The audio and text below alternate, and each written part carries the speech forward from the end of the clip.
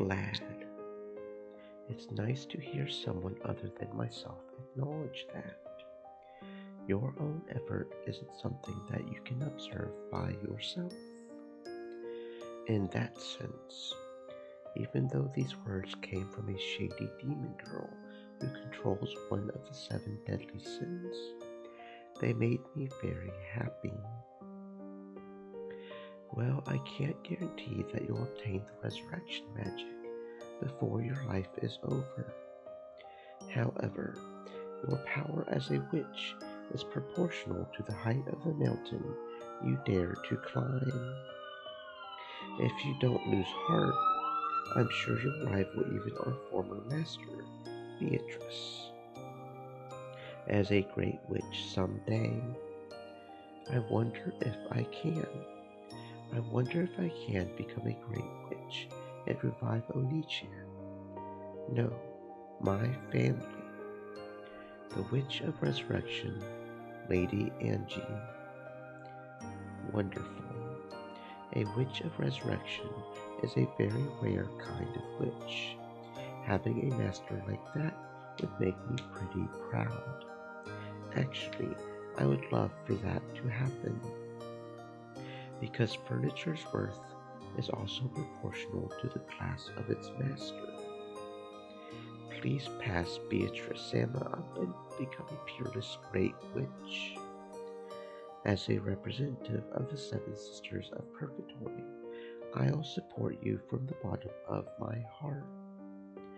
I had thought that if a magical friend were to appear for me too, a cute kid like Sakutaro would be best. But even this fifth sister of the shady Seven Sisters, who controlled the seven deadly sins, was enough to calm my heart so much all by herself. Maria Oni-chan has probably known that since long ago. That's why she recommended the world of witches to me over and over and over again. And I kept on stubbornly rejecting her. I should have given in and started my training as a witch sooner.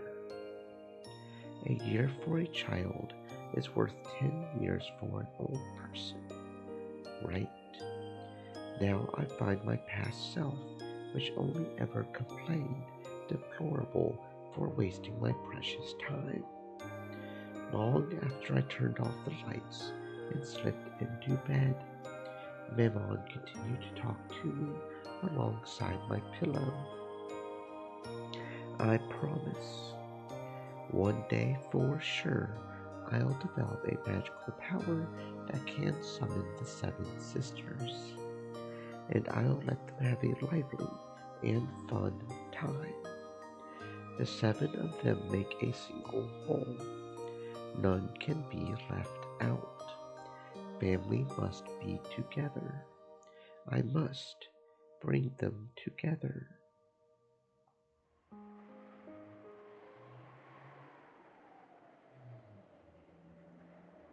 My awareness began to return slowly. Unable to stand watching Aunt Rosa and Maria Oni-chan's relationship, I ran away from Beato's and Oni-chan's game, didn't I? I've got to go back. I've got to go back, support Oni-chan, and quickly bring him back from this strange world of the witch's game.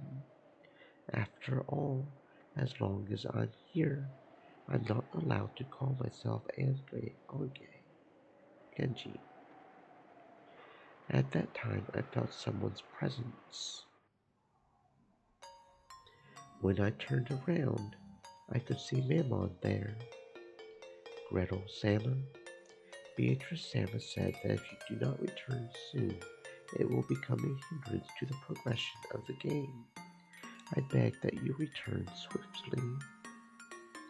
Thank you. I'll go back now. Isn't it great? What is? That you were able to meet Battler Oni-chan. Is that sarcasm? Well, if that's how it sounds, feel free to call it that. I'm sorry. I should have taken it literally. Yes, you're right. Even in this screwed up world, being able to meet Oni-chan makes me happy from the bottom of my heart. And you'll win against Beatrice for your Oni-chan's sake. Yes, can't have him playing around in a world like this forever. It's about time for him to return home. That's why I came to call him. Please do the best you can, although I can't support you since my current master is Beatrice Sama. I know, until October 5th, 1986, you are Beatrice's furniture, and eventually you'll become my friend. But eventually you'll throw that friend away. After all, Mammon moaned as if she had bit her tongue, staggering as she clutched her chest. Apparently, the rules apply to people other than me as well. Are you okay? It's pretty painful. Excuse me, Gretel-sama. No, thank you. I'm glad. Glad I was able to meet Oni-chan. That's my answer to your first question. Well, let's go back. If I grumble too much, you'll get in trouble with your current master. Yes, I'm glad you understand.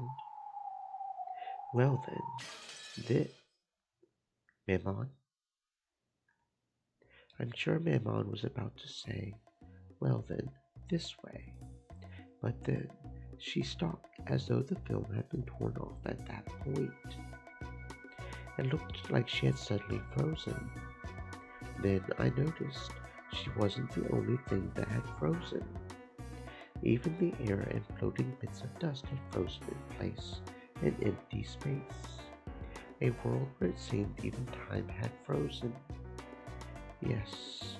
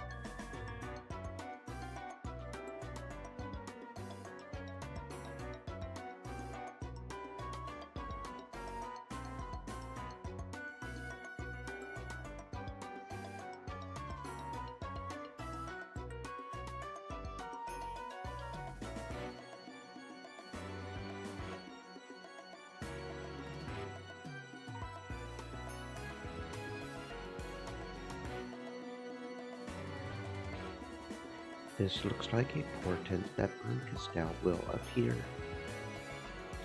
But the atmosphere was different somehow. Then I understood.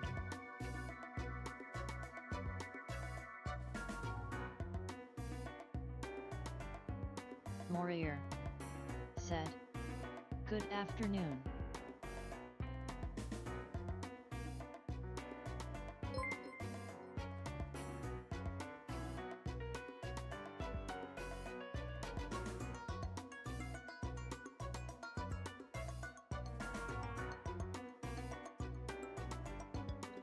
Welcome on in, Mora.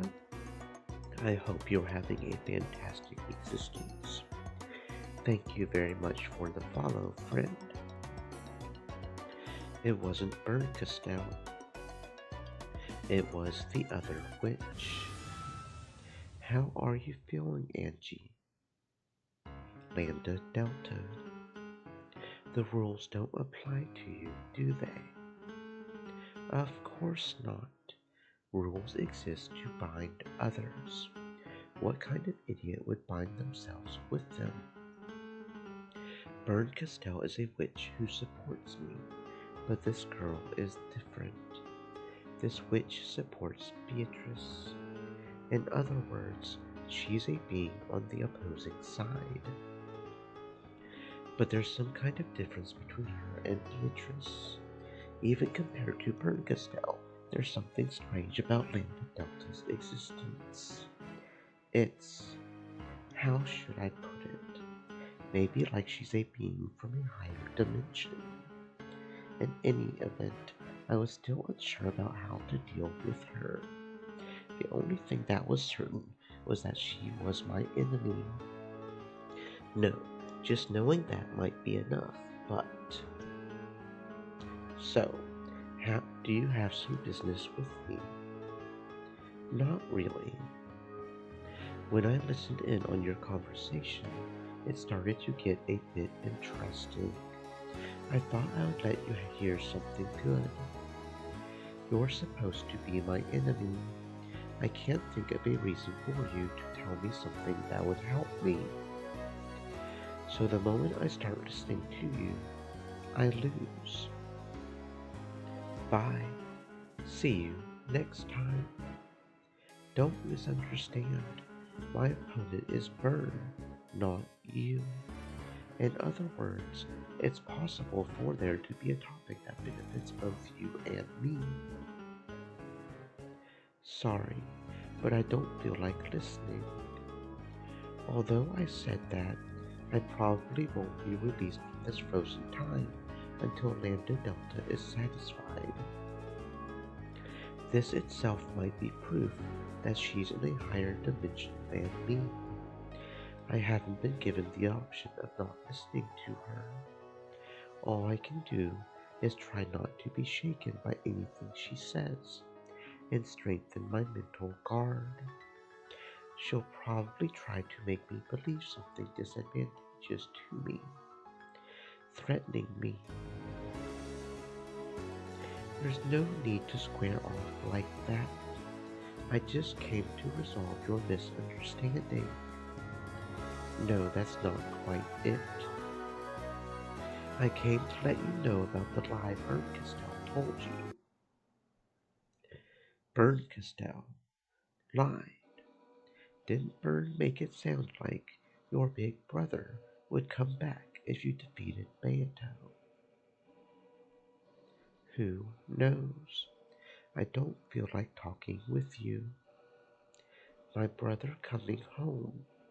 I hadn't been promised anything that dreamlike. Getting just one person only if I was lucky had been a promise without very high hopes. But that's enough for me. After being promised an eternity of isolation, having a faint but still non-zero chance was like a shining beacon.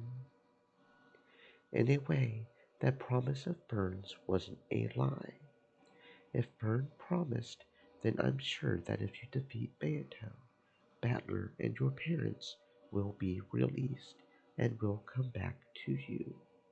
Then there's no problem. Seriously? That kid is surprisingly cruel. To think she would deceive you, even though she knows. How are you saying I was deceived? I'm letting her take the initiative, but I won't be released until I lend an ear to her. So it's something I'll have to hear anyway. Even though I realized I was falling into a trap, I urged her forwards. What year is it now? You're talking about the world of the game board. In that case, it's October 4th, 1986. That's right. So if you win against Beato, then on October 6th, when the typhoon has passed, the people who were trapped on the island will return. On October 6th, 1986. That is, right? So, what? How was your October 6th, 1986? You were at your relative's house, right? I had been at the house of the only Sumadera my mother trusted, Grandpa. We got a call. When I was playing with building blocks in the tatami room, we got that call. After watching to make sure that I had remembered, Lambda Delta laughed unpleasantly and spoke. On your October 6th, 1986, did Battler Oni-chan come home? Even though I didn't understand what she was saying, I noticed an unpleasant sweat seeping out all over my face. I don't get it. I don't get it. What is this witch saying? See, if you defeat Banto, Battler will certainly be released, and he'll probably return home to his home in 1986. After all, that's how it is, right? Battler was locked up from the 4th to the 5th of October in 1986. It's only natural that he would return the next day if he were to be released, right? And you're a person from the year 1998. You're Ushiromiya Angie of the year 1998, where Battler did not return. Know what that means? What are you talking about? If my family came back home on October 6th, wouldn't that be wonderful? I would come home from Grandpa's house right away, and then he would meet. Everyone would be happy. Yes, Ushiromiya Angie probably would be reunited with her family. The 6-year-old Ushiromiya Angie from 1986 would, right? Who am I? Ushiromiya Angie, an 18-year-old one. No, that's not it. You aren't Ushiromiya Angie. You're a witch's piece with that name. Strictly speaking, the name Angie Beatrice belongs to a completely different person. Know what that means? I don't really get it anymore. Who am I? And that's why I think Vern's cruel. No, I think she's a meanie, especially since it's not like she hasn't gone through the same thing herself.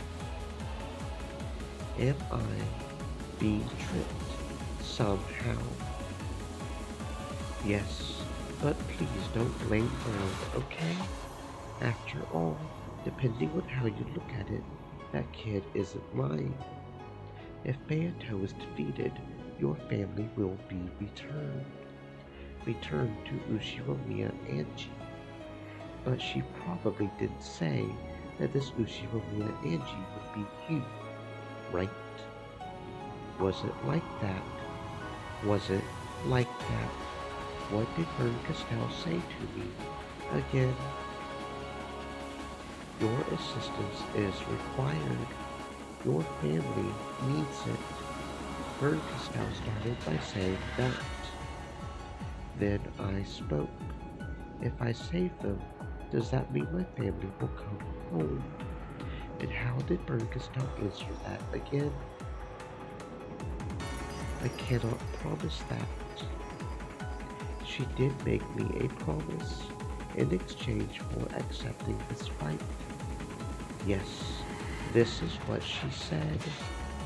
In exchange, I will search for a fragment of the ideal world that you wish for, a world where your family comes home. Yes, that's right. She didn't say any more than that she would look for it. She didn't say she would find it. But I was prepared for that from the beginning. But even so, that child promised that as long as I didn't give up, there was a faint chance of it happening. And in the end, she said this. I'm giving you a chance for revenge. In exchange, I promise to search for and bring you the happiest resolution among the possibilities you're capable of accepting. I've known it was a tough bet from the very beginning.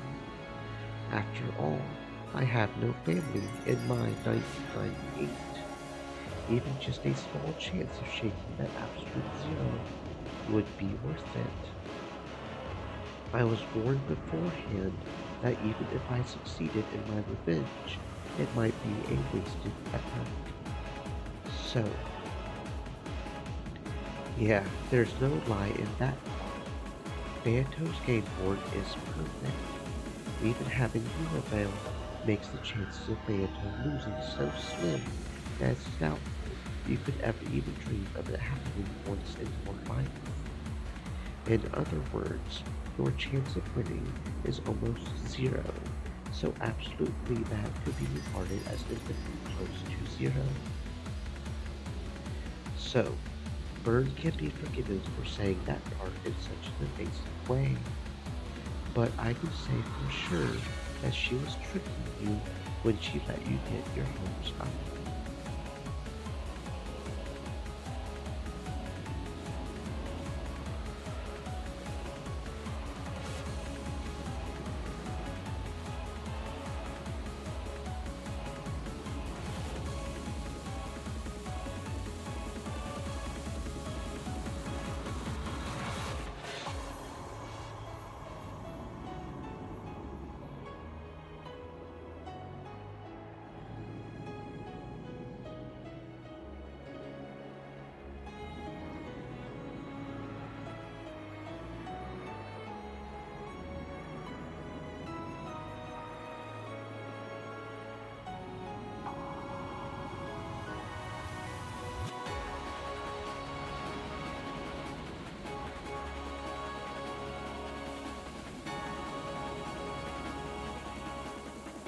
The person your family will come back to isn't you. It's the 6-year-old Angie that exists in this 1986. The true Ushiromiya Angie, not you. Byrne will still probably go around the billions of fragments searching for the best world for you. But didn't she tell you that she planned on bringing it to you as a present but wasn't able to find it? She did. You're finally starting to notice, aren't you? No reward has been prepared for you in this battle. No, to the contrary, when smashed, Banto's game board will disappear.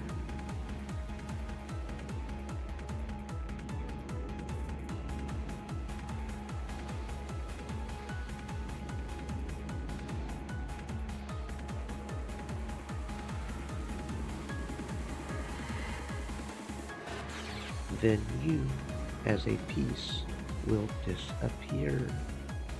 The sort of whole you would be capable of accepting is complete.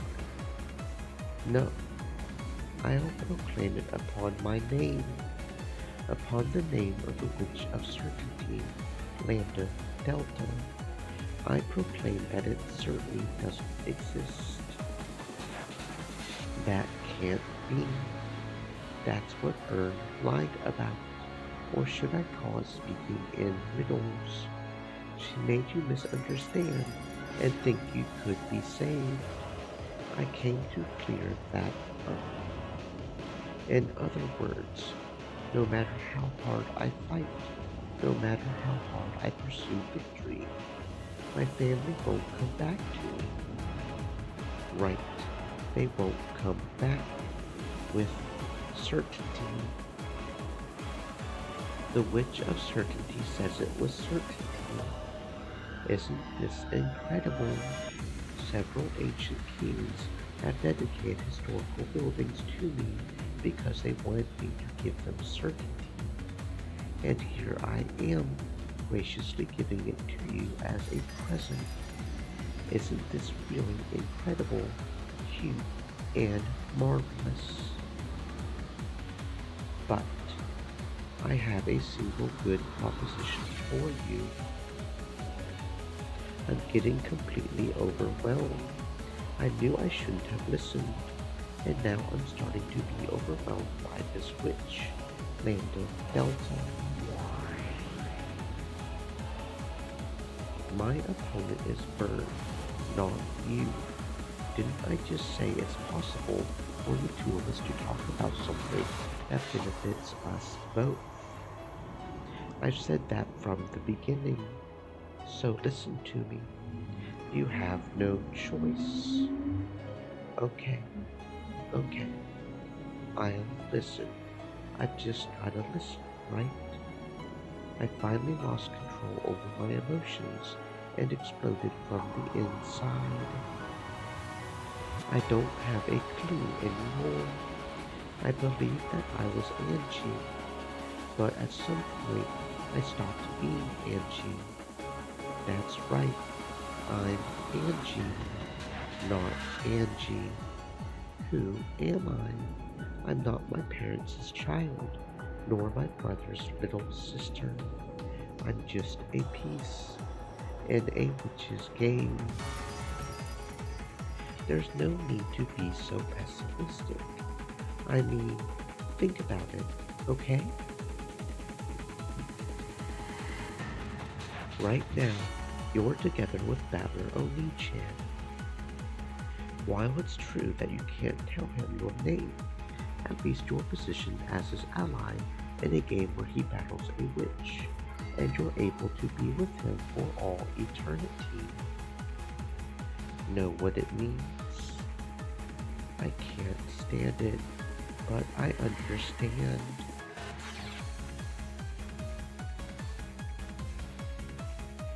In other words, as long as Oni-chan keeps getting a tie in this game, it will continue forever. Continuing to tie means continuing the game for eternity, and it means that I can remain with Oni-chan as a piece.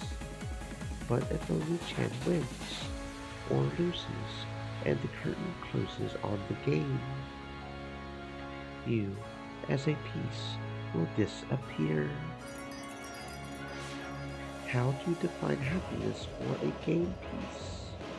Getting used by someone playing the game, nothing more. You won't find it when the game's shut in a closet, gathering dust, right? In the past, the Seven Sisters of Purgatory said it as well. Furniture's happiness comes from being used, not being stored away. That's right, I am now the witch's furniture. Let's change things around a bit.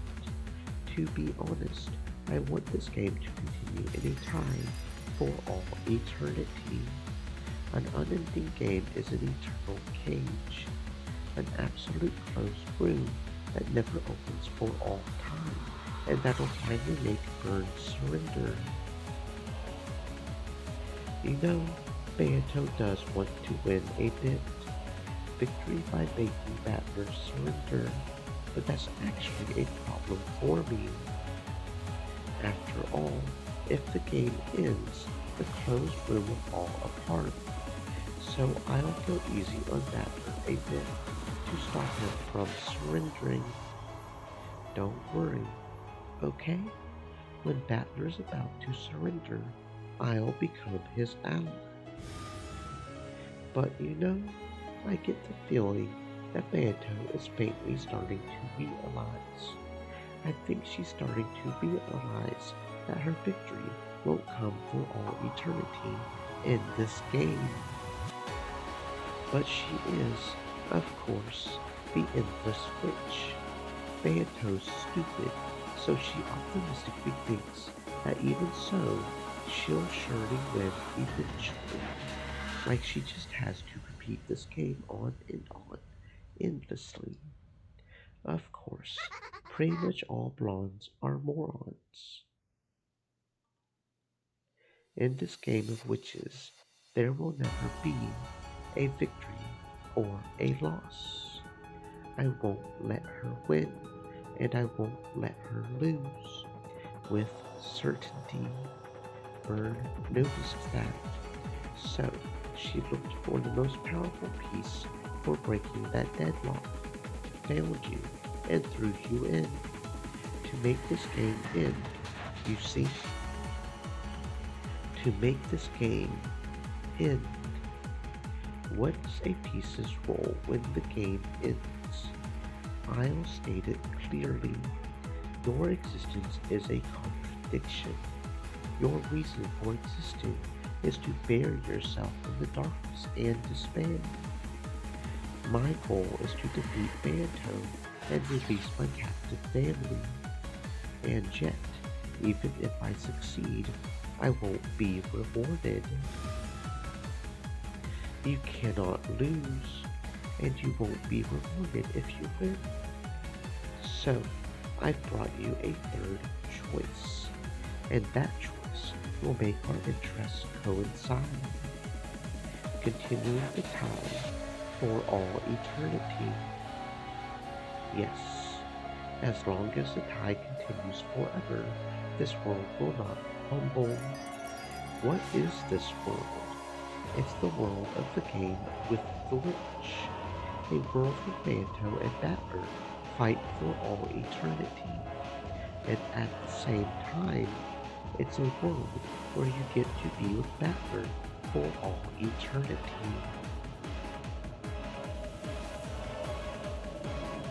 My head was spinning. That confusion became a hot liquid, and I felt it flowing from my eyes. It was so hot that it felt like it would burn my face. Right, Angie, Beatrice? Since Burn Castell's goal is to end the game and end the world where you and Battler can interact, why should you be her ally?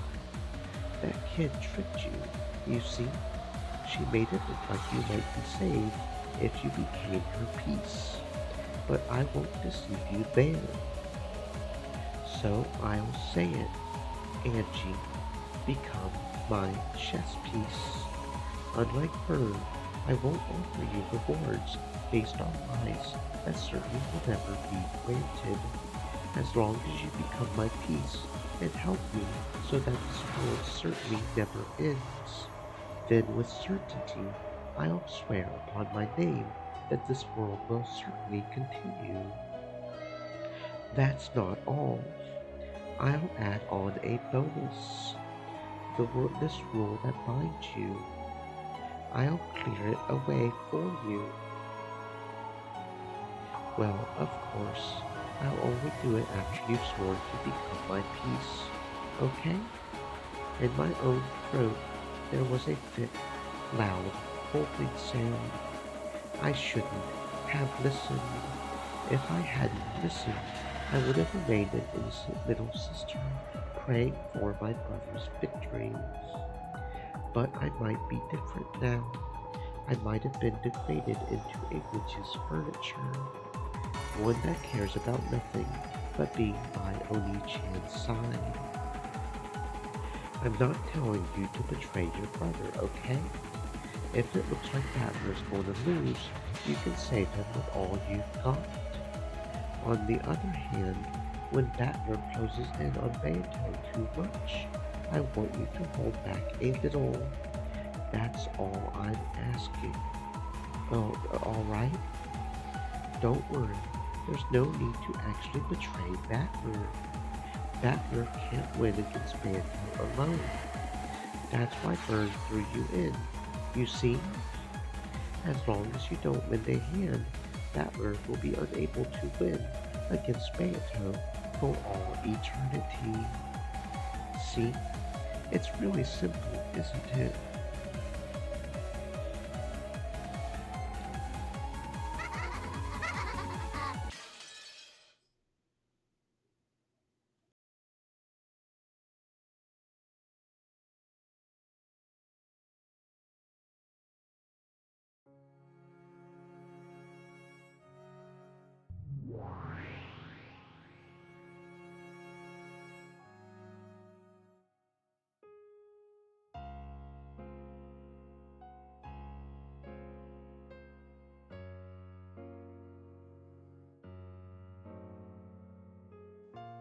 That's mine. Give it back. No, no, I'll eat it. Asmo, Asmo, pass.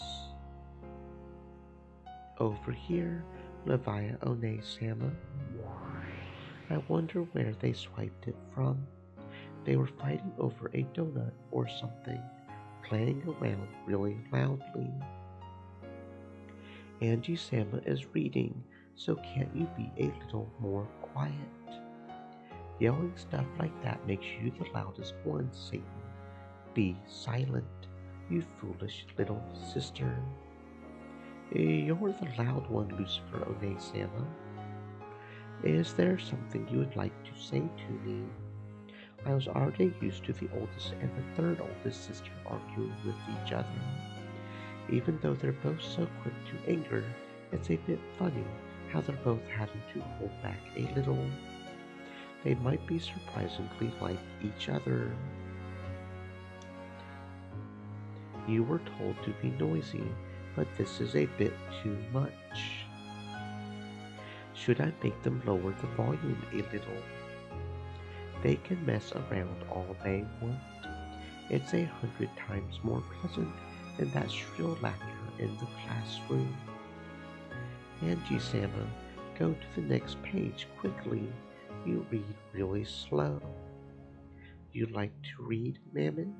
You look like you would be the worst at doing boring things. Mammon controls greed.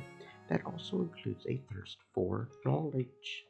Still, she wants to keep that knowledge all for herself, so be warned that she refuses to let people read any books you give her, and sometimes burns them after reading them.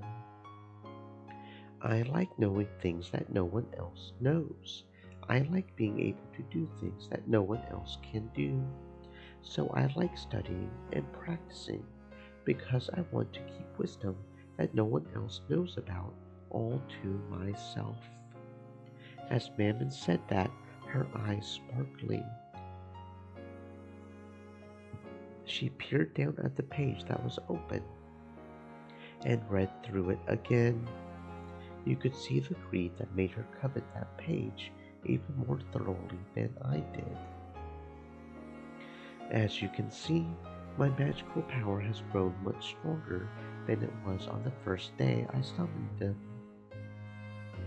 By now, I've gotten so that I can summon all of the 7 Sisters of Purgatory at once and still calmly read a book like this. This place, although I can't recall where it is a quiet and calm street-side bench. I had been young back then, so I don't remember the details of its location. Still, I remember that my days walking here were a lot of fun. Together with Dad, Mom, and even Oni-chan. It was a memory of a very rare and very happy day when everyone had been together. The people who walked by every once in a while didn't notice me. They just pleasantly ignored me and passed by as though everything was normal. Even the 7 Sisters' incredible outfits weren't embarrassing or anything, because it wasn't like anyone was actually watching. Come to think of it, I'm getting pretty used to it, as long as they don't make me wear those. I was sitting on a stylish bench, memorizing a timeline for world history. In an academy system where everything is based on collective responsibility, there's no tolerance for dunces. It seemed that I was considerably below the average grade for the class, according to those extremely intellectual girls. If I alone improved my grade, the average would rise drastically. They had been kind enough to show me with a graph drawn by colorful pens on a B4 sheet of drawing paper. Just thinking of the effort it had taken to draw that was repulsive, but I've already spat out all those complaints. I've already voiced my constant and furious anger and sadness to these girls here. The sisters were sometimes indignant, sometimes sympathetic, and sometimes mourned along with me. I was truly happy to be able to share emotions like that with friends. It said that they were originally furniture that existed to carry out Beatrice's cruel sacrifice ceremony. According to the occult message bottle I hated, it seems that several of them even attacked my family. But I don't believe that, and it's pointless to question them about it. They are furniture, so they only respond to their master's requests. Even if they really did attack my family, I can't hate them. What I really hated was the Golden Witch, Beatrice, or else that ringleader of the Ushiromiya suspicion, Aunt Eva. Angie-sama, quickly, the next page. Sorry, I'm tired. Mind if I take a break? Angie-sama said break. Let's play, let's play. Angie-sama, let's play. When they noticed that I had interrupted my studying, the most energetic youngest sisters gathered around me. And that wasn't all. Even Maria One-chan and Sakutaro showed themselves. They had probably been very close by, but they must have hid themselves so that they wouldn't interrupt my studying. Angie, how's studying? How's studying? Sakutaro, how are you? Wait a second, let me squeeze him too. Don't we always say that the first one to get there wins? Cute, cute. You're crushing me. Your luck ran out when you showed up while all the seven sisters were gathered. Give up and let us hug you. Come on, it always turns out this way. I apologize for my stupid older and younger sisters.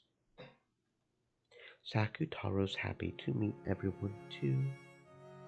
How's it going, Angie? How's studying going? Thanks. Well, not bad. They were nice enough to pass around printouts from a quiz that another class took earlier. Their beautiful sense of solidarity is enough to bring tears to my eyes. Well, at least it's probably better to put a timeline into my head. You sure are good at studying, Angie. You'll be able to get lots of points. Good work. I was terrible at studying, so I'm jealous of you for being able to get a good score when you study hard. You're joking. When it comes to English, Latin, and knowledge of the occult, you're much more amazing for being able to remember so much. I can remember anything when studying magic, but I can't remember anything boring, so that didn't help at all for the tests. Well, it's true that occult knowledge would be like that, but your grades must have been pretty good in English, right? In the first year of elementary school, on a Japanese language test, there was a problem when I was given a picture of a gun and was told to write its name in 4 squares. It got marked wrong because I wrote the English word rifle and katakana. Why? Doesn't that fit? It was supposed to be the Japanese word for gun in hiragana. I was told that's wrong because you don't learn katakana in 1st grade. I didn't really get it, so from that day on tests, I wrote everything in hiragana. But I got in trouble with Mama for some reason. Got in trouble with the teachers too. You were probably born in the wrong country, One-chan. Then I would rather have been born in a country of witches so I could enter a witch school. If that happened, you might have had much, much more wonderful magical friends. But it's not like I mind it now. After all, I can use lots of magic, and I've got a lot of magic friends. Sakutaro is all I need. I'm not the only one. There's also Sakusuke and Sakukichi, the animal band, Shimoda-kun, the seal, Sanae-san, the rabbit, Mr. Pig-kun, and plenty more. Incredible. The number of One-chan's friends keeps increasing. Every time I ask, the number of names for her friends grows. But there's no doubt that Sakutaro is her best friend. I'm a little jealous of all those close friends. What do you think? How are the seven sisters? Do you get along with them? Those sisters are really energetic. They sometimes say shady stuff, but they aren't bad. I would want to get a cute kid like Sakutaro, but I think being with them now is more than enough. If you learn more of my magic of origins, I'm sure you'll be able to give birth to friends you'll like, Angie.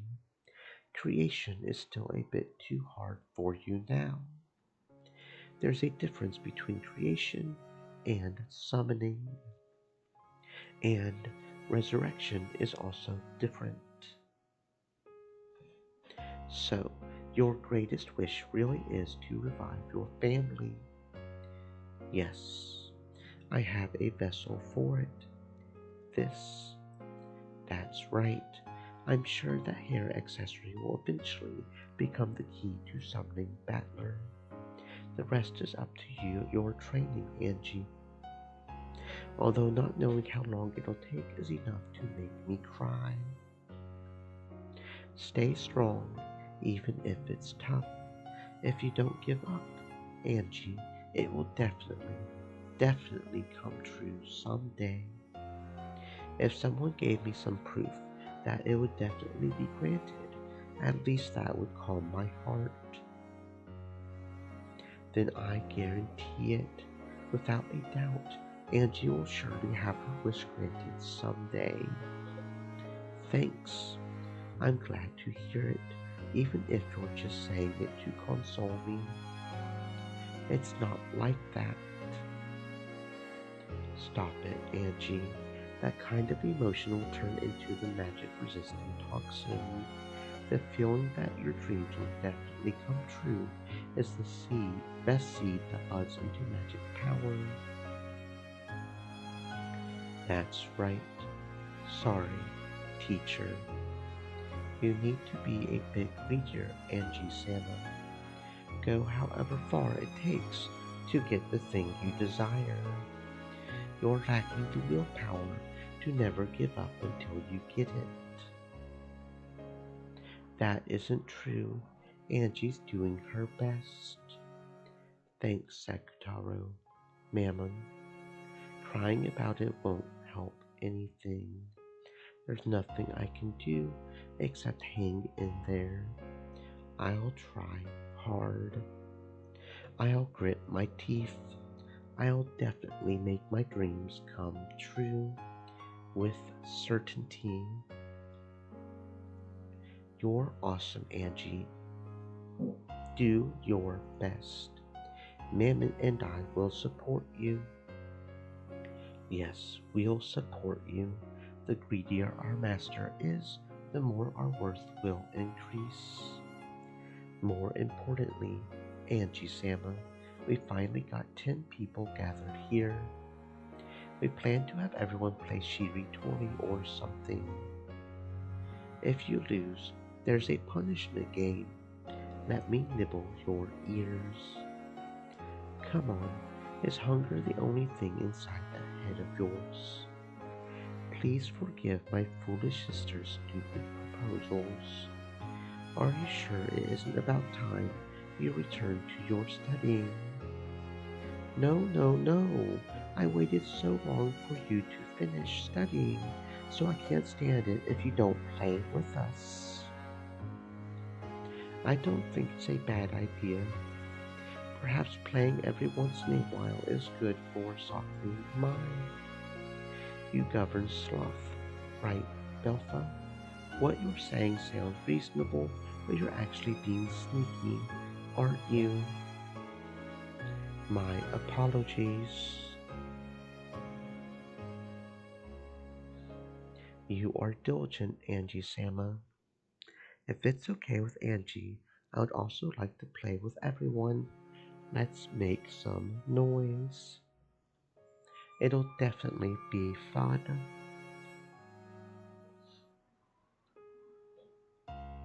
Angie, let's play, let's play. Let's all do Shiri Tori. In that case, let's start from Sakutaro's Uryu. In that case, which sound should we start the next word from? Ryu or you? From Uryu? I wonder. Maybe it really should be Ryu. It's rare for a word that ends like that to come up. Then I'm first. I'll do a word starting with Ryu. Ryu Uzu, watch crown. I wanted to go first. Ryu Uto, lute would have been wonderful. Zoot, feels like we keep getting tough ones. Wait a sec, what order are we going in? Who's next? I don't think it matters whoever thinks of a matching word first. What's that? Sounds interesting. How about the person who can say the most wins? It's fast-talking Shiritori. Then I'll go Zucchini, Nini to Itame, garlic stir-fry, Mikabu with pasta. All of them delicious. I said 3 of them. Bells takes 3 points. Can you use conjunctions? If you could use with, then anything would work. That last one doesn't count. -1 point. Let's start from me. Then I'll go meringue.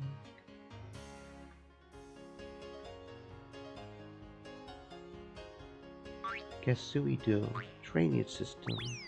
Ume Taichi, reclaimed land. Chika, Sishu, basement. How do you like them apples? One-sama, those are pretty crummy words. So what? Then why don't you try following up with something refined? Anyway, that's 3 points for me. The next one's Sue. Okay, Sue. I've never played such a weird Shiritori before. It's fun. I don't get it at all, but it's fun. I've played normal Shiritori before, but I've never experienced a Shiritori this weird. There's only the lively 7 sisters, Maria One-chan, Sakutaro, and me. I'm now surrounded by friends that are so fun to be with. The courage to accept a world of magic, a world of witches.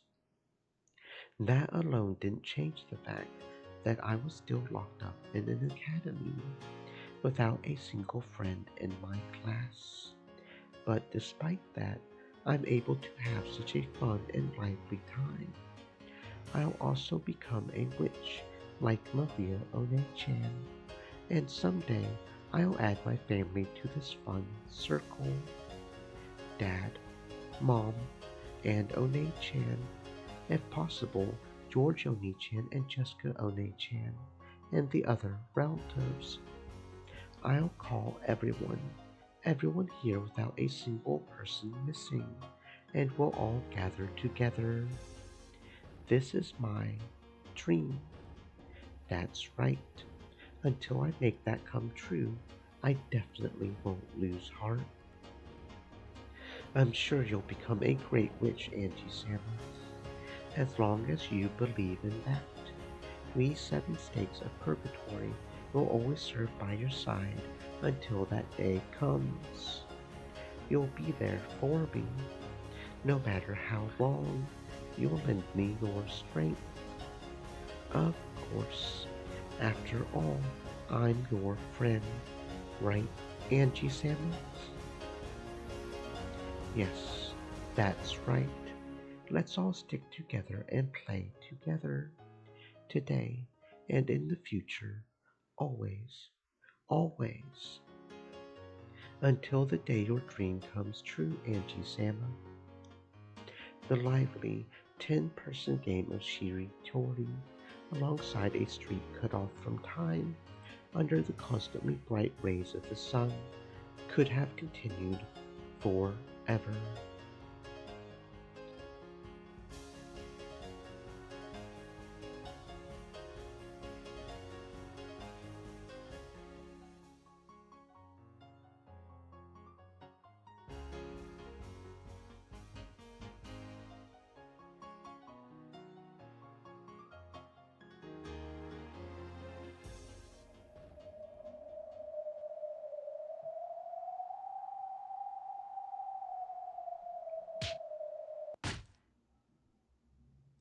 Wait, seriously?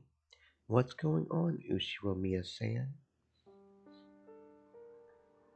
In the end, I wasn't able to get a very good grade on my test. I tried memorizing things in my own way, but if you could manage anything by cramming the night before a test, no one would ever worry about tests. Normally, when you know the problems beforehand, you should be able to pass easily, right? Easily. It's true that we didn't go so far as to write the answers into the blanks for you. We thought you would study at least that much. What the hell? Come on, are you serious? I can't believe it. They're almost all wrong, aren't they? Did you really study properly?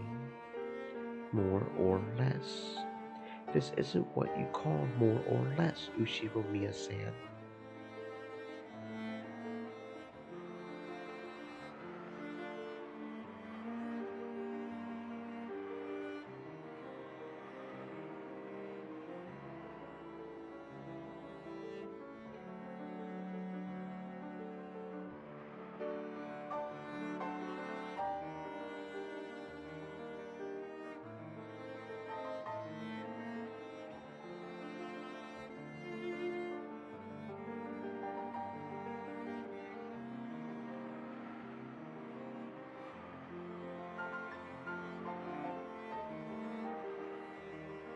It's so horrible that makes me dizzy, okay?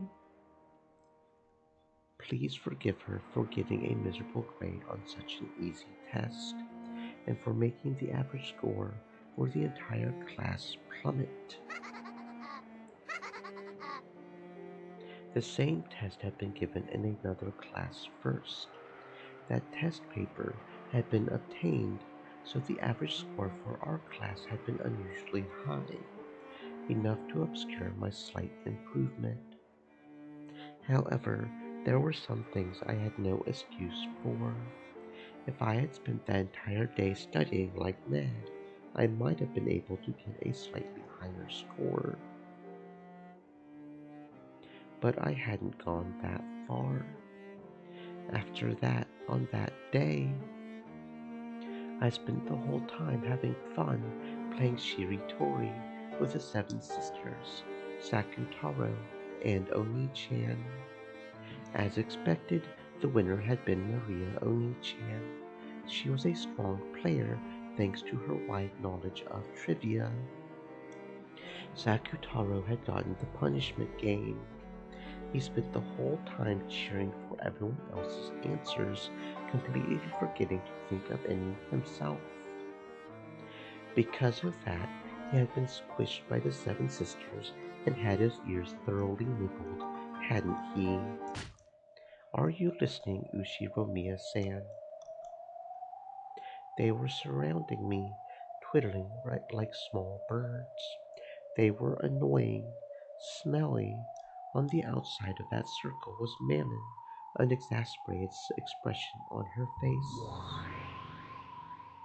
This is a messed up school, just like usual. Shouldn't you be more than happy as long as your own grades are good? It's probably because of that collective responsibility thing. Instead of worrying about their own grades, they're more concerned about how embarrassing it is for the class average to be lower. Or maybe it's because they really hate the volunteer work they're forced to do as punishment. So, in other words, they aren't studying because they want their grades to be good, but because of collective responsibility, and since they hate volunteer work. They're jealous and embarrassed. They don't want to be inferior to anyone, and they don't want to be humiliated. That's the only feeling that drives them to study. What noisy people! If they want to study, why can't they just do it themselves? In the end, without collective responsibility and volunteer work, they would have no desire to study. How foolish it is to study without knowing the meaning of studying. Still, these guys really are annoying and stupid. Don't you dare disturb Angie Sama's precious day for even a minute. I hate those people. Just get lost. I'm hungry. Go away now. Sorry, everyone.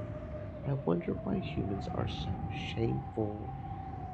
It's probably because instead of working hard themselves, it's easier to make you work hard and earn them a higher class average to satisfy their greed. Humans are all greedy, and they'll burden others with their greed to make things easier for themselves. We'll eventually be reunited with them on the mountain of purgatory. When they get to the fifth terrace, they had better watch their step. Mammon controls the fifth terrace of the mountain that reaches to heaven, Mount Purgatory. Since, since she's saying this, you can probably be sure that after those girls die, their journey to heaven won't be an easy one.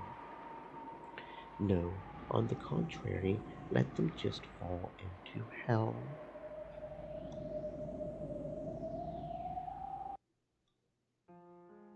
The class committee went to the student council and applied to use a classroom during lunch and after school.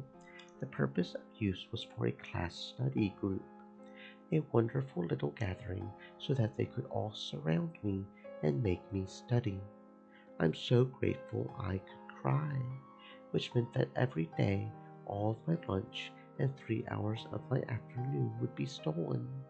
The Academy and its student council, with its theme of student self-government, instantly approved of this pleasant activity that the students were taking up of their own initiative. In other words, I was no longer able to escape after school by leaving the classroom. After school, the first class study group meeting started right away. Would they open a textbook, then kindly and carefully explain it so that even I could understand it?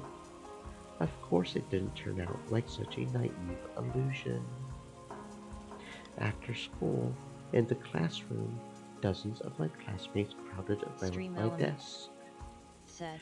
First, Stay before moist, we my friends, started hydrate. studying, why were my grades so bad? What was the reason? It was decided that we couldn't start until I could clearly answer those questions, become aware of the problem, and show regret for my actions. Of course, there's no way for me to respond when asked a question like that. They've loathed me all this time, and they've rejected me and kept me at a distance, preventing me from joining in on their community. So, I've avoided their community myself. There shouldn't have been any conflict for either of us that way. So even in this group that was enthusiastic about raising the class average, they obviously kept me at a distance. Even if I tried to join in, they would probably ignore me like they always did in the past. If you had just asked, we would have taught you whatever you wanted. Right, right. They were getting themselves all worked up. I've already had enough of the hypocrisy of their tacked on excuses. Uchiromiya-san, your problem is that you're lacking a cooperative personality.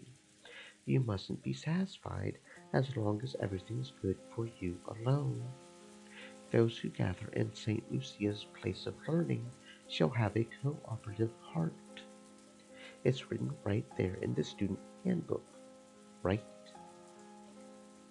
I think having a cooperative heart is what gives birth to the desire to study together and contribute to the entire class.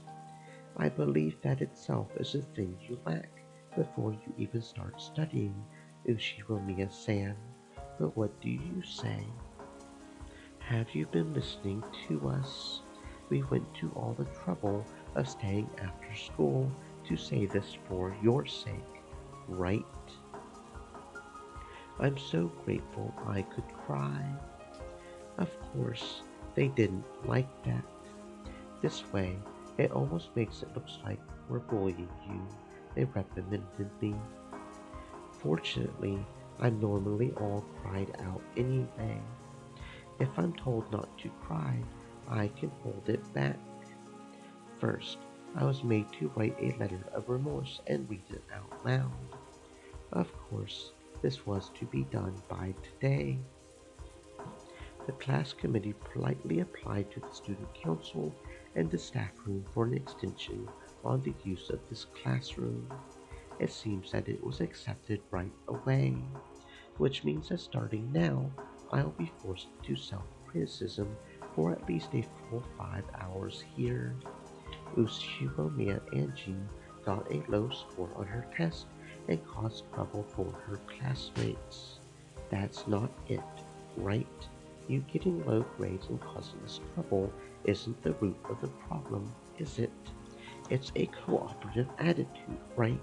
A cooperative attitude. Come on, why do we even have to direct Uchiromiya-san on how to write a letter of regret? Their abusive jeers flew about one after another. I followed their directions and erased it. Uchiromiya Angie didn't have a cooperative attitude and caused trouble for her classmates. Wait a sec, it's pointless if you just write whatever we say, right? Do you really know what regret means? It's pointless if you don't write it in your own words. Pointless. I always thought you were a bit strange, Uchiromiya-san, but you really are weird. Even following their directions didn't change the jeers much, and now it felt like they were mocking me even more. So, for several more hours, without rest, without even being allowed to go to the bathroom, much less dinner, I was continually abused.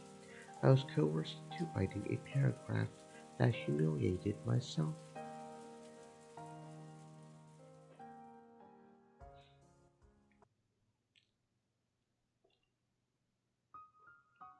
At about 9 that night, I was told to stand up and read it aloud. The contents were smeared black with tears and eraser marks. It certainly was my handwriting, but it was like a list of soulless letters whose contents I couldn't even remember.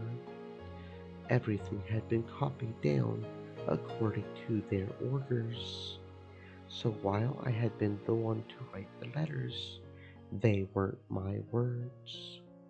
I had been coerced into writing them down, and even coerced into reading them aloud. Even after all this time, I was surprised to learn that, beyond just ignoring people and hiding their things, there are other ways to bully people. Read it aloud quickly. Look how many people are staying this late just for you, Ushiromiya-san. Why not thank us a little? Isn't the fact that she doesn't have isn't the fact that she doesn't feel gratitude a sign that she doesn't have a scrap of a cooperative attitude? It's okay, Ushiromiya-san. We'll always be with you from now on. Why not study with us and remake yourself? Okay? As I stood by my seat, surrounded by them, I dropped my gaze towards the blackened page. And then I spoke those humiliating words. But right away, jeers flew at me, saying that they couldn't hear and to speak up. I can't read it. I had no idea that being forced to read a paragraph humiliating me would be so painful. My throat shook, my fingertips shook. The paragraph of humiliation written in my own handwriting made my eyes burn with a hot liquid. So my world blurred and twisted. I saw the girls surrounding me twist and bend. I saw them twist and bend into the impression I had of them. In other words, that was my true field of vision. Beyond that twisted crowd of people, I could see my friends. Compassion could be seen in all of their eyes. Angie, stay strong. Maria One-chan and Sakutaro were looking at me with sad eyes, probably because they realized that even cheap words of compassion would hurt me. They kept alternating between trying to say something and hanging their heads. What the hell's wrong with these people? They're just the worst. Really pisses me off. What's so fun about gathering around Angie-sama and torturing her? It's a resentment they can't voice despite their jealousy. They don't care who it hurts as long as they can let it out. What horrible people. Angie-sama, in this kind of situation, it's okay to go mad with your rage for your honor's sake. Anger is an appropriate emotion and an appropriate reaction. If you don't get mad now, when will you get mad? Stop it. Don't stir Angie-sama up with cheap anger. If Angie-sama could do that, she would have done it already. You should only get angry if doing so will improve the situation. However, from an objective standpoint, doing that now would probably only aggravate the situation further. It may be humiliating, but the wisest thing to do now is to withstand it. You really are a sloth, Belpha. Quit fooling around. I can't stand this. I can't forgive them. Everyone, calm down. It'll become a burden for Angie. A burden?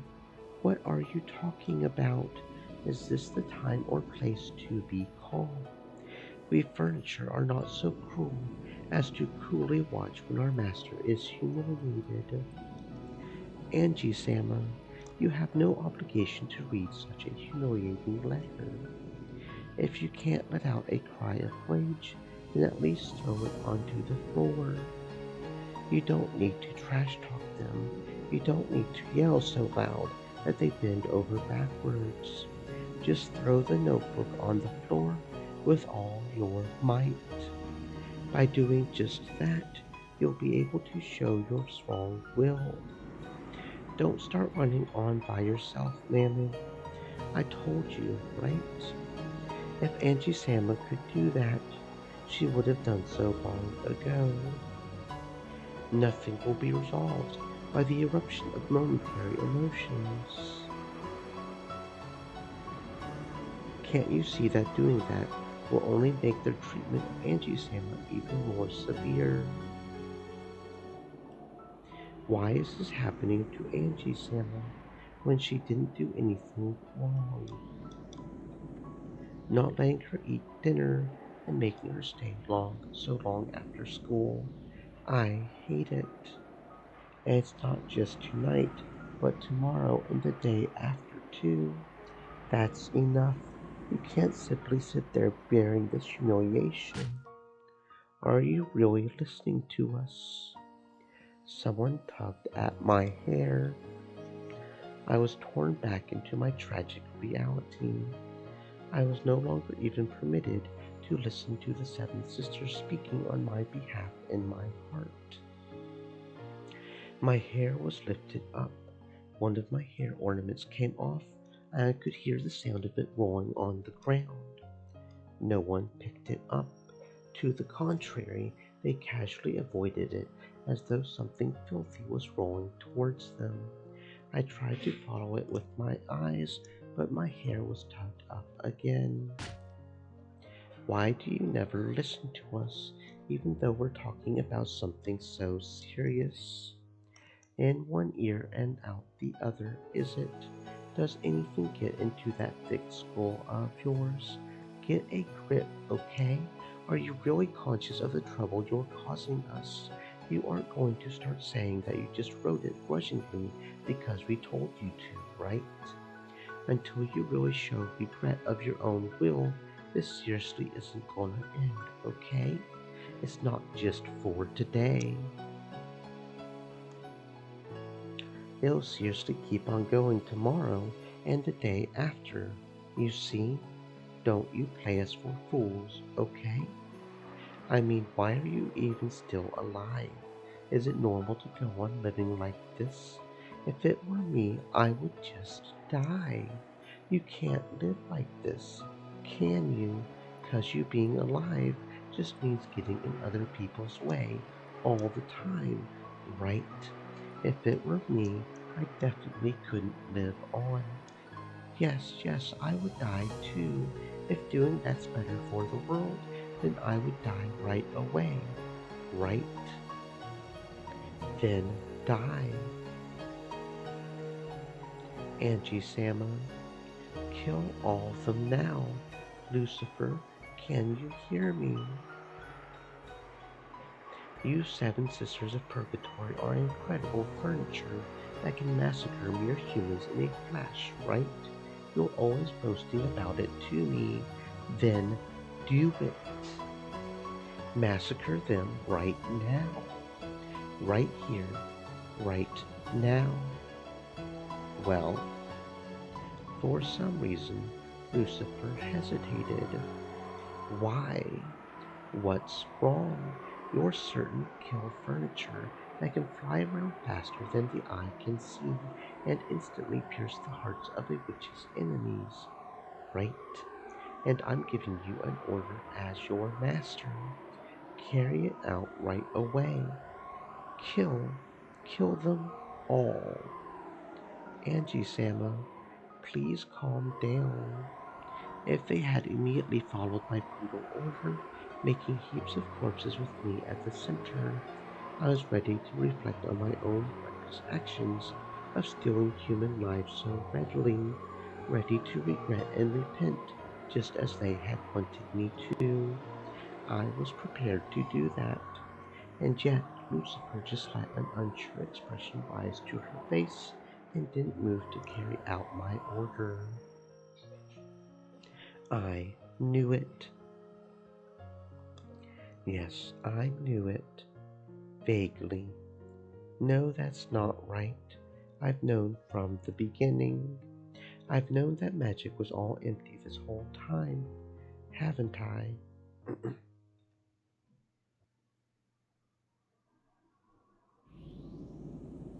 The Seven Sisters of Purgatory.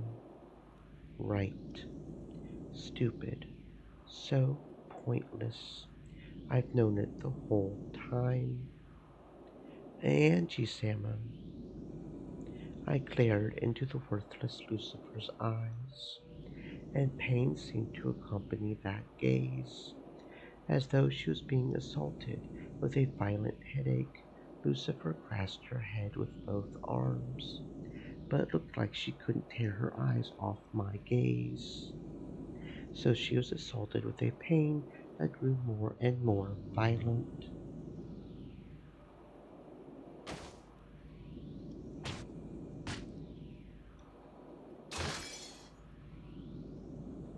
Useless, useless. I hate you. Disappear. You're nothing but a delusion inside my head. Hopelessness and disappointment, resignation and a dream's end. A cracking sound like you would hear from a frozen lake surface during a fierce winter rang out just once.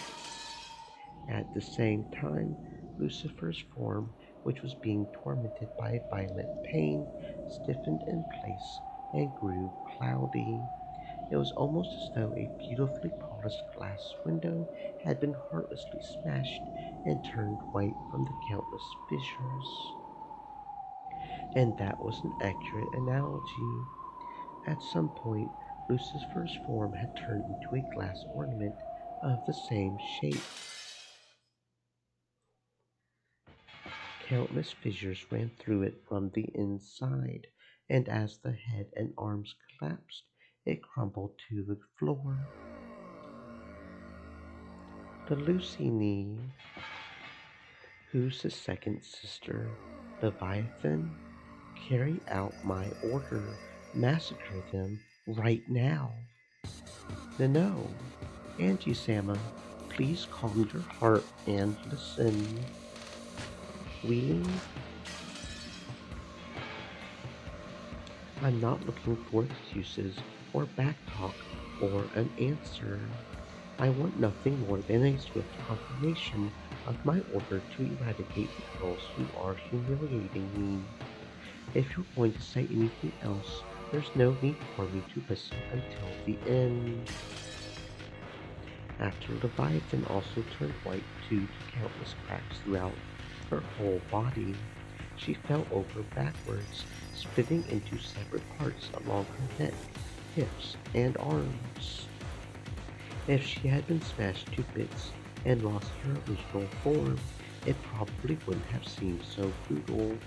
So seeing the two of them halfway left over made the remaining younger sisters shake even harder. Why won't you listen to my orders? Why? Why? My apologies.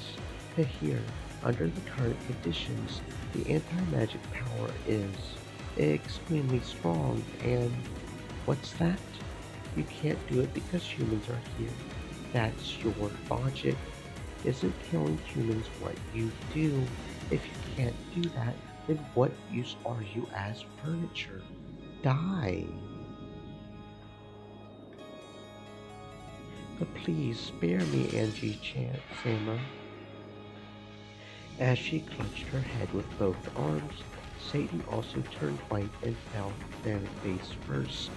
Apparently the neck is the most simple part after all. Her head slid off and rolled over to Belphegor's feet. You can't do it because there are too many humans. Then later on, I'll call them into the shadows one by one, and you can make a bloodbath of all of them, right? With your current magical power, it may be easy for you to converse with us. However, you still lack the training to materialize us in front of all the humans here. I deeply understand your anger, but even if you could use us to attack and murder everyone here, that would only make your situation worse. I know it's humiliating, but please control your anger for the time being.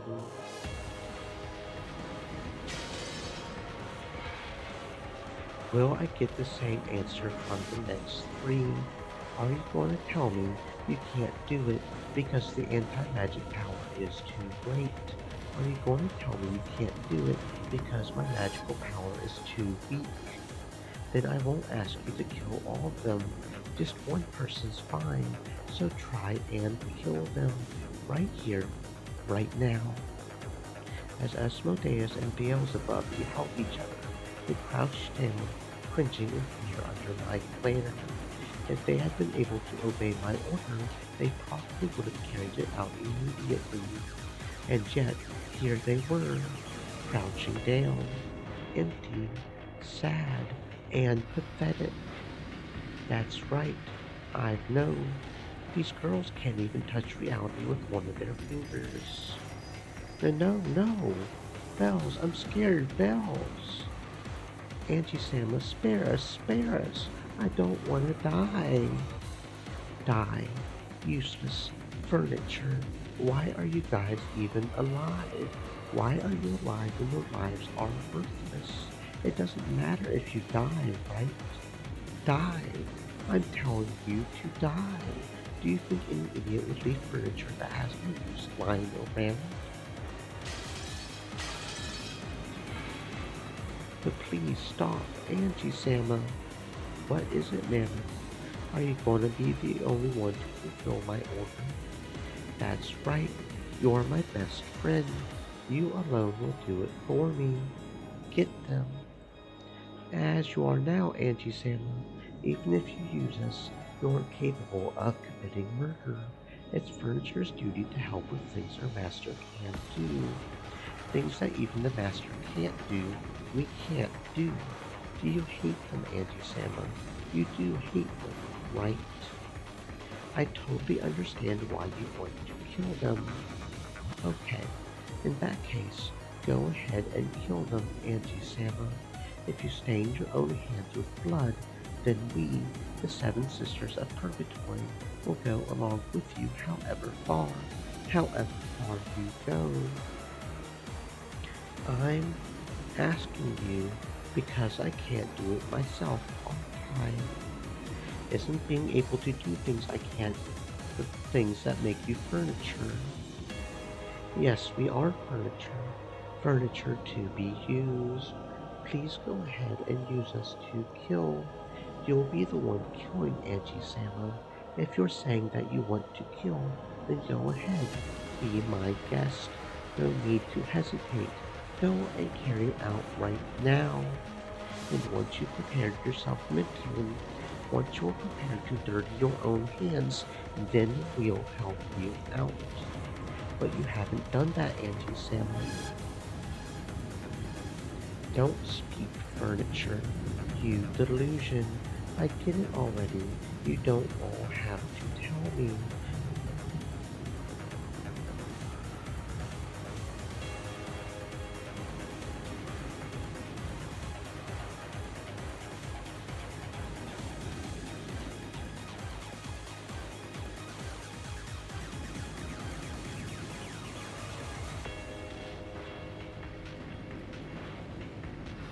You people can't do anything. You're nothing more than my delusions, illusions, daydreams. I haven't had a single friend from the very beginning. You're just a phantom, a pretend friend I've created in my heart, in my isolation, right? I've known from the very beginning. Yes, that's right. We're an illusion inside your head, Auntie Sama. But so what? Yes, that's true. We're just imaginary friends, created to soothe lonely Auntie Sama's heart because she doesn't have a single friend. But so what? If you want to look at reality, just look at it. You can't stop looking at us and return to being surrounded and bathed with jeering over there. Come on, Come on, go back. Welcome home to reality. Just call on us only when it's convenient for you and pretend you have friends. Then spur us on even though you don't have the guts to dirty your own hands. Then deny and erase us once you realize that it's hopeless. Yes, please enjoy it. I'll leave with a shriek of anguish just like you want Angie Sama. Just copy the jeering that you're being showered with right now, and do the same to us to get it off your chest. That's also a furniture's duty. Getting slammed against the floor when someone's pissed off is also a chair's important duty. If that alone can absorb their master's bad mood, even for an instant, there can be no greater honor for furniture. Kill me, deny me, your first and final friend. At the end, Mammon had a mocking expression on her face, but for some reason it looked splashed with tears. Mammon, Beelzebub, and Asmodeus were smashed and fell to the floor.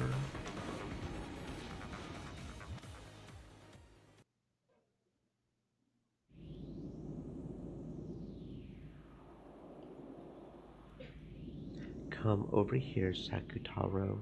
Angie is a little agitated right now, so you mustn't get close. What about everyone else? Are all the seven sisters alive? Did they die? It's okay. It looks gruesome, but those are the remains of their vessels after being deported from the human world. Shells that have been shed, so it's all right. They're probably deeply hurt, but they're okay. Everyone is alive. I'm sure we'll be able to meet them again someday. Thank goodness. Thank goodness. Angie has violated the contract of the Marie Sorcier. To do such a horrible thing, even though witches of the Alliance must respect and accept one another, even though they were all important friends to you, Angie. No Witches Alliance has anything to do with this. Magic friends, give me a break. I killed them, erased them. I smashed the seven sisters. That's so cruel, so cruel. Just give it a rest with this playing witches thing. I'm begging you, Marie, Onechan, and Sakutaro. I want you to disappear by yourselves. Even in my imagination, I don't want to kill and erase you. But we aren't your imagination. We're your friends, Angie. Sakutaro said that as he hid behind Maria Onechan, sobbing. Sakutaro doesn't exist. Sakutaro is also an imaginary creature Onechan created to distract herself from loneliness. It hurts. It hurts, Maria. Why? Why? Stop it. Denying my friend is the one thing I will not permit. The same power that smashed the seven sisters was probably eating into Sakutaro as well, but Maria Onechan was apparently protecting him with some other power. So Sakutaro's form didn't break and scatter. Onechan glared at me sharply. It was a serious expression I had never seen before. Sakutaro is my furniture. You cannot erase him, Angie. However, trying to deny someone is the greatest form of scorn for a witch. Sakutaro didn't exist from the very beginning. He's just a lion stuffed animal, a phantom you personified with the delusions inside your own mind. That's not true. Sakutaro is my friend. He was a stuffed animal once, but now he isn't. No, he's a stuffed animal. A stuffed animal made of cloth and cotton. He can't move or talk by himself. You're just talking for him like a ventriloquist, right? You call that magic. You call that a witch. You call that a friend. I can't accept that. Am I not me? Am I just a stuffed animal that can't really talk and not Maria's friend? As though struck with a high fever, Sakutaro weakened bit by bit. As he clung to Oni-chan's body, he did all he could to continue standing, but his body began to gradually slip down. As he did, One-chan held him, yelling at me as tears streamed down her face. Stop it! Don't burn Sakutaro with a magic resisting toxin. Don't bully him. Don't insult him. Don't deny him.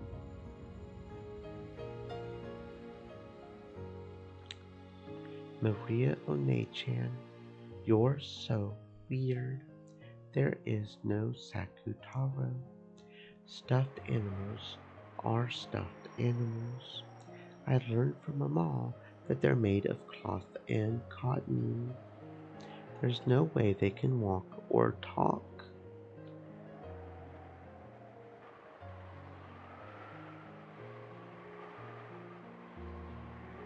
Sakutaro, Sakutaro, you aren't a stuffed animal. You aren't a stuffed animal. You're a friend.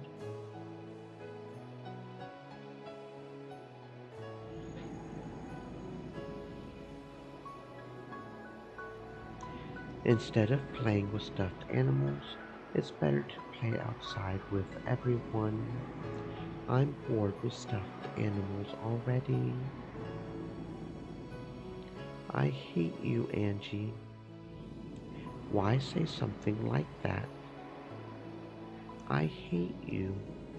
You're not my friend. I won't let you be one of us witches anymore. Upon my name, the apprentice witch of origins, Maria, I hereby expel the apprentice witch Angie from the Marie Sorcier Alliance of Witches. And then, what had been peaceful days to me became a daydream and ended. By now, it's impossible to prove. No one can verify whether that really was magic, or whether those really were my friends, or else nothing more than a daydream. I, the sole observer, concluded that they were a daydream, so that became the truth. Perhaps, in the future, I'll observe it again, and when that happens, maybe I'll acknowledge that it wasn't a dream, that the seven sisters really were my friends, and that along with Maria One-chan and Sakutaro, they did everything they could for me in my isolation. Something so vague is neither the truth nor an illusion. Maybe here and now is the only world with the real me. Where is the real me?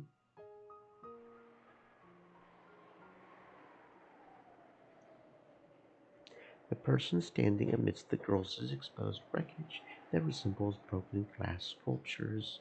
That girl who's breathing harshly, her shoulders heaving, isn't me. I'm over there.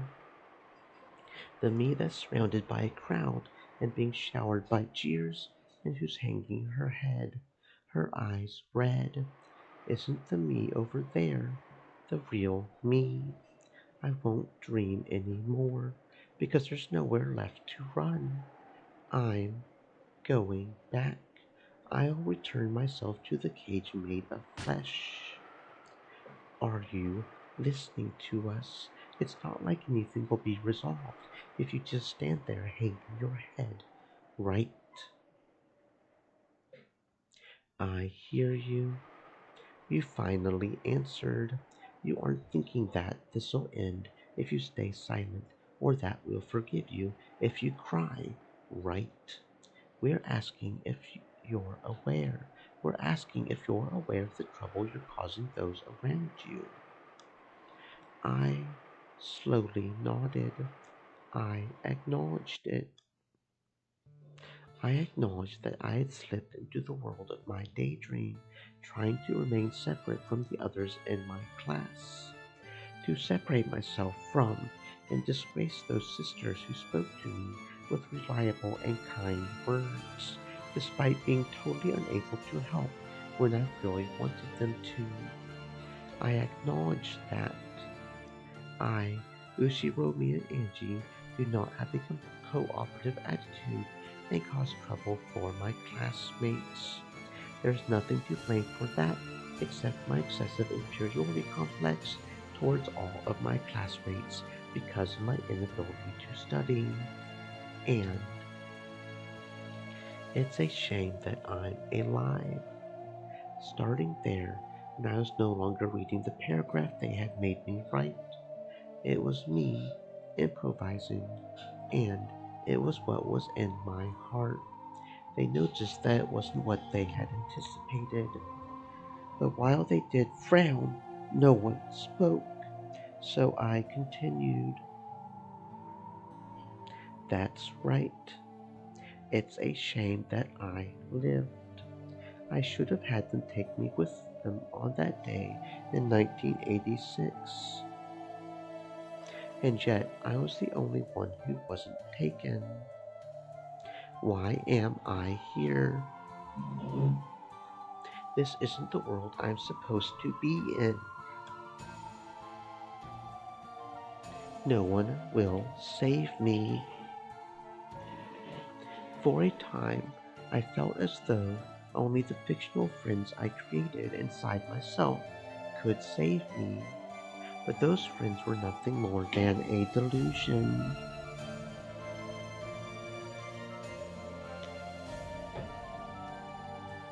And they didn't save me at all. After all, this isn't a world of imagination, but a world of reality. So, in short, up until today, I've been having the same daydream. Mm. Ah, ah, da, da. I hated my real classmates and lived only by interacting with the friends in my mind. Just now, I split up with those friends.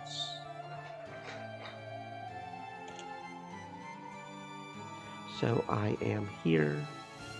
I have no family. I've thrown my friends away.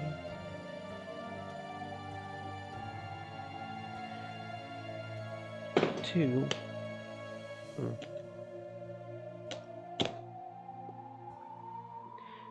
da, da, da, da, mm.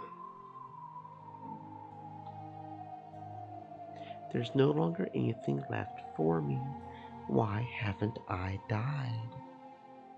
Someone asked that a short while ago. I think they're right. Why am I alive? I should have died in the year 1986.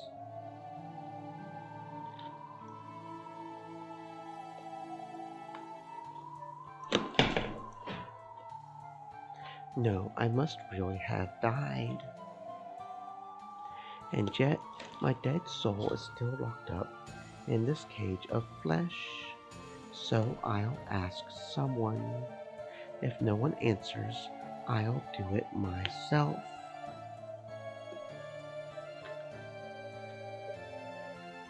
Please let me die.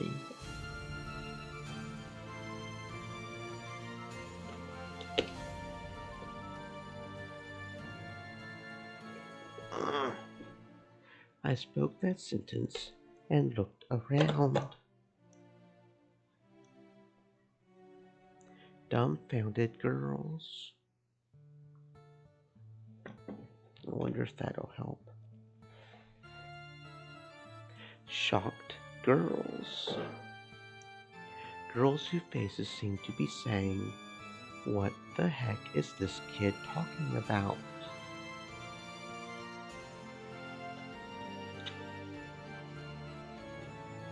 And a bit late. More and more girls with faces said, "Is this girl all right?"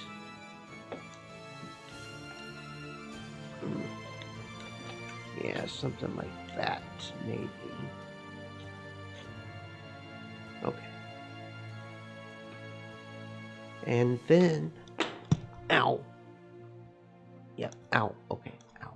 Okay. When I ordered my friends and my daydream to kill, they couldn't kill.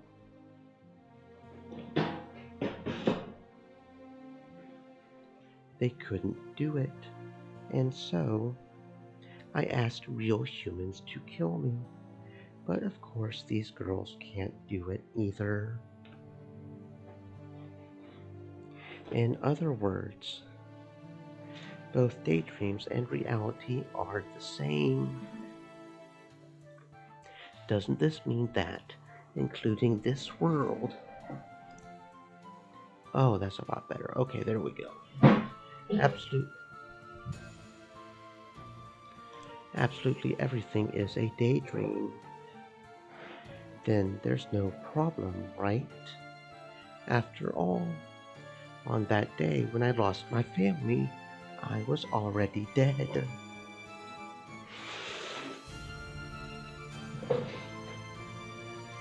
Everything that happened after is going on in my head.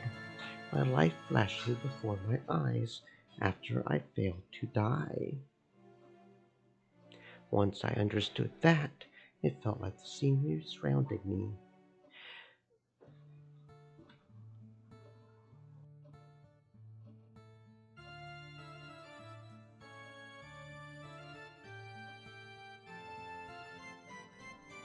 began to twist and bend slightly. Yes, I'll finally wake up. I'll be released from this daydream world. I feel my consciousness sliding away. That's all right. Fade further and further away and take me to my family. Then, no matter what happens in this twisted, stale world, I won't mind it at all. I saw the crowd get pushed aside as a teacher stepped in. Perhaps a teacher doing the rounds happened to notice a strange disturbance. The teacher was vigorously shouting something, moving to protect me. Watching that, I knew that an ally had appeared for me, even if there was only one, and I felt my awareness return very slightly.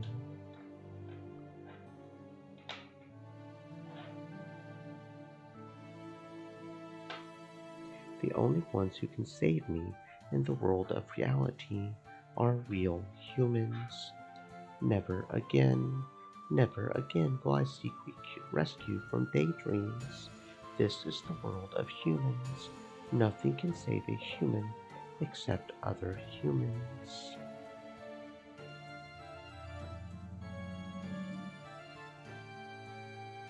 I see. If that's what you think, then that's your world, Angie. Can Angie find happiness this way? If Angie believes that's the only way to find happiness, then it is the only way. If she can't accept the bluebird in the cage for what it is, then she must go and search forever. Maria, are you breaking off relations with Angie? No, nothing like that. I only did that because that's what Angie wanted. We witches are sometimes persecuted. However, we always remain by everyone's sides, and our aid can always be asked for. Will the day come when Angie will play with us once again? Maybe, or she might forget, and it'll never come. In the human world, we call that growing up and saying goodbye to your childhood self. Still, if Angie just remembers, we'll always be by her side. And until then, we'll be waiting.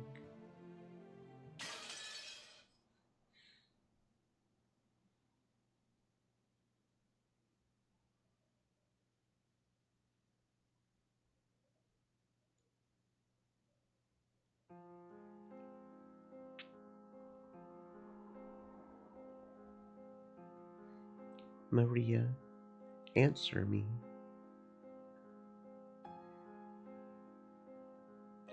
So I really am a stuffed animal. I'm made of cloth and cotton, so there's no way I can talk. So I can't talk to Maria. Sakutaro looked up at Maria sadly. Maria's face was covered with tears, and it looked as though it had even lost all traces of sadness. I hear you, Sakutaro. You aren't a stuffed animal made of cloth and cotton. You are my friend. I hate Angie. Sorry, Maria. Sorry, Maria. Sakutaro regretted doing that. By freezing her heart, Maria had finally been able to escape from her sadness. By speaking up and calling her back, he had caused her to be overwhelmed with sadness again.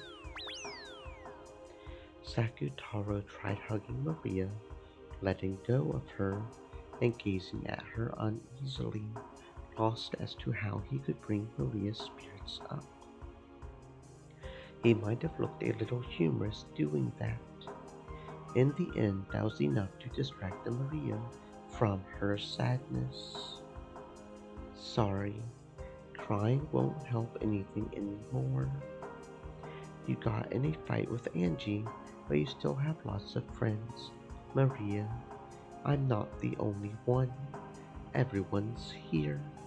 Sakusuke and Sakukichi, the animal band, and many, many more. Maria looked at the many stuffed animals around her pillow, which were gathered together as though they were having an idle chat.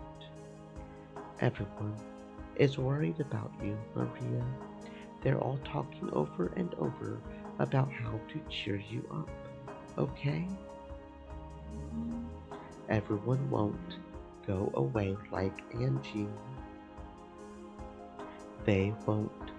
We'll always be together. Really?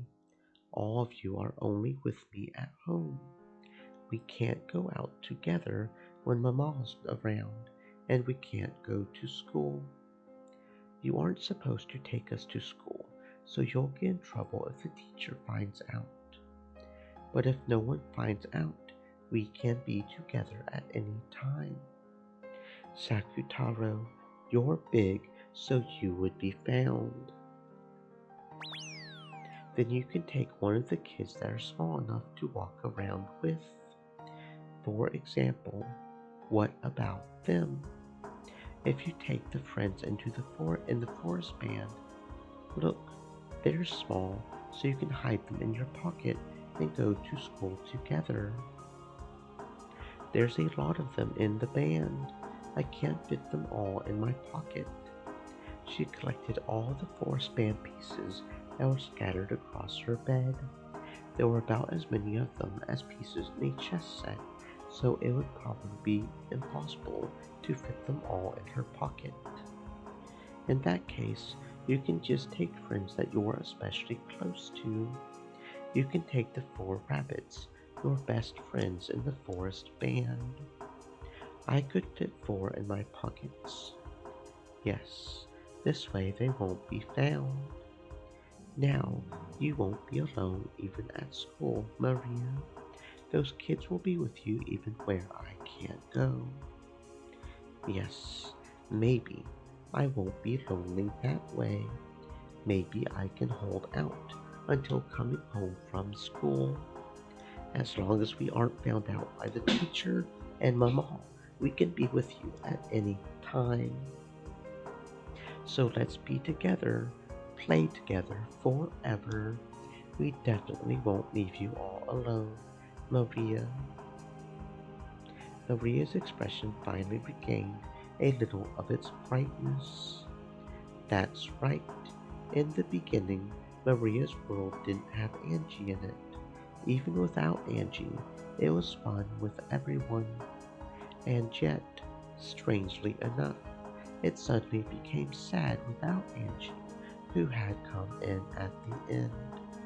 All that's happened is that I've returned to the world right before Angie entered it. So there's nothing to be sad about. Yes, I'm not lonely.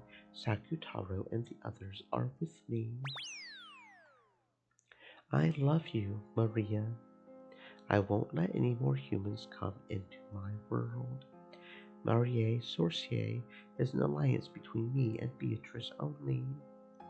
From the start, even Beatrice didn't want to let Angie join. It's okay this way. Angie was still too young. For now, until you can be friends with Angie again, I think it's okay to forget about it. You can play together once you've regained your high spirits, Maria. Until then, all of us will be by your side. Thank you, Sakutaro, everyone.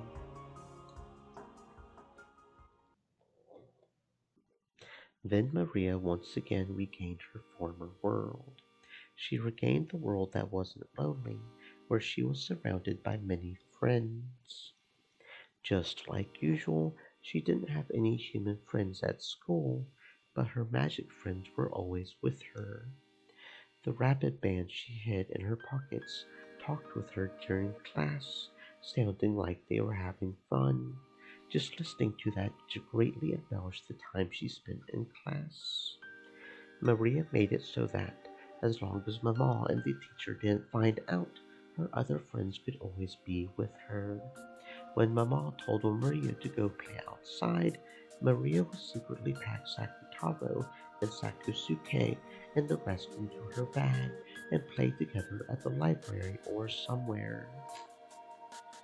Even when Mama was late coming home and Maria went shopping for dinner, she always went with Sakutaro.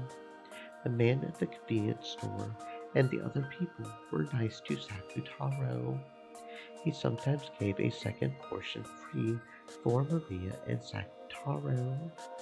When Mama found out, Maria would get in trouble for bringing Sakutaro and the rest outside. When the teacher found out, Maria would get in trouble for bringing toys to school. The toxin must be strong in Mama and the teacher. That's why Sakutaro looks like a normal stuffed animal to them. After all, the convenience store man and the others say hello to Sakutaro. Not all humans are hopeless. There are tons of people who, unlike Angie and Mama and teacher, can say hello to magic friends like I can. Maria-chan, welcome. Was your Mama late coming home tonight too? Yes, but I've got Sakutaro, so I'm not lonely.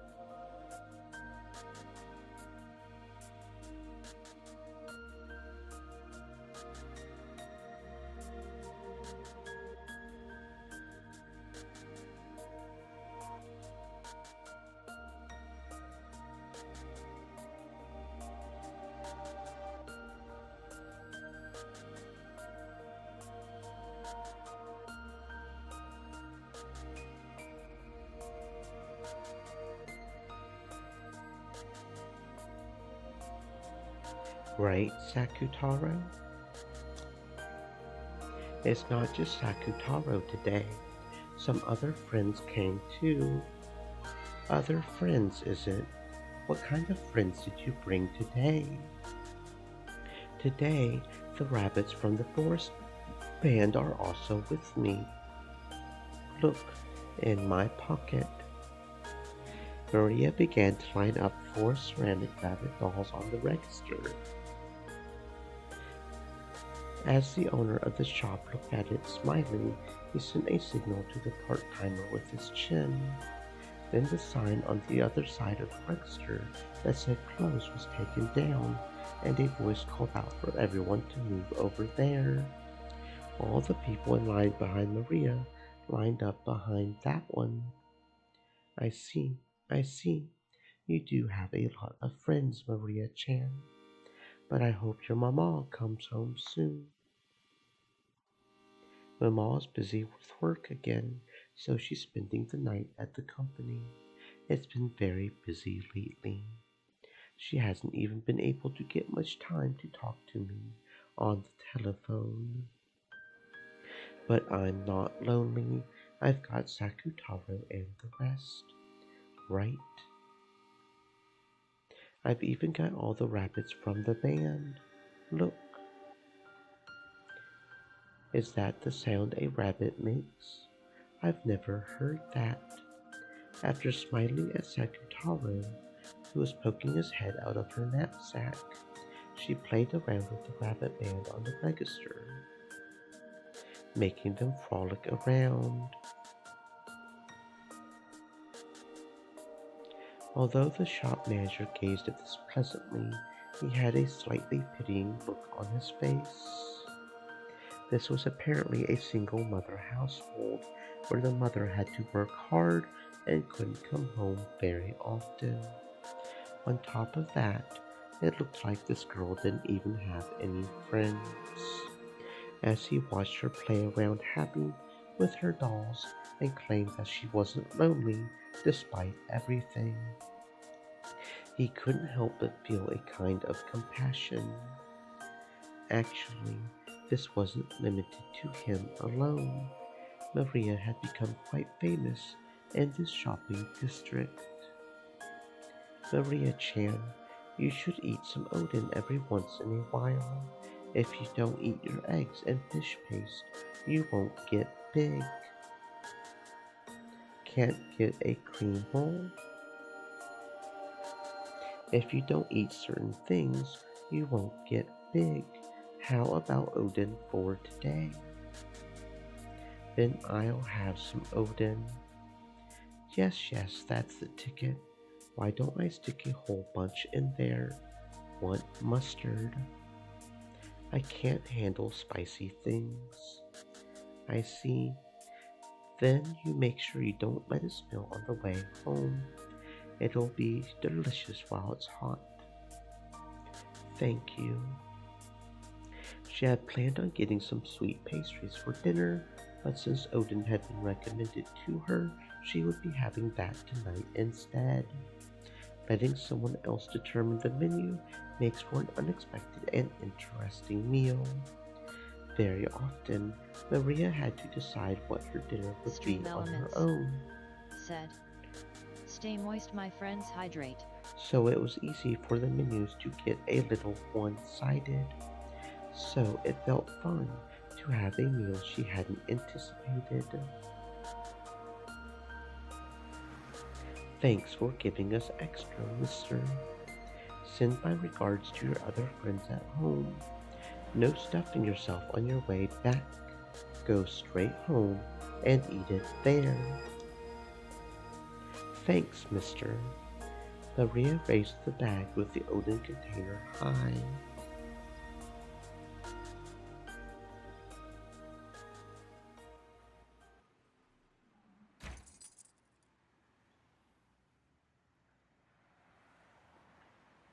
What is it, Maria? The key isn't in my pocket. Standing in front of the door to her house, Maria searched all over her body.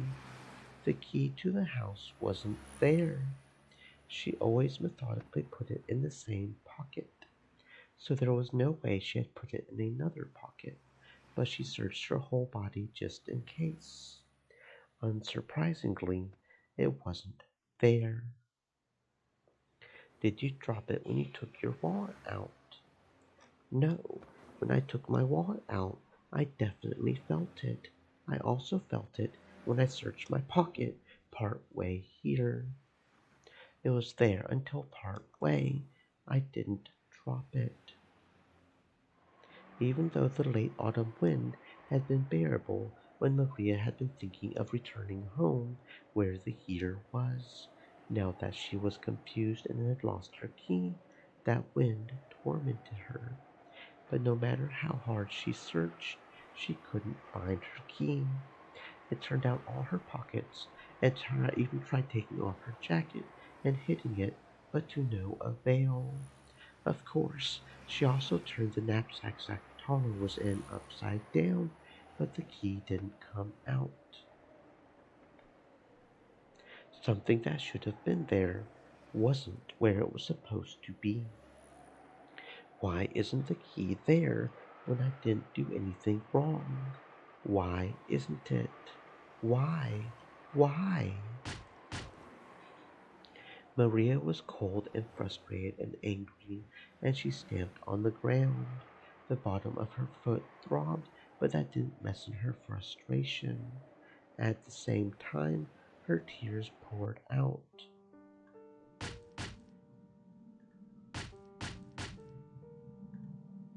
It wasn't her fault, so it was someone else's fault. But Maria didn't know who that someone was, and could do nothing but continue to let out a moan of anger. I'm sure you dropped it part way. Let's look for it, okay?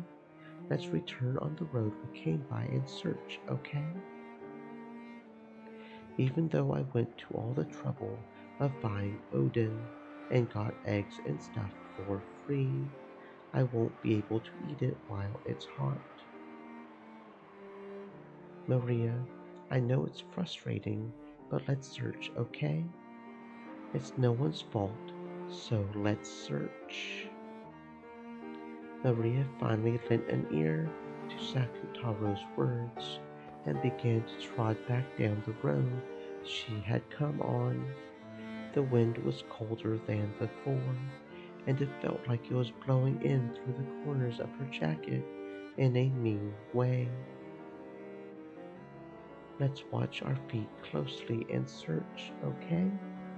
Then let's get home quickly, let the heater warm us up, and eat Odin. Oh, alright? I'm sure it'll be delicious. Gone.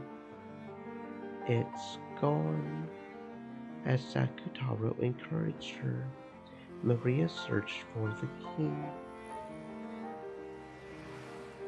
But she made it all the way back to the convenience store where she had bought the Odin. She hadn't found it.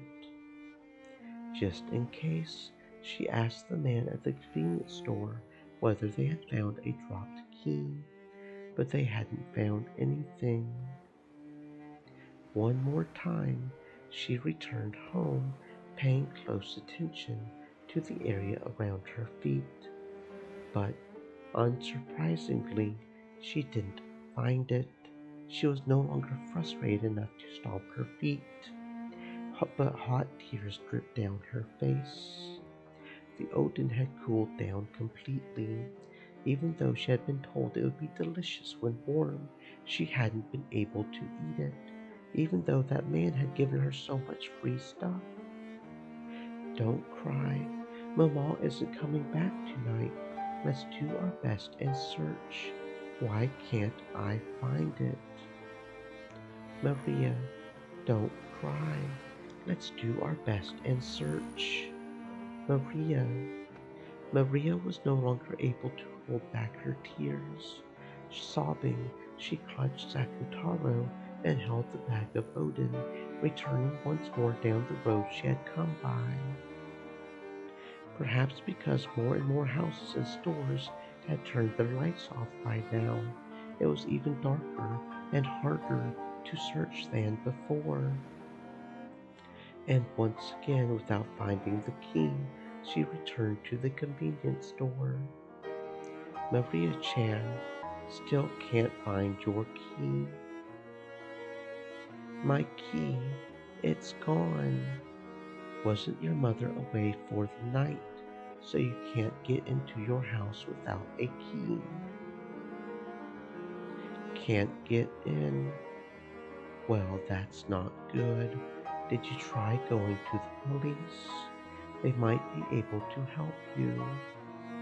Mama said not to talk to policemen, even if they start talking to me. Well, why is that?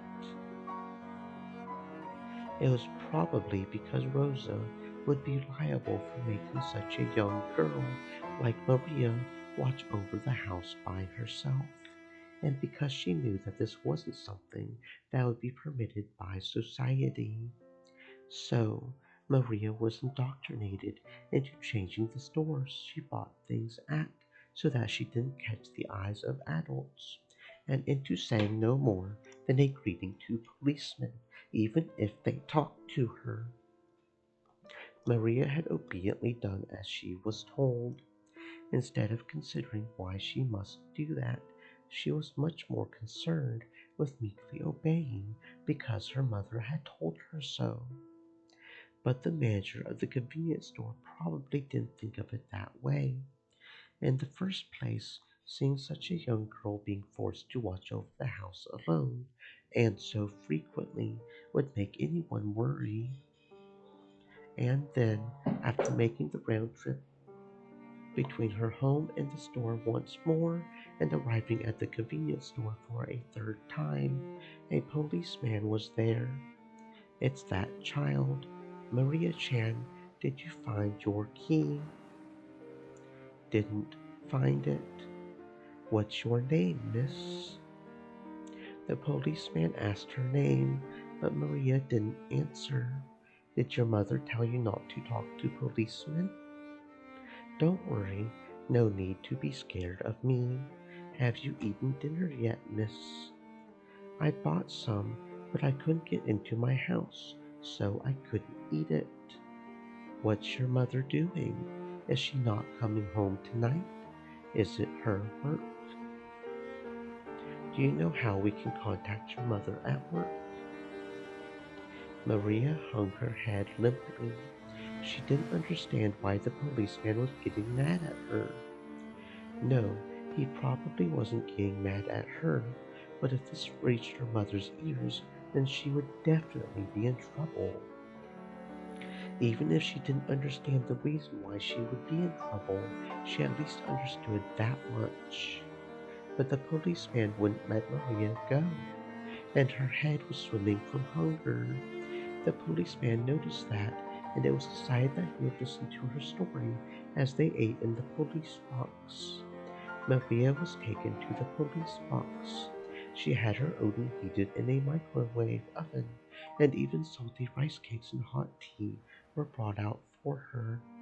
She had been told not to talk to policemen, but after being asked about Sakutaro, she responded, starting to feel that this wasn't a bad person. And anyway, she wouldn't be able to return home now, so she didn't know what to do.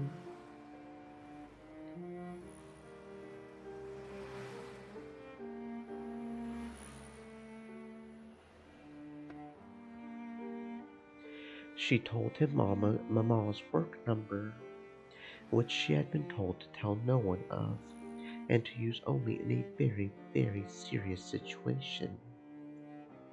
In the tatami room, inside the police box, as she ate the oden that was so hot it felt like it would burn her, she watched the policeman making the phone call, lazily thinking, I'm probably gonna get in trouble.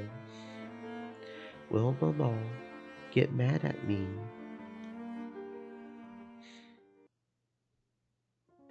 He must have been listening to the phone ringing for a very long time. With the receiver up to his ear, the policeman looked up at the clock, grumbling. Maybe they aren't picking up because their business hours are over. Hello? Hello? Is this Auntie Rosa? This is the Komatsugawa Police Department police box in front of Shinbanzakura Station. Is President Udaikan, no wait, President Ushiromiya available? Yes. What? She's on.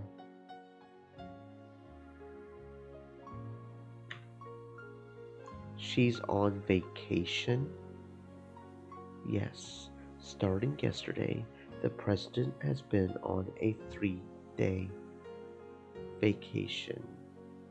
Is there some business you have with her? Oh, no, no, no.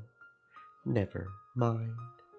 So, do you know where she might be? You haven't heard where to contact her, have you? Sure. Could you hold on for a second? Anyone heard where the president went for her vacation?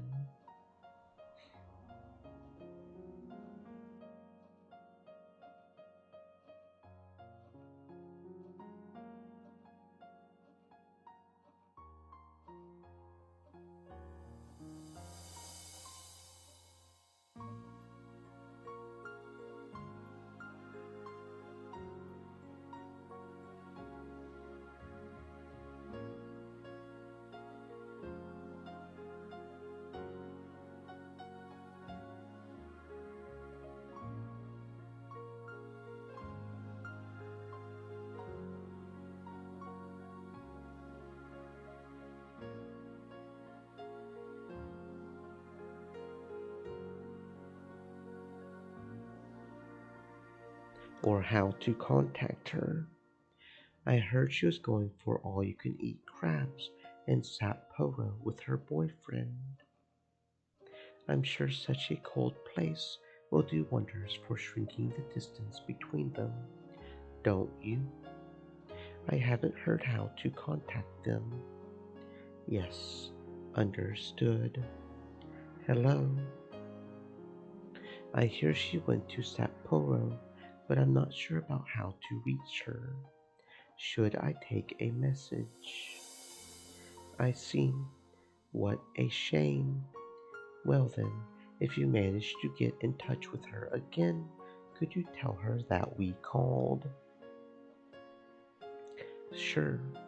Yes. After that, I was taken to the police department, which was even bigger, and ended up spending the night there. Then they asked me various things about myself.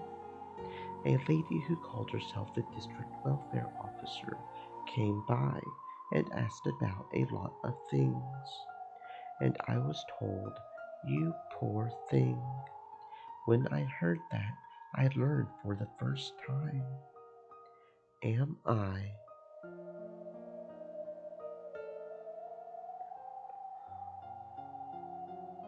a poor thing? That's not true. You're happy, Maria.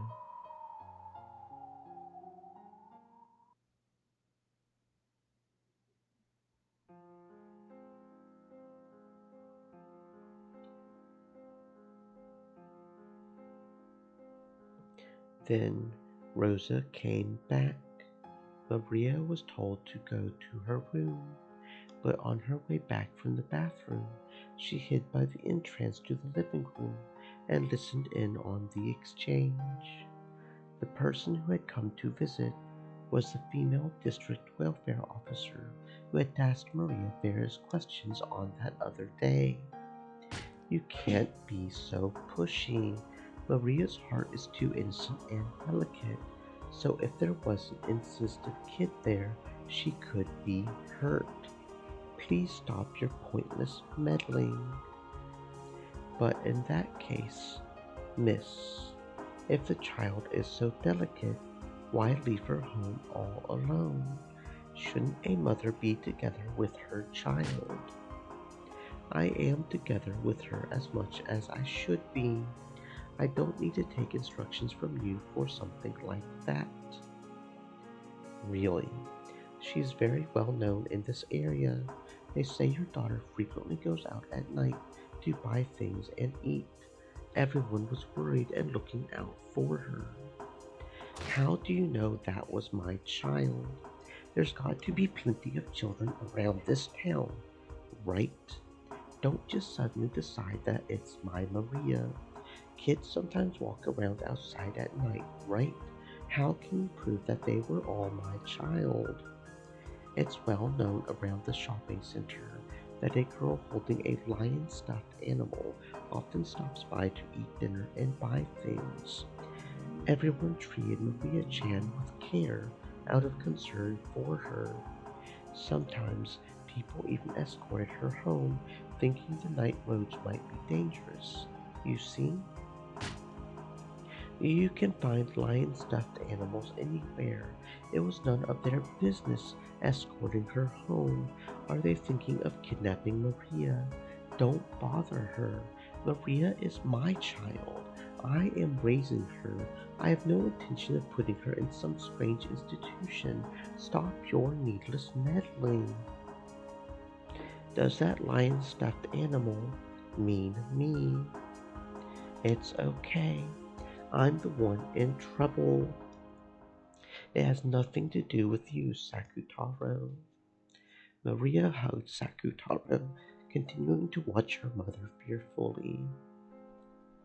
I also wish I could be with Maria every day, but I'm a single mother, so I have to work. I may not look it, but I'm a president of a company, and I bear responsibility for my employees' well-being. I'm busy with my work all year round, so there's no time for me to rest. Really? But you've been on vacation these last 3 days, haven't you? I have not been on vacation. I've stayed at my company all night working. There's a mountain of matters to be taken care of that the other unreliable employees can't handle. Why are you lying like that? Someone from your company said that you're taking a 3-day vacation. You see, you went to Hokkaido with your boyfriend, right? Leaving your daughter by herself for 3 whole days. I don't know anything about this boyfriend. I don't know anything about Hokkaido. Where are you getting this nonsense? Why? Why? Do you have any proof? What the hell? Don't just start butting in on someone else's family matters. I love Maria. I have my own way of loving her, so just keep your mouth shut. I didn't go on a vacation. I was just working the whole time.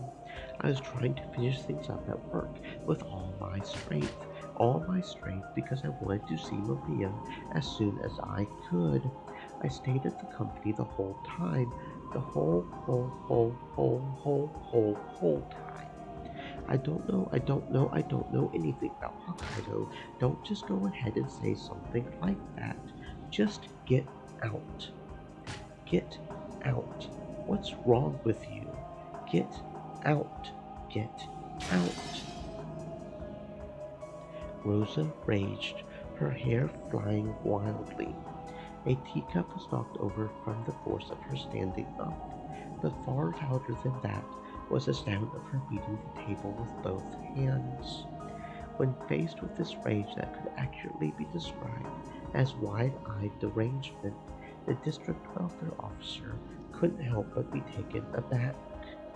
And the same went for Maria, who was secretly watching this from the hallway.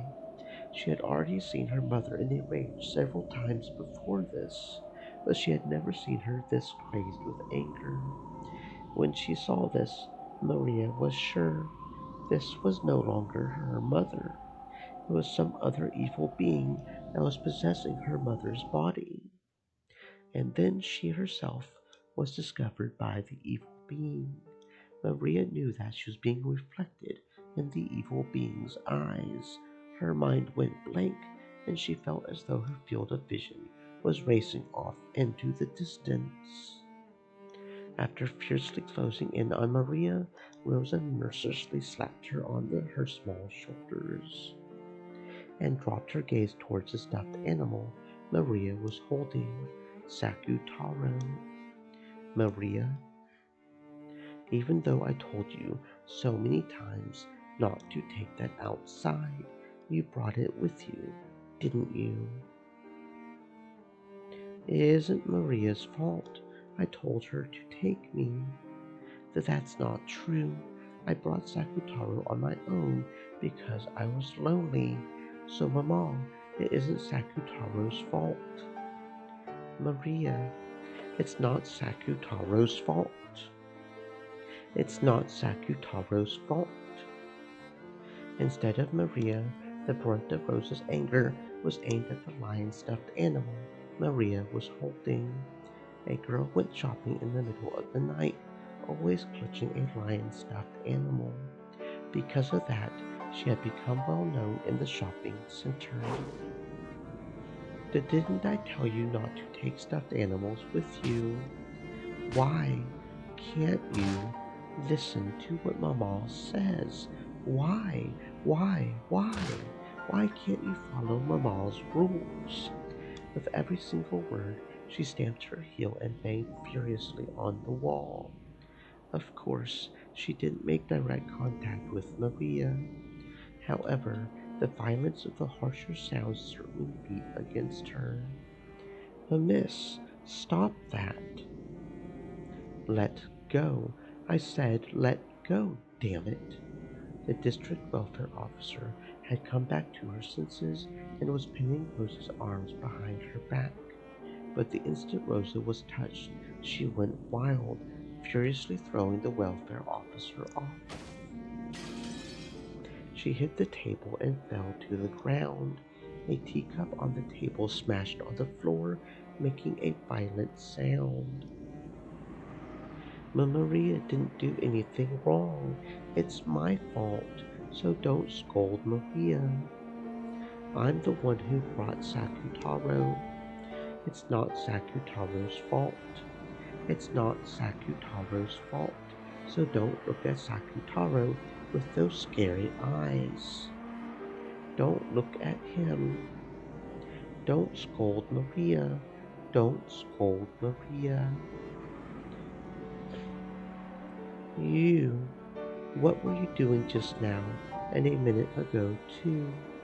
Do you also play with dolls like that outside? Did you do it in front of the people in the store? So that's why they remembered you. Die, you brainless moron. Why were you such a dumbass? Answer me honestly. When you went out, you always walked around with that stuffed animal without telling Mama, right? Stop using that weird stuffed animal talk. Speak with your own words, not a stuffed animal's. Sakutaro isn't a stuffed animal. He's my friend. Don't call him a stuffed animal. Don't. Yes, I get it. It was called Sakutaro, was it? You took him with you all the time when you went shopping without telling Mama, right? Yes. Maria admitted it honestly. If she hadn't admitted it, then Sakutaro would have said something to take the blame. So by admitting it right away, she was protecting her small friend. Only Sakutaro? Any others? You haven't been bringing weird things to school too, have you? But miss, surely your daughter has done nothing wrong. Stop this interrogation at once. You, stay quiet. I'm talking with my daughter, aren't I? Come on, Maria. Look at Mama when you talk. What's the answer to Mama's question? It wasn't just Sakutaro. All the rabbits were with me, too. Do you have them with you now? Maria fished around in her pockets, pulling out 4 ceramic rabbits with her tiny hand. The rabbits were her close friends who could be together with her at school in Sakutaro's place. But when Rosa saw that, She shook her head slightly as though dizzy. On a school notice, it had been written that Maria was apparently bringing toys to school and playing with them, and her family was instructed to try and prevent this. But Rosa had rejected that, blaming the teacher and phoning in a protest of her own to the school, saying that there was no way her child could bring toys to school. For nearly an hour, she had shouted at the VP to stop making false accusations about her daughter. To a certain degree, those of the school had grasped that Maria was a pitiful girl. They knew that the small toys she brought in were her only friends, so they had done their best to overlook it. But when the other students caught sight of them, some of the boys had started complaining that only she could bring toys, and the school had racked their brains on how to cope with this. They had tried to gently send a warning by way of the mother, but after Rosa's overreaction, even Maria's teacher decided to overlook it. But now Rosa knew she had been the one who was wrong, and her daughter really had been bringing toys to school. And those at the school had known that she was with a disgrace who brought toys to school and played with them as though they were her only friends. To Rosa, who thought her daughter was just a little different from normal children, having this peculiar side of her daughter exposed and found fault with was more than anything else something she couldn't bear. So she howled, she raged. The district welfare officer tried to cut between Rosa and Maria again, but she only met with Rosa's wrath once more. Rosa once again threw the woman off with a face like a demon, and when even that failed to curb her anger, she stomped on the ground over and over again so forcefully. Ow! The fuck? That's that seemed she might break through the floor. Then, after seeming to come back to her senses for a second, she immediately froze her harsh breathing and asked Maria, da da da da da da. Maria, those rabbits in the band, are they your close friends? I see. Isn't it great that you have a full four friends? As she said that, I swear to fuck you better not. I swear to fuck you better not.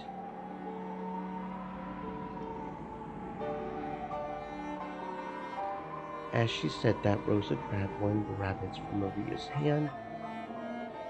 Oh, you better not. You better not. Then she shoved it in front of Maria's eyes so she could see it very well. The cute rabbit holding a trumpet was a small doll like a chess piece. No, no, no, no, no, no, no, no, no, no, no, no, no, no. No. She slowly lifted it into the air. Of course, Maria's and Sakutaru's eyes also followed it. This bitch needs to die. And then, with a speed that the eye couldn't follow, she smashed it against the wall. She had half imagined that this worst possible thing might happen, so she instantly realized what had been done. So Maria let out a short, despairing scream. It was in pieces. It had been small and sturdy, but that hadn't been enough to withstand her mother's fierce rage. Because you didn't listen to what Mama told you, I broke one of them. From now on, every time you disobey something Mama says, I'll break another. I'll break you. Remember that. Miss, you think to call yourself a mother after doing something like that. You think you can do something like that and not hurt your daughter. Hurt Maria. I'm also hurting, right? Who's going to take responsibility? I will. I'll take responsibility. I'll give you some more. I'll cut you. I'll cut you the fuck up. Well, Who is? Didn't I tell you to shut up? So stop it, Mama. It's my fault. Don't get mad at the. I'm surprised this lady just ain't called the cops and been like, fuck this by now, but it isn't Maria's fault. It's mine. Don't get mad at Maria. Didn't I tell you to stop playing with stuffed animals like that? In the first place, it's disgusting. You say a stuffed animal is your friend. Just how old are you? How old? Well, this is just a gross, crappy stuffed animal made of cloth and cotton, right? This is the only kind of friend you have. If you have enough spare time to pretend this monstrous stuffed animal is your friend, go out and make some real human friends. Why can you never make any friends? That's why your class always treats you like a weirdo and makes fun of you. Give it a rest and get a hold of yourself already. Grow up from the stuffed animal play. Like I said, stop playing with that stuffed animal. Mama, Mama, give him back. Give Sakutaro back.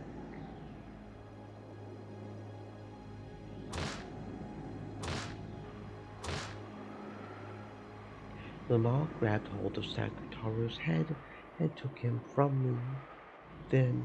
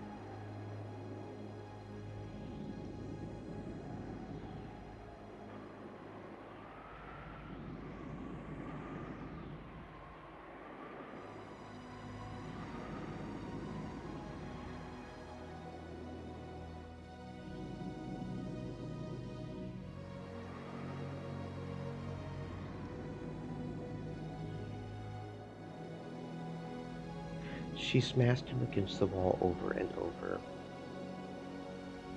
It hurts, it hurts, hurts. I said stop it. Damn it. I told you to stop that stuffed animal act. It's all because of the stuffed animal. That's why you can never make any friends. That's why you alone are pushed off to the side in class and treated like a freak. I should never have given you a stuffed animal like this. I should never have given you such a disgusting stuffed animal. Stop it! Give Sakutaro back! Give Sakutaro back! Sakutaro is my friend, my best friend. As long as Sakutaro's there, I don't need anything else. So give him back. Give him back. For some reason, my frantic request just added oil to the fire of Mama's anger. Mama pushed my arm aside as I tried to grab Sakutaro and snatch him back.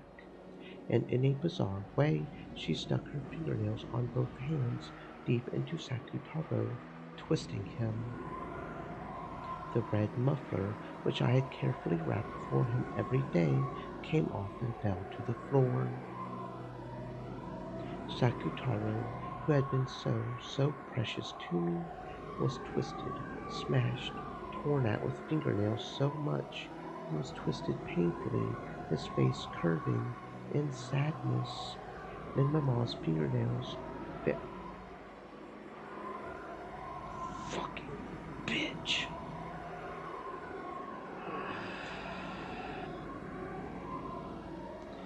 Found a stitch on the neck and tore it.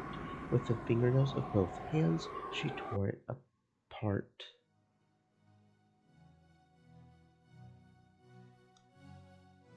In that instant, Sakutaro's yellow cloth and the cotton inside burst apart. It looked almost like a moist cotton candy, and I imagined what this bitch would look like the same. Maria? Sakutaro?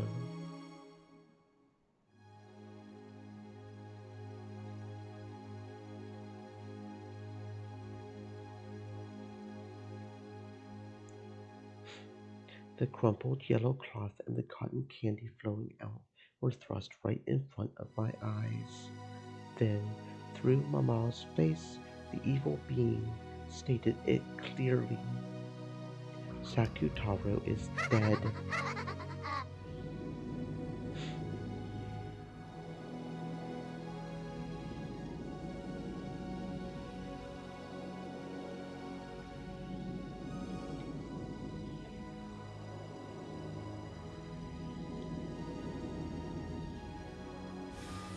Maria, Maria, do not cry. Beatrice, Beatrice. Sakutaro was a good friend. As long as you do not forget that, he will always be with you. So do not cry. Bring him back to life. You can use a lot of magic, Beato. You can even bring Sakutaro back to life, right? About that. Of course, if Sakutaro had been my furniture, it would be easy. However, Sakutaro is your furniture. That makes it difficult for me. If you say it's difficult, that means it isn't impossible, right? Bring him back to life. Bring him back to life with the endless magic. To tell the truth, Sakutaro's vessel was a stuffed animal Rosa made herself, correct? That Rosa has denied Sakutaro. A life that is not permitted by its own mother cannot exist. Beatrice's words were feeble because she knew that, no matter what the excuse, it wouldn't be enough to calm Maria and make her accept it. But she had to communicate the painful truth to her disciple and close friend. She had to tell her the fact that even with all of her own power, even she could not revive Sakutaro. As long as you continue to strongly believe in Sakutaro's existence, that soul will not disappear. So, Maria, please do not be sad. Even now, look, believe that Sakutaro is smiling right over there. No, No, no, no. You have to bring Sakutaro back to life. No, no, no. Give it up. There is no magic to revive Sakutaro. Despite that, you must strongly believe that Sakutaro will continue to exist as your close friend. That power will become magic. That's not magic. That's not magic. You have to bring Sakutaro back to life. You can't do it because my mom made him herself. Why did my mom make Sakutaro? It was to give it to me as a present, right? It was to make him my friend, right? So why did my mom make it herself and break it herself? Why did my mom give birth to it by herself and try to break it herself? I don't understand. I don't understand. I hate Mama, hate Mama. Can't stand it. Too sad, too sad. Wanna smash Mama up like she did to Sakutaro. Wanna stick my fingernails in and tear her, turn her into cloth and cotton. I can't stand it, I can't stand it, Beatrice. Sakutaro. From the darkness behind Maria's back, two massive jet black arms crept out, twisting around Maria as she sobbed in anger. Then massive fingernails stuck into Maria's chest and stomach. Maria could not see that, but Beato could. Anger and sadness without any place to go will tear you apart. Beato knew that. She could see that. Yes, in the end, those massive arms were Maria's own. Those fingernails slowly started to eat into her chest and stomach. With their immense size and strength, those arms could probably tear Maria into bits easily, but Maria herself couldn't notice. Drowning in a sea of her own tears, she couldn't notice that her own arms were trying to tear apart her own chest.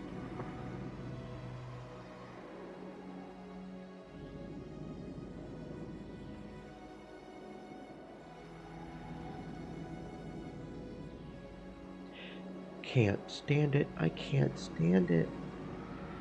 If Sakutaro can't be brought back to life no matter what, I want revenge, want to make my mom meet the same end, want her to meet the same end as Sakutaro.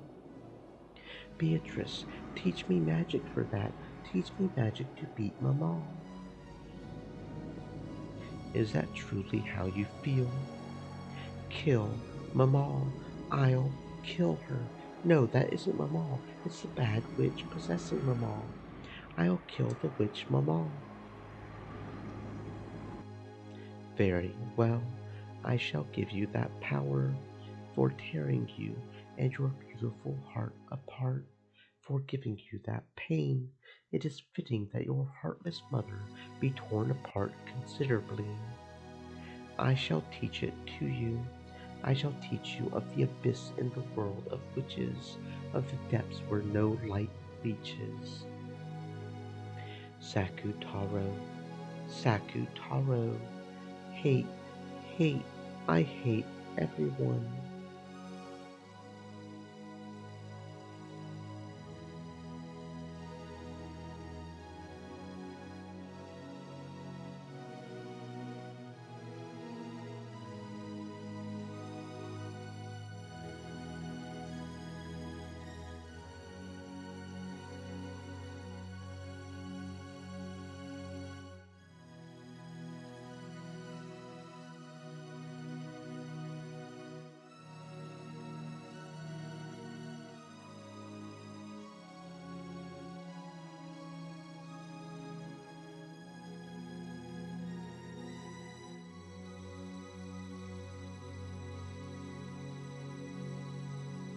I hate Mama too, Angie too.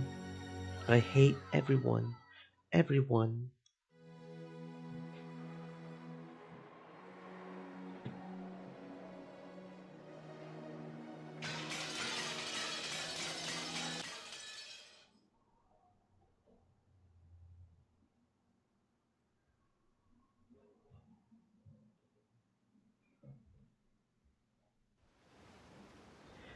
12 years later, October 1998, I had planned on taking a nap. but the boat really was shaking bad. I gave up on sleeping and went up onto the deck.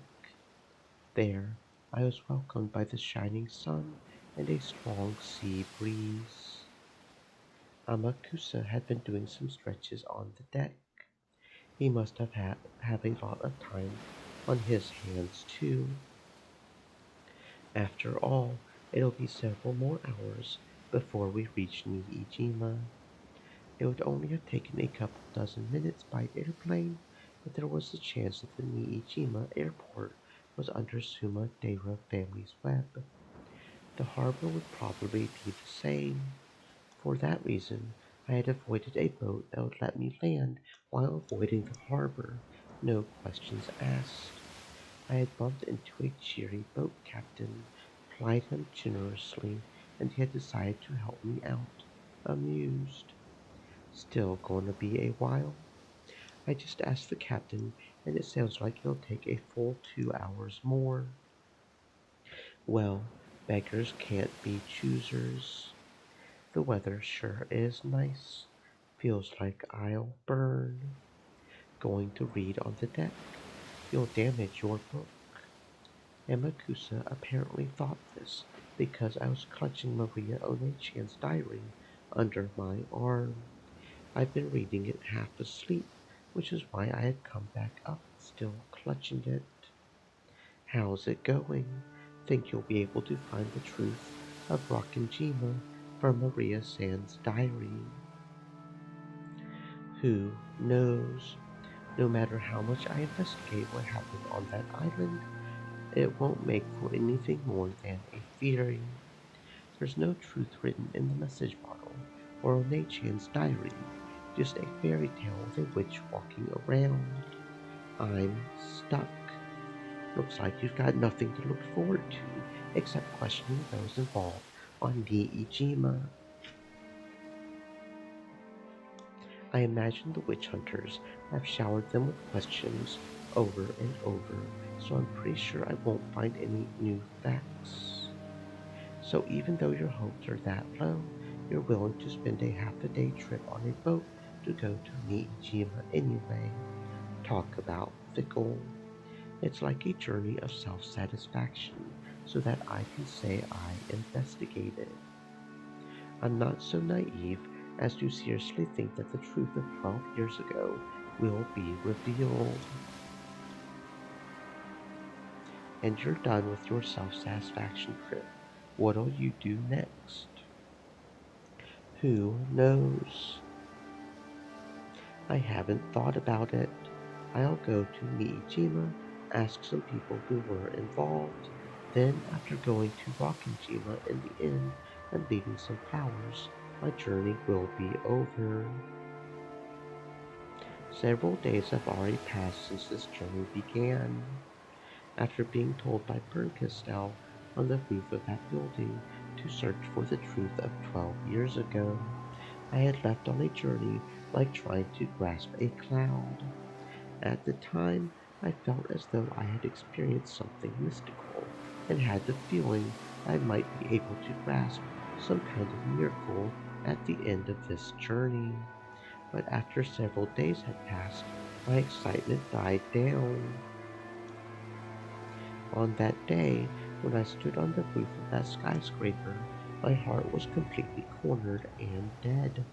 So I had wanted from the bottom of my heart to be released from the cage of my body and rise into the sky, and had crossed the fence in order to die, maybe experiencing the desire to die and actually stepping forwards, throwing my body down, caused some kind of mystical experience inside my head, making me think I had received a message from a witch. The excitement from my jump lessened over time, and the more I came back to my senses, the more this journey lost its meaning. I didn't even consider suspending this journey just because of that. If I stop this journey, I'll mean acknowledging that the message from that witch was an illusion, and I felt as though that meant throwing away the promise the witch made. and any chance that someone from my family might come back. So, because it was hard to believe that those events were an illusion, I've continued my journey. I don't seriously believe that this journey will change anything. It's even up to me when to end this journey. It's up to me to choose where the final destination is. In the end, this journey is only for my self satisfaction. Self satisfaction. It sounds bad when you say it, but I think that's actually what life is all about. Oh, if that's the answer you've reached after hovering over the line between life and death in the mercenary business, that's probably pretty deep. Don't take it so lightly. What I'm trying to say is that the only one who can acknowledge you in this world is you yourself. Amakusa continued stretching as he spoke, in an irritatingly fresh way, having it told to me as though from a teacher made me instinctively want to resist. But what he was saying was extremely sensible. That may be true.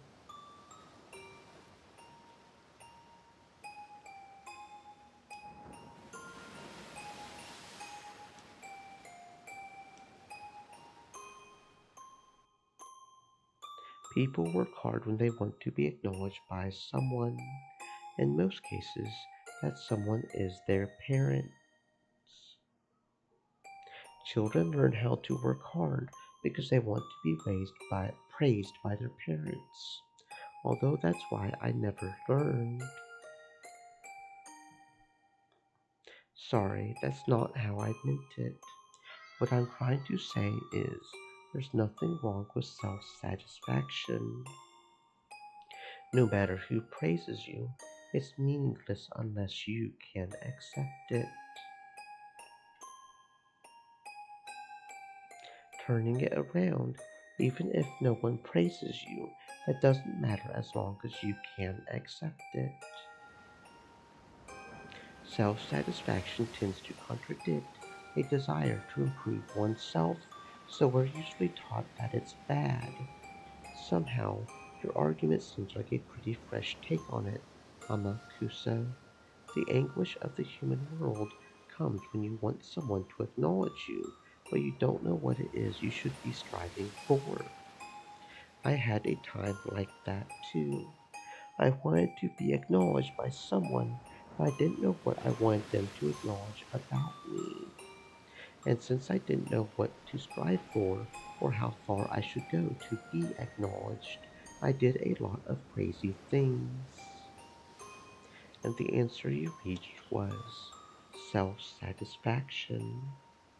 It sounds bad, but that's how it is. Rich is the only one who is content. Rich is the one who is content with what they are, they say.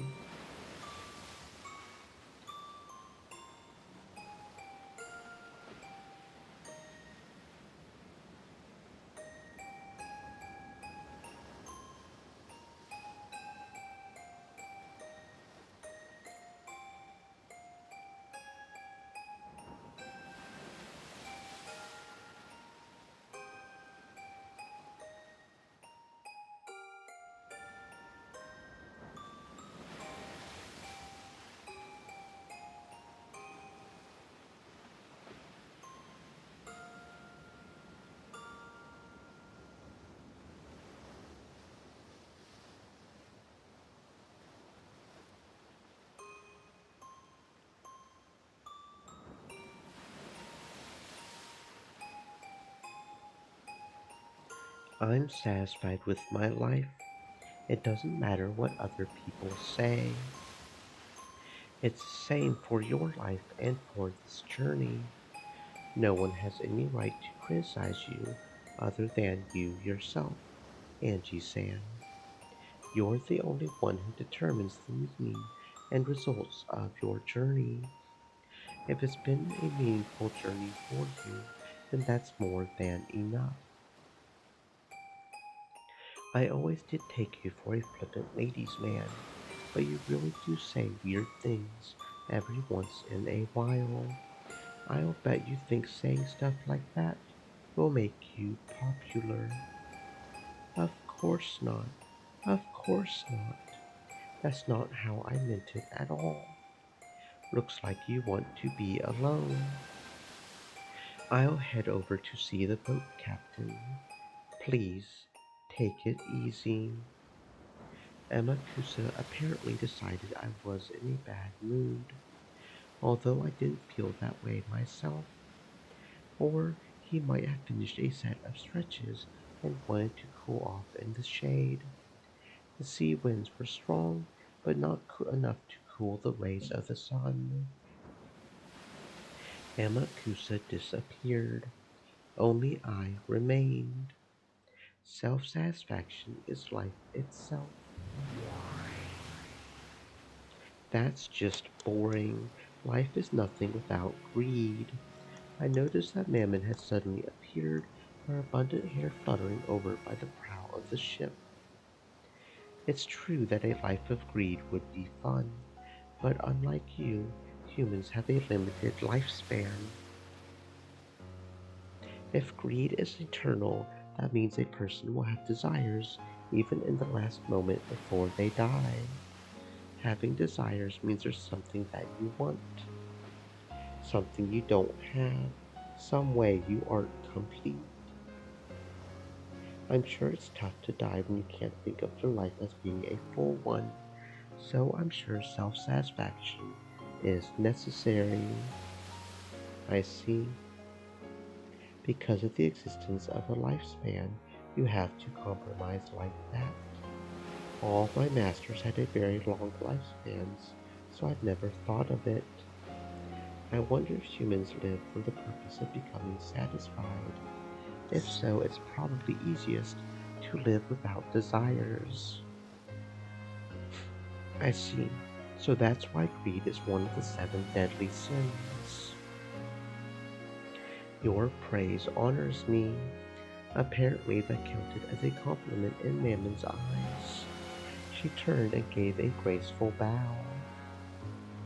Angie-sama, do humans live so that they can find satisfaction at the moment of their deaths? Wouldn't it be pretty tough if you felt you were lacking something when you died?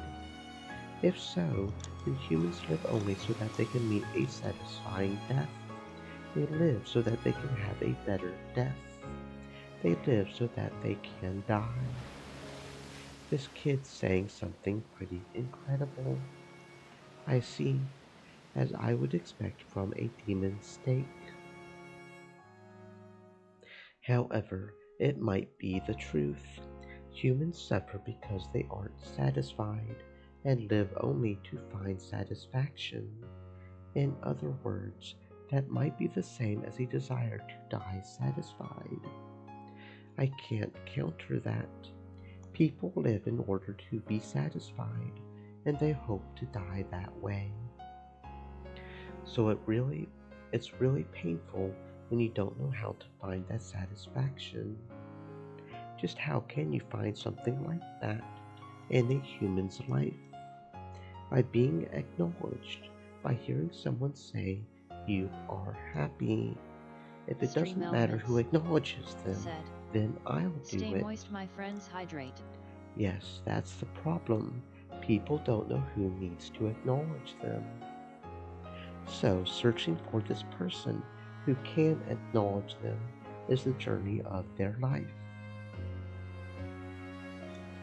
It sounds strange. Whether you're acknowledged or not, it supposedly doesn't change your circumstances. And yet, if you are acknowledged, you won't be satisfied. While if you aren't, then you won't. It's almost like the bluebird, because you can't notice the bluebird even though it's already in the cage. You have to go out on a journey searching everywhere. What the heck? Human lives sure are stupid. That's right.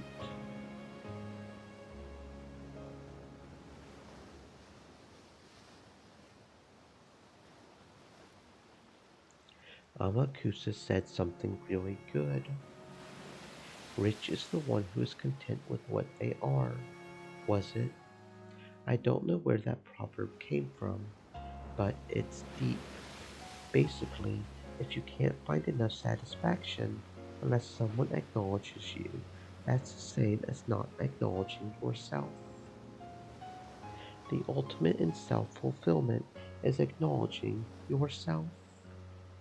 That's right, because if you can know that you're fully satisfied, there's no need to be acknowledged by anyone. Just by taking notice of the small things, the human's foolish journey of life can be ended easily.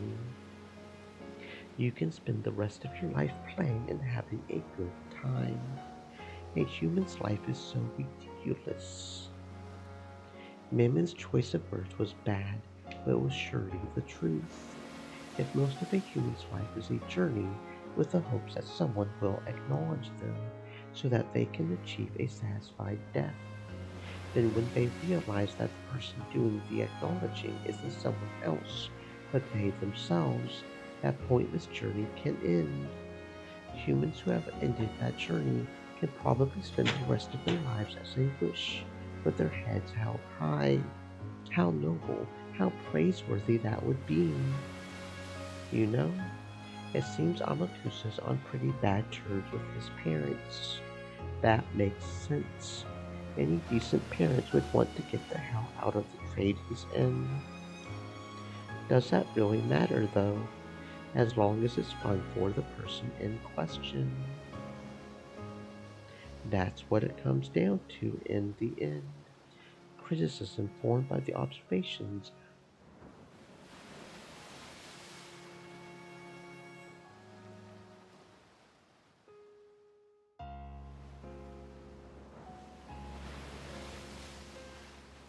of other people doesn't matter. If your existence is firmly acknowledged by you yourself, that's enough. If you can live with confidence in yourself, you'll surely be able to accept and be satisfied with any kind of lifestyle. I'm sure Amakusa will eventually eat a stray bullet on the battlefield and get seriously injured. He might even die. But I don't think he would view that as something unfair. I'm sure he would cackle about how that's also part of life. What a great way to live. I could fall for the guy. Pitiful humans who can't acknowledge themselves. Wander about searching for that their whole lives, and without being accepted, they do nothing but grumble and die while still unsatisfied. How pitiful compared to people whose lives drag on without any purpose. Amakusa is more likely to eventually die by the roadside, but I think he's much more noble for living with his head held high. Aren't the winners in life those who achieve enlightenment? If they can do that even a little sooner, they'll be able to live that much more of their life effectively. With Mammon's words, I finally accepted a certain fact. In the past, I've called that girl unusual, a little strange. However, that wasn't true. All she did was keep her head held high and finish that journey faster than anyone else. Maybe that's what made Maria Onichan so amazing. What when she was at the age where she might or might not enter the first year of elementary school, she had already reached that point. For people like us, looking at her life from the outside, it wasn't something we would call blessed. But even though days like that were engraved in her diary, they always finished up by saying that it was a happy day. Even though the part of her mother that didn't love her daughter came and went, she believed that her mother loved her. The mother's love that didn't exist, she created herself, filling her world with love. Others might observe her as a slightly unsatisfied, pitiful girl, but she herself acknowledged that she was satisfied, and so she was happy that way. It's easy to observe that as something pitiable and sad, but to her that was an outsider's opinion, so it didn't matter. Whether or not it was happy for her was the only important thing.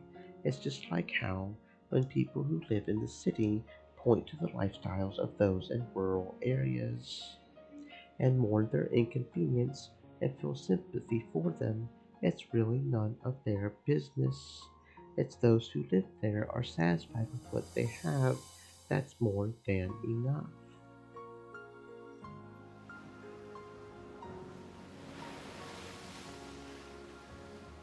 I finally noticed something.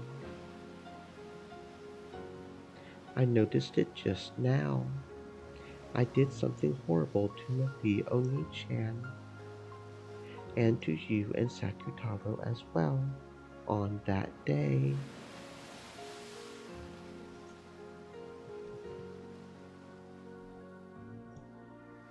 Whether magic exists or not, that's up to the other people to decide. It's up to you yourself.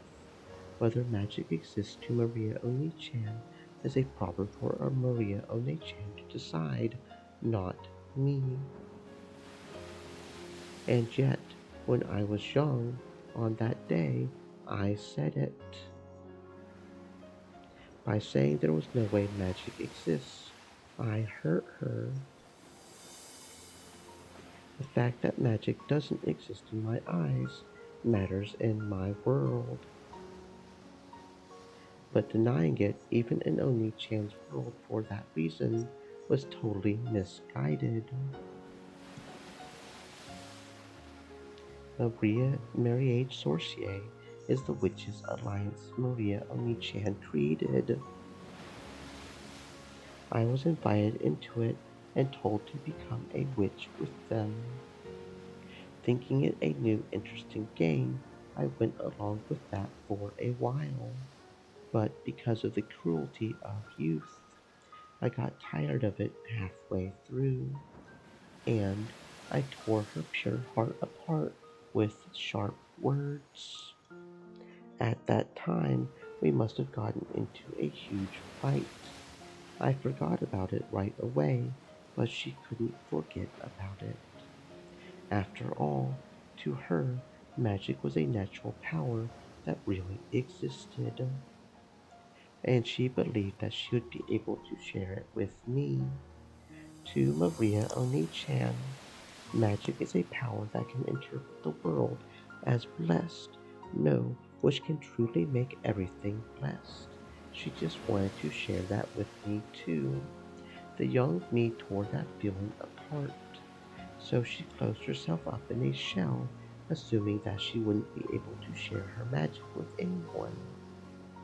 If that's true, then Lady Maria's journey through life wasn't over after all.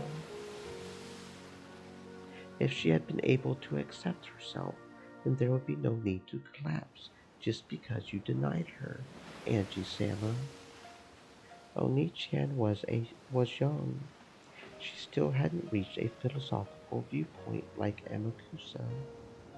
Yes, now I understand.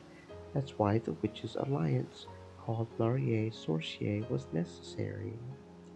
An alliance where each acknowledges the other is a witch. That's right. I'm pretty sure that was the first article in the agreement of Mariée Sorcier. Witches of the Alliance would acknowledge each other and respect each other. That's the deepest and only meaning of the Witches' Alliance. Maria Oni-chan wanted to share with me the secret laws to make the world happy, called magic. But I was young, and she was too. I hurt her with innocent cruelty. On that day, I said cruel things to you all and Sakutaro. I said there was no way you exist. How rude. We acknowledge that we exist ourselves. We're not like humans with their souls half asleep. I think, therefore I am, whether you acknowledge or deny. I mean, God. Okay, seriously, this is starting to get old. What the heck? It's not even getting a little better. Like, what the heck is even going on right here?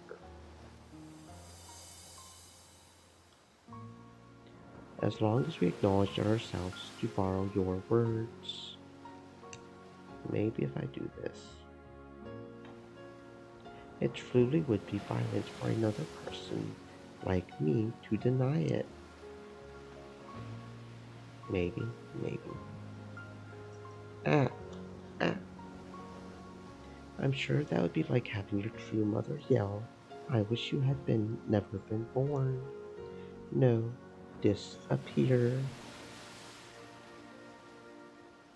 Even after being slammed but with those words, Maria Oni-chan's magic made her believe in her mother's love.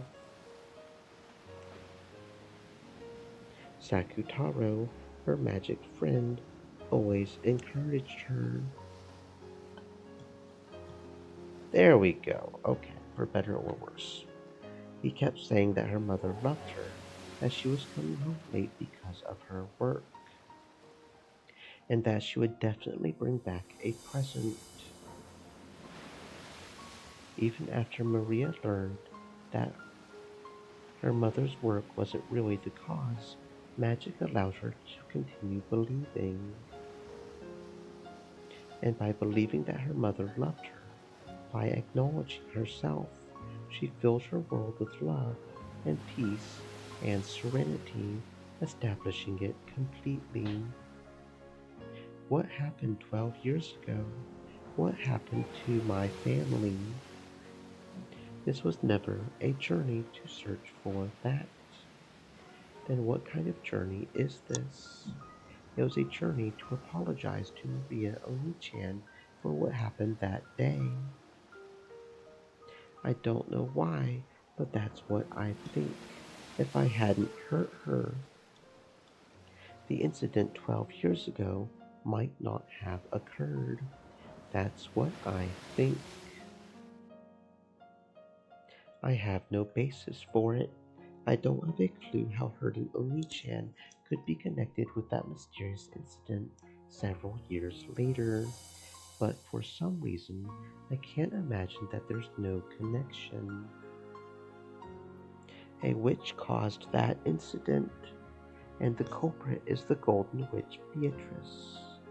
And Beatrice was part of the Marie Sorcier alliance of witches. I horribly hurt the other witches of that alliance. I hurt her with the thought that magic doesn't exist. So, several years later, a crime caused by a witch occurred, and a 2-day period that couldn't be explained with anything but magic was thrust in my face, thanks to the message bottle. There's no way I wasn't involved somehow. I don't get it. It could be coincidence, or it could be fate. For some reason, I've started thinking like that on this journey. And what's your basis for it? I have none. I just think it's true. The Japanese sure are interesting. Even when they're the victim, they feel as though they did something wrong and apologize for no reason. I could understand if you said I hate Beatrice for stealing my family or something, but you really are weird, feeling guilty for no reason and apologizing. Of course I hate Beatrice. I couldn't continue this journey without this feeling, but it's okay to choose yet another purpose for this journey.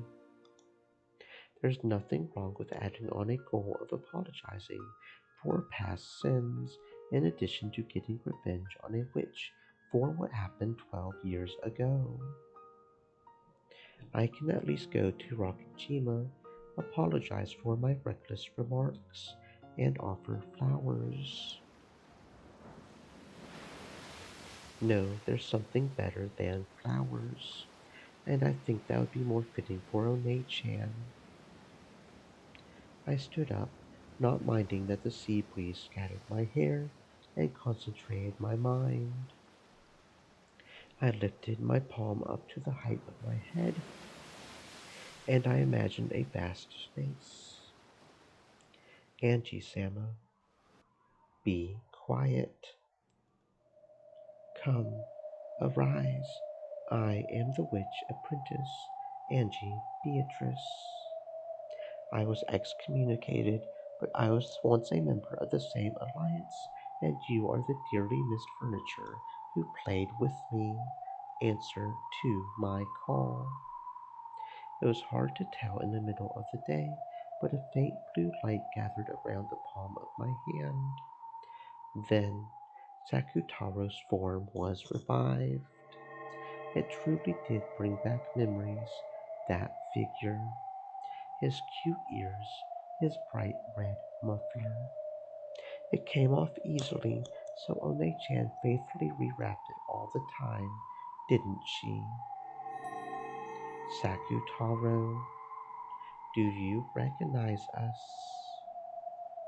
Do you know who we are?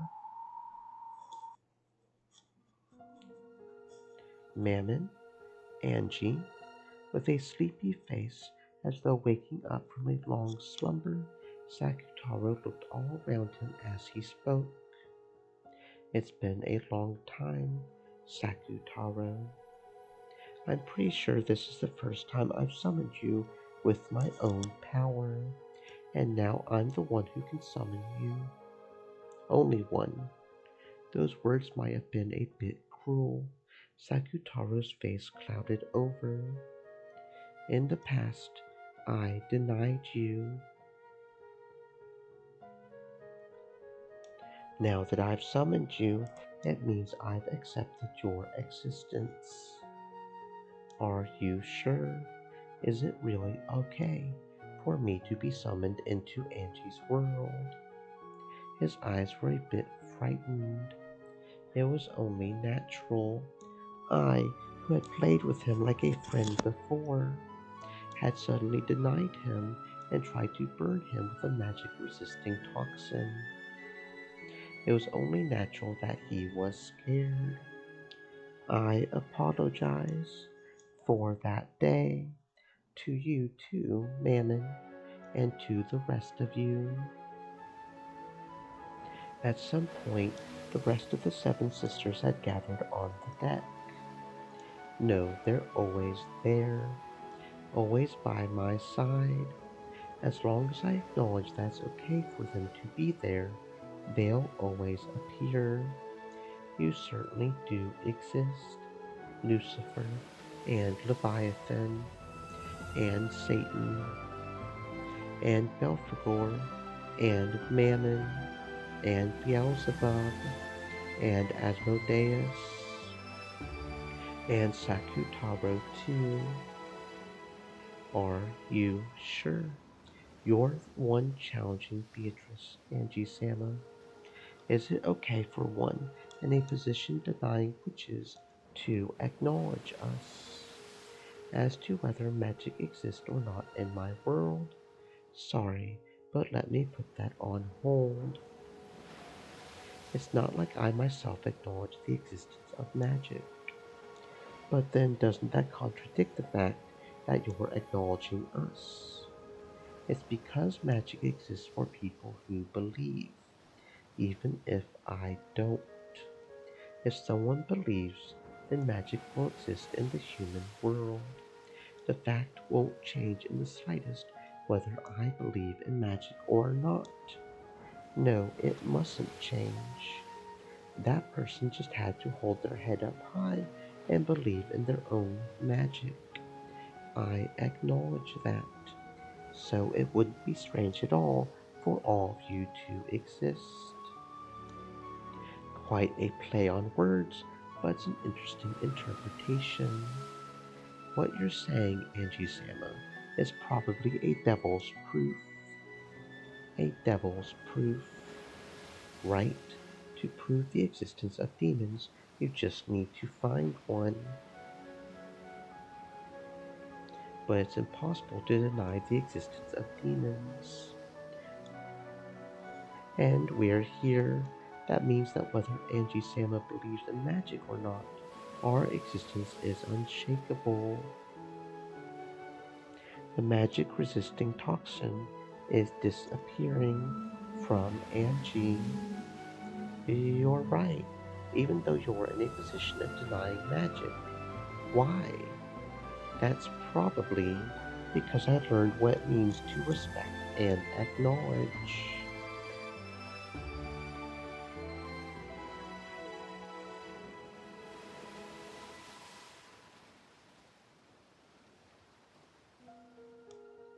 Right now, I might be able to understand the depths of Maria Onechan's and Beatrice's magic.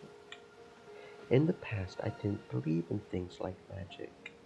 Thinking something like that couldn't exist, I acted like I was closing my eyes tightly and couldn't see anything. But now I'm different. I get the feeling I can look right at the thing called magic and close in on its true nature. How frustrating. It's truly rare to find a human so free of the magic resisting toxin in this day and age, and she has such an uncommon genius for being a witch. That's right.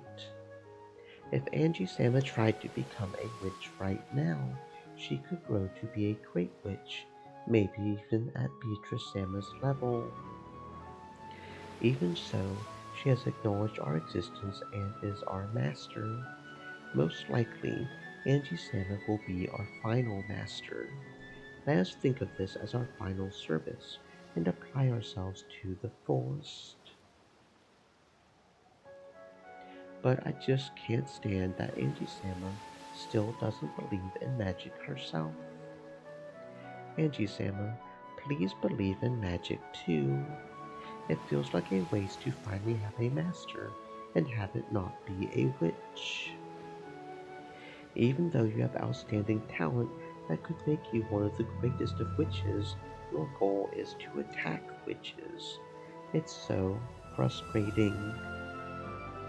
Well, even so, that's your life, the way you live. And in the world where you've decided that, there's nothing we can do to complain. Thanks for understanding me. Yes, whether magic exists to me or not, that's up to me to decide, regardless of whether magic actually does exist somewhere in the world or not. When I think about it, this world is so vast and yet so small. Billions of people live on the earth, but I probably won't even meet 1% of these people. Even so, I will speak of a world, my world, which doesn't even know 1% of the world. I'm not qualified to deny the laws of a world I don't know. So just because magic doesn't exist in my world, I can't deny that magic exists in a world I don't know. That makes it a true devil's proof. No, maybe it's more like when Rome do as the Romans do. I can be confident in the world I know. So even if that's denied by a complete stranger who doesn't know a thing about my world, there's nothing to worry about. And in the same way, I've got no right to deny a world I don't know, just because I don't know about it. Therefore, regardless of whether there's magic in my world or not, I can't deny the magic Maria Onechan taught me. After all, even if you've never seen it, Magic exists. Yes, that's why, as I've already said, you friends of the Witches' Alliance, Marie Sorcier, can't be denied by me or anyone else. I proclaim that most important part again. Even though the sea breeze and the crashing of the waves were noisy, it was a time of silence. Though Sakutaro and the Seven Sisters of Purgatory reflected upon my words, and probably I did too. Does magic exist? Do witches exist? While ignoring what the answer would be for my own world, I acknowledged their existence. That contradiction was what I had proclaimed so boldly. Thank you, Angie. If you'll acknowledge that much, can't you acknowledge witches too? No, that was a foolish question. You already have a clear answer to it. Sorry, though I do acknowledge that witches might exist somewhere in this world, but that doesn't shake my world. You won't acknowledge witches or magic. You'll definitely expose the truth of Rockinjima, right? Yes, that's my world. Even if a real witch exists, I won't acknowledge it in my world, no matter how much that witch tries to convince me. Your position is to attack witches, Angie-sama, and I understand well that you haven't the slightest wavering in that feeling. We are your furniture, the Seven Sisters of Purgatory.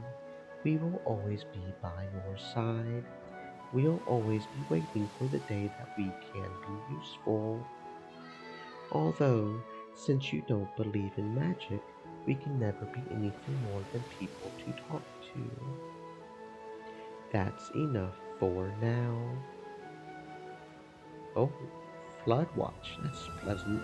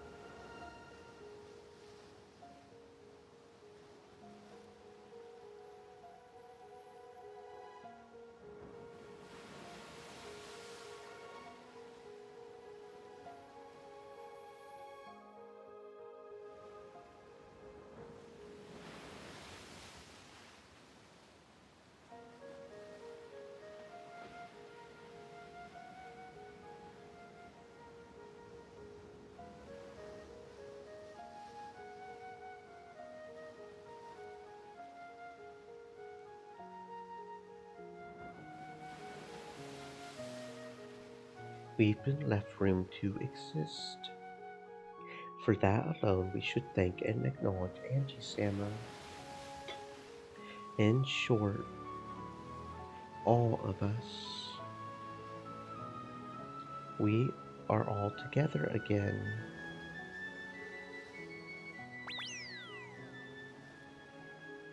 Sakutaro, let me squeeze you. When Sakutaro was overcome with emotion and tears came to his eyes, the seven sisters closed in and nabbed him. They were also celebrating a long missed reunion.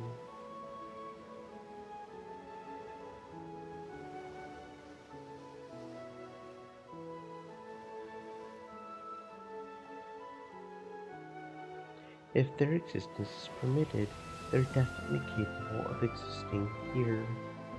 No, even if I don't permit it, they can exist, because I acknowledge them.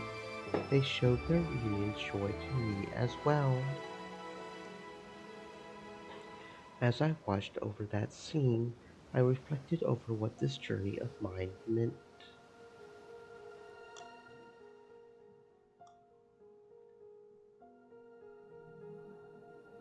I wonder if everyone will forgive me this way. You've done enough. We are furniture. Just being summoned, just being allowed to be by your side makes us happy. Angie, thank you very much. Come to think of it, why was I able to summon Sakutaro? No, it's the other way around. Why wasn't One-chan able to summon Sakutaro?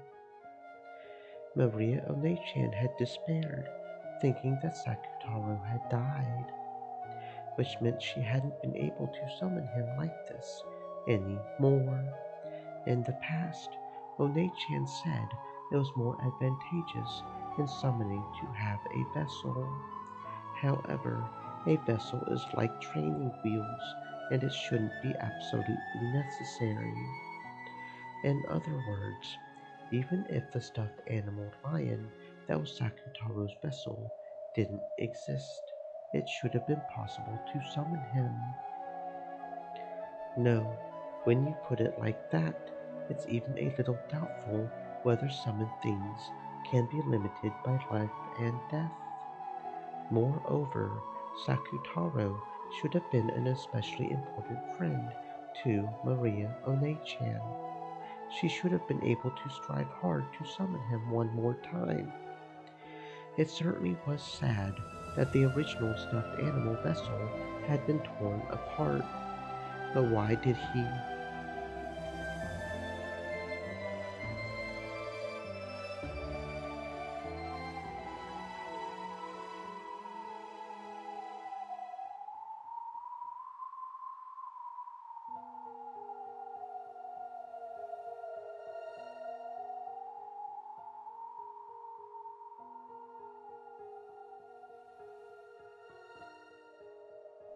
Why did he die and become impossible to summon again?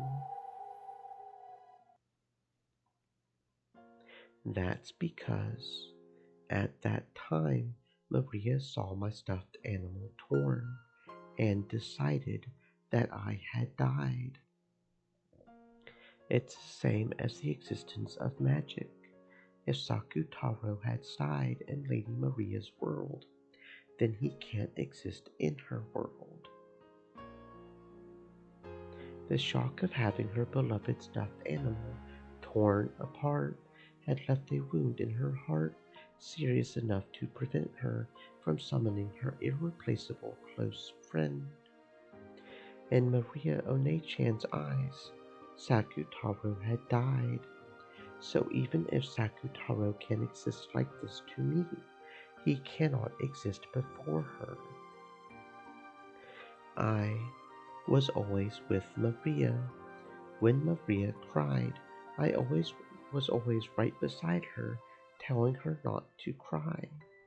But my form, my voice, nothing of me will reach Maria now. Sakutaro hung his head, looking sad. After that incident, the nature of Marie Sorcier rapidly began to change.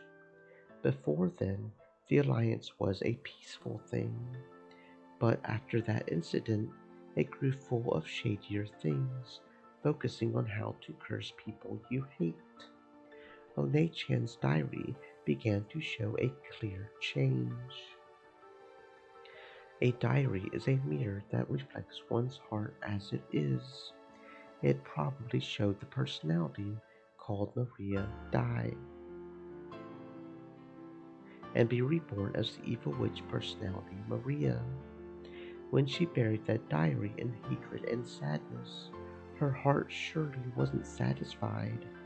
Because it wasn't satisfied, she had to bury it with hatred and sadness.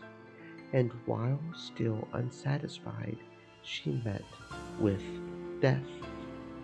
I wonder if her unsatisfied soul has a hole open in its chest from sadness even now, and continually wanders, dripping tears down and calling Sakutaro's name. One-chan, need you. What can I do to revive you in Maria Onechan's world? If I can learn that method, I'll be able to save Onechan.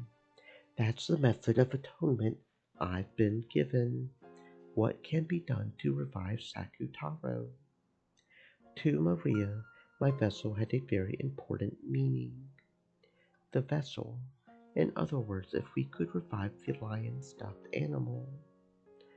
But Mama Rose made my stuffed animal herself, so only she could make it.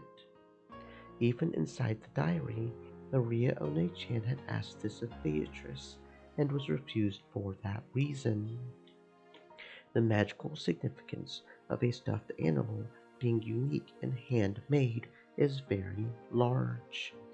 Then, if we could make the same thing once more.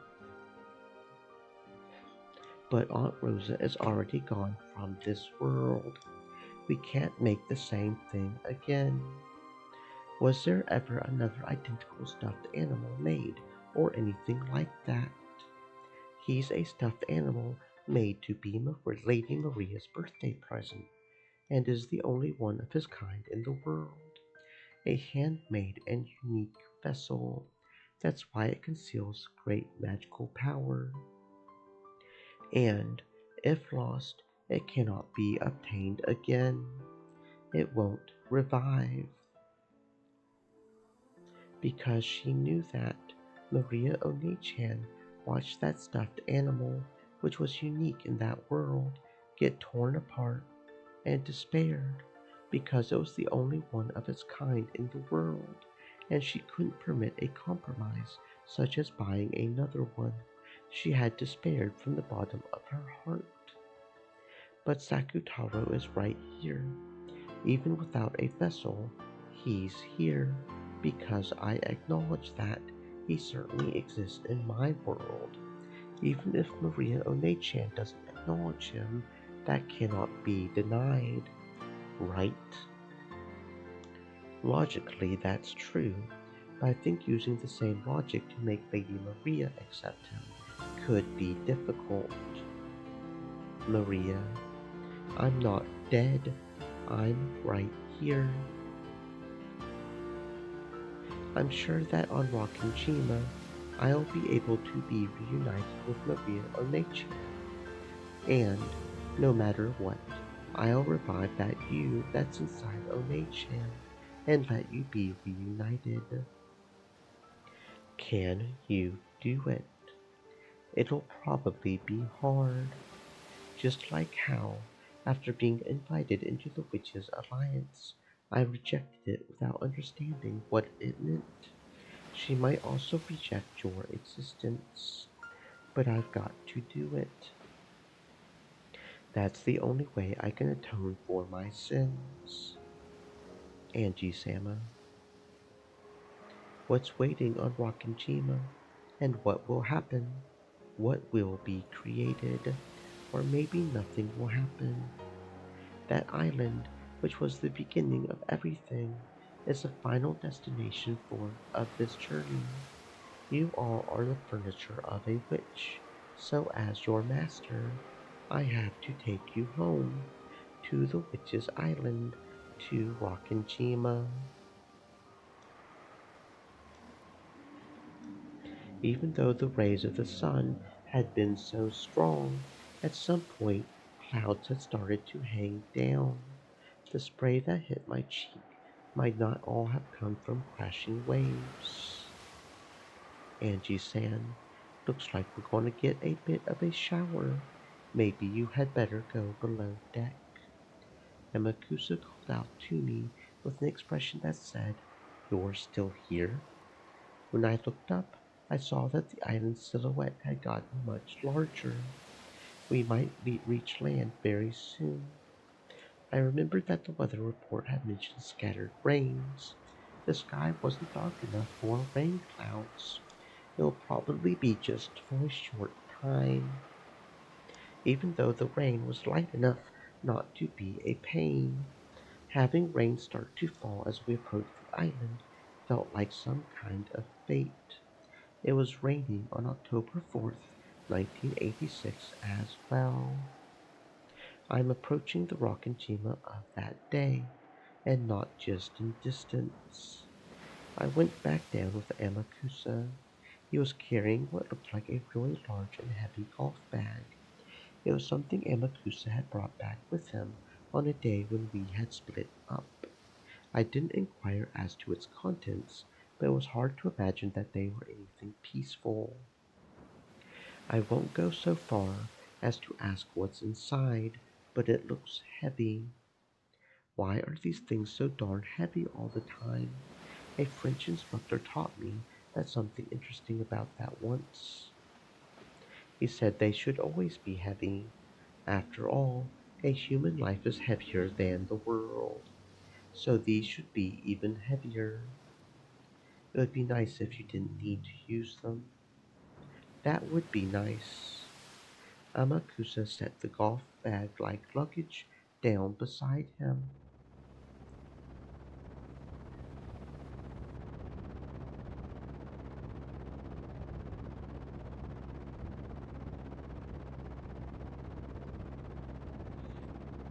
A two-propeller aircraft touched down on the runway. Considering the weather, it couldn't have been a pleasant flight. Everything after this flight had been suspended due to weather. Cutting through the drizzle as she traversed the runway, Sumadera Kasumi entered the lobby with two black suits as guards. The four black suits who had been waiting inside the lobby stood up and respectfully lowered their heads in salute. Kasumi-sama, propeller planes certainly do shake. I wouldn't want to ride one again. We have a car prepared. Please, this way. They got into two luxury cars that had been rented. Angie should be heading for Rockinjima, a deserted island. How convenient. You've arranged for some tools, I take it. Yes, ma'am. The black suit in the passenger seat put a heavy bag that had been set by his feet onto his lap, opened the catch with a click, and showed Kasumi what was inside. Inside were several silver lumps of carefully wrapped aluminum foil. He peeled one open to show her. A black, blunt automatic pistol peeked its face out.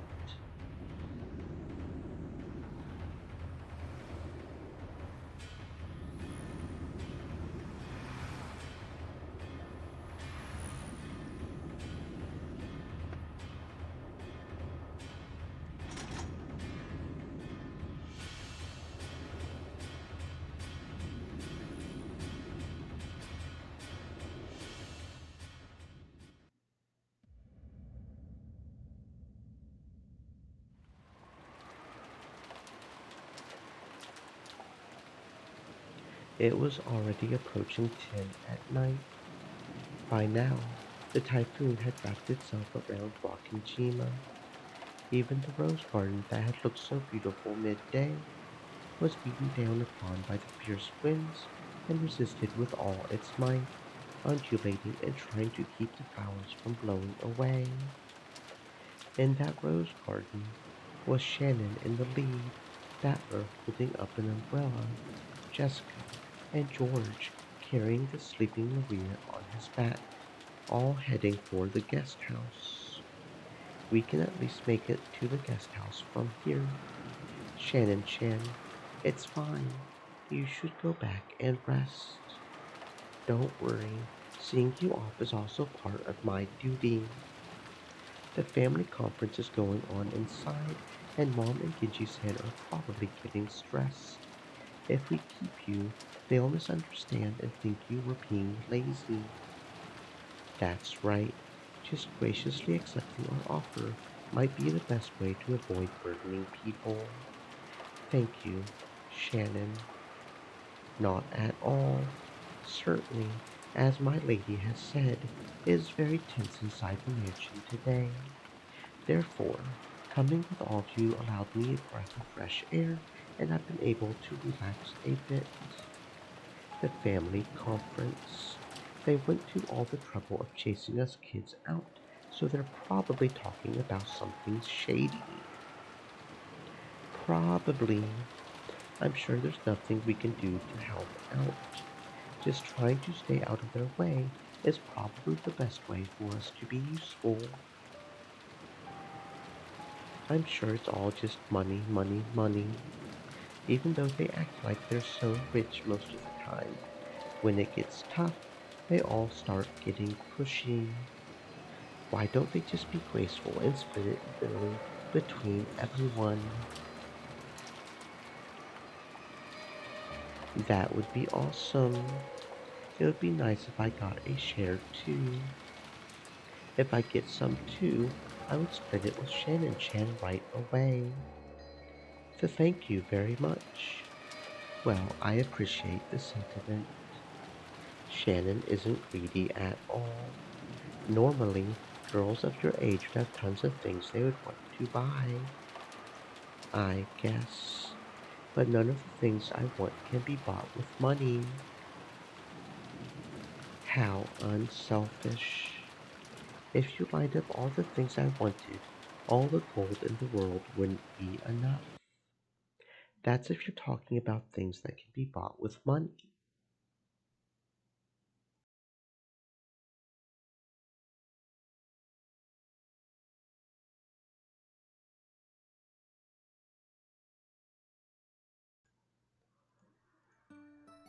I wonder what these things that can't be bought with money that Shannon wants are.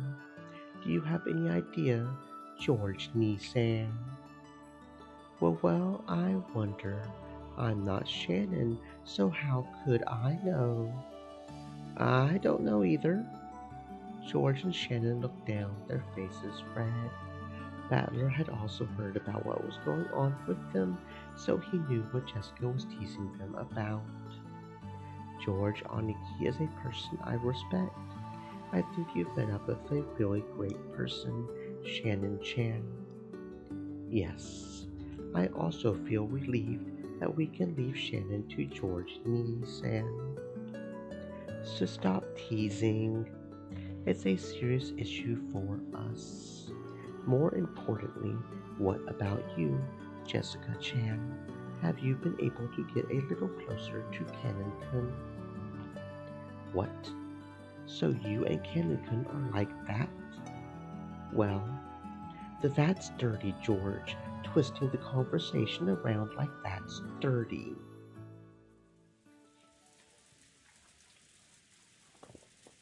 As they had an animated discussion with ups and downs, the four kids headed for the guest house. The annual family conference was extremely important to the Ushiromiya family, and this year seemed like it was going to be especially important. Apparently, the family head, Kinzo, was personally going to be making a very serious announcement, and everyone other than the adults had been strictly ordered to leave. Battler hadn't attended the family conference in 6 years, so he didn't really notice. But according to Jessica, there seemed to be a very tense atmosphere tonight, completely different from a normal year. Common sense made it clear that Kinzo, whose remaining life was short, was going to make some big announcement about the succession of the headship and the distribution of his fortune. But I'm surprised to think that grandfather's actually going to make an appearance. I see. So this is the witch's counterattack. I wanted to leave the Joker called Kenzo face down a little longer, but it's probably about time to turn it over. Trump cards exist to be used. My theory that grandfather was dead since the beginning and a different 18th person had snuck in is now suddenly torn apart. I had foreseen that you would begin to doubt Kinzo eventually. Yes, now your reasoning has all gone back to square one again, right?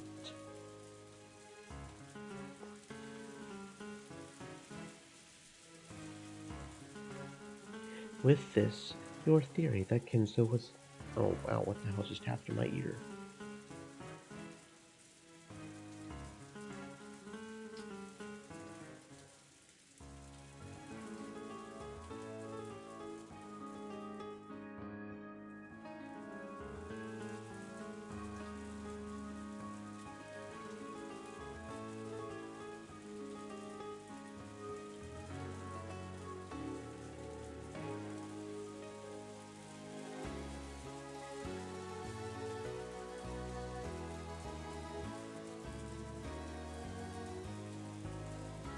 Okay, my ear's feeling weird. I don't know.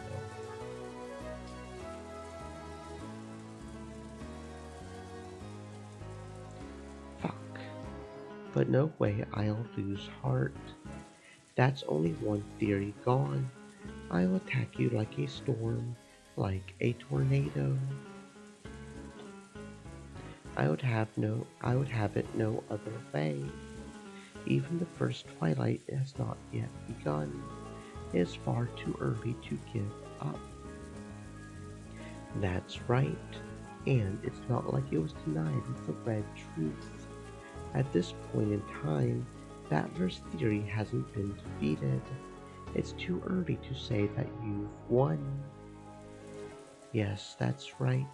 It's still too early for me to just swallow her story. Grandfather is supposed to finally appear, but there's a chance that they'll talk about how his health has gotten worse and he won't appear after all. Uncle Kraus might be trying desperately to hide the fact that grandfather really is dead until the last second. I see. You could also think of it that way. Do as you please. It will be resolved soon. Very soon.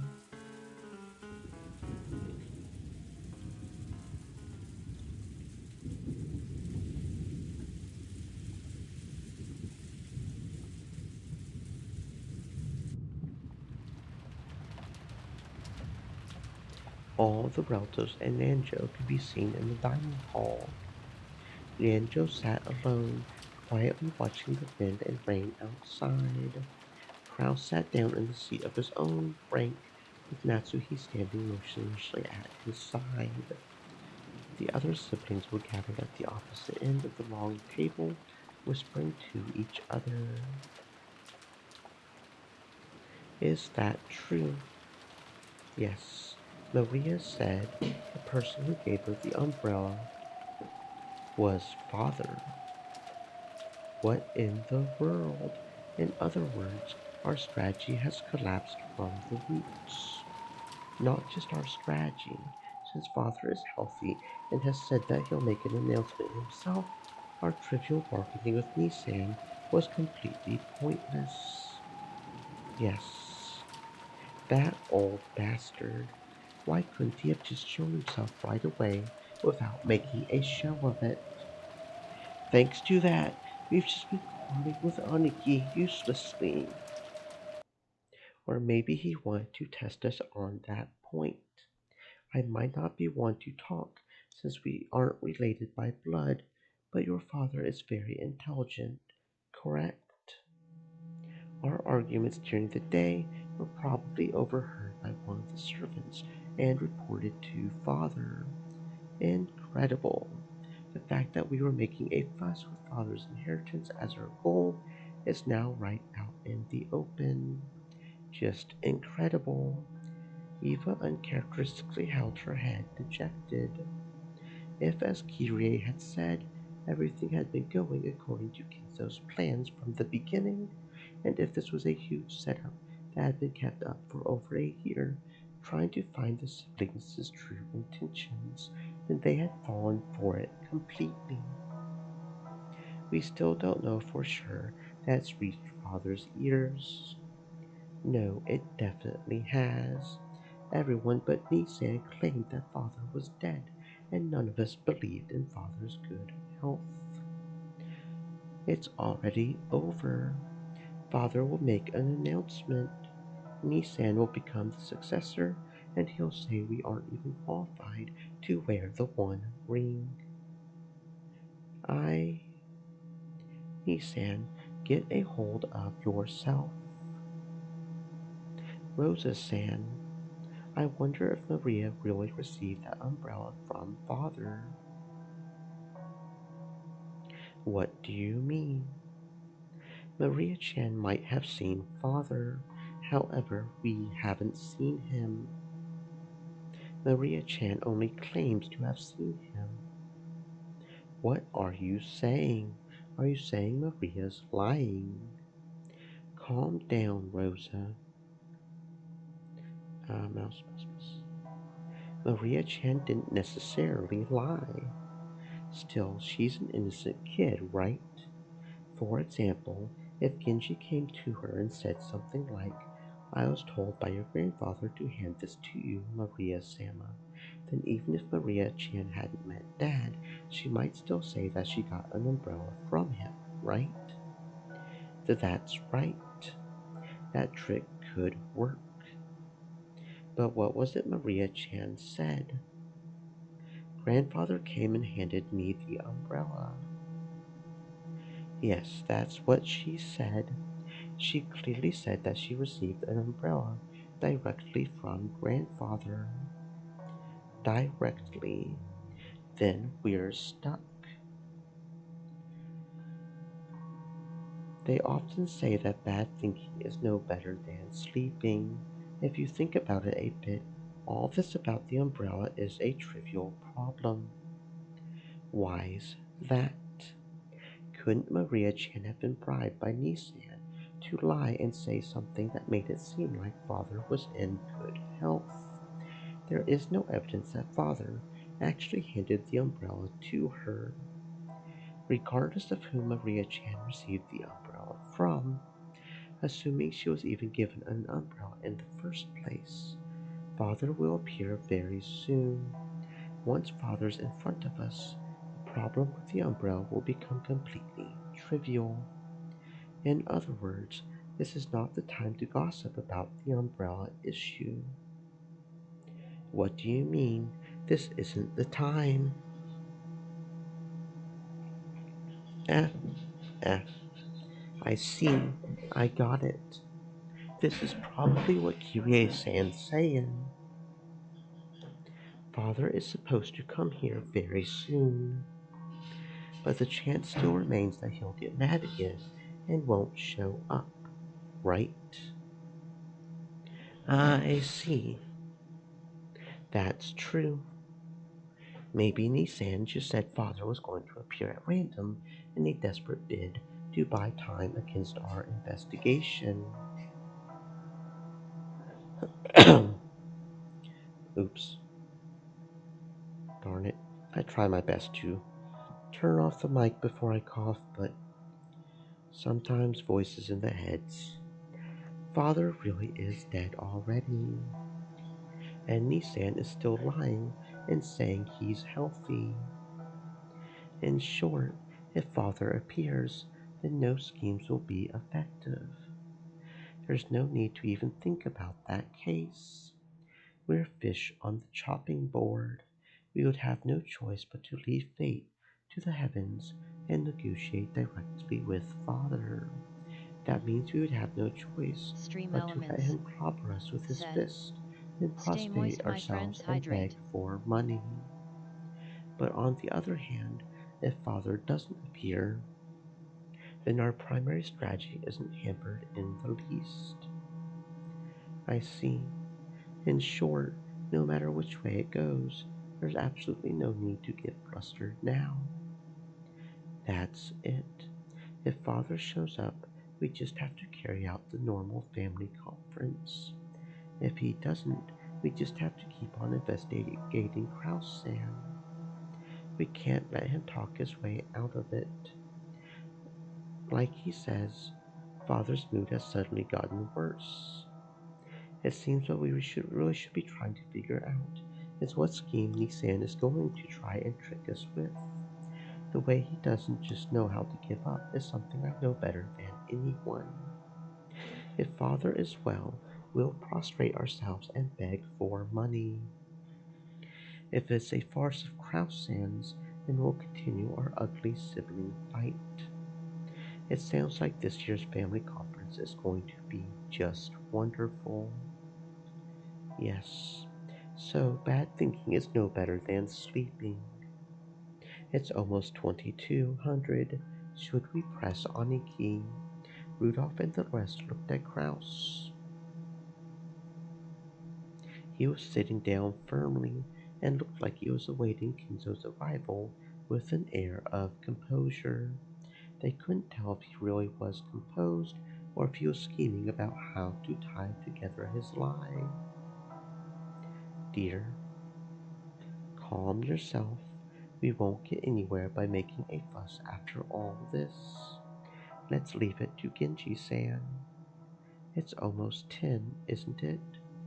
That was the time that had been set for tonight's family conference to open, and it was the time that the Ushiromiya family head needed to appear. Right then, they heard the sound of footsteps approaching from the hall. There were multiple sets. Natsuhi raised her head, relieved, but because of the sound of a knock, her expression was filled with disappointment, because Kinzo probably wouldn't have knocked. Please excuse us. I have finished closing up the mansion for the night. It was Goda and Kumasawa. Unlike the powerful Goda, it was rare for Kumasawa, with her old body, to be forced to work this late. Of course, Kraus also seemed to know that. Indeed, good work. My apologies for making you work at such a time, Kumasawa-san. It's nothing. I may not look it, but staying up late is one of my specialties. Wouldn't it be okay to at least let Kumasawa leave without being an observer? It really will be difficult on her body, I imagine. The order was to gather all the servants as well. I cannot disobey. Tonight's family conference was clearly different from normal. On a normal year, no one was allowed to attend except family members. To have the servants present for such a thing was unthinkable. But this year was different. All the servants were told to attend. Of course, they were not allowed to talk. They were there as observers. Just what in the world was happening that needed to be observed by 5 servants? Even Kraus didn't know. I don't look it, but I'm good at staying up late. If you stuff yourself with mackerel too, Kraus-sama, you'll be more manly at night. I see you're still in high spirits. I'm sure you'll be working in such high spirits until you're 100. Madame, forgive my arrogance, but I have prepared a light snack. I can serve it at any time, so feel free to order it. Thank you. You really are considerate. Please offer refills of coffee to the others. Certainly. After nodding, Goda took the pot towards the relatives gathered at the other end of the table. As he did, more footsteps approached from the hallway. It was a single set, and it was light. Even before the knock, they could imagine who it was. Excuse me, I've taken the children to the guest house. Good work. Tonight is a special evening. Make sure you stay alert. Yes, certainly, madame. Genji had gone with Cannon to meet Kinzo. There was still no sign of their return. The hand of the clock passed 22 slightly. Once sure of that, Eva spoke to Kraus. Nissan, it's time. Are you still not going to start the family conference? The arrival of the guest of honor has been delayed. Wait a short while. How long? Sorry, but time's up. I won't have you saying father hasn't quite shown up yet over and over until dawn. How could I make a promise about the time father shows up? Why are you in such a rush? Why not drink some tea and calm down for now? Aniki, we've gathered here for a family conference, not a farce. We'll wait 30 more minutes, but if that doesn't work, you'll let us break into the study, okay? But break into such an action would be quite lacking in respect for the head. Right, our apologies. We'll be good for 30 more minutes. I look forward to seeing if you can keep that same smile up 30 minutes from now. So, you honestly believe that father is dead? I have no desire to discuss that now. We can wait until father comes here. There's absolutely no need for me to argue you down, Ni-san. The Ushiromiya headship will be passed on to the proper person in the proper manner. No matter what you may scheme, you cannot resist. Of course, the same goes for me. What are you trying to say? And after bragging all these years about being the successor yourself, I'll turn your own words back on you. I have no desire to discuss that now. All that matters is for father to come here and proclaim it with his own mouth. There's absolutely no need for me to argue you down, right? Kraus casually turned Eva's words back on her. Of course, that added oil to Eva's anger, but it didn't ignite, because in that instant, the sound of a very loud knock rang out. Both Genji and Cannon were usually very reserved when they knocked. They wouldn't hit the door with such a violent strength. It was like a judge's gavel slamming down in a call for silence. So, everyone went quiet. The door opened slightly, and Genji showed himself. Then he spoke with a serious tone different from his usual one. It wasn't the tone he used when carrying out his duties. It was the tone he used when speaking for Kinzo himself. So, just by hearing Genji speak like that, the siblings were struck with a sudden tension. Take your seats, everyone. At those words, the dining hall was wrapped in total silence, and everyone hurriedly returned to their designated seats. It was as though students who had been bustling around just before homeroom had suddenly returned to their seats when the teachers came, and it might have even looked humorous, but there was no way anyone would joke about it. Everyone sat in order, and Shannon, Goda, and Kumasawa stood up straight in a row by the wall. The head of the glorious Ushiromiya family and lord of Rokkenjima, the island that sparkles gold. Lord Ushiromiya Kinzo has arrived. Of the double doors that led to the dining hall, Genji opened the right door from the inside, and Kannon opened the left door from the outside.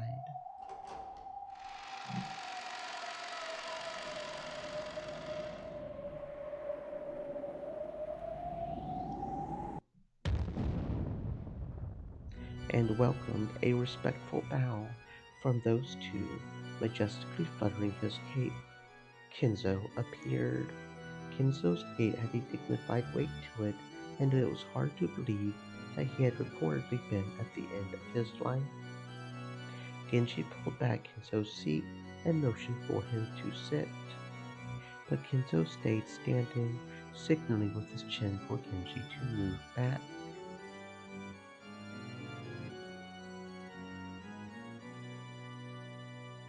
Welcome to Rokkenjima, ladies and gentlemen. Why the frightened face, Eva? No, no, why would I be frightened? I'm just relieved to find you in excellent spirits, Father. Eva, you're as amusing as ever, aren't you? Why don't you just honestly say how frustrated you are at losing your bet with Kraus? You can't say it, can you? Eva realized that their conversation during the day had indeed been leaked to Kinzo, and she hung her head, turning red. Well then, my sons and daughters and their companions, tonight I shall make an important announcement regarding my inheritance and the succession that you all seem so keen on. But first, I must tell you how incredibly disappointed I am. After all, until this very day, no one has been able to solve the riddle of the epitaph. Even though Kinzo said he was disappointed, a condescending smile rose to his face, as though there was no way the likes of these could have solved it, and his gaze passed through all of them. I had planned to hand over everything to the one who could solve it, but none have been able to solve it before today, and here we stand, with nothing of mine being passed down to anyone. How shameful to think that not one among you has come forward with the qualifications to succeed me. How truly disappointing and shameful and pathetic. The siblings hugged their heads in silence. Of course, they would have solved it if they could. True, they couldn't deny that they had wasted a golden opportunity, but it was just so hard. Therefore, I am proclaiming here and now that I will suspend the use of the epitaph's riddle as a method of choosing my successor. In short, time's up. This is game over. And what a shame for you all. Even though it should have given you all an equal and fair chance, that's gone now. It truly sounded like Kinzo was making a victory proclamation. In that case, will my eldest son Kraus succeed the headship? The answer is no. What? You understand, right, Kraus? I certainly gave you the title of successor, but all you did was let it go to your head. Do you know what a successor is? It means the person who will inherit your position after you, father. Wrong. The position of successor isn't something that's guaranteed by the current head at all. Listen up, Kraus. I won't tell you this again. A successor is what you call someone who finds everyone else who's after the headship, thoroughly breaks their noses, and makes it so they can never disobey him again. This is not only something that can be said of the headship, it's the same with money. A rich person doesn't mean someone who has money. It means someone who crushes everyone who had more money than himself, and who scrabbles together more money than anyone else. It's the same with talent. A genius is not what you call a person blessed with talent. It means a person who crushes everyone with more talent than themselves. A person who can coerce geniuses and all other people to call them that using strength and charisma. You have a mistaken impression when it comes to all of these things. So, you aren't of the right caliber to be my successor. I'll take your words to heart. Perhaps that truly was Kinzo's philosophy, as a result of faithfully carrying out that rant-like philosophy of his.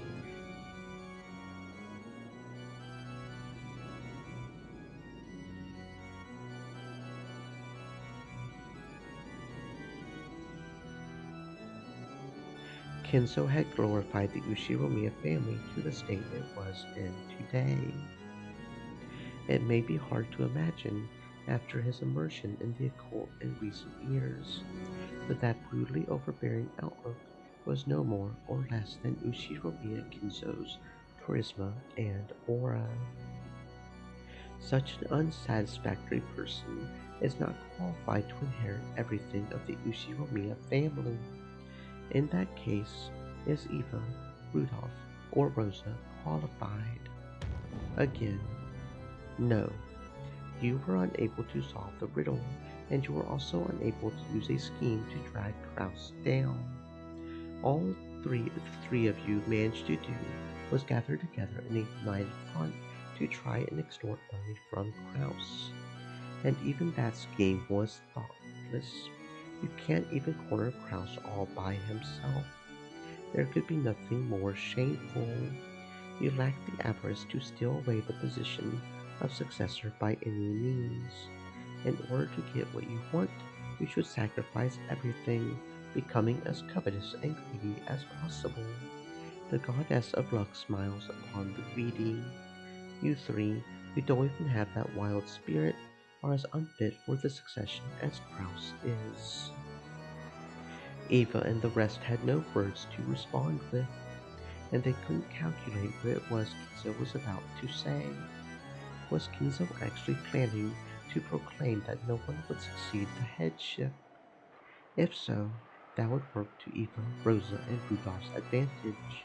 After all, in the end, they would just have to renegotiate everything among the siblings after Kinzo's death, splitting the inheritance evenly. It would surely be more troublesome if a specific person's name was raised and proclaimed to be the successor. But would Kinzo really say something to benefit any of the four siblings after demeaning them so much? You don't think he's going to say that because no one will succeed him. He'll donate all of his fortune to his charity or something, right? I'm afraid I wouldn't put it past Father. The blood's just risen to his head. We can't do anything but let him talk for now. Well then, Father, what thoughts do you have regarding the succession of the headship? Since I am so utterly disappointed in all of you, I've lost the desire to hand it over to anyone. Therefore, the Ushiromiya family will end here. It ends with my generation.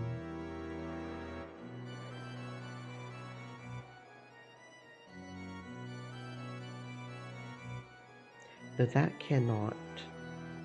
The Ushiromiya family was crushed long ago in that earthquake.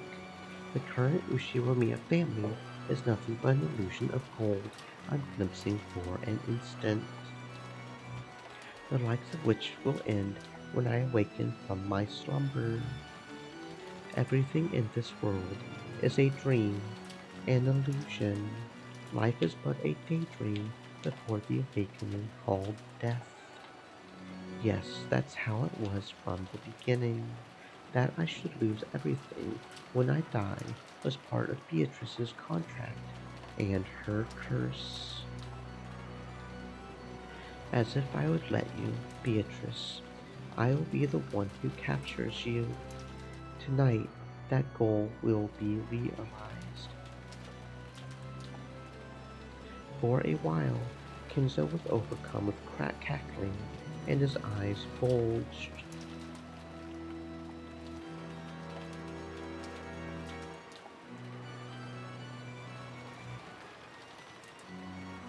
Whenever he talked about Beatrice, it was always both eloquent and insane. Foolish children such as yourself truly are daydreams. It's as though you were never there from the beginning. Disappear. Wake up. Disappear from the doze of the truth that I am. You failures that have not built up anything that makes you worthy to succeed me. Kakinzo-san, if I may. What is it, my friend? Nanjo nervously raised his hand, asking to speak. Kinzo allowed him to. I understand how you feel, Kinzo-san. Because you love your children, you expect a lot from them. And as a parent and grandparent myself, I understand how parental affections can make you feel as though your expectations were betrayed. However, you are extraordinary, Kinzo-san, a genius. Isn't saying that it's only natural for them to catch up to you a little too harsh. Despite that, Kraus-san, Eva-san, Rudolph-san, Rosa-san, and all of their partners have done their very best to catch up with you. And just how much money have they built up with us doing their best? After these cowards fail completely in ventures and gain debt, and still try to sponge off me, how can you say that they did their very best? Money is the crystallization of everything in this world. If you cannot grasp that, then you cannot grasp the world. If a life cannot strongly grasp this world, it doesn't deserve to live. Disappear, disappear from my life and reality. That's a reckless argument. With that logic, even I might not live. Even so, I believe the time I spent playing chess with you was worthwhile for us, Kinzo-san. You should know better than anyone else that there are many things in this world that cannot be bought with money. As the siblings motionlessly hung their heads, they cheered Nanjo on inside their hearts. Not one of the siblings could offer their opinion in front of Kinzo in a rage. Both Kinzo's close friend Nanjo alone was allowed to. Even though Kinzo had raged so fiercely after being admonished by Nanjo, he nodded several times as though in agreement. This surprisingly obedient side of him might have seemed cute, but there was no one here who could laugh. It may be true that your children haven't built up as great a fortune as you have, Kinzo-san, though even so, they're rich enough to make me jealous. But besides money, they have also built up many things that cannot be bought with money. When it comes to that, they are in no way inferior to you, Kinzo-san.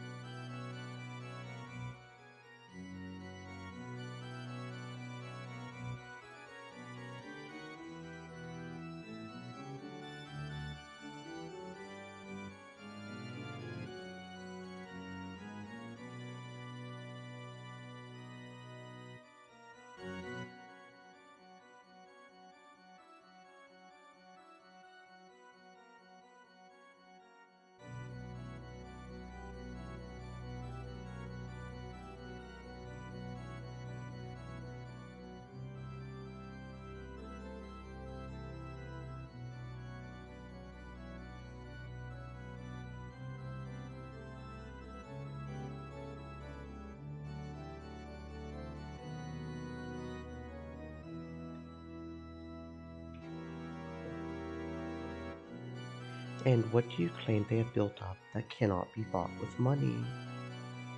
Happiness, family.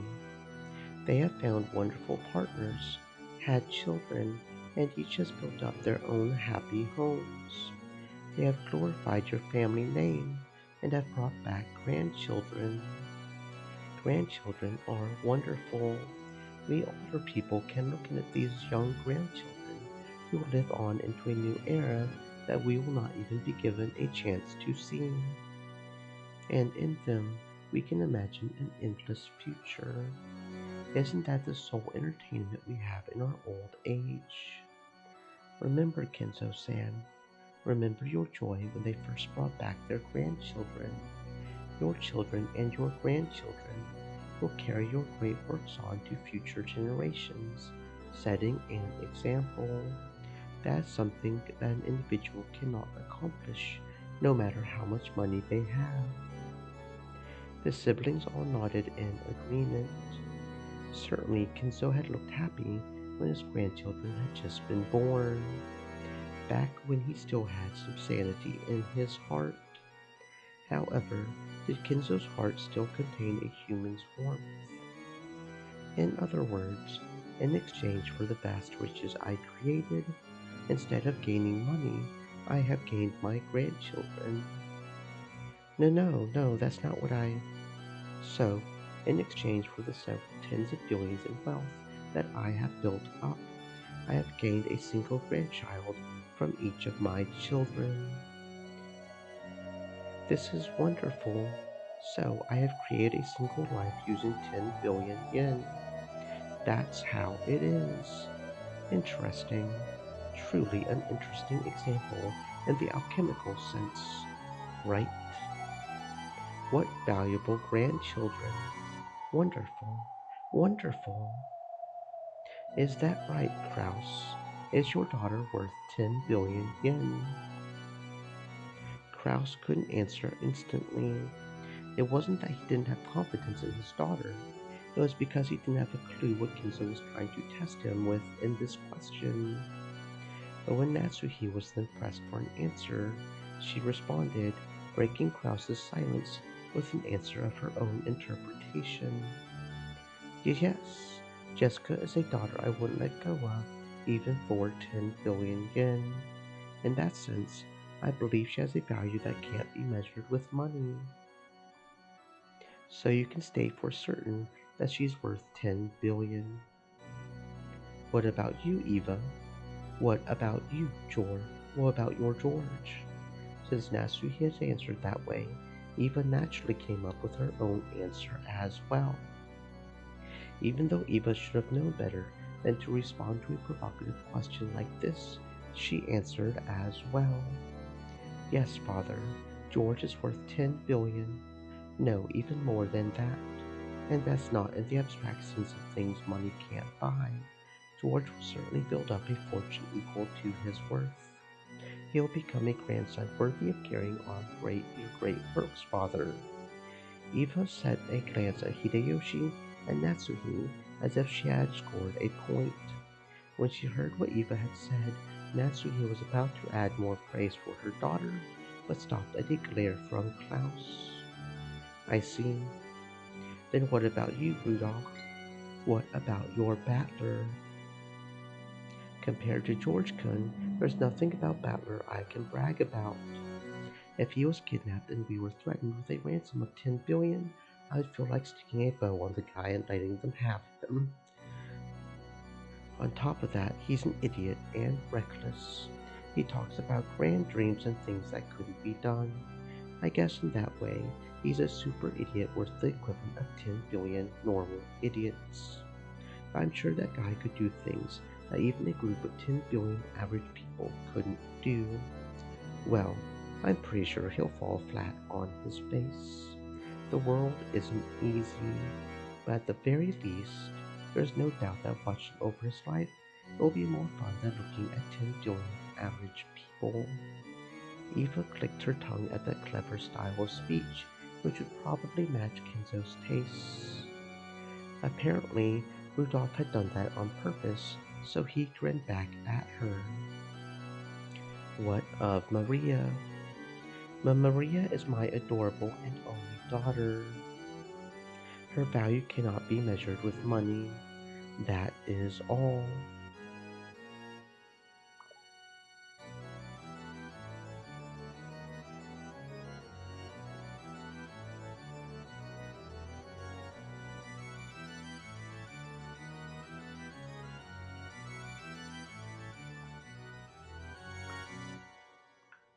I see. Dreams and the future, miracles and possibilities are the source of my magical power. No magic without hopes holds any strength. I cannot expect any more from you who have proven to be average. But I see. My grandchildren hold future possibilities, and expecting a magical miracle from them may be worthwhile. If you're saying that in this way, they are worth more than 10 billion. Yes, I can see where you're coming from. When Kinzo got in a rage, he wouldn't let anyone speak up. But even so, he would sometimes accept something on his own while yelling by himself and change his own opinion. That's what this felt like to the siblings. Apparently, even though Kinzo had been disgusted by his unsuccessful children and cast them away as being unfit for the inheritance of his title or his fortune, he wasn't sure about his grandchildren. At this rate, he might soon say that the inheritance would go to his grandchildren instead of the siblings.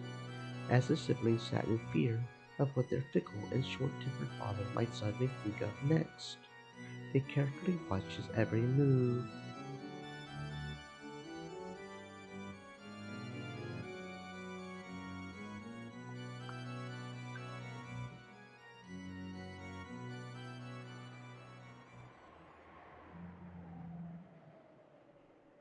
Let me change my thinking a little.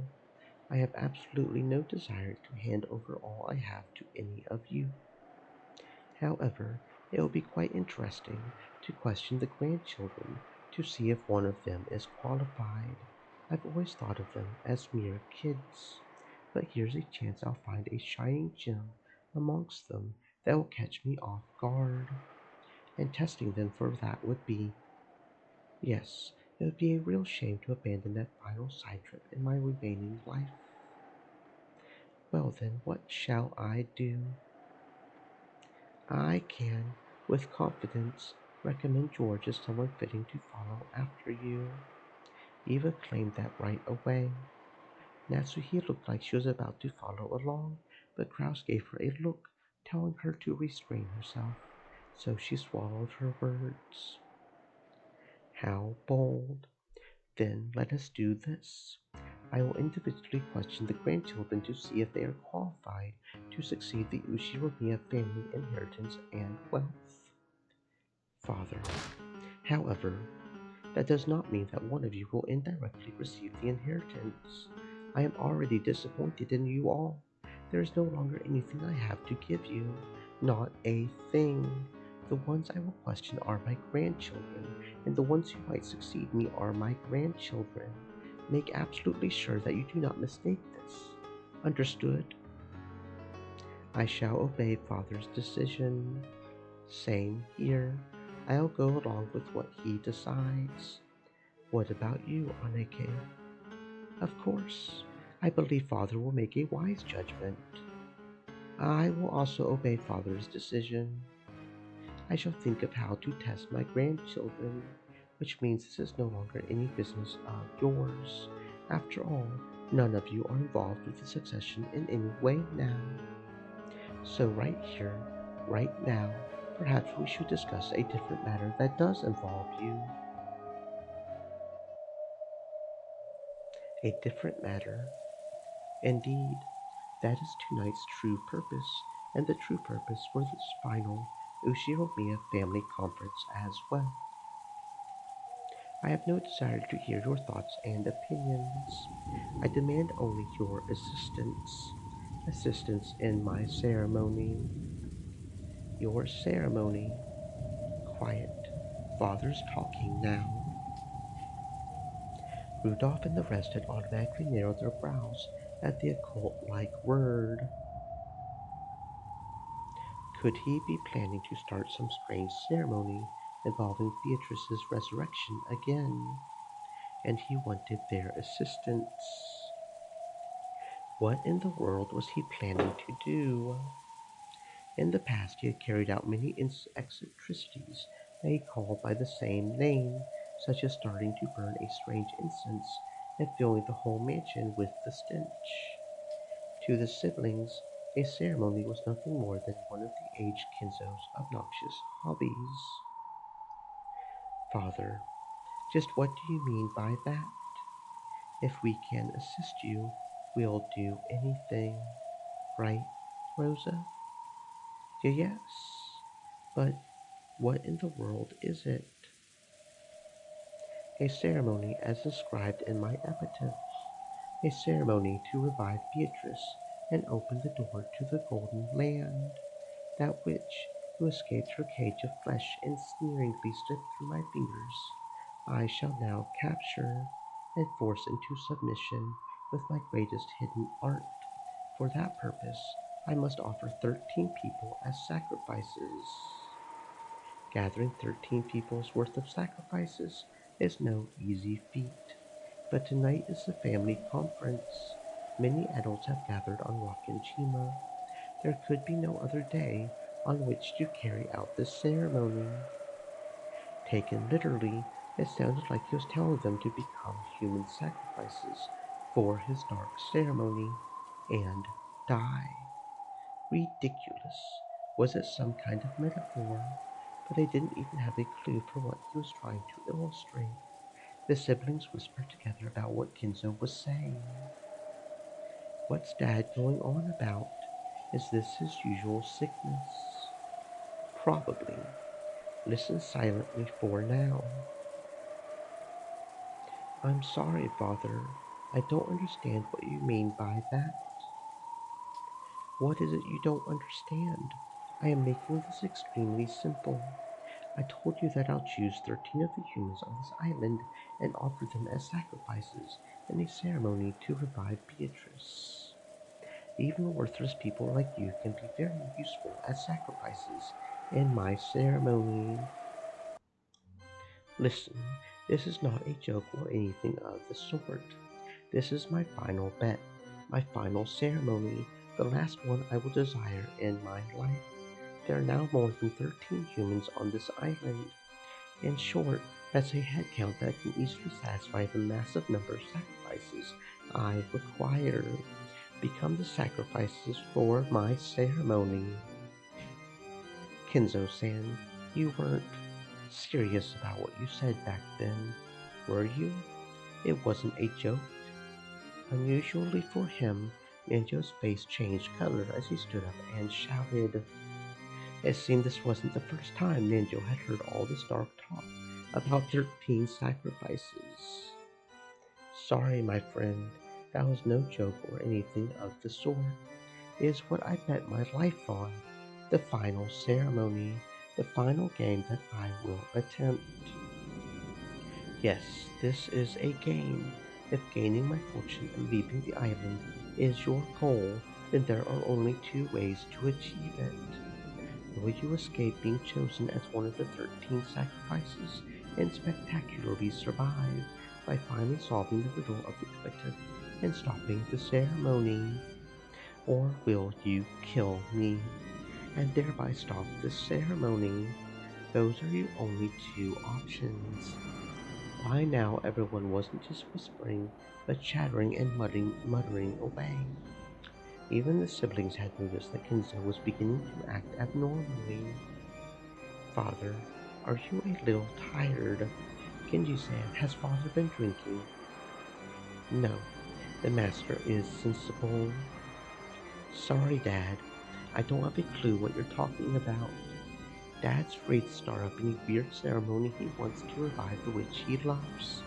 That's his hobby, but getting wrapped up in that and being made into a human sacrifice is a little more than I can handle. Rudolph, are you trying to interrupt Father?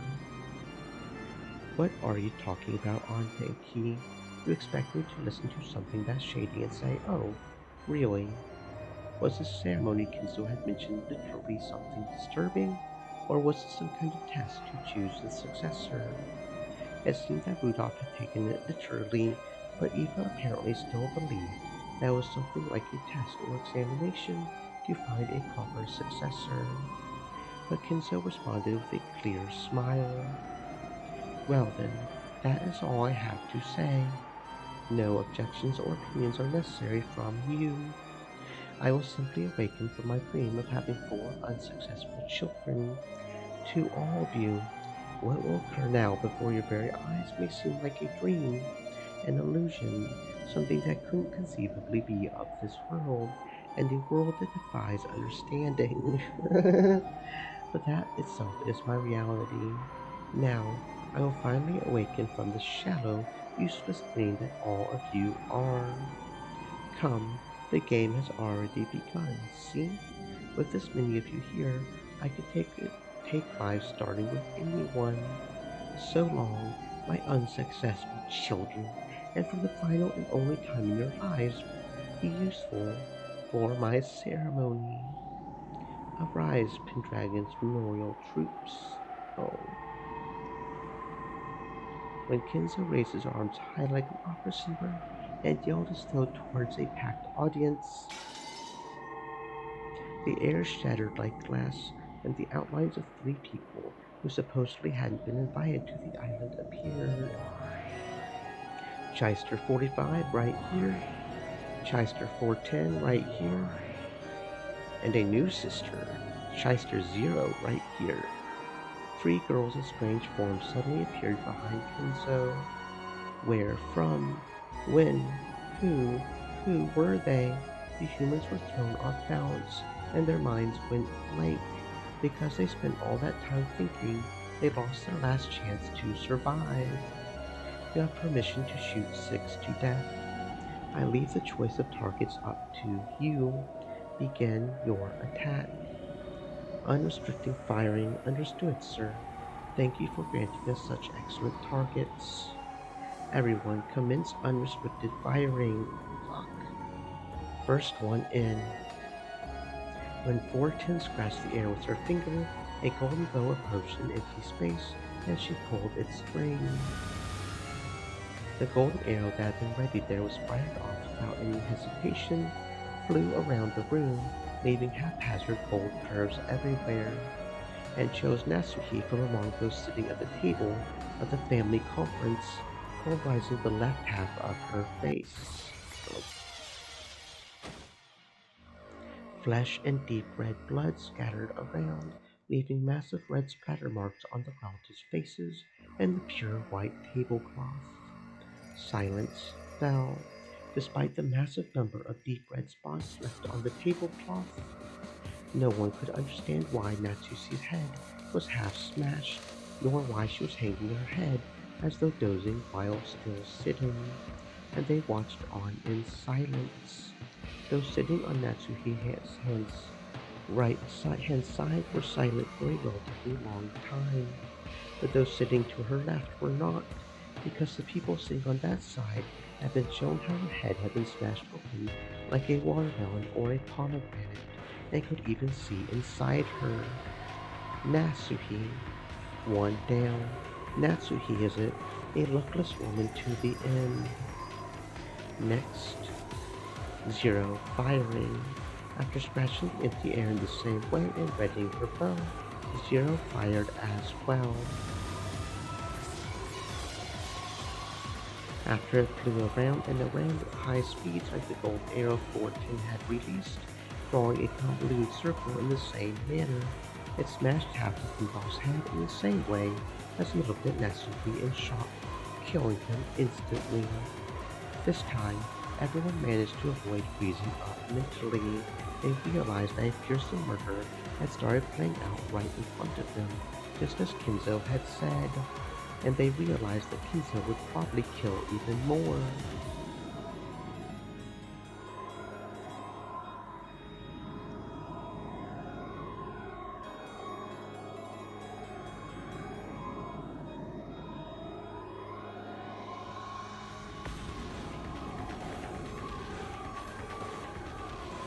Shrill screams burst out. Even so, they didn't know what to do, so they could only keep screaming and flapping their white open mouths like goldfish. But father, what do you think you're doing? You fool! Run, now! As Eva asked Kinzo that in total shock, Hideyoshi, who had come to his senses faster than anyone else, had risen to his feet, pulled at her arm from behind. However, merciless fate's choice for the third sacrifice was Hideyoshi. Just like the two before him, half of Hideyoshi's head was neatly smashed, and the right side of his head which had happened to be facing that direction at the time, had been blown away with its contents exposed like a watermelon or a pomegranate. So, still holding Eva, Hideyoshi slumped backwards and fell down. Still held by her beloved husband, Eva fell over backwards with him. Dear, dear,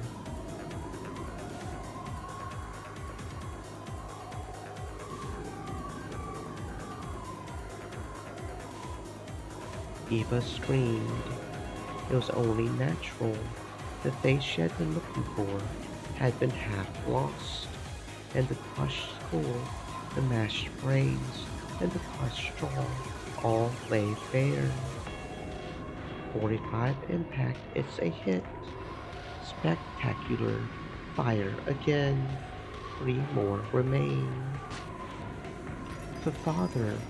What is this supposed to be? When Krause stood up forcefully and was about to rush, Kenzo Zero blocked him. With her slender-looking body, she held back Krause with just the palm of her right hand. He still tried to resist and attack Kenzo. So Zero lifted Krause by the nape of the neck and twisted into his Adam's apple with her thumb. It seemed to be very painful, and Krause was overcome with agony. Everyone, run! Get the police! An ambulance! Quickly! Everyone, let's escape! Escape! Ninjo's sharp words finally dissolved the spell that had been holding them down in their chairs. When Goda and Kumasawa each tried to escape from the dining hall first, 410 moved in an instant and appeared there.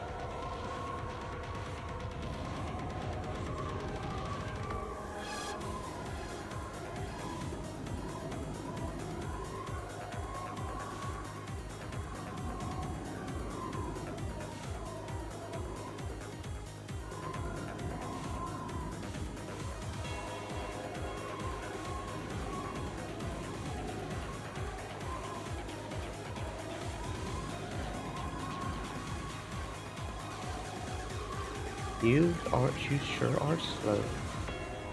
Did you think I would let you escape? Help me.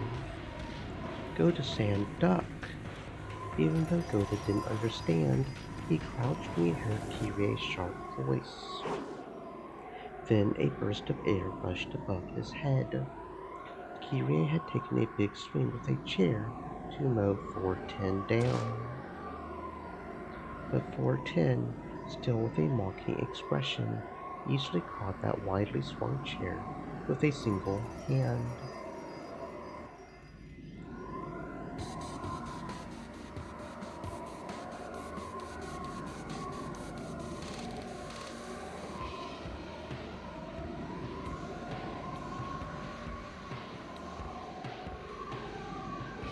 What a scary woman. You really want to go the same way as your husband, that much. From the cuff of her arm, where she had caught the chair, something like a shining golden snake appeared, wrapped itself around the chair and burst open. It was a fearsome power, like a vice. When Kyrie realized that being in front of her, which looked like a girl, was actually something that surpassed human knowledge, and that a human could not even begin to oppose, her head was filled with a fierce alarm bell that welled up deep from inside her. Genji, Shannon, and Cannon, all of the servants permitted to wear the one-winged eagle, continued to stand calmly at attention by the wall, even with a scene like this before their eyes, making them look very bizarre and eerie. For an instant, Kyrie thought that they had managed to stay calm because they were with the enemy, and had been given a guarantee that they wouldn't be killed. But as soon as she thought that, the side of Genji's face was blown away before her eyes. Genji-san. 45 impact, it's a hit. Genji, how unfortunate. Rest in peace, my friend. Your death will not be wasted. You will become one of the 13 keys essential to the resurrection of my beloved witch. The half of Genji's expression that remained was as indifferent as ever. He tilted, fell over, and sent a blood-red splatter out across the floor. Genji-sama, we're nothing more than the witch's pieces. Nothing more. Nothing more. From the meek and frustrated, no, the resigned expressions on Shannon and Cannon's faces, one can sense any naive hopes that they would be rescued. That's right. Kenzo was, in the truest sense, carrying out these murders at random. In the truest sense, he was killing like it was a game to see who would be saved and who would be killed. Well then, who will we go for next? 410 looked at Kyrie for a second. In that second, Kyrie was prepared for her own death. But when she readied her golden bow in mid-air, 410 was looking at someone else over Kyrie's shoulder. So, as imprudent as it was, Kyrie felt as though she had been saved. Again, an ugly, exploding, popping sound rang throughout the room. Who was it this time? When Kyrie turned to face the direction of the sound, she saw blood gushing like a fountain and evil line on her husband's chest. Of course, her face had been half smashed just like her husband's. 410 had mercilessly targeted Eva as she had clung to her husband's corpse, sobbing, "Let go of me, Sam. Let go of me, Sam. Just stop it, Father. Just stop this brutality. Run away, Rosa." Rosa's objection didn't reach Kenzo as he continued to laugh loudly in the blood-splattered dining hall, and she wasn't able to lessen Krause's pain at being lifted up by the nape of the neck by Zero. So Rosa had no choice but to use force. She lifted up a chair beside her and gave a warning. "Father, order her to let go of me, Sam. Just stop them from doing this." "I cannot. If that is what you desire, then prevent it using your own power. Cut a path through to your own fate with your own hands. You have always hid behind the backs of others in fear.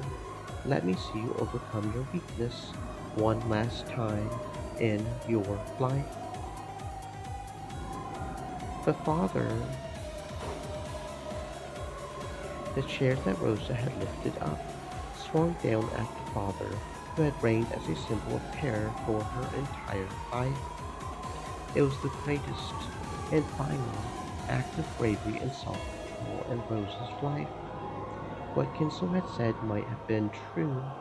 If she had grasped that courage much sooner, her life might become more free, unrestrained by anyone else. Then there was a bursting sound, the sound of Rose's chair fiercely hitting Kenzo. Could not have been this. With the chair still lifted up, she neatly lost half of her head and slumped over. Still holding Klaus up with one hand, Zero had struck her other hand out towards Rosa. The golden snake released from that arm had constricted Rosa in a helix and had smashed into her head. Defensive firing. I apologize for this courtesy of shooting so close to you, sir. I care not. So this makes 6 people. Yes, Lord Goldsmith, this makes 6 people. When she indifferently communicated that, Zero let go of Kraus, whom she had been lifting up this whole time. Indeed. So the sacrifices of the first twilight were Eva, Rudolph, Rosa, Natsuhi, Hideyoshi, and Genji.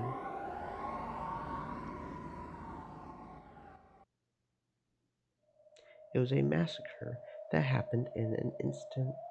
The interior of the dining hall had been dirtied by blood spatter, and the 6 unlucky victims lay with their heads brutally exposed. In a way that was fitting for that abnormal space, Kinzo's abnormal laugh alone echoed out. The curtain has finally risen. The ceremony to revive Beatrice has begun. You lucky ones who have managed to escape the first twilight, allow me to introduce you to my friends. Arise, my friend, Rono. When Kinzo called Rono's name, the demon butler showed himself in mid-air, bowing respectfully. Pleased to meet you, everyone, and good day to those of you I haven't seen for a long time. It seems this place is once again spectacularly untidy. Pay it no mind. It takes a stimulant of this level to wake me from my daydream-like days. Allow me to introduce my friend, a reliable butler, and one of the 72 great demons, Rono. I am pleased to make your acquaintance. Just who was he making that introduction to? Kraus and Kirie, who were still down on their backsides, and Manjo, Goda, and Kumasawa could only look up at this middle-aged gentleman they didn't know in shock. Only Shannon and Cannon seemed to recognize him, and they bowed deeply. So, I wasn't able to greet Genji. I hope he was at least able to fulfill his purpose painlessly. It was an instant death from a direct hit to the head. He didn't have time to feel the pain. Is that so? Very well. Allow me to introduce another friend. Arise, my friend Virgilia. Once again, a silhouette of someone the relatives didn't know appeared from empty space. She appeared in a refined dress while making an elegant greeting. Thank you for summoning me, Master. Although I would rather not have been summoned into a bloody place such as this. Allow me to introduce her too. This is both my friend and reliable counselor, Virgilia. I desire to borrow your great power as the Witch of the Finite. Lend Stream it to elements. me. Said. Stay moist, my friends, hydrate. Even if I tried to refuse, such a thing wouldn't be permitted for one subordinated by the power of your summonings. As you wish, Master.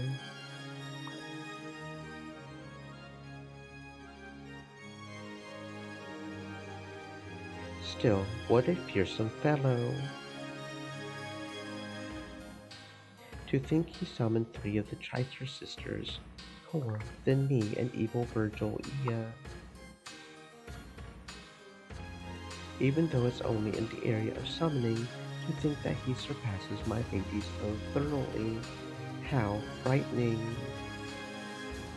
I can't help but shudder at the Ushiromiya blood.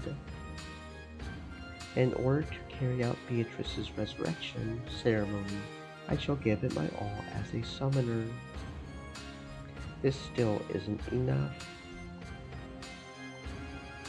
In order to perfectly succeed in the ceremony this time, I shall summon more. The Pendragon Memorial Troops, and Renault and Virgilia. I can still call more. With my magical power, I can still call many more.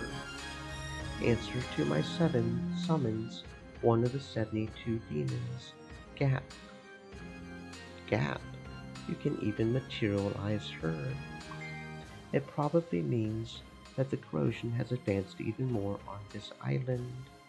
It had already proceeded far enough to materialize us.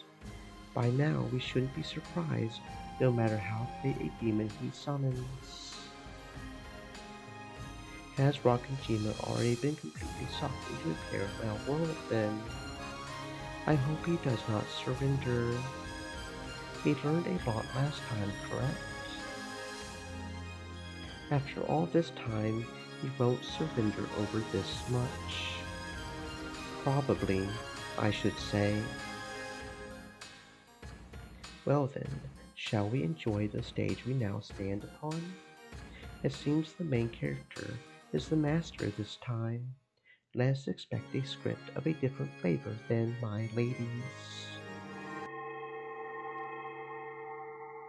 When Kinzo strongly concentrated his magical power, a pale light gathered in the empty air, twisted, and a magic circle was drawn there with a deep red glow. And with a sound like glass breaking, a new demon could be seen there. You did well to answer to my call, Gap, one of the 72 great demons. This is one hell of a place you've summoned me to. Did you call me to clean up this blood-stained room, Goldsmith? The literally devilish woman, wrapped in a gaudy, ominous costume, looked at the scene which should have made her cover her eyes, and twisted her mouth in a grin. To summon you for such a reason would be like using a cashmere muffler to mop the floor. It's been a long time, Gap, to think that a great demon such as yourself has finally appeared on this island. Perhaps the island is finally submerging completely into fantasy. This all-star cast is even more surprising than the gruesome state of the room. A full 3 Chister sisters, the great demon Renault, the great witch Virgilia, and even me. What's going on? Is this pandemonium? Are you trying to start a concert from hell or something? I see. As a conductor for that, I couldn't think of anyone better than you, Goldsmith. I will have your assistance as facilitator in the completion of my ceremony to resurrect Beatrice. You have no objections to my summoning contract, correct? Of course not.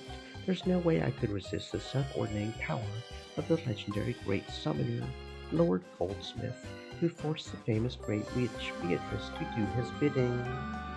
I will assist you, although I will of course ask a fitting price. So, what's my first job? Capture the cowards who made it through the first twilight. Fortunately, there are still 7 here, aren't there? Nanjo, Shannon, Cannon, Goda, Kumasawa, Kirie, and Kraus. If these 7 are all offered as sacrifices, that's 13 people. Until it's time for the second and later twilights to be carried out, throw them into the cage of sacrifices. A cashmere mop. Understood. As Gap shrugged her shoulders, she looked at Kraus, who was still down on his butt. She glared. Then, when she snapped her fingers, Kraus was swallowed up by the floor, as though a round pitfall had opened up beneath him. One down.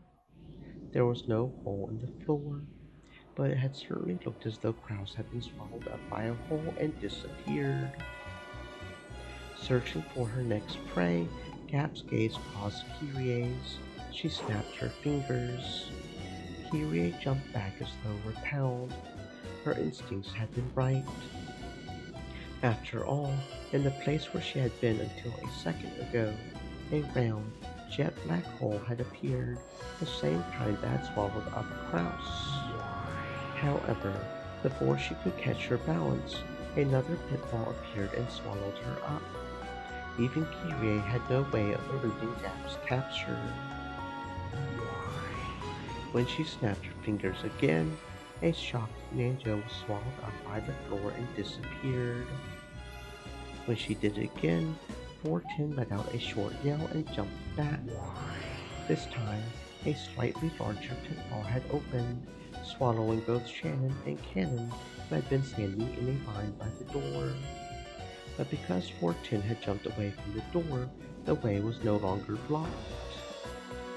Instinctively aware that he would be next, Goda dashed out through that door.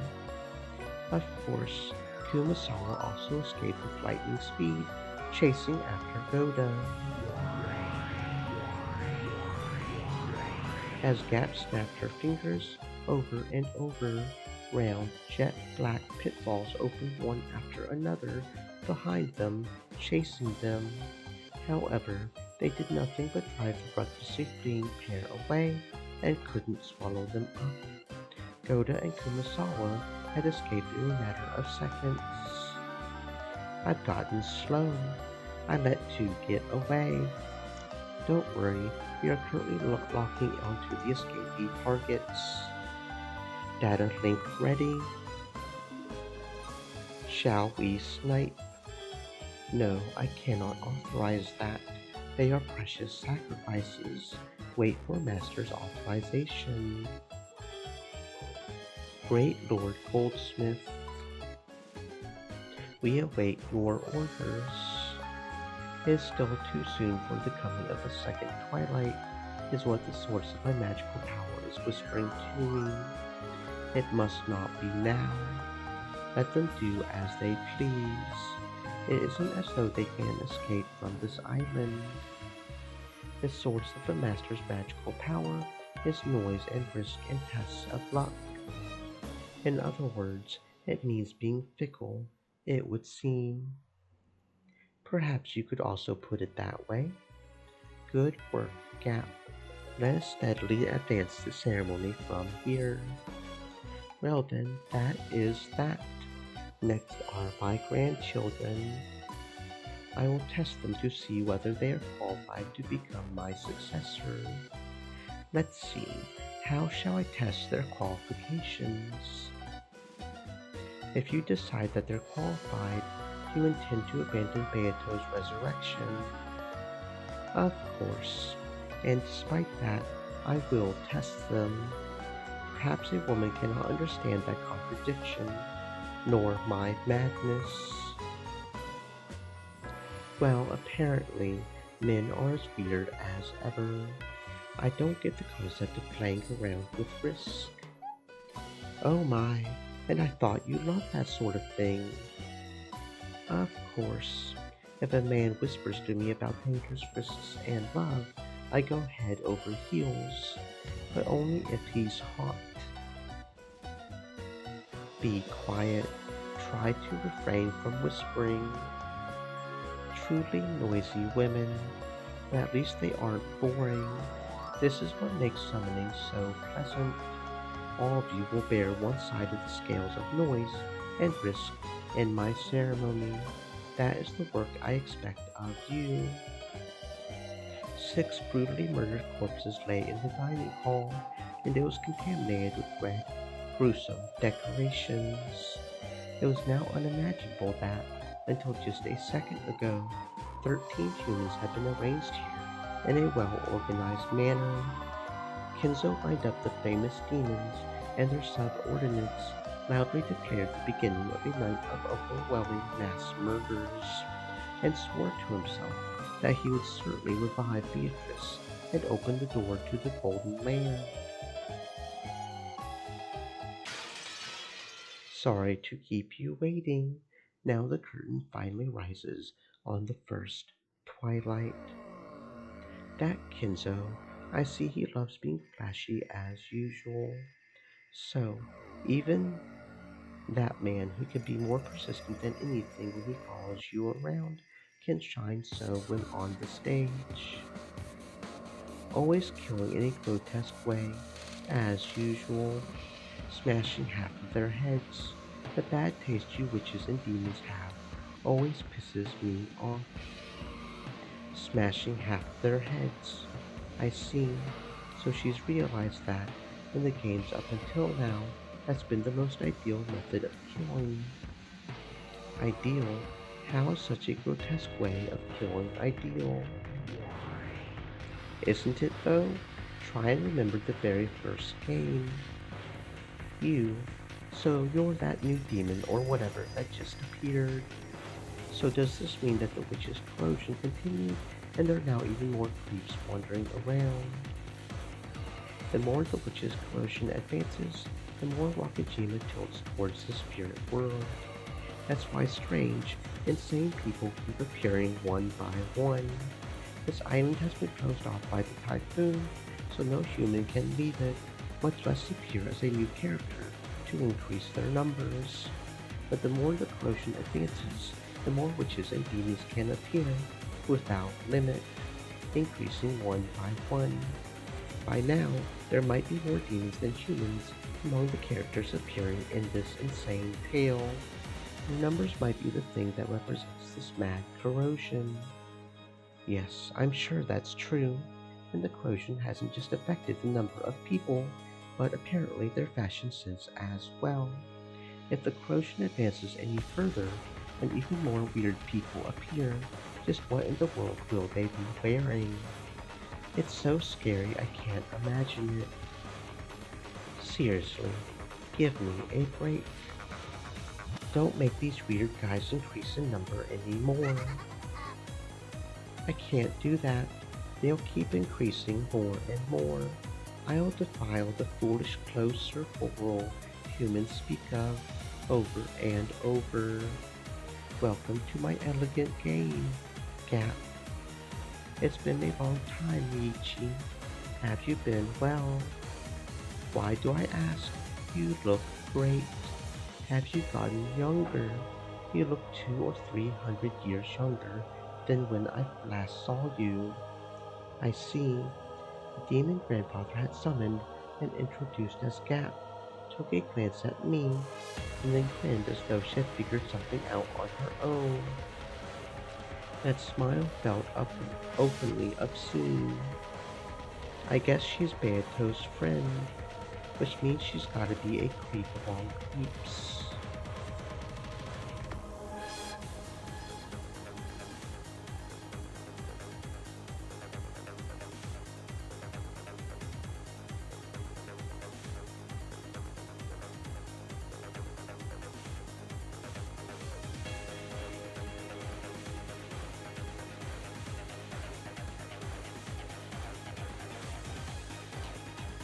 By the way, they were saying something about a closed circle or whatever, but what does that mean?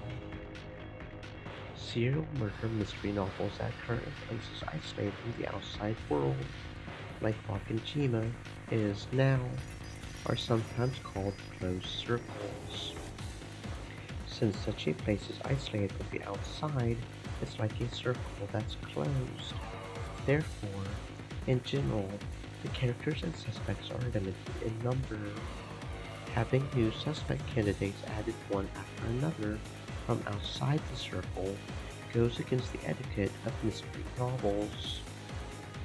In other words, the witch is probably trying to desecrate humans in the mystery genre itself. You're Gretel. I see. You look like a wise kid. I love kids like you. You taste so sweet and tantalizing. Gross. Keep the jokes to your clothing. It's Devilish Pretty's newest Jack the Ripper, Christ Mass Blood. Sorry for having a style that a country bumpkin from the human world couldn't understand, okay? At least we know it's well ventilated. Why don't you add a gap to the head part as well? Let a little air into your brain. Gap is always sensitive to the fashions of the spirit world. But this year's fad truly is bold. I think I'll order one sometime. For you, Ryuichi, I would recommend Alley Gray, Alice in the Graveyard. Let's go to 666 sometime soon to look at the clothes. We really should pop by the spirit world every now and then.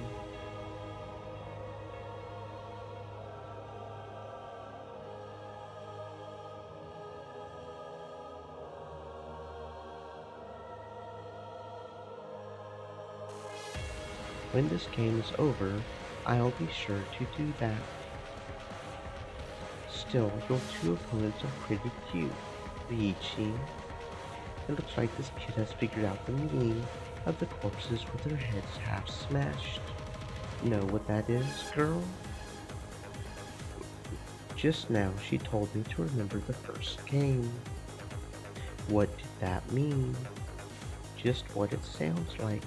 Remember the first twilight of the very first game, when the Atlas's corpses were found in the guarding shed with a magic circle drawn on it. Remember?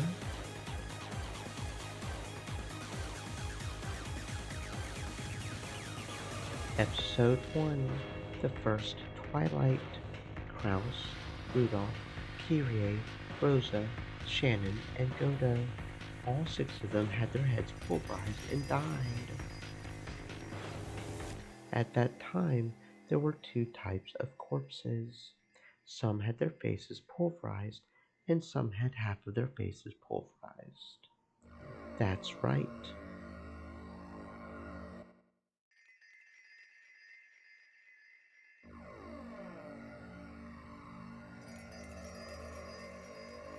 The ones with their faces smashed were Rudolph, Kyrie, Rosa, and Godo. The ones with the sides of their heads smashed were Klaus and Shannon. At the same time, I ficklessly created 2 types of corpses, but I realized that the former, more atrocious type was actually disadvantageous for me. Disadvantageous for you. I see. So that's what this is. That's right.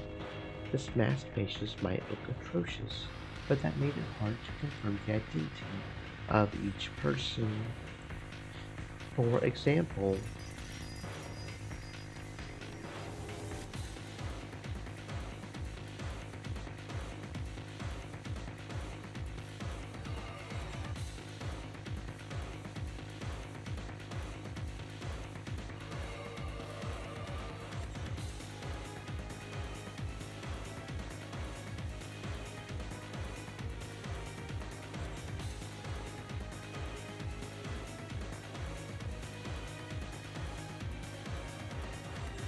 at that time, Uncle Kraus and Shannon Chan had their heads half smashed.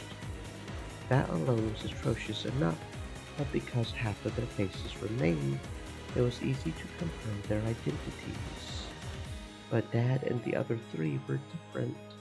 Because his face had been completely destroyed, even I, as his son, could only guess by inference that it had to be Dad because of his clothes and like. In short, it remained vague until the end whether that had really been Dad's corpse. If this reasoning battle had taken place during the first game as well, I would probably have claimed that, since the identities of Dad and the rest's bodies were impossible to confirm, there's a possibility that one was a fake corpse. After all, Beato didn't state anything in red during that game. Well done. Correct. A fake death is one of the basics of the mystery genre. Even if you make a doctor examine the corpse, you can't trust the results if you suspect him of being the culprit's accomplice. Therefore, corpses that can't guarantee a death for certain are always disadvantageous for the witch's side. You can suspect fake deaths for all corpses, hypothesizing that one or more of them is the culprit for the crimes that follow. It's a move Battler doesn't like, but it's the most elementary move to use against a witch. Yes, that's right. That's why Banto started using the red. With the red truth, she can carry out a perfect autopsy. That's how it is. Normally, for the first Twilight, I would use the red truth right away, confirming the deaths of these six. However, as you know, my battle strategy this time is the complete opposite of previous games, and I'll now use red truth starvation tactics. Since you used it as a grounding from which to counterattack, I will not use the red easily. I will make you come apart at the seams by using red in just a single place, as rarely as possible. In the end, it means I will permit all rants regarding your guesswork for all the closed rooms, and I only have to smash one of these once with the red truth. Even though you've always teased me, once I start counterattacking, you now hole up back inside your shell. Quit kidding around. At any rate, I do not want to use the red. I want to be stingy. I want to bully Battler. But how could I guarantee a death for someone without using red? I worried and worried over it. Then Gap gave me an idea. It truly is a simple method. I just pointed out something obvious and you hit upon the idea, Riichi. I simply said that you only had to create corpses whose identity could be distinguished and whose complete death could be understood.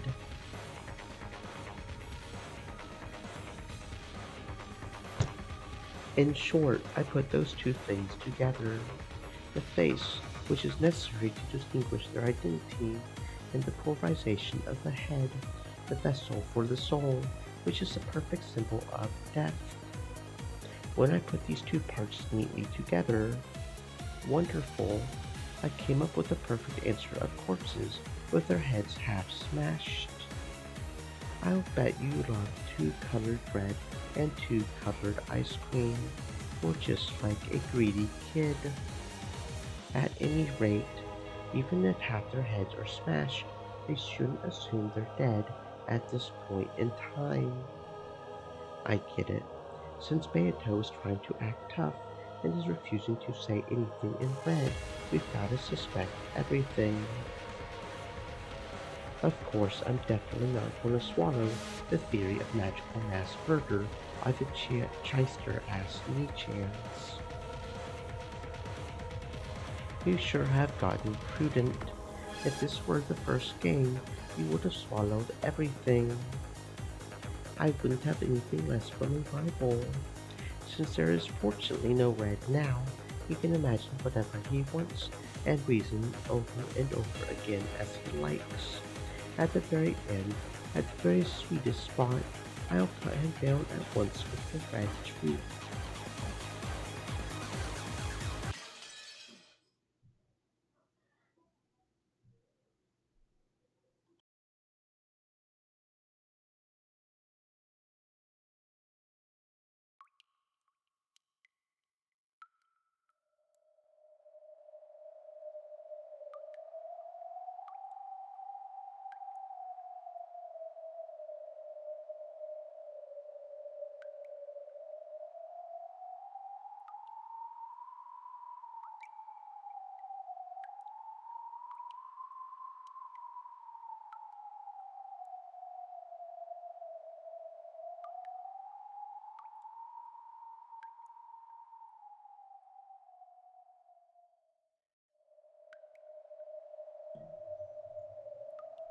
Silent, black, cold, painful, Rosa regained consciousness bit by bit, and the first thing she thought was that it would have been better if she hadn't. After all, with her body this cold and hurting, the pain grew the more her consciousness returned. It felt like she had been sleeping on a ice cold marble in the darkness, lying face down for a long time. This is why I always tell myself, even if it's just for a nap, I've got to at least grab a sofa.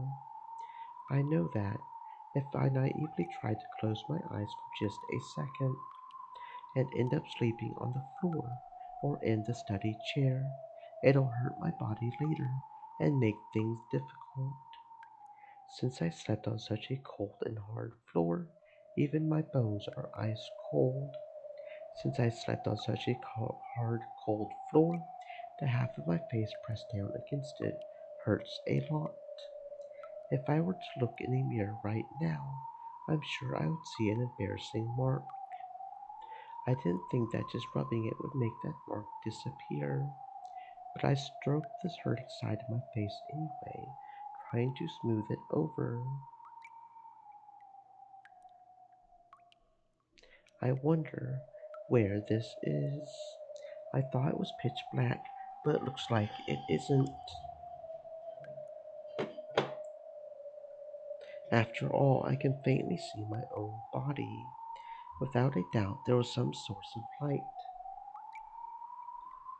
But even if I looked up at the ceiling, or else the sky, there was only an expanse of blackness, and I couldn't see a proper light. My body alone was slightly lit, whereas everything else was sunk in darkness. That's what this world was like. It was almost as though Rosa alone had been abandoned in a forgotten world. As her mind grew clearer, she started getting nervous about why she was all alone in a lonely place like this. When she was about to call out, asking if anyone was there, she heard the patter patter of footsteps coming towards her. They were light footsteps, so she thought it was probably a kid. She didn't sense anything disturbing, so she wasn't afraid. But they also weren't Maria's footsteps. So, wondering who in the world would be in darkness like this, she stared in the direction the footsteps were coming from. As she did, a faint approaching silhouette came into view. It looked like a child much younger than Maria. Who is it? I don't know this kid, but the expression on his face was like a lost child separated from his parents. As a parent with a daughter herself, Rosa felt as though her chest had been torn apart. The instant the kid muttered that infantile word, she felt a pain in the half of her face that had started hurting from the cold floor, as though it had been pierced by long, thin, hard needles. Without thinking, she pressed her hand against that side of her face. Are you all right? Does it still hurt? Thanks. I'm fine, little guy.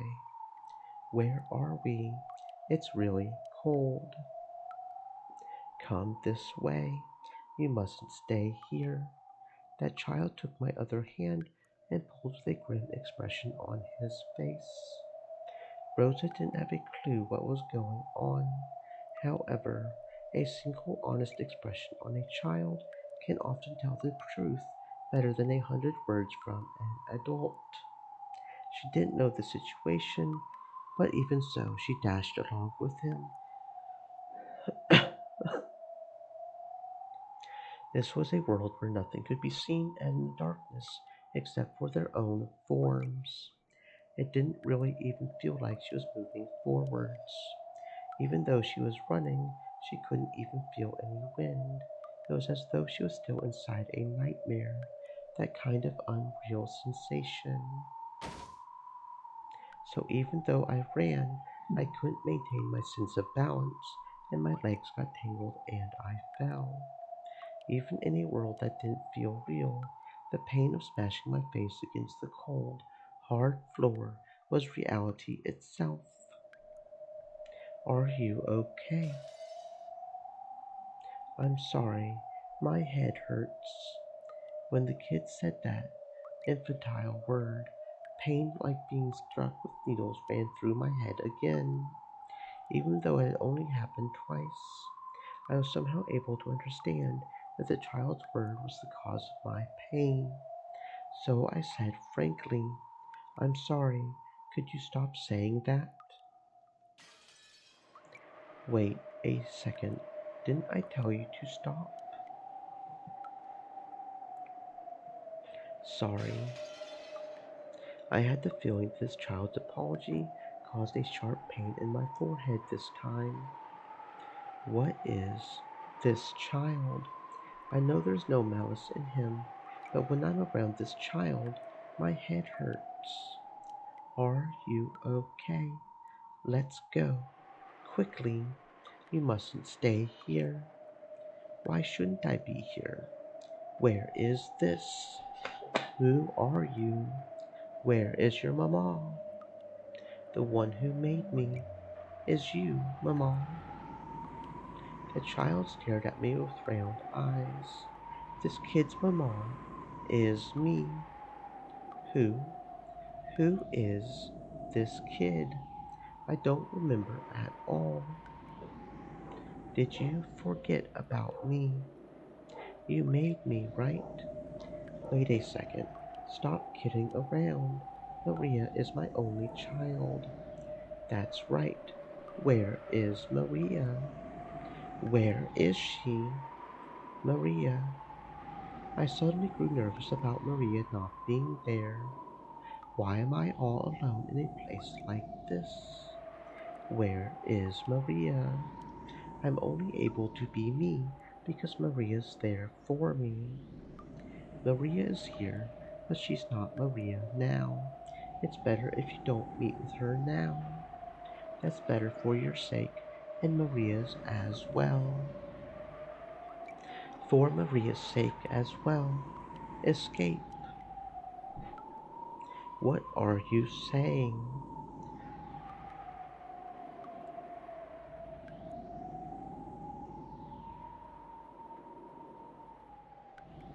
Where is Maria?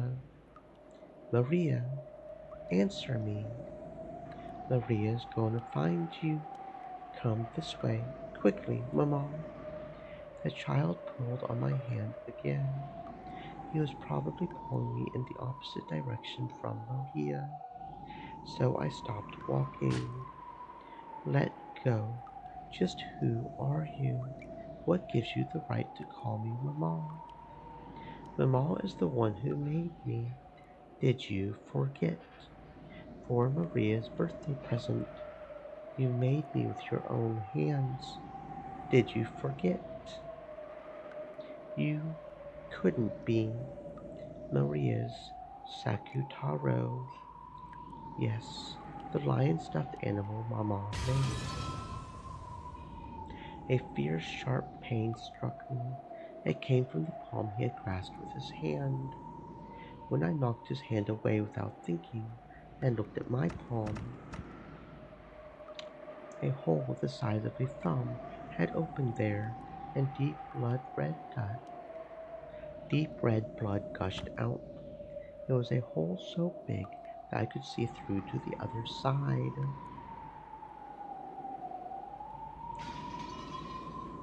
Are you okay? Are you okay? What's wrong? Sakutaro noticed my wound and panicked. As far as I could tell by looking at him, he couldn't understand why my hand had sustained a serious injury. But in my eyes, it felt like I had been injured because he had grabbed my hand. Regardless of whether there was malice in him, I understood that this child was something that would do harm to me, and he instantly seemed eerie.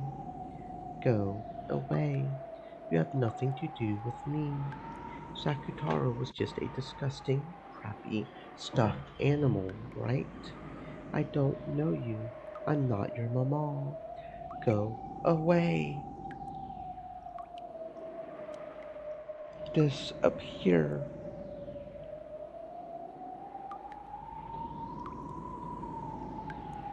Slowly, the base of Sakutaro's neck was sliced in a horizontal line.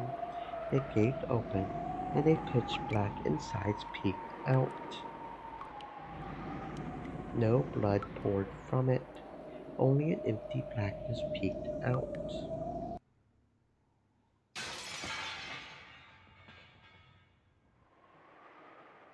Then, from the insides of the gash, cotton snow poured out, and as bits of cotton scattered, he slumped over.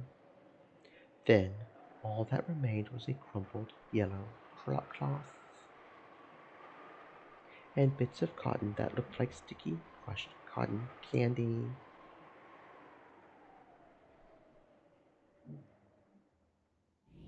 A lion, stuffed animal, without a doubt.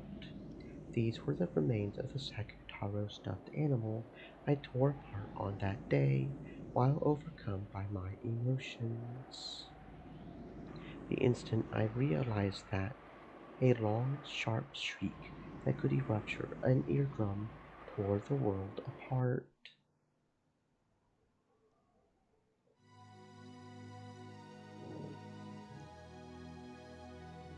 Sakutaro, Sakutaro! Like a flood from a broken dam, or like a broken TV, Maria cried out in a single high-pitched voice. Her voice, which made the ears throb, brought up two emotions in me. One was regret. Yes, I was overcome by my emotions and went overboard. It was a mother's desire to kneel down right away, hold Maria's head, cry with her, and apologize. In actual fact, I did that right away. I held Maria's head and apologized, crying. But Maria didn't stop crying. On the contrary, she rejected me, the one who had torn her closest friend apart, and pushed me away forcefully with both hands. I had been on my knees in an unnatural position, so I fell backwards easily. Maria scraped together yellow scraps of cloth and cotton bits, buried her face in them, and cried even more. Watching that, another emotion welled up. It welled up rapidly, and then it burst. After all, she refused to make up with me even though I had apologized, and there was nothing else I could do now anyway, and it was all Maria's fault in the first place. Since she's too busy playing with stuffed animals all the time like this, she can't make any friends, and that's why people treat her like a freak. This is a perfect opportunity to give her some instructive guidance. After all, it's not like I was pampered all the time. Everything eventually breaks, is stolen, is destroyed by someone. Even I had lots of toys and treasures stolen, broken, mocked, and thrown away by my brothers and sisters, and father and mother. But when I cried about that, while I might have shed a few tears, not once did I sob like this and trouble my parents, throw a tantrum, get mad, hit the floor and kick and make a racket. Even though I always wanted to, I always thought I would get in more trouble if I did, so I always held it back. It's because I held it back that I was able to become the wonderful adult I am now. At that moment, I felt something strange.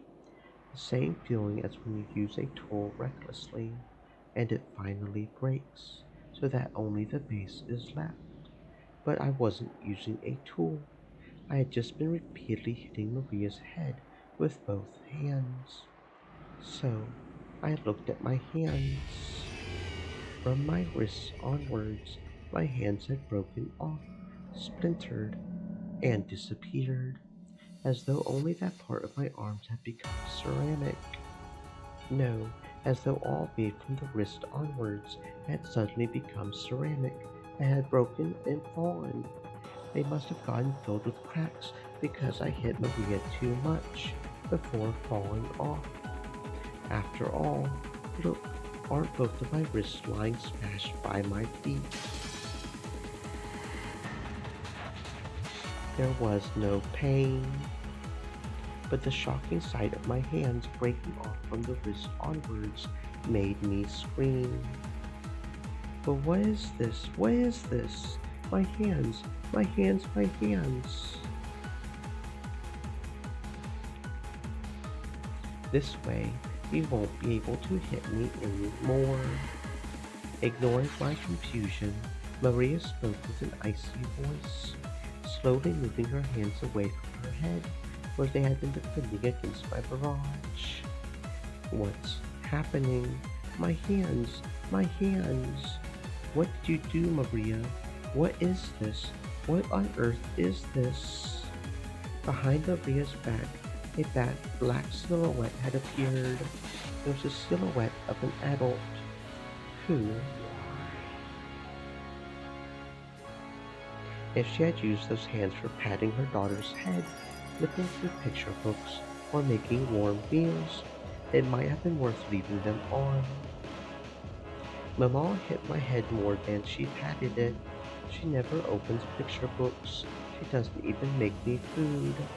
I go to buy it myself. But I must go to the same store more than once. Mustn't have my face remembered. Mustn't talk to the policeman. Why? Why is that? Is it my fault? Am I not allowed to have Mama pat my head, have picture books read to me, or eat dinner with Mama? Why not? Why not? I didn't do anything wrong. It isn't my fault. It's Mama's fault. Mama wouldn't play with me, but Sakutaro did. He even read books, watched TV, and ate meals with me. He was a much better friend than Mama was. I'm not proud of it, but what am I supposed to do? I'm busy with work. Work, I tell you. You know that, right? It was unavoidable.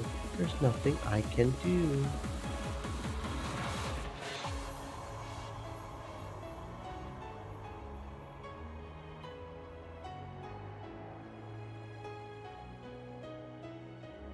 True enough.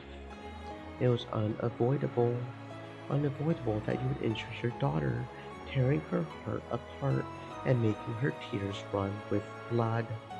In that case, there's no avoiding the same thing happening again. Right here, right now. Come, Maria, enough of the excuses from a woman who calls herself a mother.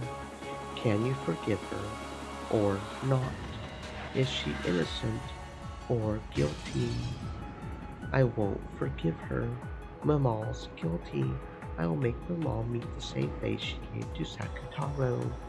Take Mama from the seam of the neck and tear her apart so we can see the cotton inside her.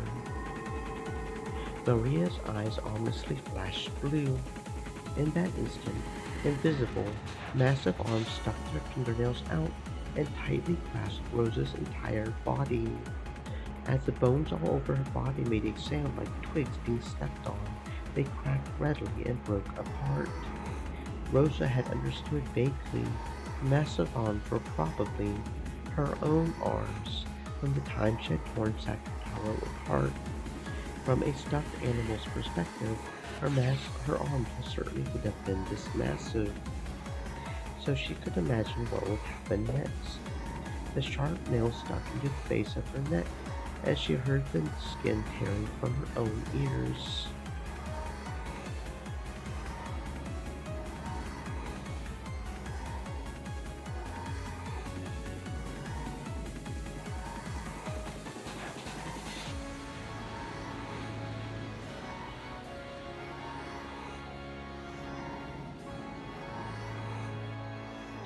Then, as the two witches watched over her, Rosa's flesh was split in two, top and bottom. When Sakutaro had been torn apart, bits of cotton had blown about like snowflakes. But in Rosa's case, something like black, thick tar came out, filthily flying all over the place. There wasn't even a trace of the red blood. It was something black, filthy, and thick. It was probably what a bloodless, tearless human kept inside their body.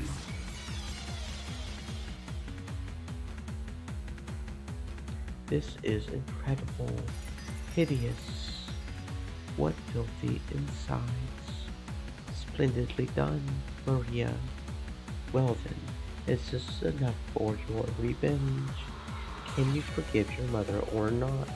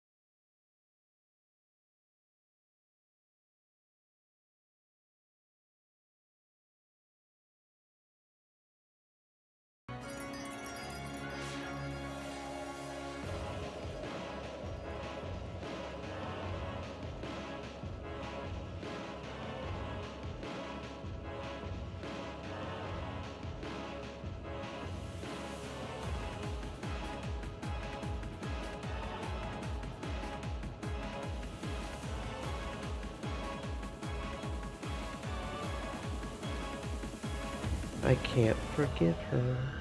Still can't forgive her. She's guilty. When Beatrice brandished her pipe cane, whole butterflies seeped up and restored Rose's broken flesh in an instant.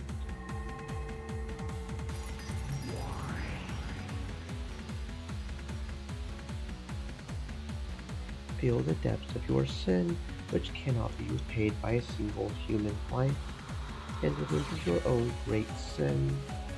Come, try and remember. Remember the scale of your sin.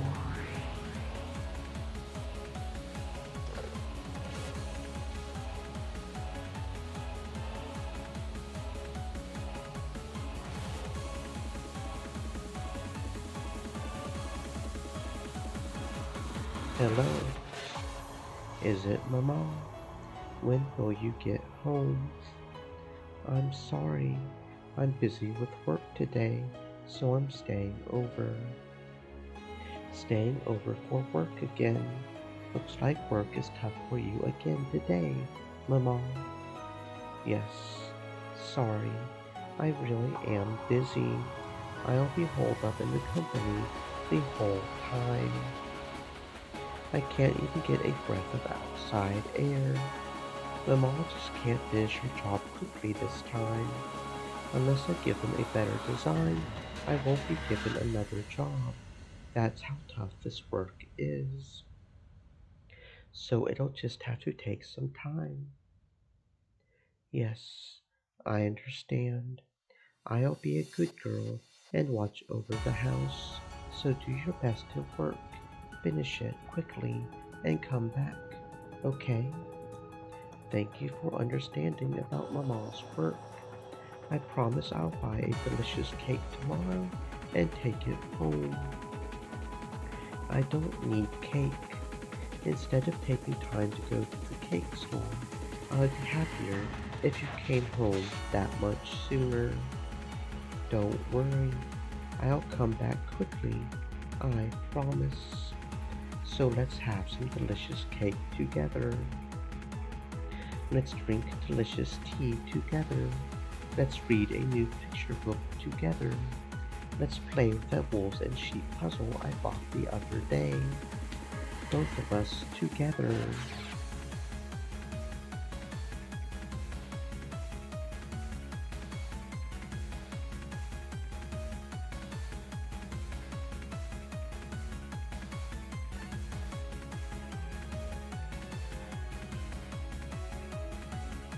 I promise. Yes, promise. I'll be waiting. Do your best at work, Mama. It's a lonely story, but isn't this mother-daughter love wonderful, with both looking out for each other? Do you see any problem with it, Maria, Rosa?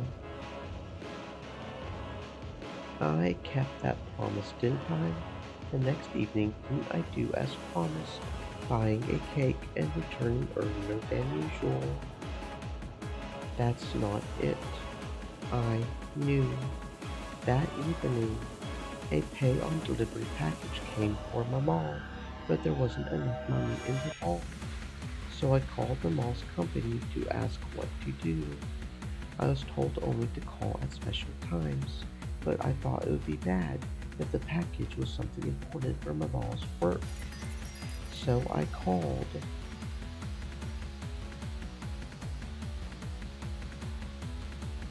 Then I was told that Mama had the day off.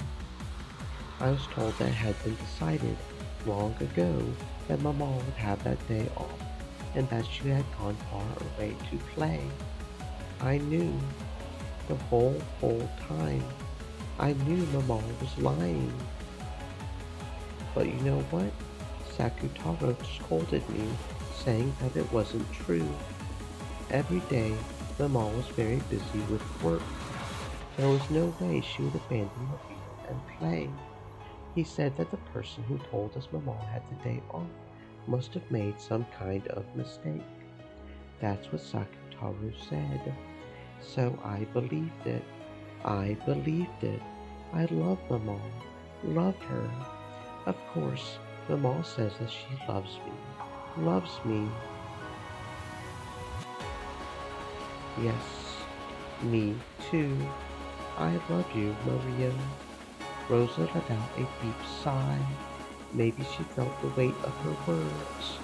Then she set the receiver on the bedside phone down. The dark moon made the starry sky on the ground below the window stand out even more beautifully. On the table in front of the terrace was a very cold wine cooler. The one she had shared a glass with was gazing at the scene below. You didn't tell me your daughters were on vacation. I told her once, but she was so noisy that I decided not to tell her any more. It's less work that way. If you were worried about your daughter, you didn't have to force yourself to put this in your schedule, right? But that way would never get our schedules to match. Didn't I say not to worry about that? The slender, middle-aged man clad in white coat gave a small sigh. Rose reacted instantly to that slight action. Come on, let's not talk about my daughter. It would be a waste of this precious wine. I find you fascinating as both a woman and a human being, but for that very reason, I feel bad about taking so much of your time and strain your relationship with your daughter. Don't I always tell you to not worry about my relationship with my daughter? I try not to talk about her when I'm alone with you, okay? I wouldn't even have phoned Stream from here elements. if it weren't for the Set. noisy drunk Stay laughing moist, my friends. stupidly Hydrate. in the lobby downstairs. Rosa Sam, can't you reconsider taking sudden vacations like this in the future for your daughter's sake? Isn't it enough that we only meet when our schedules match? Our schedules will never match up that way, right? And I always want to be with you. That's a child's way of loving. Loving between adults should be a little more stoic. Not being able to be with you for long periods of time makes me lonely too. However, I think we can enjoy more than enough adult loving during that limited time. So you're telling me to go be with my daughter more. Be a mother, not a woman. That's what you want too, right? You must also want to spend lots of time with your daughter. I won't run away. I'm trying to say that I think it's sad for you to sacrifice your daughter so you can prioritize your time with me. Did you get back on good terms with your wife? Looks like you've had about enough of being separated from her. I don't want to talk about my wife, just like you don't want to talk about your daughter. I'm sure you think single women with children are a pain. I've never said anything of the sort before. Whenever someone finds out I have a child, they desert me, even if I tell them not to worry about paying the child's living expenses. They all desert me. I thought you understood about my daughter, but I guess you don't like single women with children after all. That's not what I'm saying. I haven't started to dislike you, Rosa Sam. I'm just trying to tell you to take better care of our daughter, something I know you wish for yourself, and I don't want you to hurt yourself by lying to her. That's all I'm saying. Liar. I've just become a burden for you, right? That's not what I'm saying. No, I know, I understand. After being abandoned so many times because of that child, I know. I can tell by your mood. Yes, you've already liked those other men. You don't want a woman with a child. You don't want a divorcee because that's a pain. You don't want to become the parent of a child made with another man, right? Yes, that's right, I totally get it. I once went out with a man with children, so I really get how you feel. That's why I believed I would be able to be together with you, a person who understood about my daughter. That's right. You were always in the way. If only you didn't exist, I would have been able to grasp my happiness as a woman long ago. Because you exist, you're always in the way of my happiness. Mama, even I didn't want you to be born. No, that's not it. I thought I might be able to build a happy family together with you. But that man disappeared right before your birth. He said he would build a warm family with me, tricked me, and disappeared from my sight for all eternity. Only you were left. No love or memories or anything remained. Where did that man go? He probably just turned my days with him into a warm memory and met with a new love. And this time, he might have been able to create a happy family. And as for me, I have you. I can't even look for a new love. Men can go between women as they like and brag about it, but for a woman like me, I have you. I had you as a stone weight, and because of you, I can't search for romance. I can't find love, and I can only live alone. No, I wasn't even allowed that. I wasn't even allowed a night to drink myself drunk all alone. Who are you? Who? You wasted my life and won't even let me have a new life. Just who are you to my life? Die. Disappear. I've hated you since the time you were born. I've hated you since the time you were in my womb. I've been doing my best to act like a good mother so that I would be accepted by the outside world. Yes, I've done my best. As I watched other women of my generation praise being single, sometimes playing with passion, or even being joined with someone in love, I was stuck being a mother and a woman. Whoever showed appreciation for my efforts. No one admired me. No one praised me. I got what I deserved. Second-hand goods. Divorcees should die. You don't want anyone who's not a virgin. I'm the one who doesn't want anything to do with you, you damn inexperienced virgin brats. I was so desperate, I probably looked like an easy woman to you. Yes, I was desperate. You probably couldn't imagine how desperate a woman like me, who's still at the age where she wants to know love, was. When I realized that my time was being filled with work and caring for my child, so that I would probably grow old and end my life still like this. Of course I hate your real father too, but we both share the blame for bringing about that catastrophe.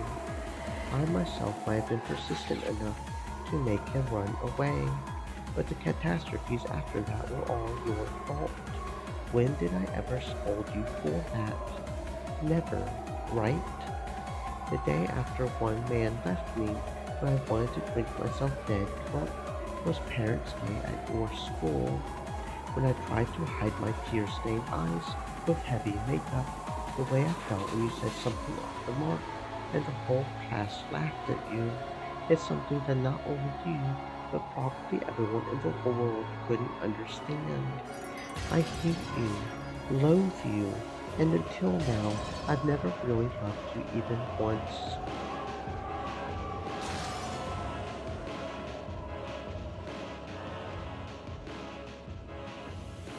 Maria's face was still stiff. If the words really had been blades, Maria's whole body would probably be stained red with fresh blood by now, even after gaining the power of a witch and resolving herself to take revenge for Sakutaro. She couldn't stand these curses coming out of her mother's mouth. Mom. Ugly. How ugly is a woman drowning in lust? Now you see this woman's true nature. Even I, as a witch who has explored the depths of evil finds this most difficult to watch. Maria, now is the time to part from her. Smash the ugly lump of meat that calls herself your mother. It would be pointless for your pure soul to be bound by the chains between mother and daughter any longer. With your own hand, release your own soul now. You have now gained tooth and claw to protect yourself. Now you'll taste the pain I had to go through. Now I'll take revenge for those days of suffering. Aren't you the one who's been hurting me? I'm the one who wants revenge. I should have done that before you were born. If only you hadn't been born. Disappear. As Rosa howled in a way that can only be described by the word splat, her upper body was crushed, and in an instant became something similar to a long, blood-stained towel. Be crushed. I can't forgive you. Can't forgive you. What filth. That form suits you. Even though Rosa's waist and below was standing normally, just the upper half of her body had been pinched, and that extreme contrast was bizarre. Then she fell over, but the instant she fell, her body was restored.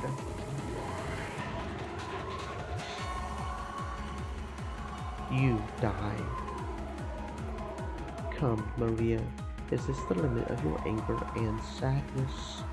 Now is the time for revenge, time for the settlement of anger and sadness. Hit her, spit it out, push out all the wedges driven into your chest, and fling them back at her. Maria's howl was adorned with the ugly sound of flesh and bone being crushed at the same time.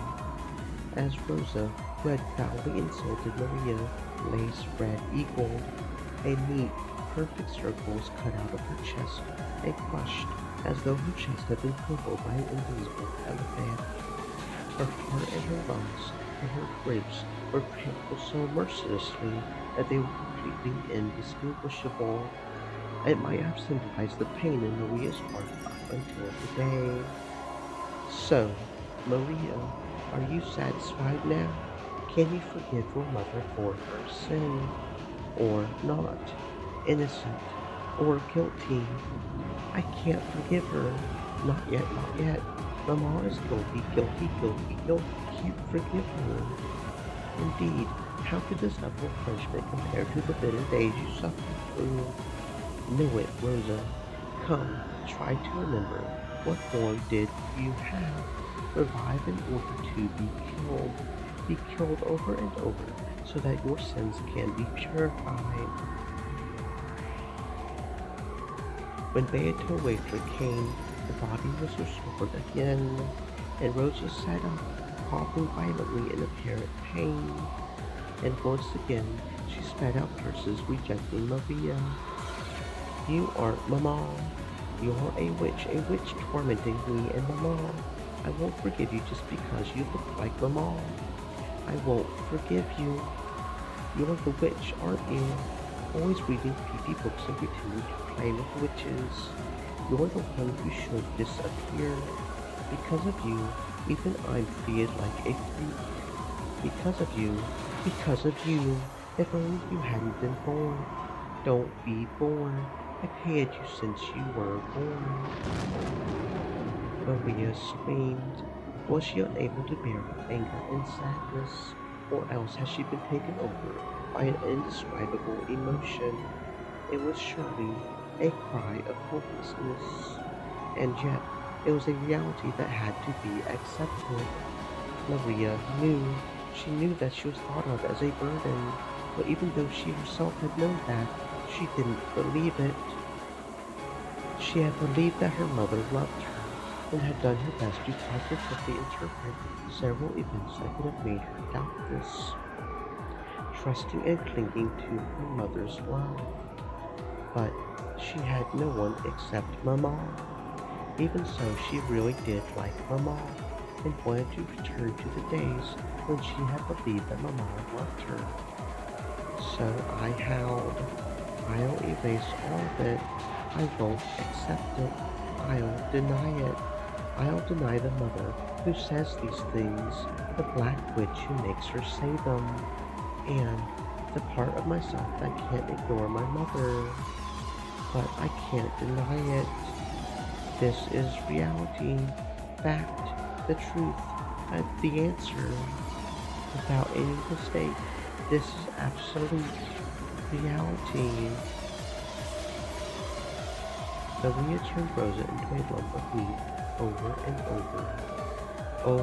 over, and the dark world that reflected her heart raised the softly sound of flesh and bone being torn apart, which would make anyone want to cover their ears.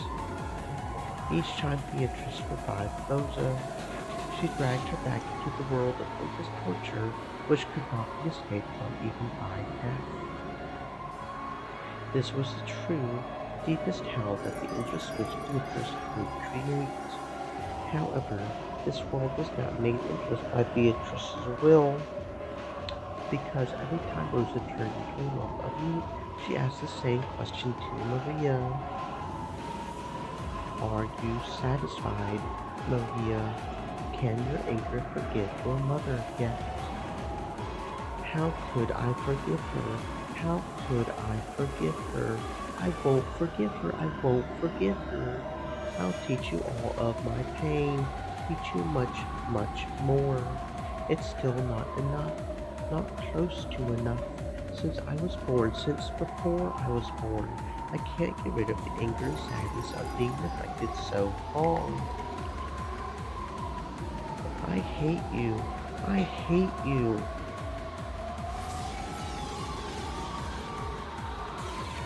Revive over and over again. Return to a meat lump over and over again. In various ways she crushed, smashed, beat, and tore to bits. Flying blood splattered flesh turned the once pitch black world into a world mixed red and black. Maria's anger still hadn't calmed down.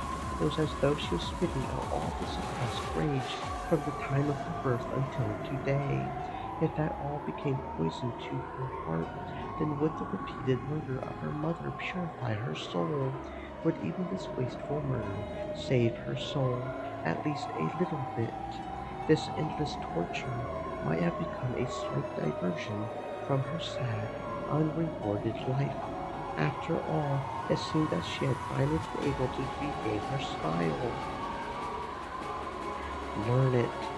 You, the source of my unhappiness. Learn it. Learn that what you're feeling is nothing compared to my pain. What's wrong? Why did you stop laughing? Try and laugh. Half of her skull collapsed.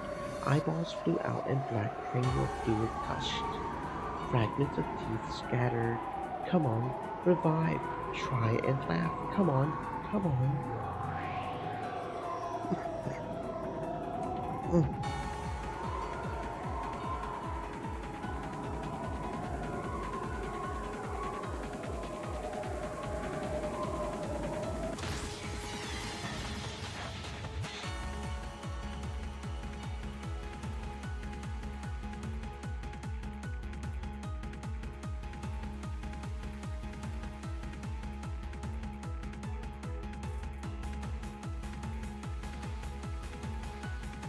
Her whole chest along with her ribs turned inside out, exposing her filthy innards.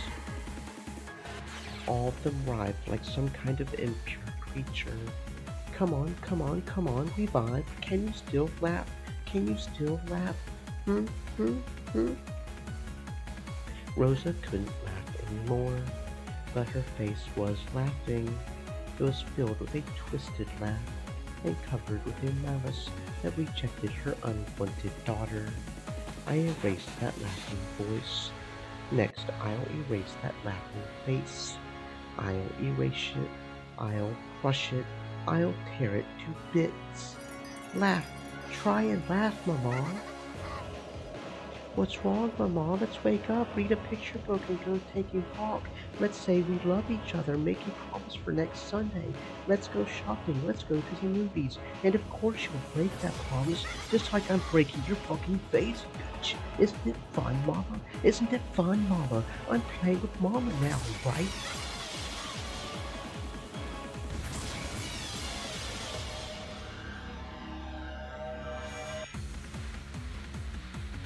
That's right.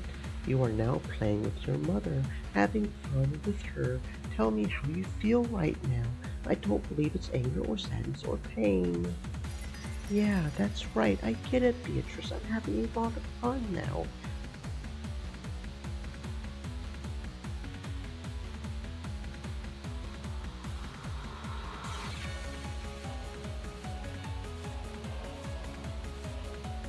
I'm playing with Mama, so it's tons of fun. And even though I'm killing Mama over and over again, she can be revived with just a single bit of magic. I took care of my toys because I couldn't fix them if they broke. But if the toy could be fixed, I would want to break it over and over again.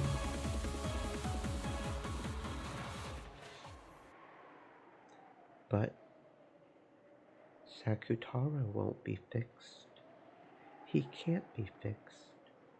Because Mama, who made him, Mama, who gave birth to him, won't acknowledge him. I wasn't acknowledged by Mama either, was I? So the broken Maria won't be fixed either.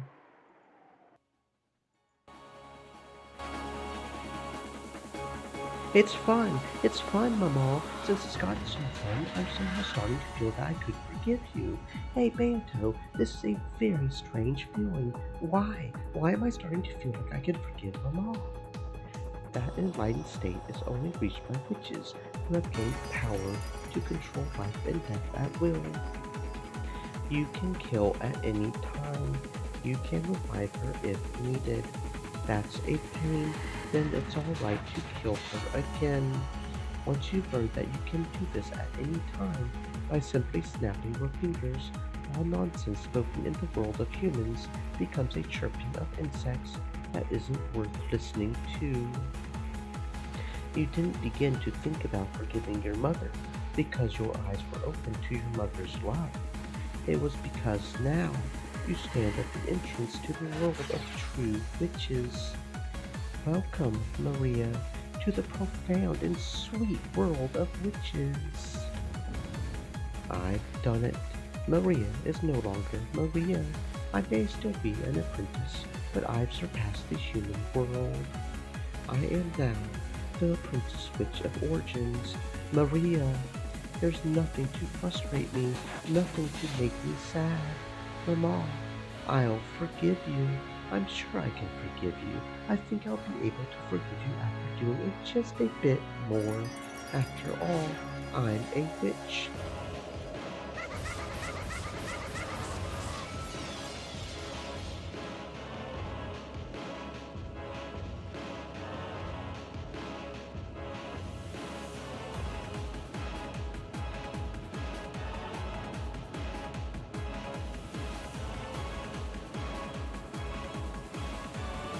Maria would probably forgive her mother eventually, after brutally murdering her countless times. Graciously.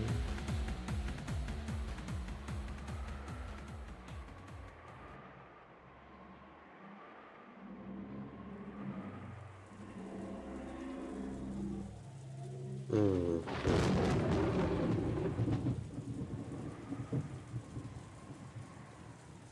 That last thunder was loud. Must have been pretty close, right? Looks like it. No matter how old you get, thunder still makes you jump. Battler was looking at the dark night through a crack in the curtains. Every once in a while, a pale, white lightning bolt would shine, and he seemed to be enjoying it.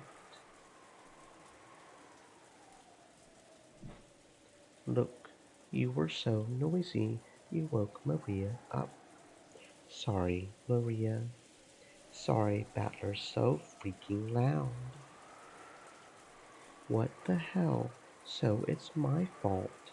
Sorry, Maria. It's okay to go back to sleep. Good night. Maria was a bit hazy, with drowsy eyes. She was probably half asleep and couldn't think straight. That's okay. I won't sleep. Go ahead and sleep. You're still half asleep, aren't you? I'm not half asleep. Come on, you're totally half asleep, aren't you? Sleep, sleep. I'm not half asleep, not half asleep. Quit it, stupid battler. What are you thinking, getting a kid who's just woken up into a bad mood? I'm not half asleep, not half asleep.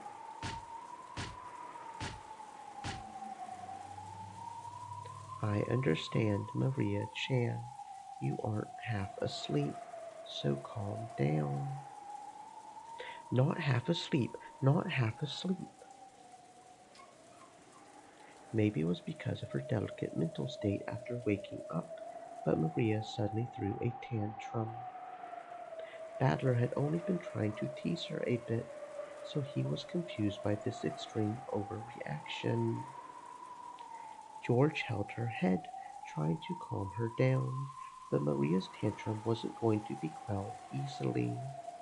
Battler and Jessica were trying to push the blame on each other, saying, "It's your fault. It's your fault, too." "Be quiet, you two. Jessica Chan, there's still some hot water in the pot, right? Could you make some tea for her? Did you calm down, Maria Chan?" It looked like her tantrum was dying down bit by bit, but she still glared at Battler, who had made fun of her with sharp eyes. Battler Kun was just kidding around. He doesn't really think you're half asleep, so calm down, okay? George noticed. Maria was staring at Battler with incredible eyes. And, despite having just displayed all that emotion, she laughed in a small voice. Instead of a laugh, it seemed more like she was muttering while thinking about, or else counting, each hi, as though each time she said hi, something brutal would happen over and over.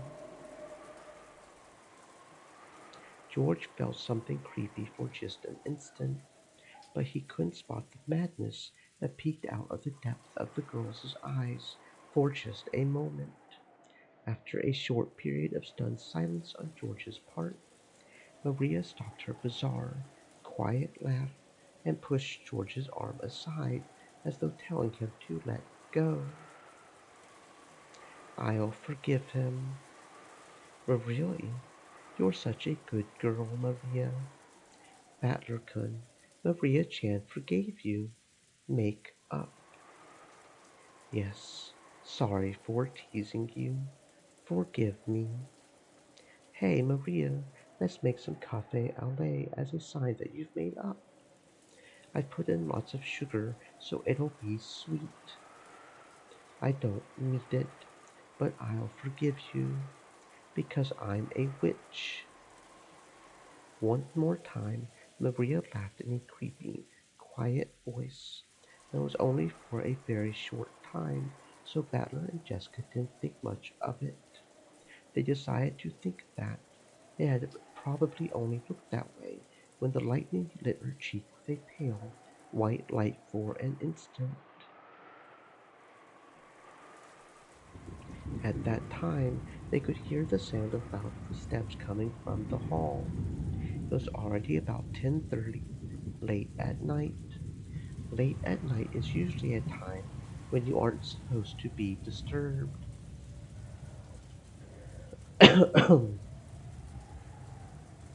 Hearing footsteps like that at this time was far from calming. Then, along with a clearly ominous knock that repeated fiercely,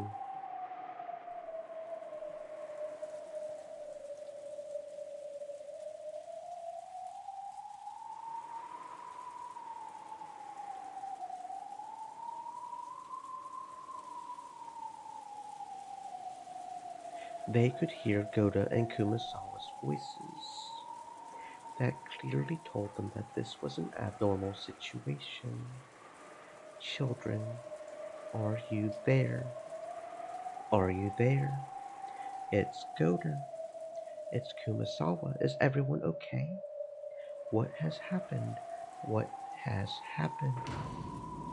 When George opened the door, the two of them tumbled in, sopping wet. It looked like they had dashed here from the mansion without an umbrella. Well, what's wrong, you two? Did something happen? It was the master and Krausama and everyone. Ah,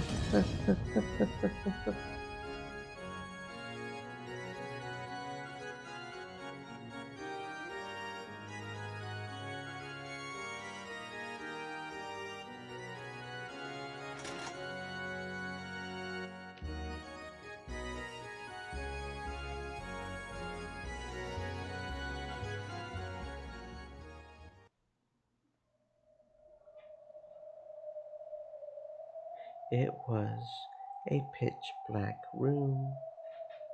There were no windows, and with the weak light bulb, one could just barely make out the state of things around them.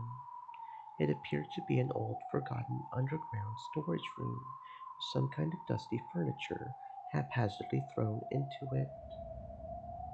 However, even with just a little light, one could at least make out that probably wasn't a storage room.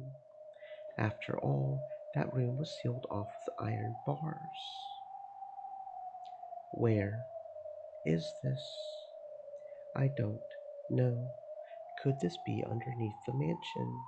Has there always been a room like this, directly underneath the dining hall? They had dropped into what appeared to be a pit, falling into this room. Therefore, it was natural to assume that this room was directly under the dining hall. However, not even Kraus could bring himself to believe that there were pitfalls rigged in his beloved dining hall, where he had enjoyed his meals for years, and that this dungeon like room lay directly beneath it. But the ceiling above was of crude stone craftsmanship, and they couldn't understand how they could have fallen from somewhere up there. No, all five people had been dropped here, thought the same thing. Although they had had the sensation of falling into a pit, there was no way there could be pitfalls in the dining hall, nor could this dungeon-like place be directly under it. But the truth was they actually had fallen into this place and were locked in. So they were confused. It is lucky that no one was hurt after falling from such a height. Shannon, Cannon, did either of you two know about this room? No, we did not know this room either. Real? We really don't know about a room like this. Despite their age, Kirie apparently wouldn't have found it odd if they, as servants allowed to wear the one-winged eagle, might know of the mansion's secret tricks. There was a long silence, as if Kraus was evaluating their answer. No, it's probably true that you don't know. After all, this is the clean freak Shannon we're talking about. If she knew about this room, she would probably scrub this place until it was sparkling. The filth of this room is proof that you two don't know of it. More importantly, I think we should worry about what to do next.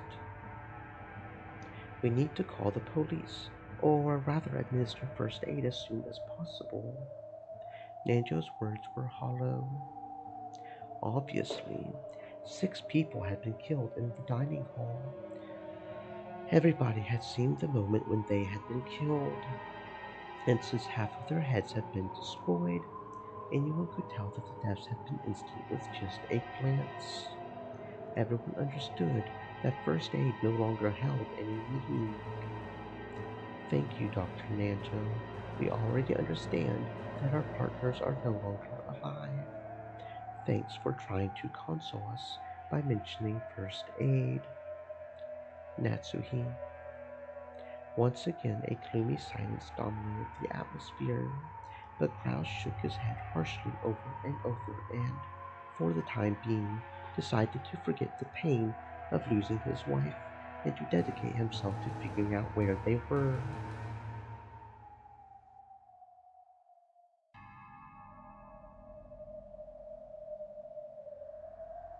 Everyone, listen to me. Father is hopeless now. We've passed the point of searching for a reason or an explanation that can be expressed in words. Nobody answered. Without any kind of discussion or mercy, 6 people had been killed in an instant, and Kinzo had even been so bold as to proclaim that we would become sacrifices for a ceremony involving 13 murders. Since we've been locked up in this place, we too will probably become the ceremony's next sacrifices soon. Around this time, our eyes became used to the darkness, and bit by bit, we were able to understand more about the dungeon's interior. What we thought was furniture haphazardly left in the dungeon turned out not to be furniture at all. They were things like small cages to lock people in, restraints, or else torture racks. At any rate, it was obvious that was eerier than a mere jail cell. Since the objects were rusted together and coated in thick dust, there was no doubt that they had been forgotten. Maybe you could even call these things Kinzo's sealed and forgotten madness. However, we had been locked away in this room. Those objects weren't comforting to people who were locked up, hoping to be released without harm. At any rate, let's get out of here. We've lost loved ones and friends and would like to spend some time shedding tears, but more than that, I'm worried about the children. I wonder if the children are safe. All we can do is pray. Come to think of it, Kumasawa and Goda aren't here. Perhaps they were able to get away safely. You never know. It would be a relief if they were able to meet up with the children.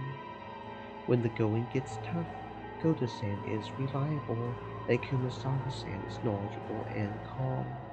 I'm sure they'll be able to help the children. Yes, that certainly would be comforting. Shannon and Kraus smiled bitterly a little, but they quickly realized how improper that was and stopped, clearing their throats. We can't be optimistic, Nay-san. There's a chance they've already been attacked after we were. I agree. What Father carried out in the dining hall was the 6 murders of the first twilight from the witch's epitaph, right?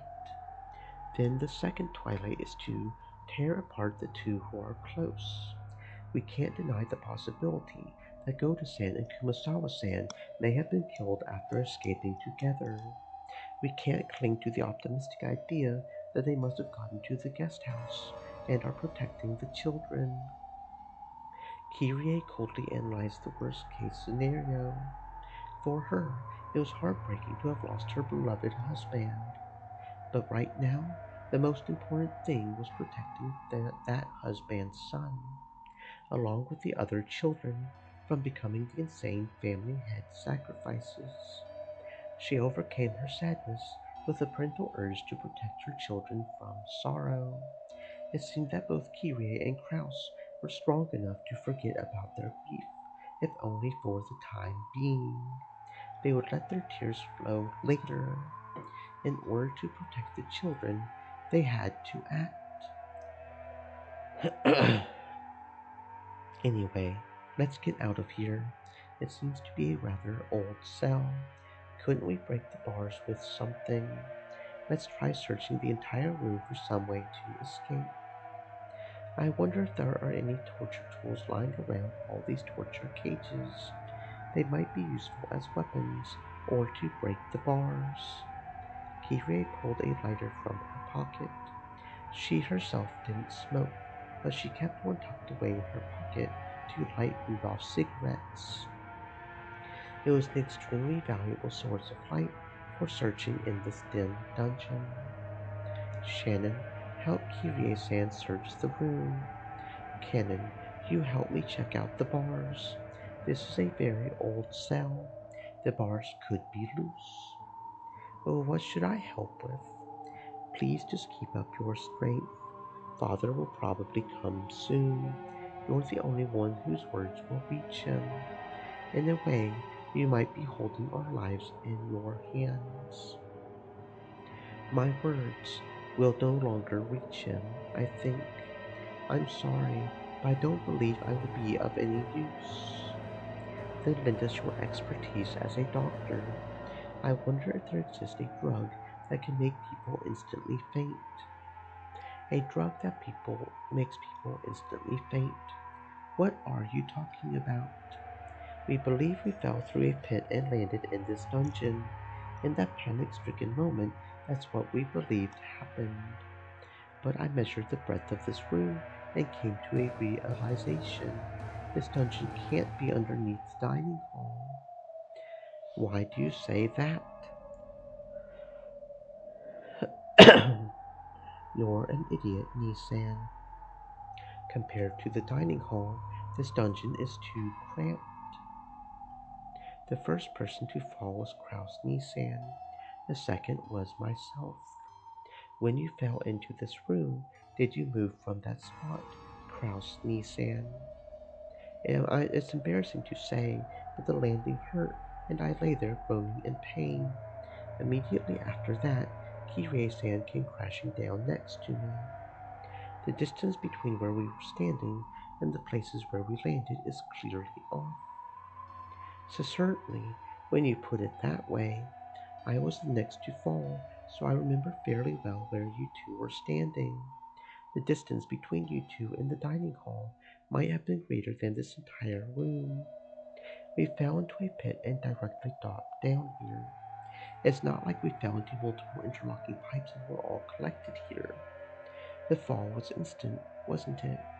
I don't remember rolling around in some sort of elaborate water pipe system. True, we can't explain it without a pitfall. What a strange tale. What does that have to do with a drug that makes people instantly faint, like Kirie-sama was talking about? Kirie-sama is probably thinking that there were no pitfalls in the dining hall, correct? But in reality, we did fall. More accurately, we felt as though we fell into pits. That was only natural. After all, we experienced something that couldn't be described any other way. I see. In other words, this is what you want to say. We did not fall into pits. We were attacked with something like a blow dart, for example, and lost consciousness instantly. It would be that we just remember the instant we fell to the floor as though it were falling through a pit. I see. That's a much more persuasive argument than there being numerous pitfall traps in the dining hall that we've never noticed, even after decades eating there. Nay-san, do you have a watch? Yes, I have a pocket watch. It's about 2240. Yes, my watch says the same. In short, it's only been a bit more than 10 minutes since that uproar in the dining hall, at most. My watch has the same time. That's much too short a time to knock us out and carry us somewhere. Judging only from the time, it's reasonable to assume that we did fall through a hole leading directly underneath the dining hall. They could have tampered with the watch hands as much as they wanted. While we were passed out, they may have wound everyone's watches back. We're incapable of proving that this possibility doesn't exist.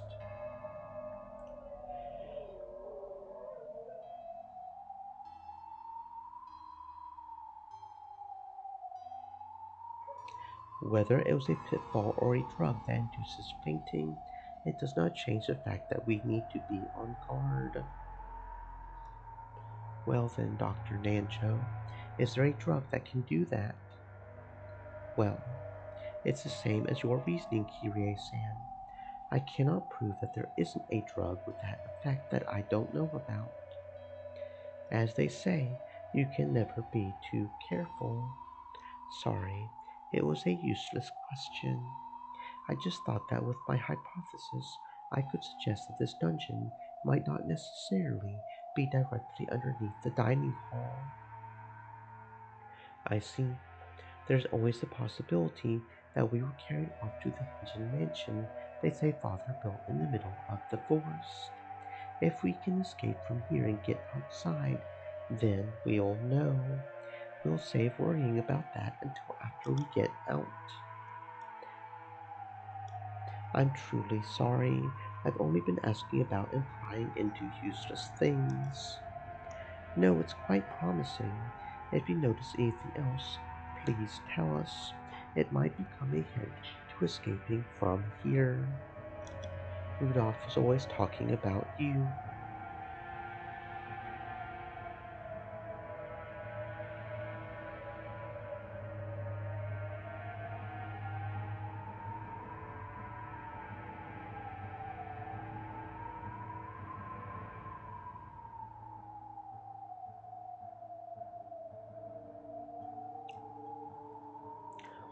He said he was always surprised by your ideas, and they would sometimes give him valuable hints. The fact that you're here is a blessing within a tragedy. Thank you. I heard something from Rudolph San as well. He said that you usually just swagger about, but when things get serious, you overflow with a sense of responsibility and can be a very dependable older brother. That's too kind. At any rate, these iron bars won't even budge. How are things on your end, Cannon? No, this side is no better. Kraus and Cannon tried wiggling the bars in various ways.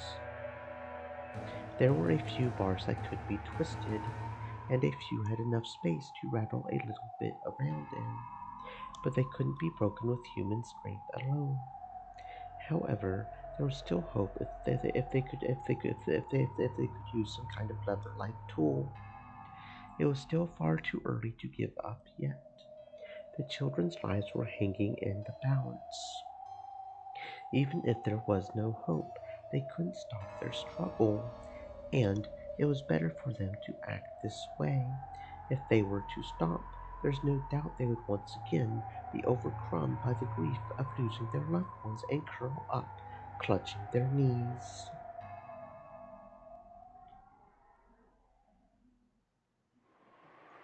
How are you doing, Kyrie-san? Find anything? I found some small stones that we could hold onto and hide. Something like this could probably be used as a weapon, though it would probably be impossible to whittle down those iron bars with them. How about you, Shannon Chan? No, nothing. This is a phone. I doubt it's connected, but we might be able to use the cord as some form of string-based weapon. If we break it, we could take out the metal parts, just like I used my string-based weapon, G-string, on Rudolph Sama. Kraus needs sand. There's a hole for opening the bars and a hole for other reasons, right? Yes, it's a pretty large hole, quite old-fashioned and dusty, just like your grandma's. If we twist some wire into it, we just might be able to pick it. We might be able to use the metal parts of the phone as a substitute for something. This phone will become our weapon. It's just like investing. Our weapon is information. Kraus and Kirei laughed together at how they hadn't even thought of using the phone as a means of communication. What are you doing, Nissan? I just wondered if maybe the phone was working. You dummy, Nissan. What? At that point, Shannon had let out a small, surprised cry. Kikirie-sama, this phone, it's connected. What did you say? It was like when people move out of an office, taking everything with them, leaving only the telephone behind. That's the feeling the phone gave off, having been left in the corner of the cell. The cord was wound into a coil, the tip of it being swallowed by the wall. And just looking at it, there was no reason to assume that wasn't hooked up. But to think that actually was. Kiwi took the receiver from Shannon and pressed it to her ear. Certainly, the electric hum of the phone was a familiar sound. And this phone was certainly live. Oh, what good luck! Let's contact the police. Hold on. This is too good to be true. Could it be bugged?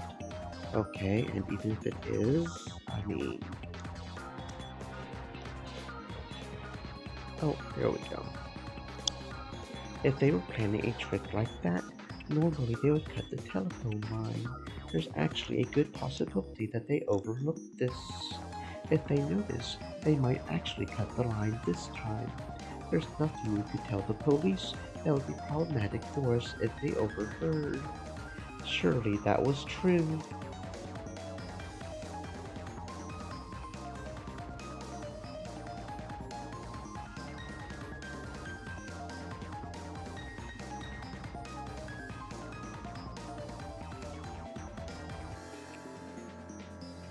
What was that?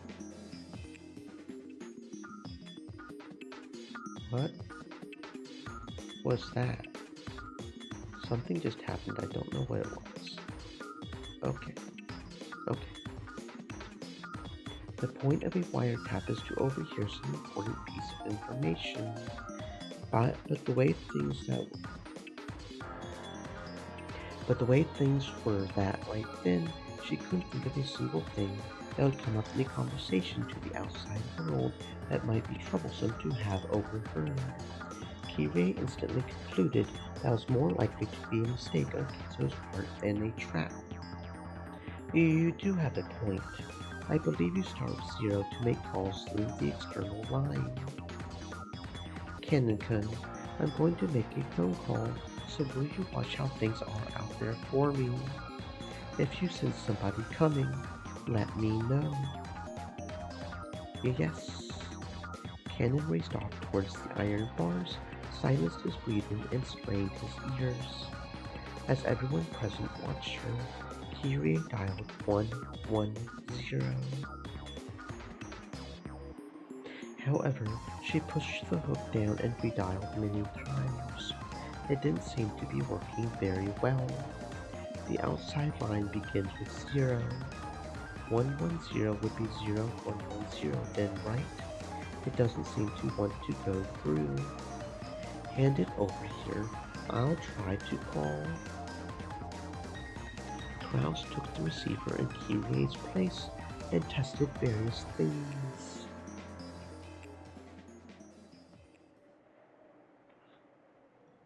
But in the end, they were unable to notify the police. The phone itself was definitely live, but the circuit was apparently cut somewhere. Does this mean that they were not so naive? So it's useless after all. It means our enemies aren't naive either.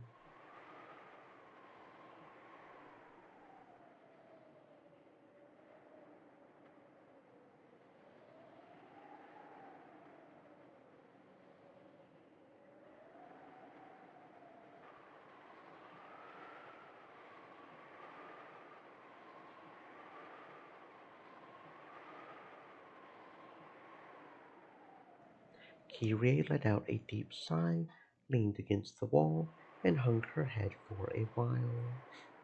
As cool thinking as she was, for a brief moment, she may actually have had the naive hope that the phone might actually work.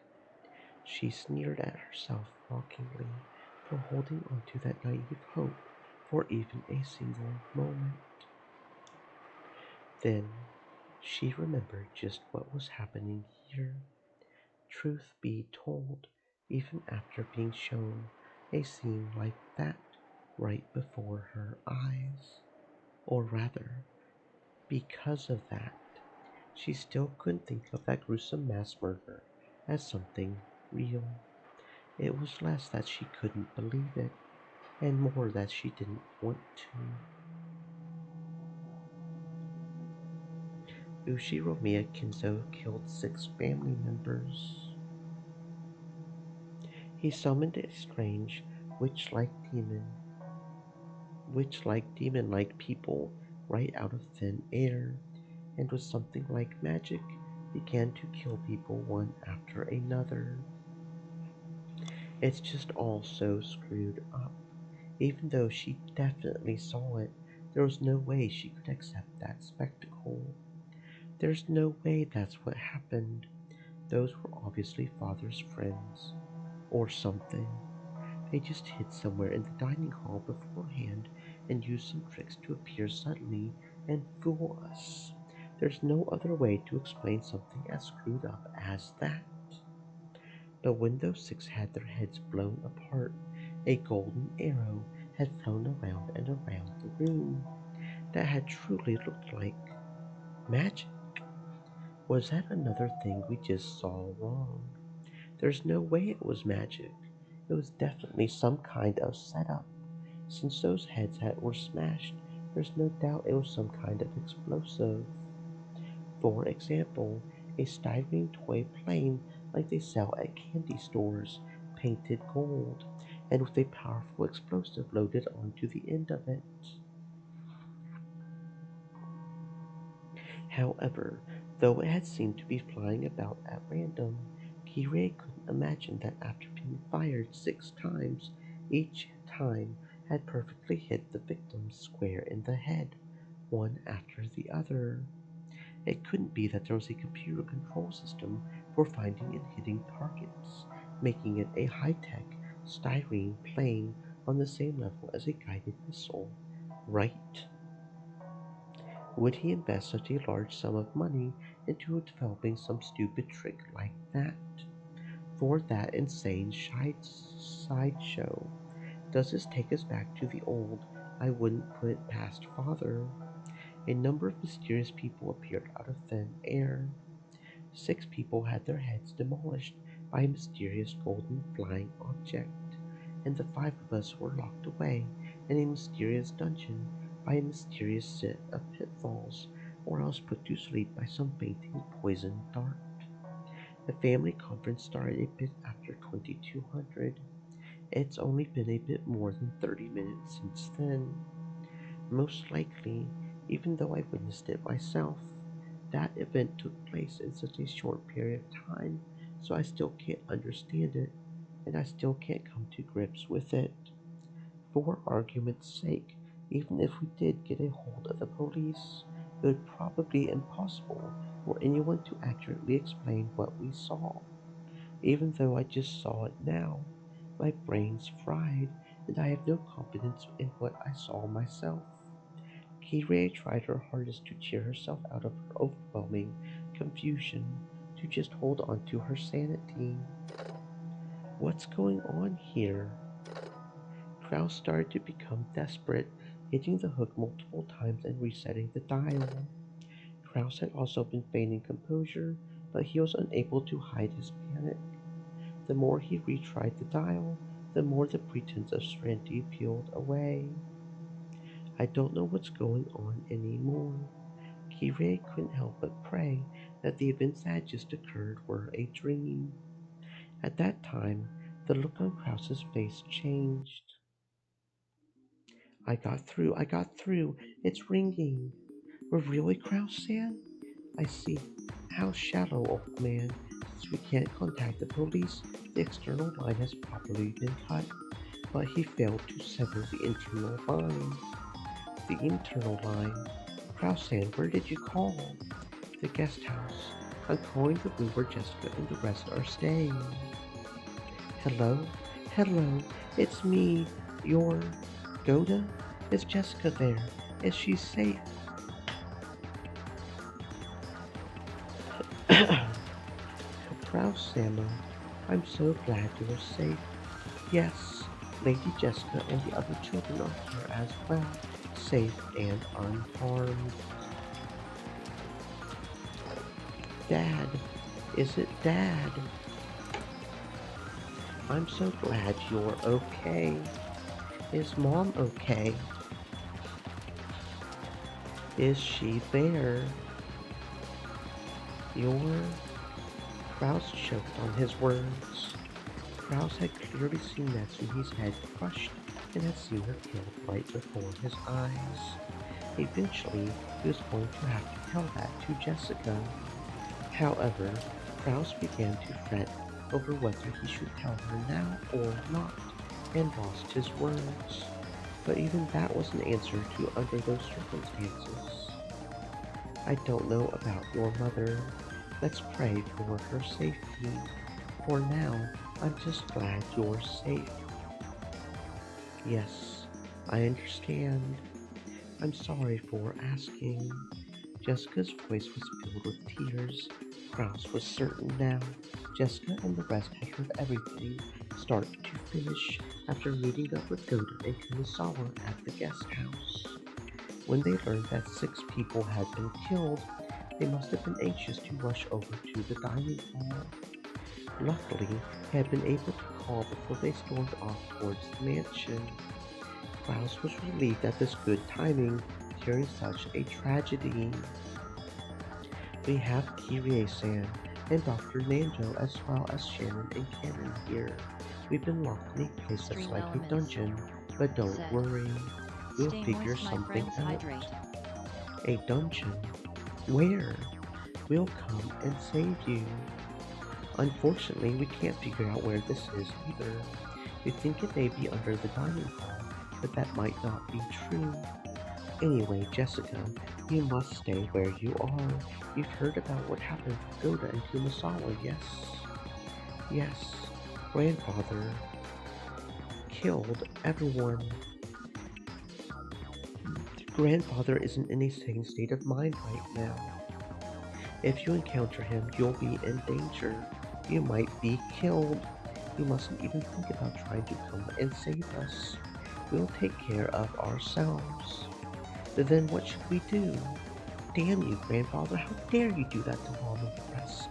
I'm gonna kill that undying bastard. Jessica, if you talk like that, you'll sadden your mother. Those aren't the words of a lady. Anyway, put your own safety first. Lock all the guest house doors. But you mustn't overestimate how safe that will make you. The large window in the first floor lounge might get broken.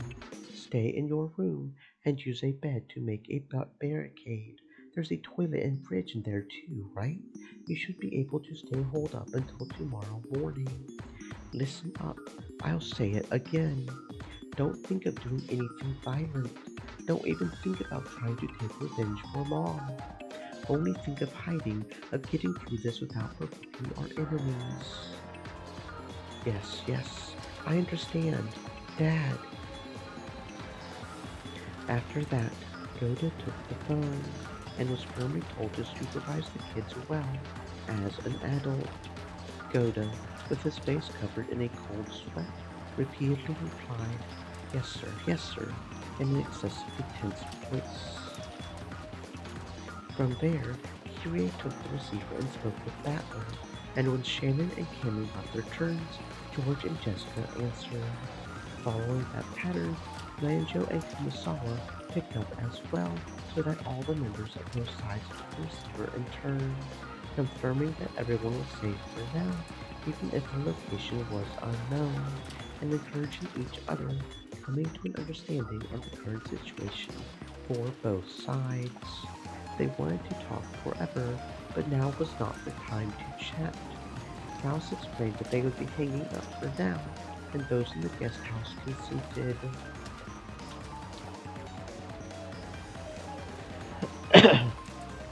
If anything happens, we'll call. Wait by the phone so you can pick it up quickly. Again, be careful. You mustn't do anything rash. Yes, I understand. As long as you and Cannington and the others are okay, then that's good enough for me. We'll do our best. Stay safe. Yes, of course. Well then, I'm hanging up for now. Be on your guard. With that, the phone call ended.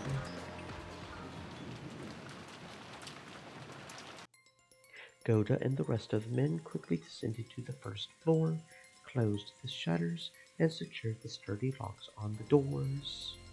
However, just as Kraus had worried, there was nothing that could be done about the beautiful wide window in the first floor lounge. If someone broke that, it would be easy to get inside. It wouldn't be hard for someone like Kinzo, who hadn't hesitated at committing murder, to invade the first floor. It's likely that Grandfather and his followers will be armed. Locking ourselves in our room is our best bet, and moreover our only method of forming a barricade. It's painful that we have no choice but to hole up in a sealed room, but if our enemies are carrying guns, then that's the only method we have left to us.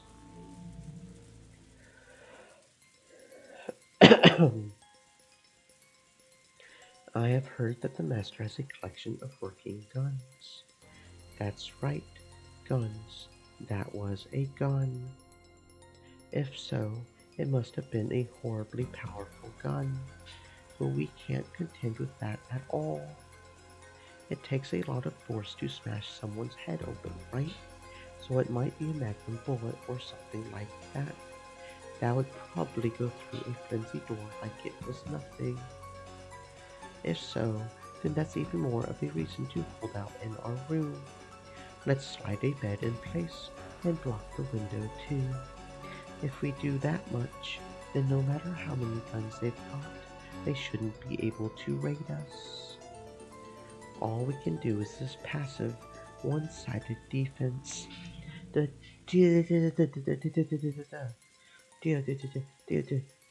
Dealing with a finishing blow to Dad and even capturing Kyrie. That's gonna cost you, you damn geezer. Impossible. There's no way we can compete with them. Besides, it's not just the Master, he has underlings too. That there might even be more of them. Just what are they? Battlers filled to the brim with the urge to get revenge for Rudolph and to rush out of here to save Hero. But just by looking at how terrified Godo was, there was no doubt in him that this would be reckless. It's gotta be hard on you too, right, Aniki? And yet you've got to stay holed up here. Of course, I'm torn up about it too. It's not like I can remain calm with both of my parents murdered. But specifically because of that, I have to remain calm. Do you think our dead parents would want us to die in vain? There's no way they would. They would want for at least their children to escape. So I will survive, and I will repeat this to the police and everything undercover. I'll lead my enemies to the courts. That is my revenge. There's no way our parents would want us to die taking revenge for them. Right? You're right. It's just as you say. You old bastard, what's this about a ceremony? If we're supposed to be sacrifices for something like that, then we'll escape no matter what it takes, ruining this precious ritual of yours. That's right. Besides, you still have Kyrie-san Battler-kun, and I still have Shannon. Anyway, let's be cautious and wait for our chance. Any careless actions on our part might just end up causing harm to those who have been captured. Hostages. But Grandfather captured them, so he could use them as sacrifices, right? If we don't go and save them, then are we just waiting for them to get killed? We don't even know where the dungeon they're being held in is. Shannon and Cannon didn't know about it, and of course Proto-san and Kumasawa-san didn't know either. The possibility that they're in a secret location that only Grandfather knows of is incredibly high. Under these circumstances,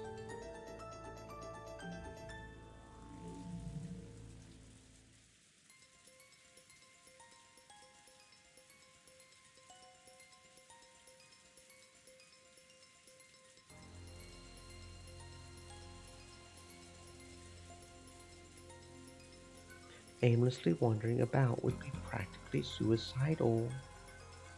I understand, but still, are you saying the only thing we can do is stay confined here until something happens? The Battler Sama, I understand how you feel, but let's put safety first. From what Kraus Sama said, they seem to be in a fairly old cell, and they may be able to break the bars somehow. The wise choice of action now is to believe in them and wait. Grandfather has a number of subordinates, and they're all armed, correct? Yes, he does. And they're probably all armed. Goda had been able to say that Kinzo had comrades with him, but he hadn't been able to mention that they were mostly young women, like witches, who had used strange magic to murder. If he had said that, it would only have cast doubt on his sanity.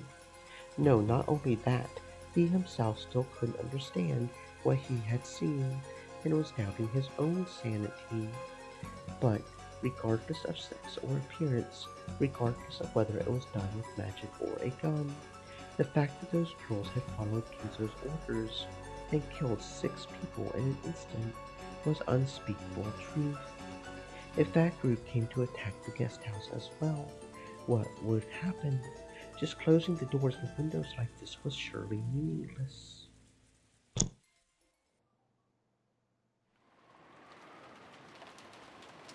Goda and Kumasawa.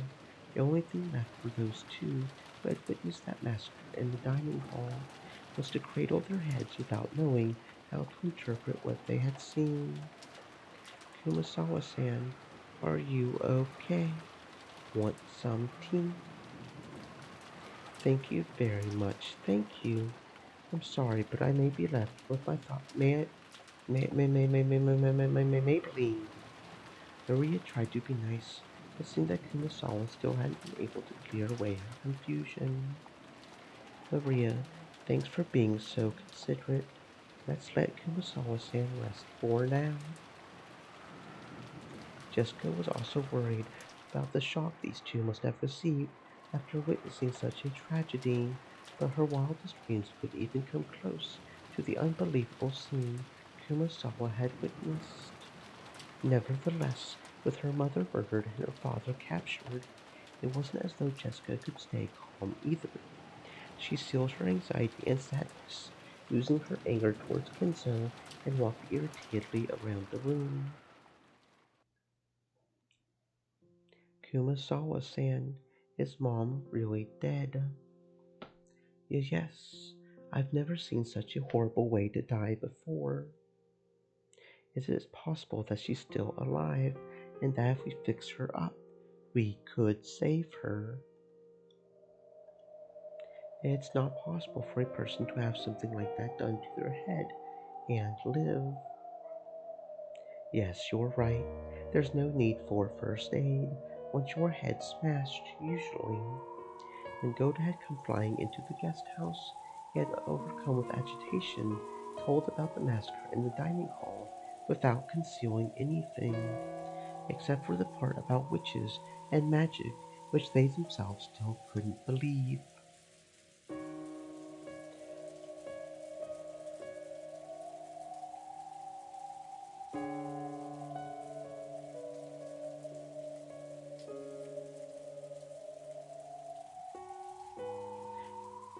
In other words, he hadn't even sugarcoated the cold-blooded way in which Natsuhi and the others had died. It was too late now that Kumasawa regretted the fact that they had obviously said too much. However, while lightly shaking her head with a slightly painful laugh, Jessica spoke. Actually, thanks to what you told us, I was able to stay level-headed. If you had avoided mentioning the part about her head being smashed, I would have thought she might still be alive. Then I would have run off towards the mansion, met grandfather, and I might have gotten killed. That sliver of hope could have been fatal in the end. So I'm grateful. I'm truly sorry.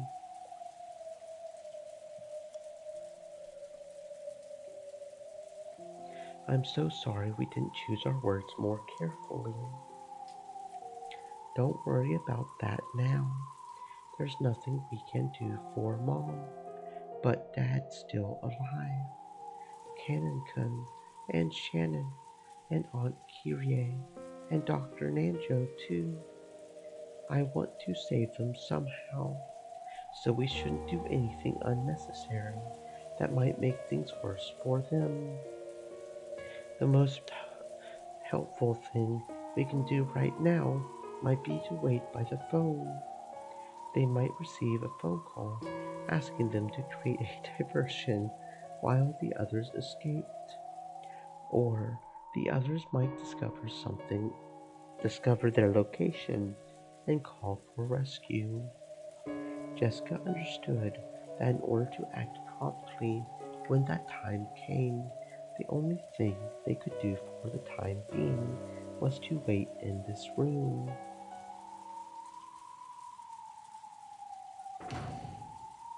Once they had finished inspecting the downstairs area and locking up, George, Battler, and Goto-san returned. Each was holding various objects.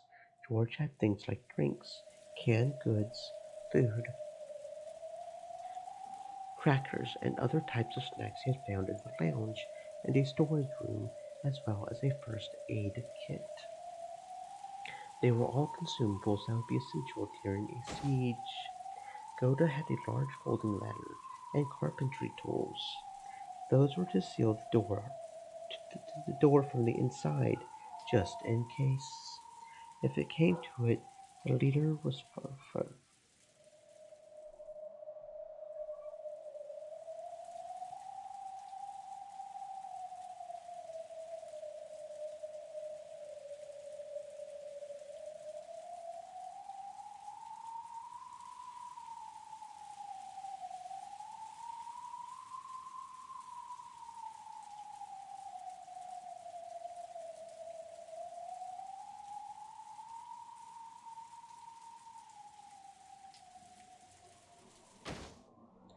Battler had brought up objects that could be used as edged weapons or poles.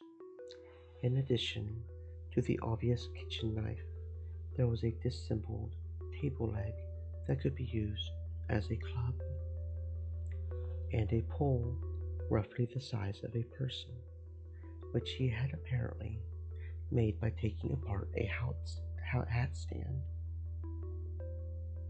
Even though the pole had made no point, it could surely be used like a spear. There was a good chance that their enemies had guns, so it was dubious whether those would be of any use. But it was still better than not having them, and if having these could,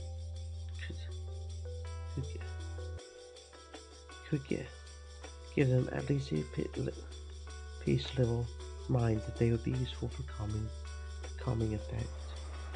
Then the bed and sofa were placed up against the door, barricading it. It didn't go so far as to seal it up with nails. There was still a chance that Kraus and the others would escape and come to meet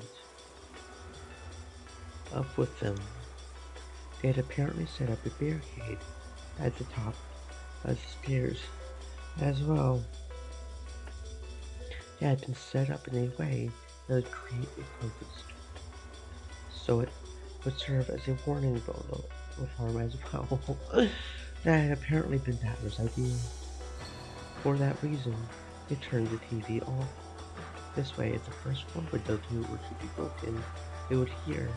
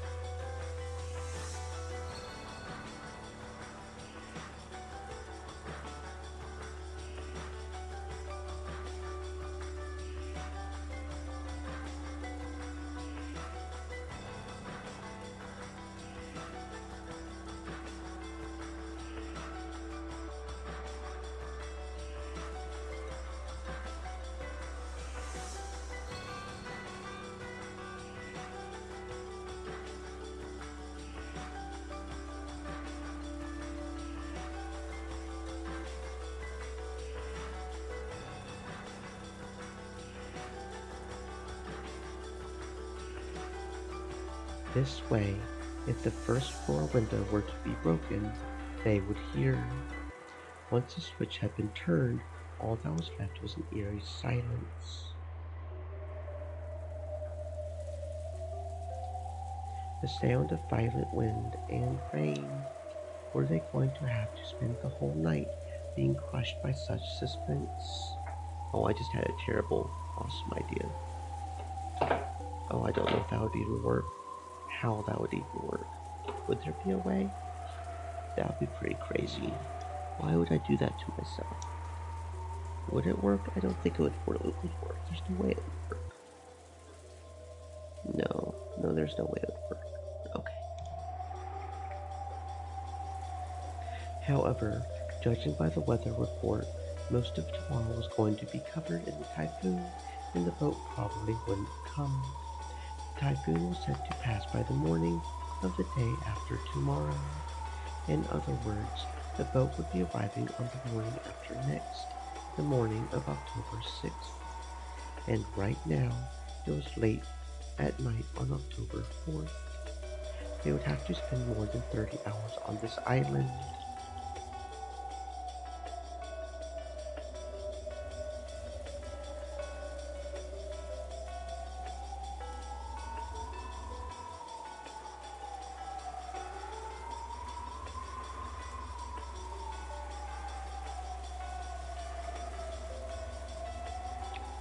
When Kenzo turned cold-blooded murder and his weird companions prowling about.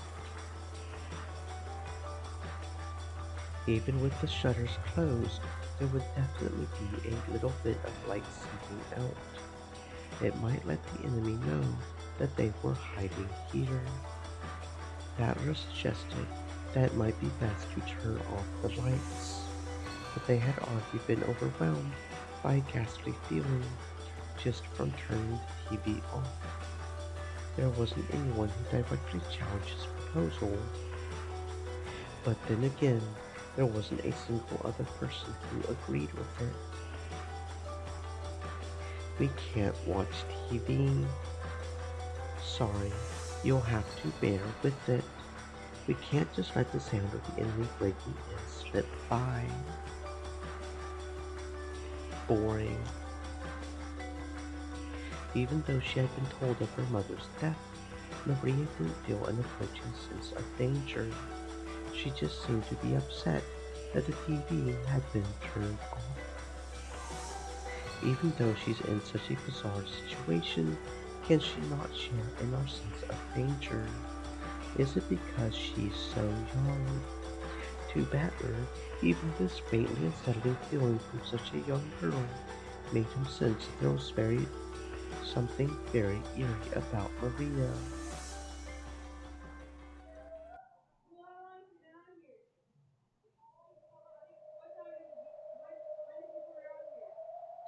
That said, we've already done all we can. Do you think you'll be able to do anything about the bars? Unfortunately, they're tougher than expected. I don't know when these were made, but there's no problem with their guaranteed lifetime. These truly were built rather well. Kyrie chuckled softly. They had no moves they could make, but she had calmed just a little. This place is just like the capture pile of a chess game. So, are there no remaining moves left to us? Not yet. It's still too early to give up. If we stop thinking, we might as well stop breathing, right? Chess pieces in the capture pile may serve no purpose, but in shogi they can be quite significant. Just one captured pawn should be able to put pressure on the opponent. I see, but still there's nothing that can be done about those bars. For us, maybe, but if we can figure out where this is and contact Goda-san, he might be able to come save us. I see, but that would mean putting Goda-san in danger, and if that happens, I would also be worried about the children as they get along with the. When you're afraid of the risk, it's all right to bide your time until the price starts to go up. However, if you're too afraid to cut your losses, you might end up with just a scrap of paper, though in this case that represents our lives and our dignity as parents, right? After talking big like that during the telephone call, telling them that they should behave just because we'll manage something on our own, we can't just start asking for help right away. That would be very uncool. By this point, I've long since thrown out such useless pride. Why don't we put our heads together? Where is this? Is it really underneath the dining hall? Or else is it a different place separate from the mansion? Kraus, Kyrie, and Angelo started to discuss this further. Kennan was squatting by the bar, silently trying to sense anyone's presence, just as he had been ordered. Shannon came close to him, and they both squatted down together. Do you sense anyone? Yes. They haven't focused their attention in this direction, but there's somebody relatively close by. Is it human? I think it's the goats. Their breathing is rather noisy. Cannon's ability to sense the presence of others was several levels above that of a human. He said that their breathing was noisy, but Krauss said the best couldn't even pick up the slightest hint of it. Therefore, if he had immediately reported it, they would have immediately doubted Cannon's ears. They got us, didn't they? It's rare to think that they captured us without killing us. This time Beatrice Sama didn't make an appearance, and the master left his study. I don't have a clue what's going on. I know. Whatever happens or changes, it's all for that which is fickle entertainment. In the end, nothing will change. I wonder if we'll be able to go to the Golden Land this time. Who knows? We have a high rate of losing.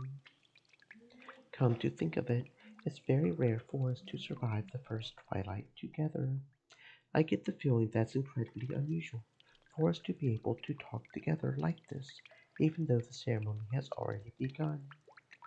That may be, but even that's just for the witch's entertainment, I'll bet. I can't think of it as anything other than her letting us live just a little longer to ridicule us, since we usually drop out right in the beginning. I wonder if we'll be able to reach the Golden Land again. I'm sure we won't make it there. If we hold on to any foolish hope, we'll get taken advantage of again. That's right. Last time you got taken advantage of, didn't you? I'm an idiot. Cannon made a sour look and turned his head. Shannon laughed softly and apologetically leaned toward his shoulder. But I'm glad my lady is safe. She's only escaped from the first twilight. She might just be waiting for an even crueler death later on. What about you, Nissan? Aren't you glad George Sam is safe? It would be nice if you two could reach the Golden Land together. Thank you. I wish the same for you and my lady as well. I wasn't hoping for anything like that. It's just as you say. The witch is only having fun, dangling prizes in front of people and watching them vainly try to get them. I'm sure no one will be able to go to the Golden Land. If I wish to reach the Golden Land with my lady, then that person will find it funny and will certainly never let us reach that place. You're right. Beatrice Sama is thinking about which order of sacrifices will be the most interesting. The whole thing about them being chosen at random is just a blatant lie. That swindling witch. All that about having any wish you want granted in the Golden Land is probably just a lie, too. That's not true. The Golden Land is a wonderful place. Have you been there? Only for a little bit. Though, even that was probably just a joke of Beatrice Sammer's. What's it like there? Well, it's a wonderful place. I can't really explain it well. It's like a world from a pleasant dream, a paradise-like place with roses blooming all over and beautiful butterflies dancing about, or something like that. It's not a place with a tangible image like that. It's really like the inside of a dream. When you're there, it's very gentle, very peaceful, and you're allowed to sleep as long as you want, like when you wake up early on a day off, lying on a futon. Sunlight comes in through the cracks in the curtains, and you think you'll have to wake up soon, but you realize that it's your day off and you can go back to sleep. It's a place where you can feel like that. I think it would be wasted on me. Waking up on accident, even though it's your day off, is something only you would do, Nay-san. So, well, when I was there, it was very satisfying and very calm. When I returned to this world, even though I had just been there a second ago, I couldn't remember it well. It's like when you can't remember a dream you're just having. But I still remember that was very calm and quiet world. That's it. What the heck? That Golden Land she's always bragging about isn't anything that great at all. I thought it was a place where all your wishes came true. That's right.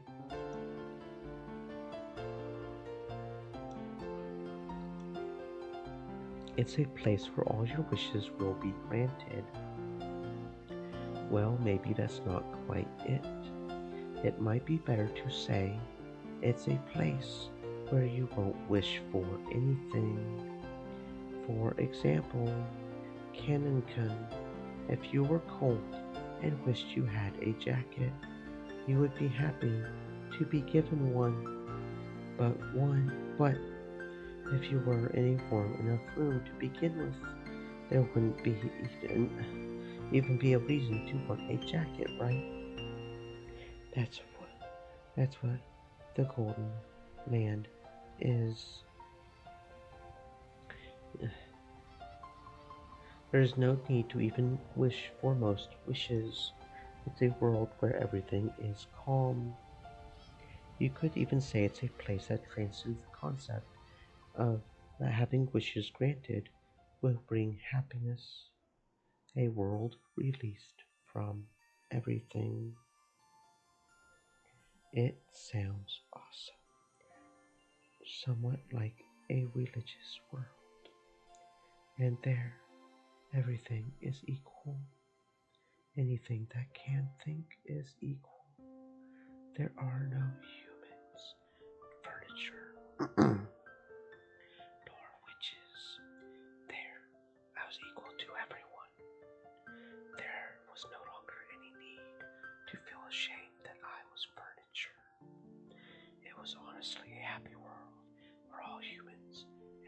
witches were equal. I can't really remember it well, but I have the feeling that when I was there, I was equal even to Beatrice Emma, and we were good friends. If that witch was there, it can't be much of a paradise. So, you want to go to that golden land with George soon? How strange. The golden land is a utopia where you can be pleased with everything, right? Wouldn't you be content even if George Salmon wasn't there? The golden land is a peaceful, calm, everything is equal.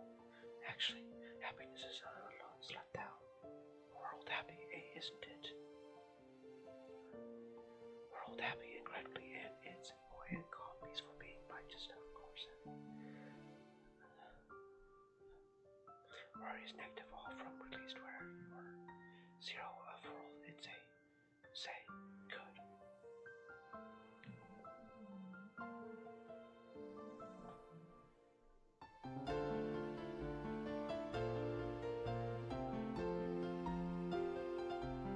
The human world is filled with negatives, so of course the zero world is incredibly happy, but still zero. What a luxurious problem to have. Oh my fucking god. It's something like this. When you're naughty pop on your quiet holiday morning, if the person you love the most is next to you and holding your hand, then it can become even greater, more wonderful, something like that. Sorry, you're only say as to dumb dude good analogies. In other words, to you, the greatest happiness would be reaching the world together with George Sandler. Yes, and surely for you, it will be reaching that world together with my lady. It will be released from the worlds in our forever. It's like something. It's like religion. We're going to get in a cult. I'm more worldly minded. I imagine a world where we would be given some magical nets. We could be reborn as humans, or something more like that. Oh God, why is my face melting? My face is melting. Why is my face melting? If you go, you'll understand. If Beatrice Sama really is a fickle person, then surely someday she'll let you get a glimpse of it too. If so, then you'll be able to understand my analogy. Well, I'm not holding my breath. At any rate, it seems like game over for us this time already. I'll hope for another chance. You're right. If we cling to any overambitious hopes, Beatrice Sama will take advantage of us. It might be best to just stop thinking and let fate take care of us.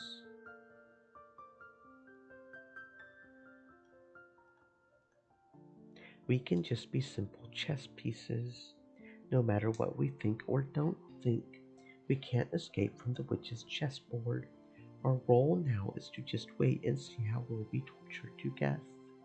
For us, the dream of the Golden Land is too empty. You're right. Sorry.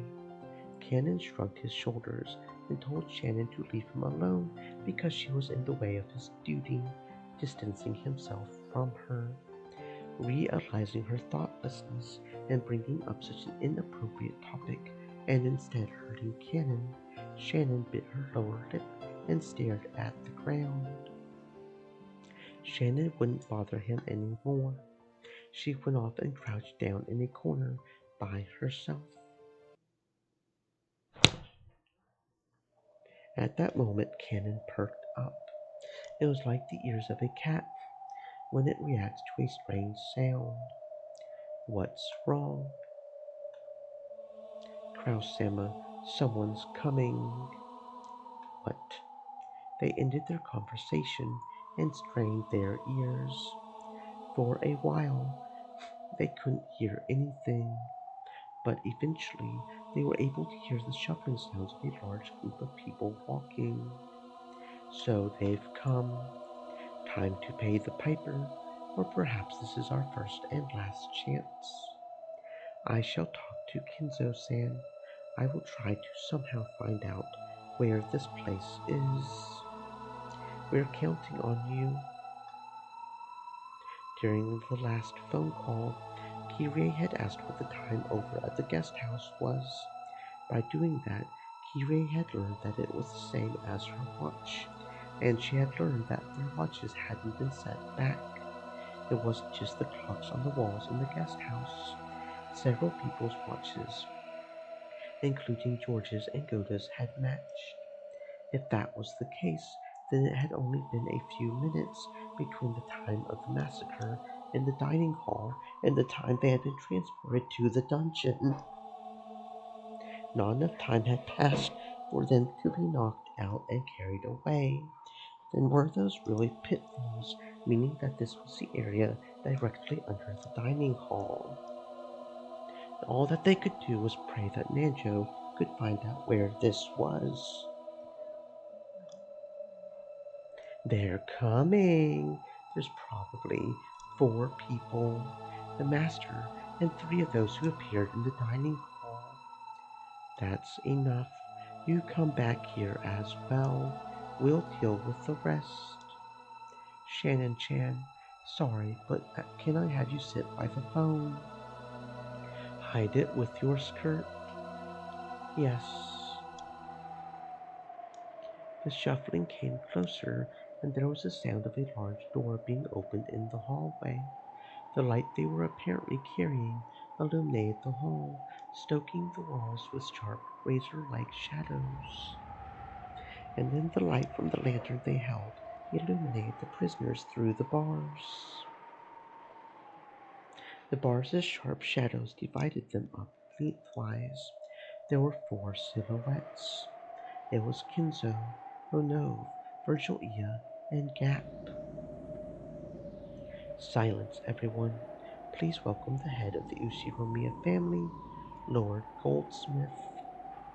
Goldsmith, its father's pen name. It seemed he always signs with it when writing those bizarre grimoires. Kinzo made English style. Shouldn't that be Gold Warehouse? What more is a warehouse than a place to keep things in? However, I give birth to gold and use my craftsmanship to further increase its worth. Don't you think Smith is much more fitting? True enough. I apologize for butting in. Kinzo-san, just what is going on? Where in the world is this? My friend, can't you remember? True, you may have never entered the prison, but you should remember walking through this corridor. You don't mean. Do you have an idea? Well, it is unthinkable. First, we fell through a pitfall and were locked up in here after only a few minutes. Not only is the distance too great, that's physically impossible. For a human, right? Father, is this the mansion? To think that the mansion had a basement like this?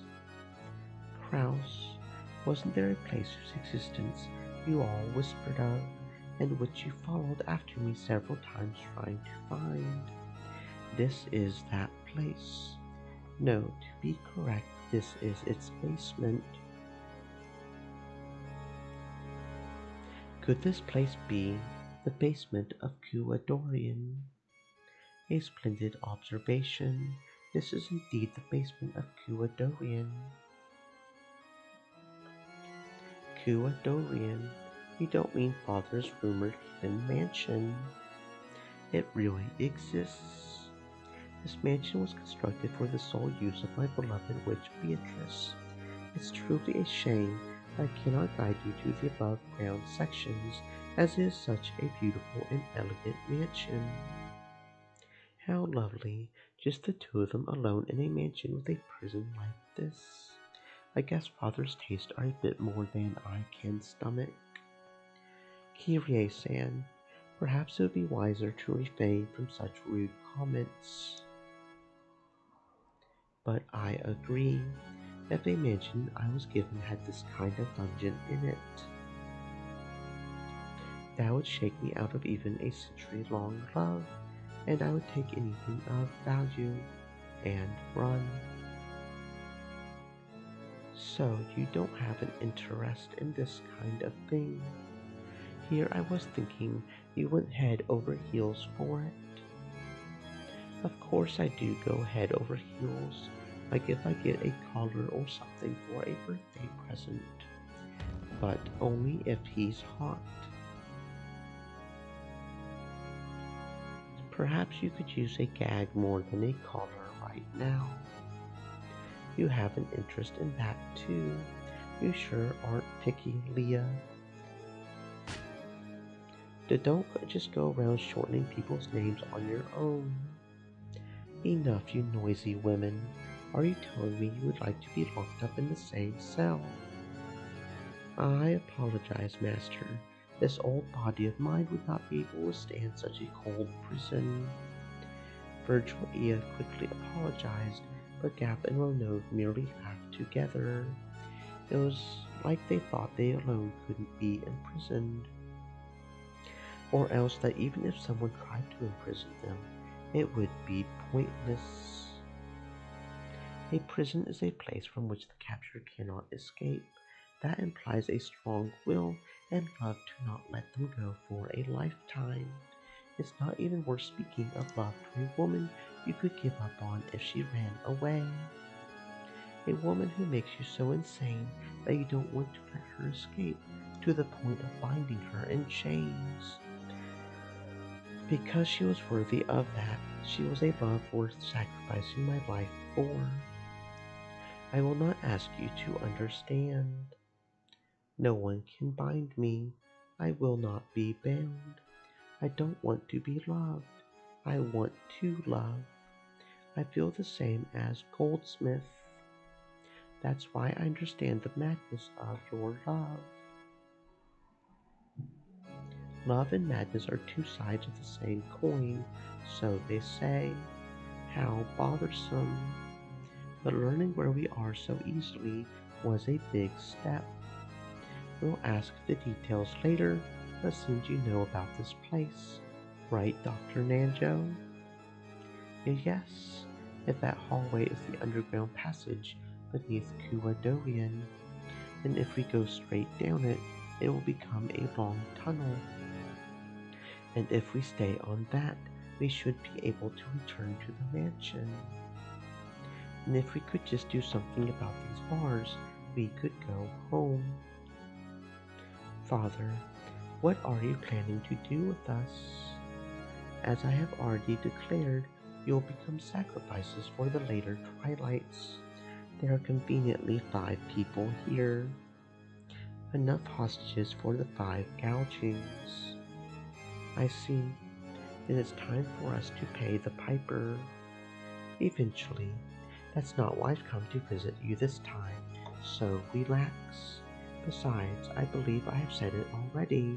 If one of my grandchildren is deemed suitable to inherit everything from me, then the ceremony will be called off. In other words, your lives will be spared. Well, what are you planning to do to the children? I shall give them a test to see if they are suitable to be the successor or not. If even one of them can surprise me, I'll call the ceremony off.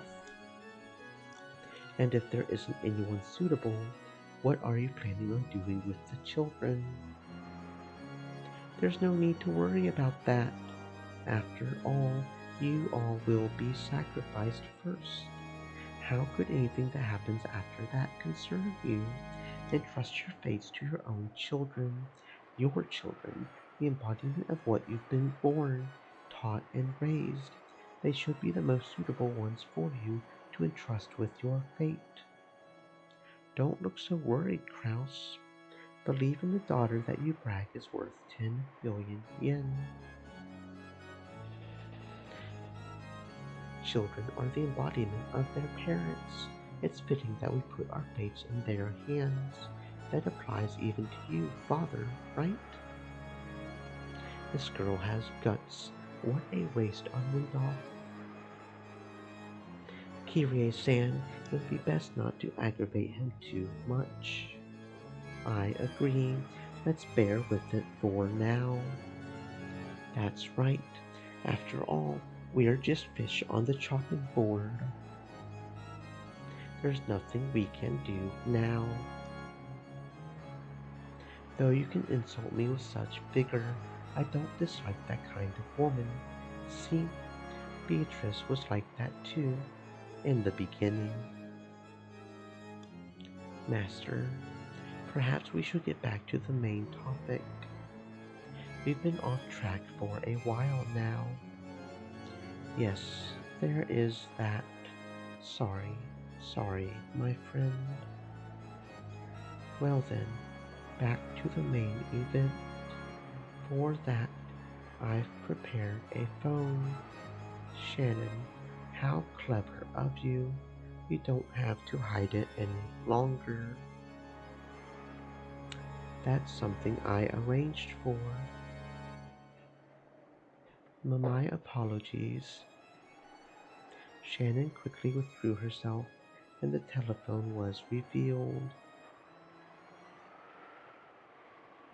Kraus, call the grandchildren in the guest house. Tell them of the test and of the start of my trial. Ronov motioned for Kraus to pick up the receiver. And if I say no, and why do you think you're in a position to negotiate? If you don't make the call, then the grandchildren won't even be given a chance. The Ushiromiya family will end here, and I'll sacrifice you all right away. You would be lucky to become sacrifices right away. Don't you think it would be more painful to watch the children get sacrificed first before your very eyes?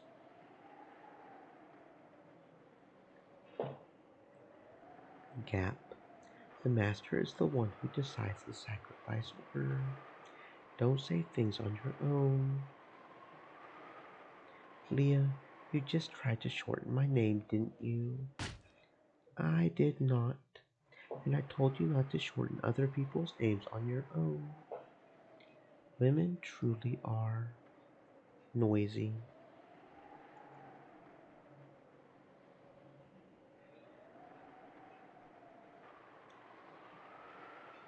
Hmm.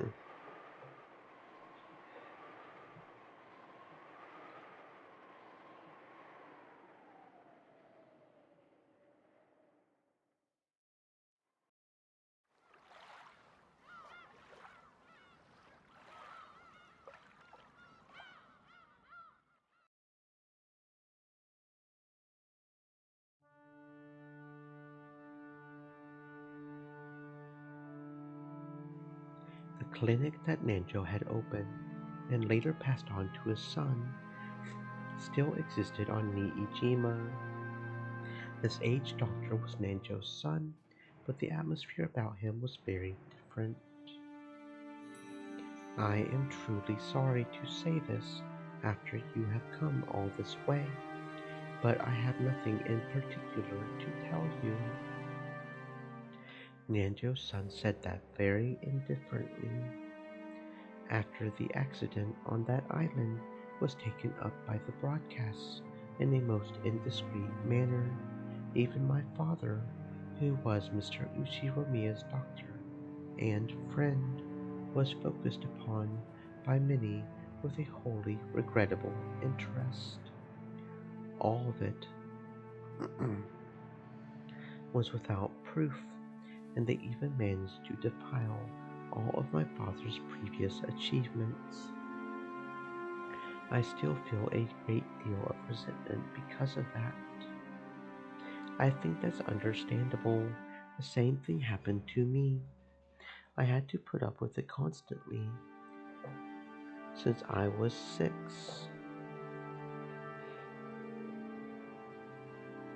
True. My apologies. The doctor finally remembered that Angie was also a victim who had been exposed to the same curious eyes as he had been. In that case, we can probably understand why I don't want to have anything to do with that incident. That was an unfortunate accident. The only ones who want to make a fuss about it being a crime are those irresponsible TV shows and magazines. I am more than fed up with their attitude. Nanjo had been bathed with attention for being one of Ushiromiya Kenzo's few friends. Because of that, There was probably an aggressive and persistent rush among the witch hunters and the press to use Nancho's son as well, a surviving relative, as a source of information. The doctor went on and on, criticizing the press and dictating. I really understand how you feel. For a person like me, who was observed even in her personal life, and whose privacy, likeness, and even human rights might have been violated, it's really easy to pick up on the anger of someone in your position.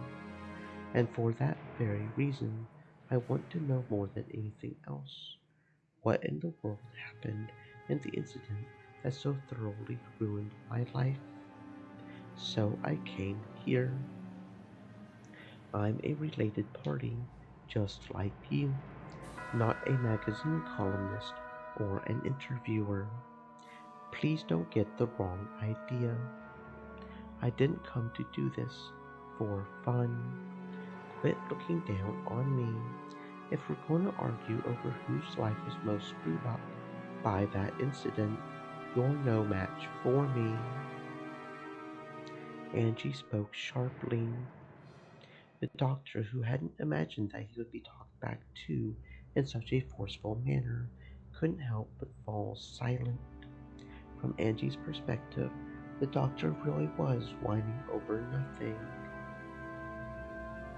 She really didn't want to be looked down upon. It was about time to let him understand how many days had passed for her before arriving on this island. The doctor realized that he had said something wrong and remained silent for a while, looking uncomfortable. I know it's probably painful to remember what happened at the time, but if there's anything you do know, please tell me no matter what it is. Of course, I'll keep quiet about it. I visited here today to bring some resolution to my life. I'm 18. That incident took away 12 years of my life, and it'll probably keep on taking. Since that day when I was 6, I've remained shut away in darkness. Are you saying that despite that, I still don't have a right to know? No, how rude of me. It seems that since all the others who came were ill-natured folk, I instinctively put up my guard. I apologize for my rudeness. I understand.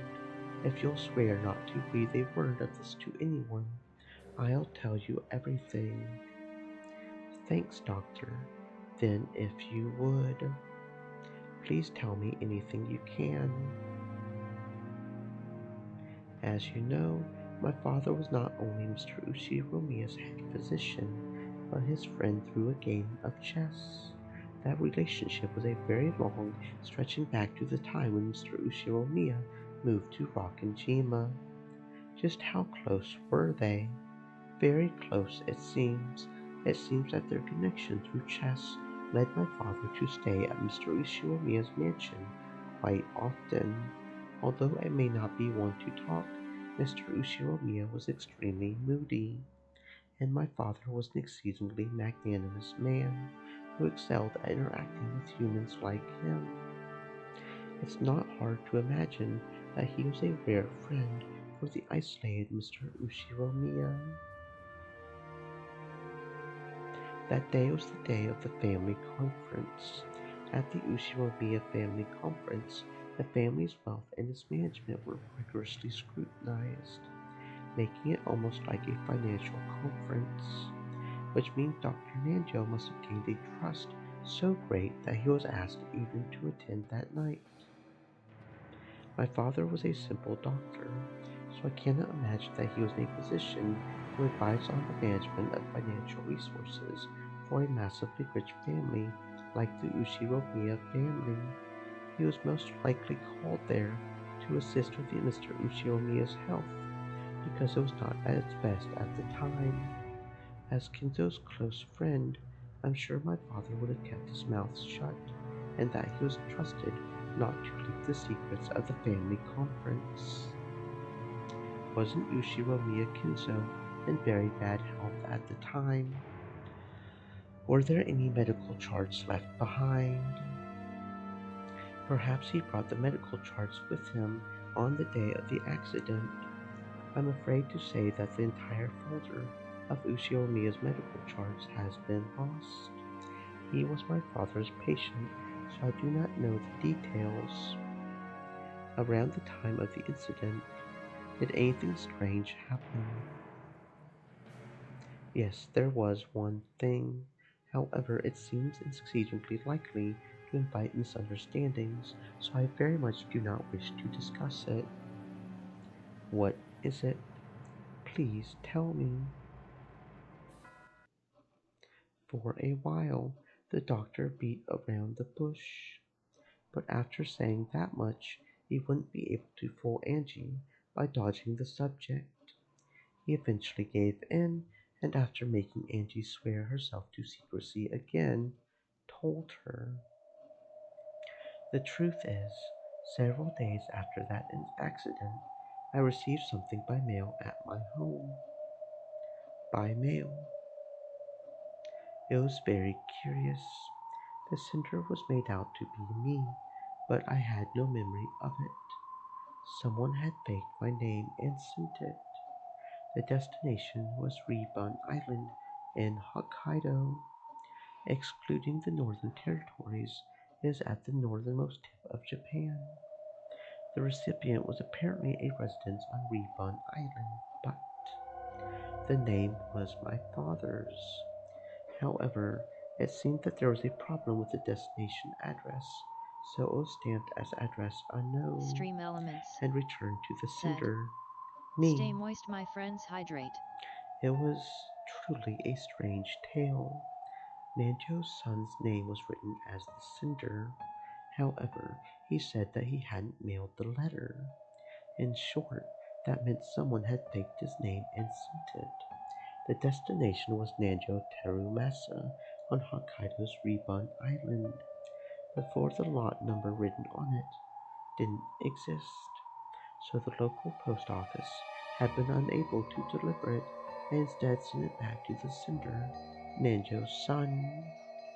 What was inside? I do ask that you keep silent about this.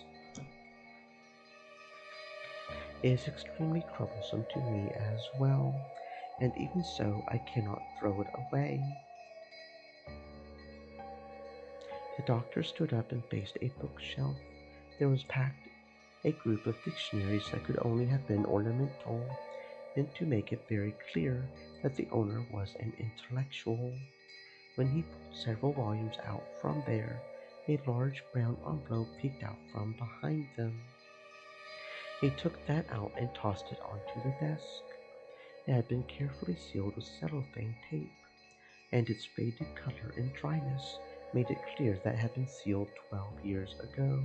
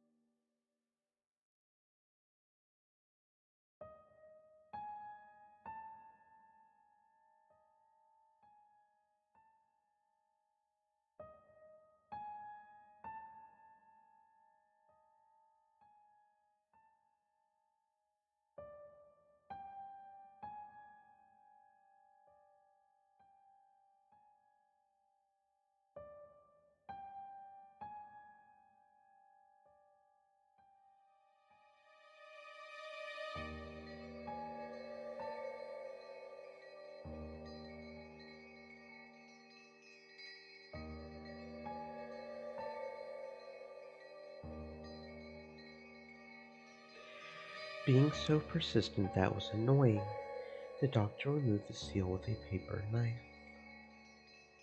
Then, when he tilted the envelope, an already open mail envelope spilled out. The envelope had a weight to it, hinting that there was something other than a letter inside.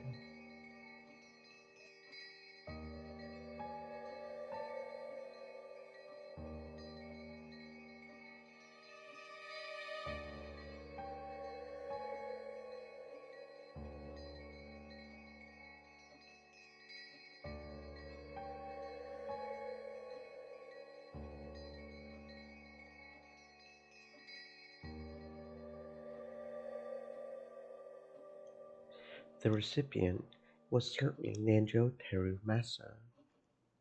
Just seeing that was a huge shock. Following that incident, Nanjo's corpse had not been found, and he had eventually been treated as dead after going missing under extraordinary circumstances. And despite that, this letter addressed to a Nanjo in Hokkaido existed.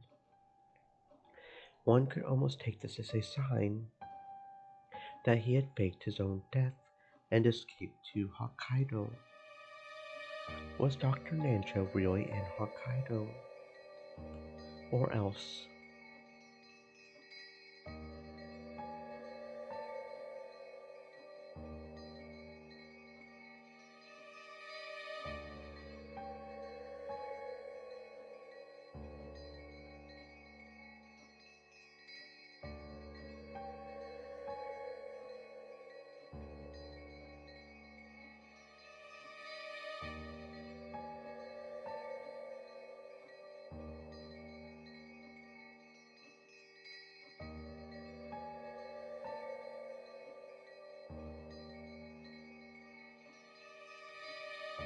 was there another person with the same first and last names in Hokkaido?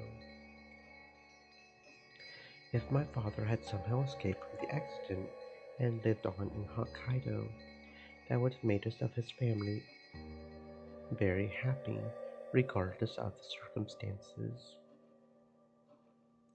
I also thought of that possibility at first.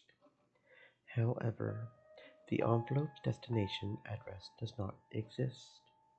In short, this envelope was mail that had no way of reaching him. Is there a possibility that the sender miswrote the correct address? Of course, I cannot deny it. However, judging from the residence's house number, I find that hard to believe. Hokkaido, Rebun Island, Rebun County, Rebun City, 1, 2, 34, 567. Up until Rebun City, it's fine, but I just couldn't wipe away the feeling that the sequential number after it, 1, 2, 3, 4, 5, 6, 7, was a little insincere. It felt like a fake number that some kid had made up. They probably wrote a nonsense number that clearly didn't exist. I think it's natural to assume that, from the very beginning, this envelope was sent to a non-existent residence to which it had no chance of being delivered. If the destination address doesn't exist, mail is generally returned to the sender. But even in the case of an incomplete address, the local post office will often courteously and to the best of its ability research to find whether the sender's intended address exists. When they still can't find it, the mail is sometimes returned after an investigation of several days. It seemed that the same thing had happened with this envelope, and the stamp was postmarked on October 3rd. It was postmarked on Niijima. Niijima was a long way away from Rebun Island. On top of that, the destination was also nonsensical.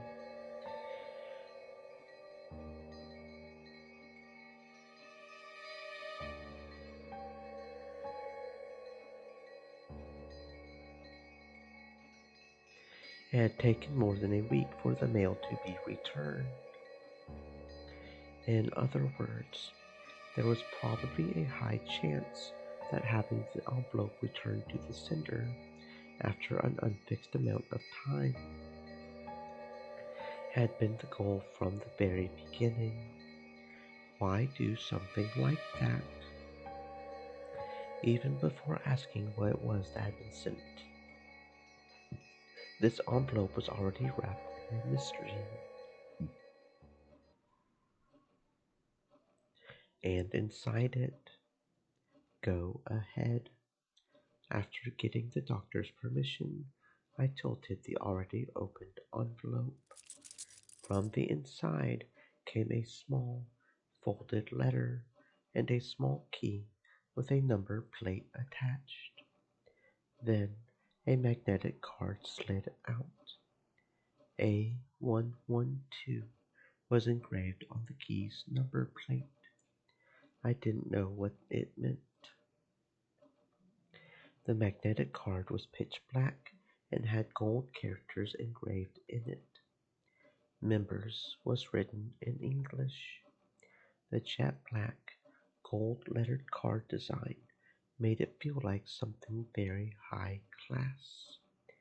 But of course, I didn't have a clue what kind of card it was just from that. I unfolded the letter. Its contents were extremely brief, and only the following was written: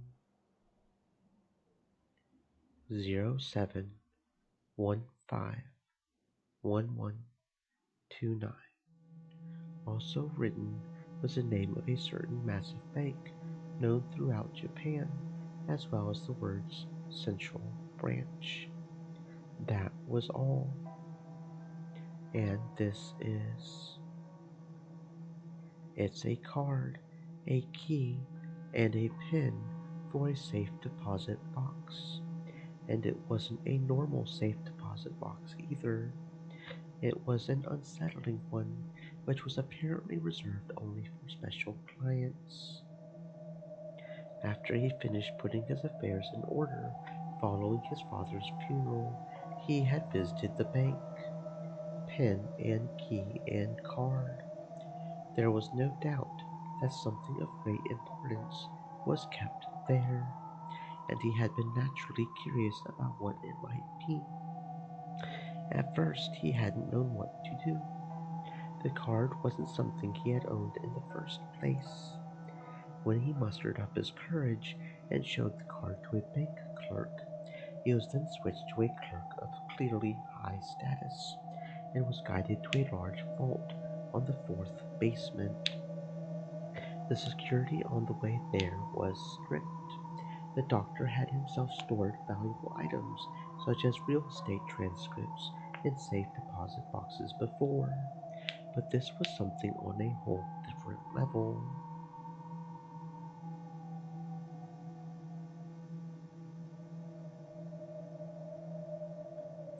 Unlike the procedure at the deposit box I had been using, with this system, as long as you had a card, a PIN, and a key, you didn't need to have your identity confirmed. But anyway, I was frightened at how imposing that secure vault was, and I wondered what kind of shady objects might await me that had to be stored in a place like this.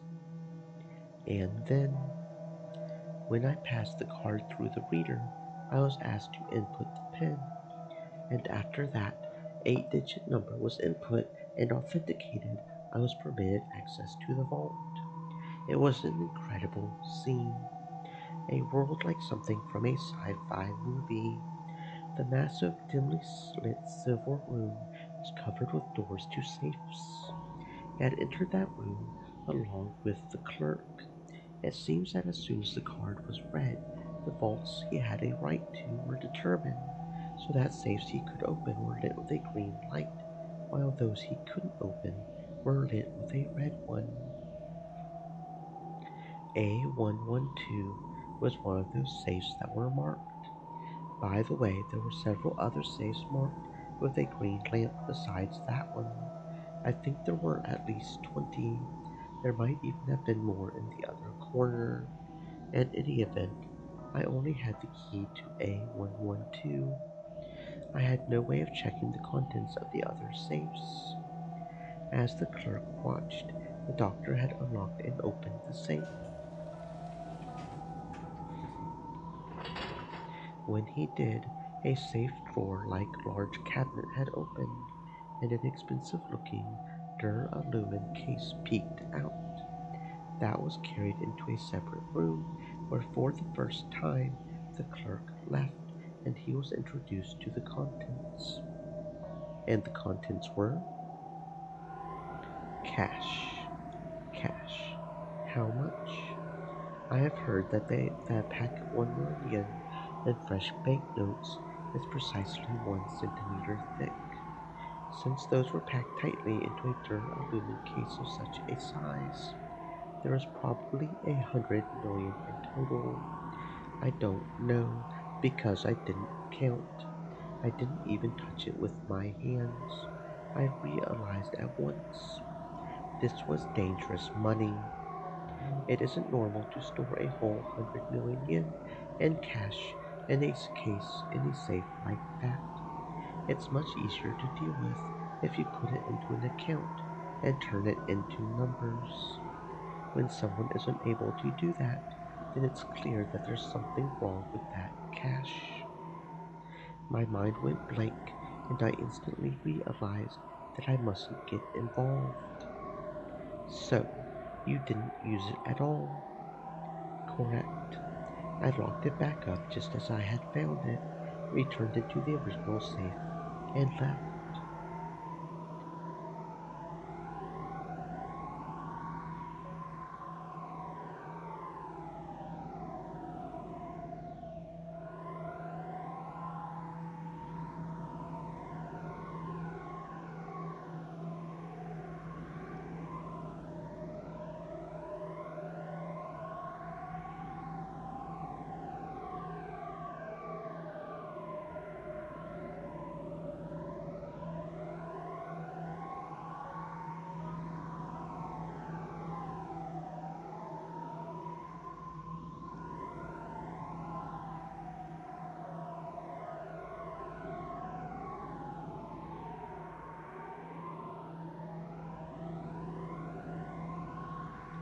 I have thought about throwing away that key and card, but I don't know what will happen. For that reason, I have been hiding it in the back of this bookcase for a full 12 years. I still do not know what kind of money that was. Could I borrow this envelope? No. Please just view it here. Understood. Then, if you'll excuse me, there's something I want to investigate. I took One-chan's grimoire from the knapsack I had set down. Then I opened to the page with the paragraph Beatrice had written to Oni-chan and compared the handwriting on both. There was no mistake about the characteristic handwriting. The one who had sent this 100 million yen in cash was Beatrice herself. But what is it? Something's bugging me. What is it? What could it be? Yeah, I'm pretty sure I got something like that in the mail. Hey Ma, where did you put it? The same envelope and contents had been sent to Kumasawa's son, who had once lived with her. But he had been very busy in the days since, and seemed to have forgotten about it while running around all over the place.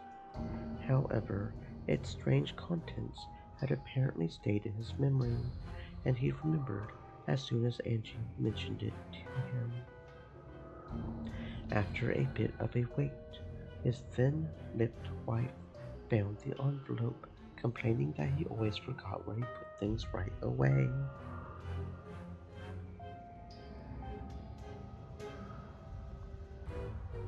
The modus operandi for the sender and recipient was the same as Nanjo's son's.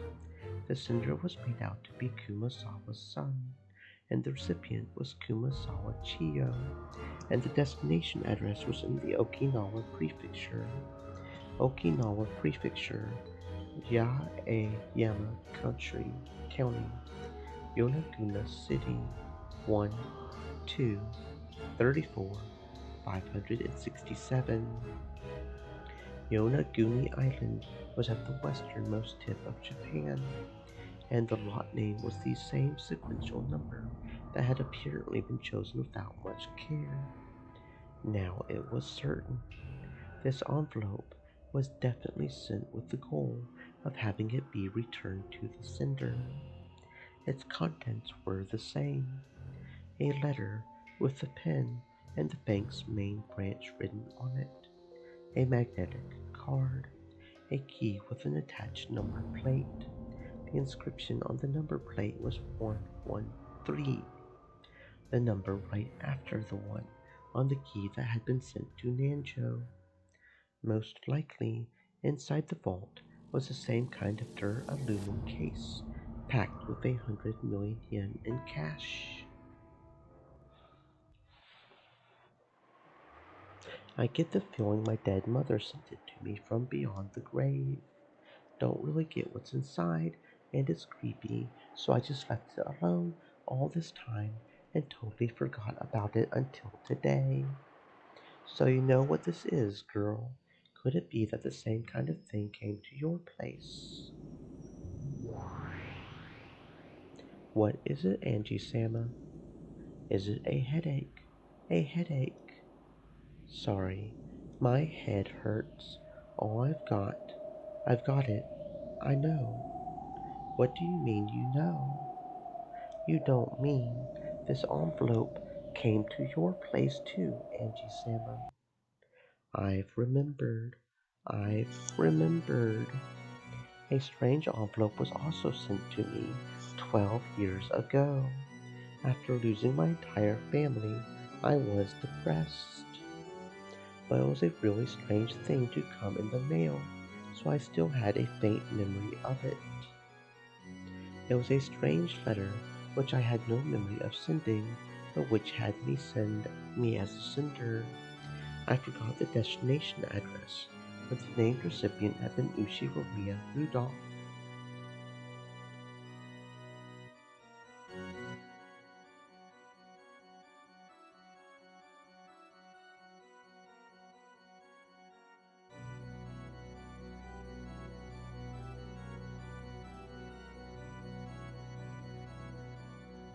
My father.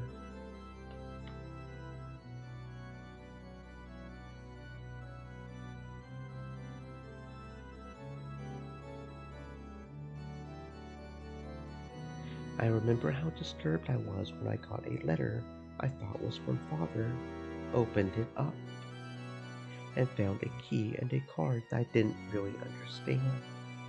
I felt let down and threw it away somewhere. I think, where did I put that envelope?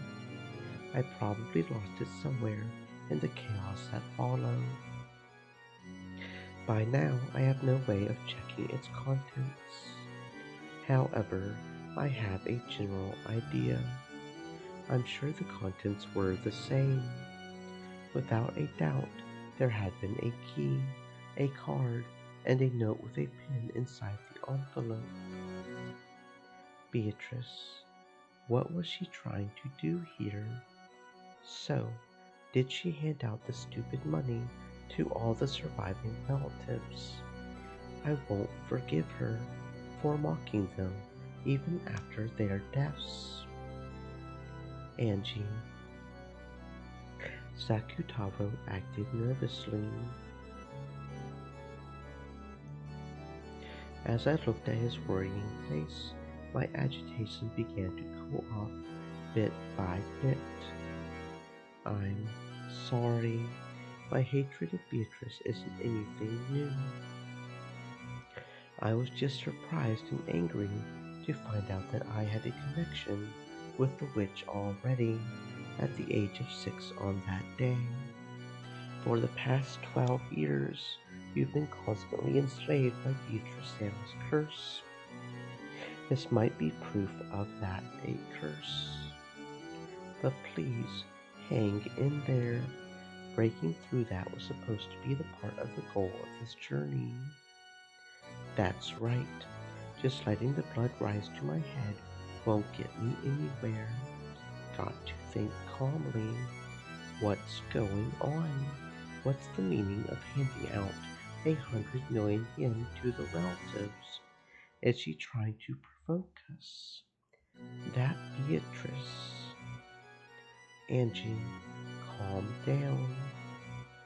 As Saku Taro buried his head in my stomach, he urged me to stay calm. I took another deep breath and started thinking. I wonder if this envelope was sent to support the theory that Beatrice was behind that crime.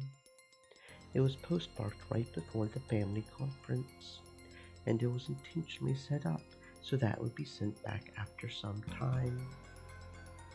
They wanted it to arrive after the incident. Is that it? Yes, that's what it implies. But it raises a few questions. Why use such an uncertain method? Uncertain? Yes.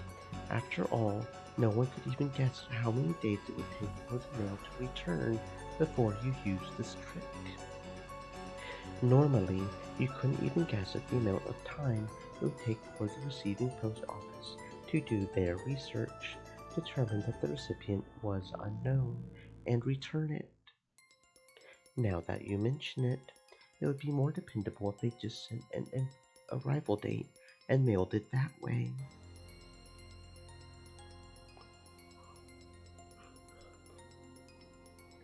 Maybe, but still, if they mailed it the day before, then no matter how quickly it returned, it would probably arrive Monday or later. I wonder if they wanted to make it seem like a letter from the dead.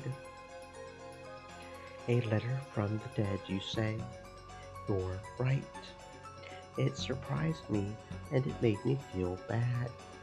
Some mail with my dead family's name written on the outside in large letters was thrown into the mailbox with the ominous label attached. However, it doesn't really make sense to me. I would have mailed it to arrive on a specified day. I just can't understand why someone would allow the certainty of it arriving on a day other than the one they imagined. But it really does sound like Beato to me. You know about Beato. Well, I only talked with her a little. Still, I can pretty much accept that Beato would do something like this. Can't you imagine that happening to Mammon?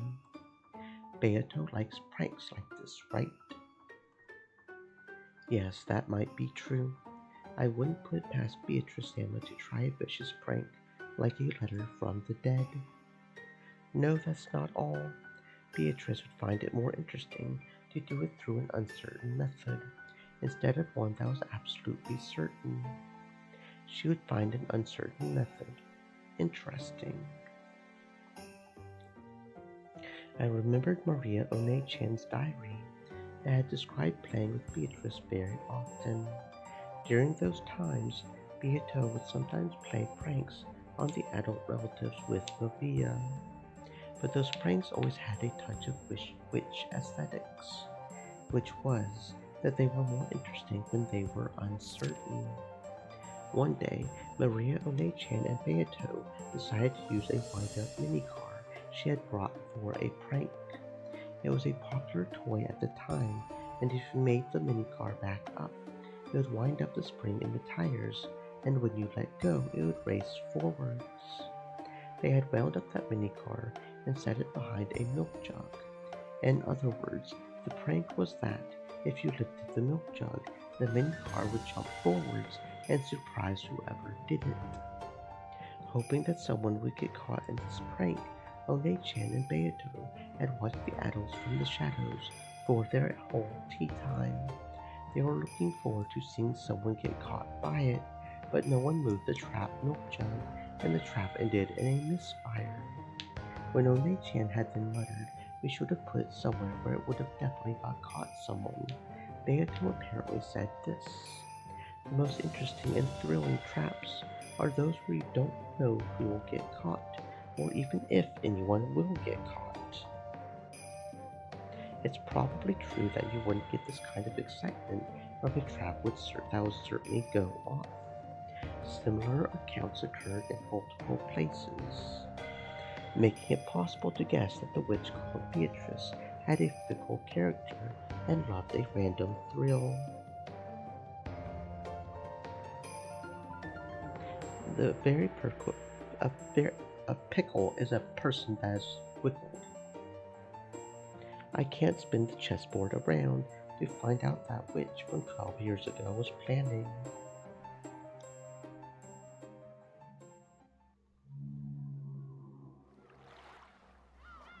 As Angie examined these, her gaze darted from place to place. Then she suddenly showed interest in the wall. There, several framed pictures were hung. Many of them were commemorative photos from when the relatives of the Kumasawa family gathered or went somewhere to play, and Kumasawa was in several. And she still wore a smile that made it so you could almost hear her light-hearted laugh. As part of my distant memory, but I definitely remember that she was this sort of cheerful old lady. Did you notice anything different about Kumasawa leading up to the incident? Nope. She looked the same as ever. The family conference put her on edge, so she was always grumbling about how tough it was. What's this? Among the several frames, there was one that had something other than a picture of people in it. It was a picture of an enlarged relief of a door from a Western-style house or something.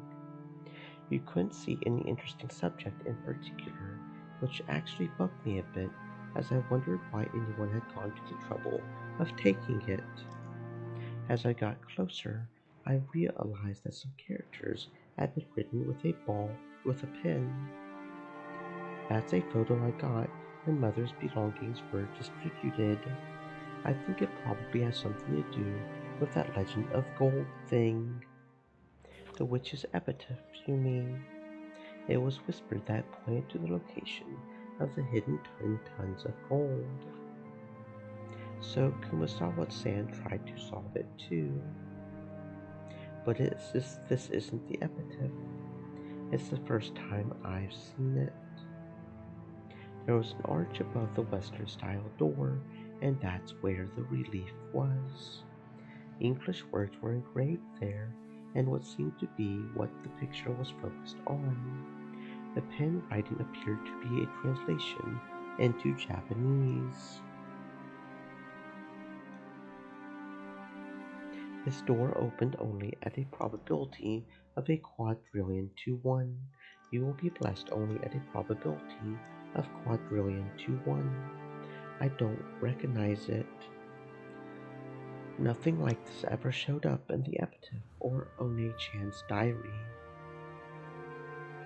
In Mother's belongings, there were quite a few photos and notes that looked like her trying to solve the riddle of the epitaph.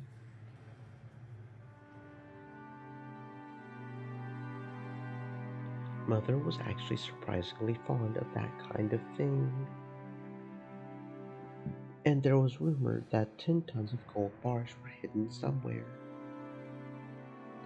It's no surprise she got so absorbed by it.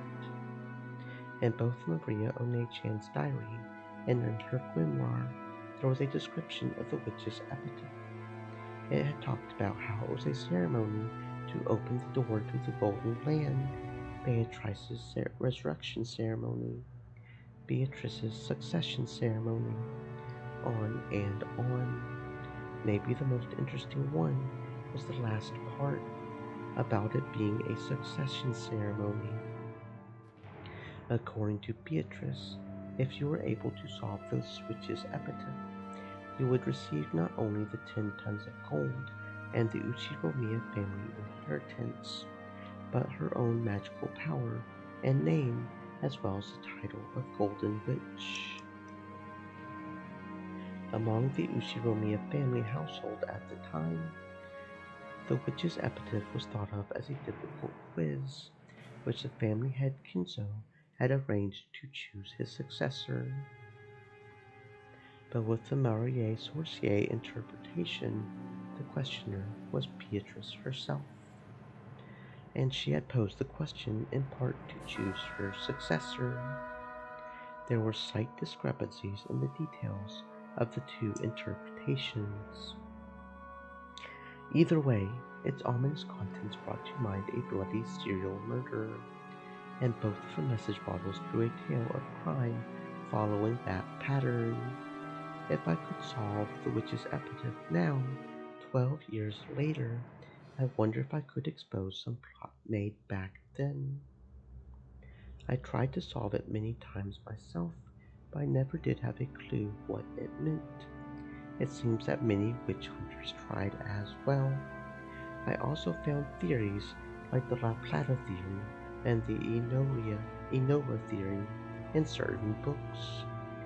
However, neither of these theories was conclusive. Are there any other materials? I think so, but they were all split up between my siblings. I don't have a clue who has what. Sorry.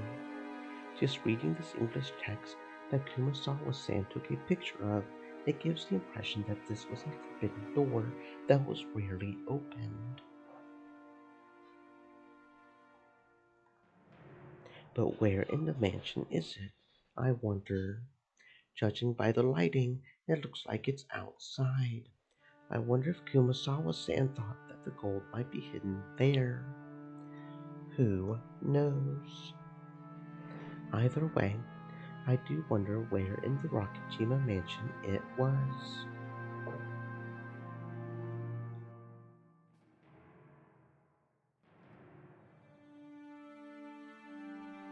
I hate to say it, but there wasn't enough money in Mother's bank account to make me think she found the gold. She probably didn't find it after all. The Golden Witch Beatrice gave 10 tons of gold to Kenzo, which meant that the witch was the true owner of the gold. Beatrice was the owner of all the vast fortune of the Ushiromiya family. The witch holding this vast wealth had massacred the humans on Rokkenjima on that day, sending large amounts of money to the surviving relatives like it was a game. Like hell, it's a letter from the dead. This is a desecration of the dead. I was once again convinced.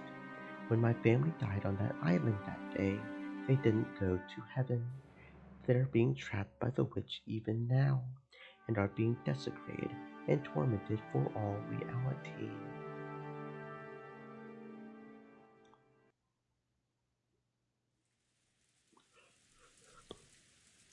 The last place Angie visited was a store in the region between the housing district and the retail stores, with a signboard saying Marufuku Sleep Shop. There lived the man who had been the boat captain or the ferry boat to Rokkenjima at the time. Even he, who had once lived as a man of the sea, had retired after contracting a serious illness, and was now taken care of at the house of his son and his son's wife. I remember it very well. You were still about this small. Look how you've grown. And it must have been very tough on you. I know very well how you must feel. The former boat captain was in such high spirits that you couldn't really tell why he had retired in the first place. His memory seemed clear too, and he could remember the events of more than a decade ago well, apparently about how Angie had been at the time. The way he chatted on was very helpful for Angie, but at the same time, he also remembered the final family conference very well, and the fact that he remembered even details like Battler's fall madness on the boat was actually painful for her. It had been so back then as well, but even now there was no public way to cross to Rockinchima. It was necessary to make an individual request to an owner of a boat to make the voyage. I had been unable to arrange for a boat to Rockinchima, so if he refused me, such a voyage would probably become hopeless. I getcha. It won't be easy to find a boat eager to go to that island. By now, there's even some who call it by its old name, Akuji Hishima, instead of Rockinjima. It's understandable why the sailors around here would turn down your request. From the start, fishermen had feared Rockinjima as an island of misfortune, and because of that incident 12 years ago, this fear had reached a peak. They respected the sea, feared it, and revered it. There were almost no sailors who would try to take a boat to the cursed island. Because of that, most of the witch hunters were unable to cross over to Rockinjima and were limited to taking a trip around the island. Ironically, this had caused the sense of mystery surrounding Rockinjima to increase even more, which had resulted in the propagation of the bizarre witch stories they loved so much. Would you take me in your boat?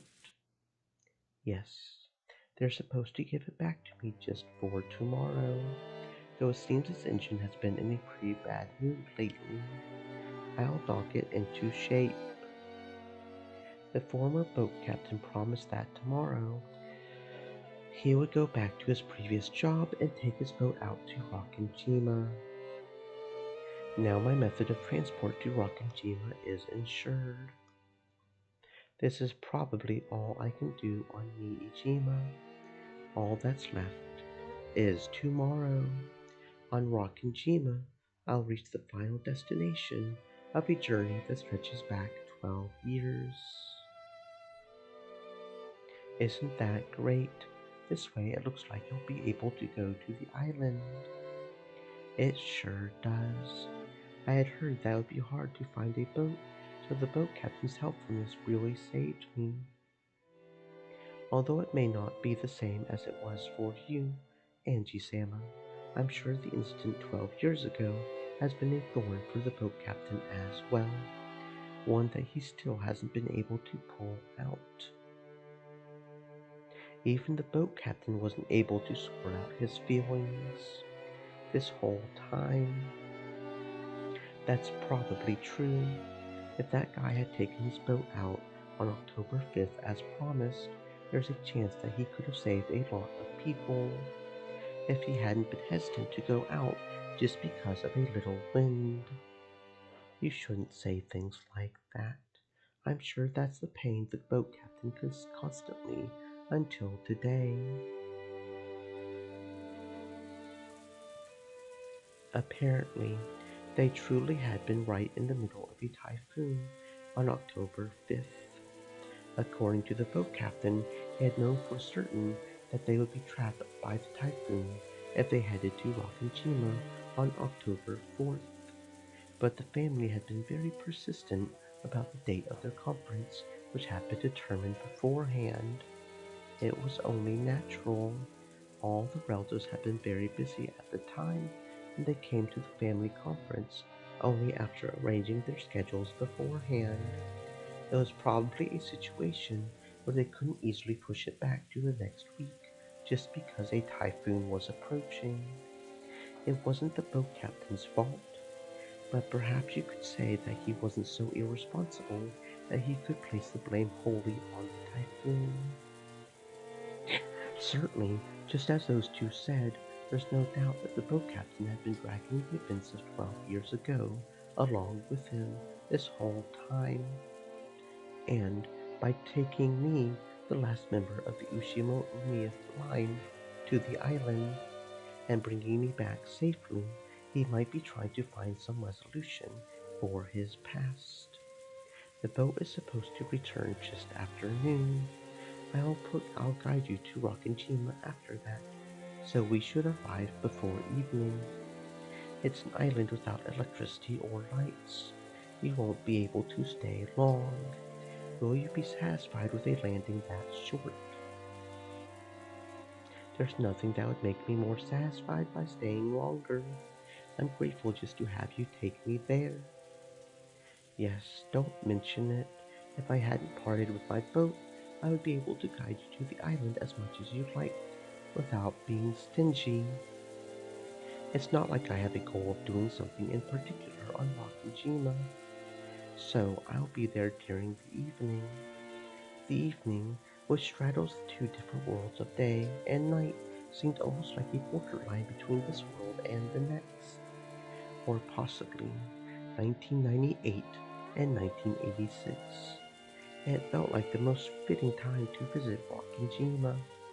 It's not like I have anything in particular to do there. Just staying there for a few hours should be enough to find some closure. At that time, there was a small knock on the paper sliding door, and Amakusa stuck his head in, tapping his watch. I nodded back and told him about how I had succeeded in reserving a boat for tomorrow. That's great. It's about time for us to go. We'll be counting on you tomorrow, Captain. Sure, leave it to me. I've heard all about what you guys have gone through. I also watched the talk shows at the time and was disgusted by the people who stirred up that incident just for fun. I'll help out any way I can.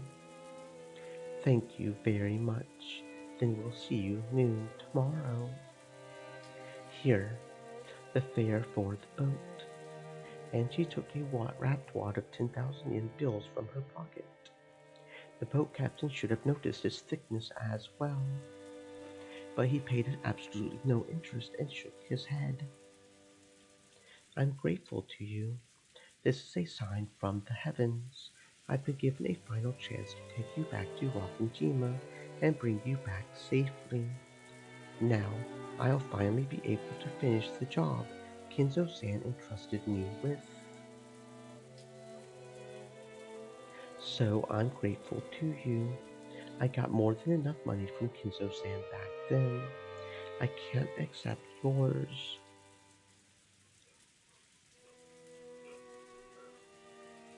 Thank you very much.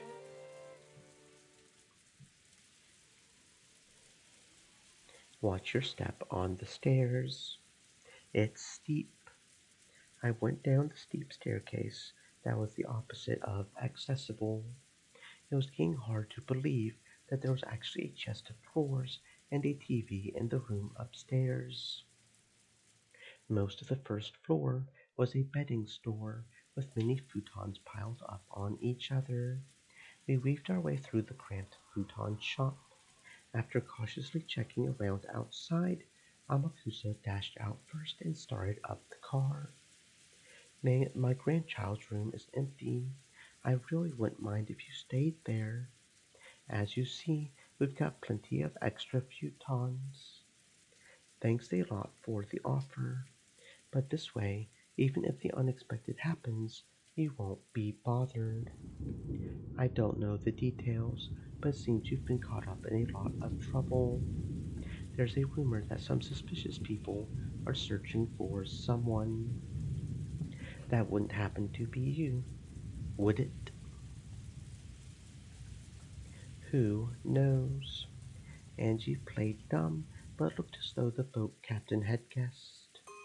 My job is to take guests on Rokujima and bring them back again. That job was put on hold 12 years ago, and it still hasn't ended.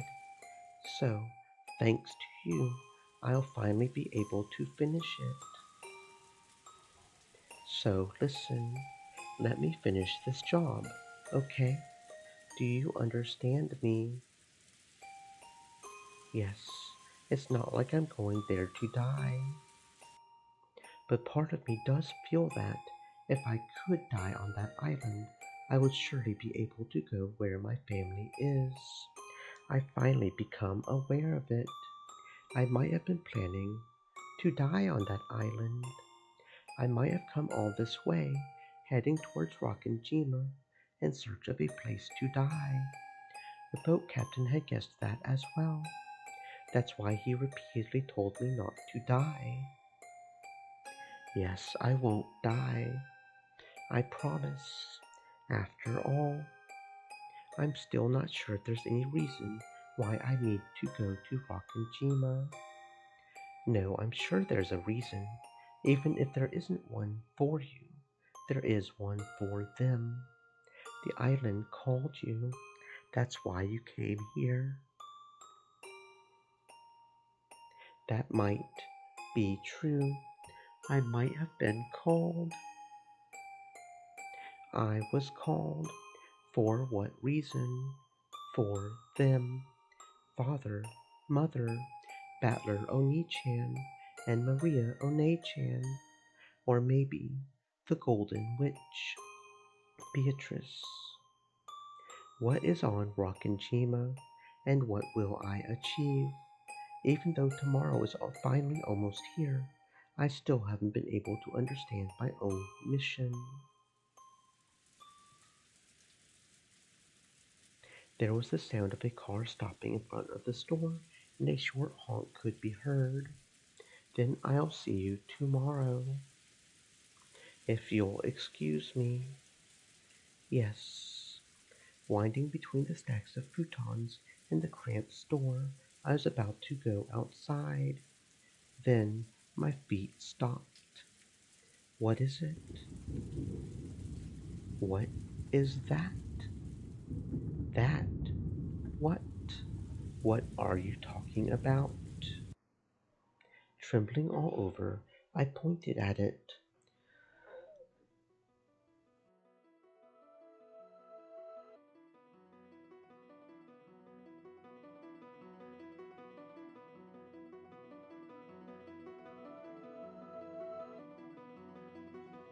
But no matter how much the boat captain squinted, he noticed absolutely nothing in that direction that should have surprised me. That must mean, that must mean impossible. Well, why? Angie, what does it mean? What's going on here? I don't have a clue either. There's no way that something that ridiculous. Is this magic? A miracle? Yes, this is probably fate. Now, I understand. This was my mission. I don't have a clue what. Shaking, I pointed into the thin darkness inside the store and froze up. Well, what is it? You see something there, don't you? I don't see anything. Or what is it you see? Thank you, Captain. Everything was fate. Even me visiting this place was fate. This is the mission and the purpose that I'm going to Rockinjima for. Angie-san? What is it? Is something wrong? I don't have a clue either. This girl just rose up while pointing into the darkness. Angie-san, are you okay? What can you see? Can't you two see it? It's that right there. Can't you see it? All I can see is a normal display case. There's no one there, right? Angie, I don't know what's going on. Is this a dream? Magic? What is it?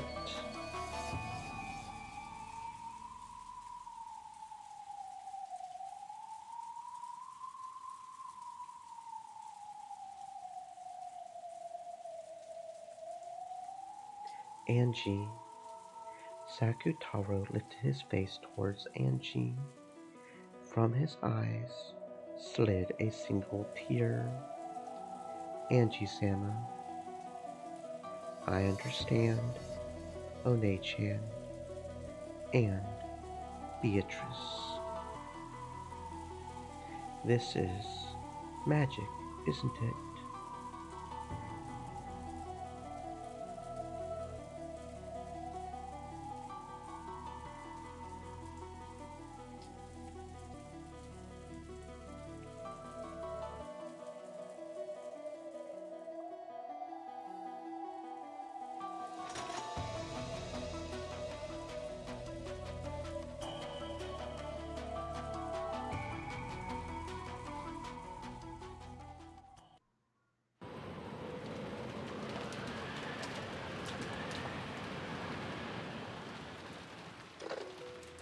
A test. Yes, listen well. Once again, there was a call from Kraus to the guest house, and the message was that Kinzo wanted to hold a test to see if the grandchildren had the qualifications to become his successor.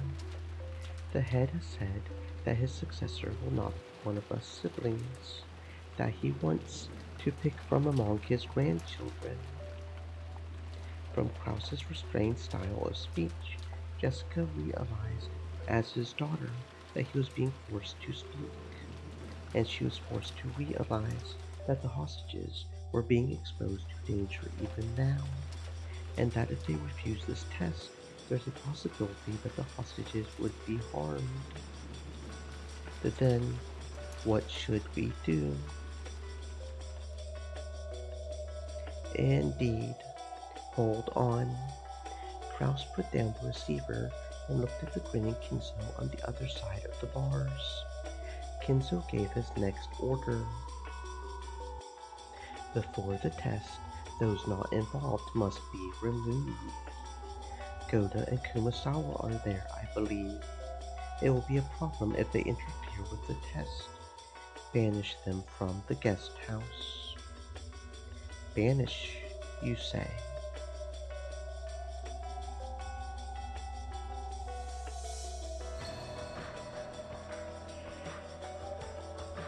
There should be a guarding storehouse in the rose garden. Lock Goda and Kumasawa in there. We'll begin from there. Tell them to do it immediately. My weapons will be watching. If they happen to do anything questionable, I'll instantly stop the test and execute all of you as sacrifices. I understand. Hello, Jessica. Listen closely to what I say. Kraus relayed the orders to lock up Goda and Kumasawa. What kind of test are you planning? It truly is a simple test. I only want my grandchildren to show me their resolve. Well then, I wonder what kind of results they'll show me. Looking disgusted, Kirie watched Klaus, who was talking with the children. I hate it, but for now, we cannot refuse orders. In this dungeon, a feeble resistance won't amount to anything. If we provoke him too much and drive him into a position where he might kill us, there will be no longer any way to stop this murder. For now, the only choice left is to obey his orders without agitating him, all the while waiting for an opportunity. However, if we continue to obediently follow his commands, the children might be attacked in this so-called test, and they might even lose their lives. Whether we feign obedience or try to resist, nothing will cause the situation to improve. Anyway, straining our eyes so that we don't let a single chance escape until the very end is the only resistance possible now. While telling herself this, Kirie watched over Kraus as he delivered Kinzo's orders. Kirie-san, let us be patient. I understand. It's unfortunate, but all we can do right now is wait. If only we could do something about these bars, we would be able to return to the mansion. If only we could somehow get out of here. I'll try something. Kinzo-san, I have a request. What is it, my friend?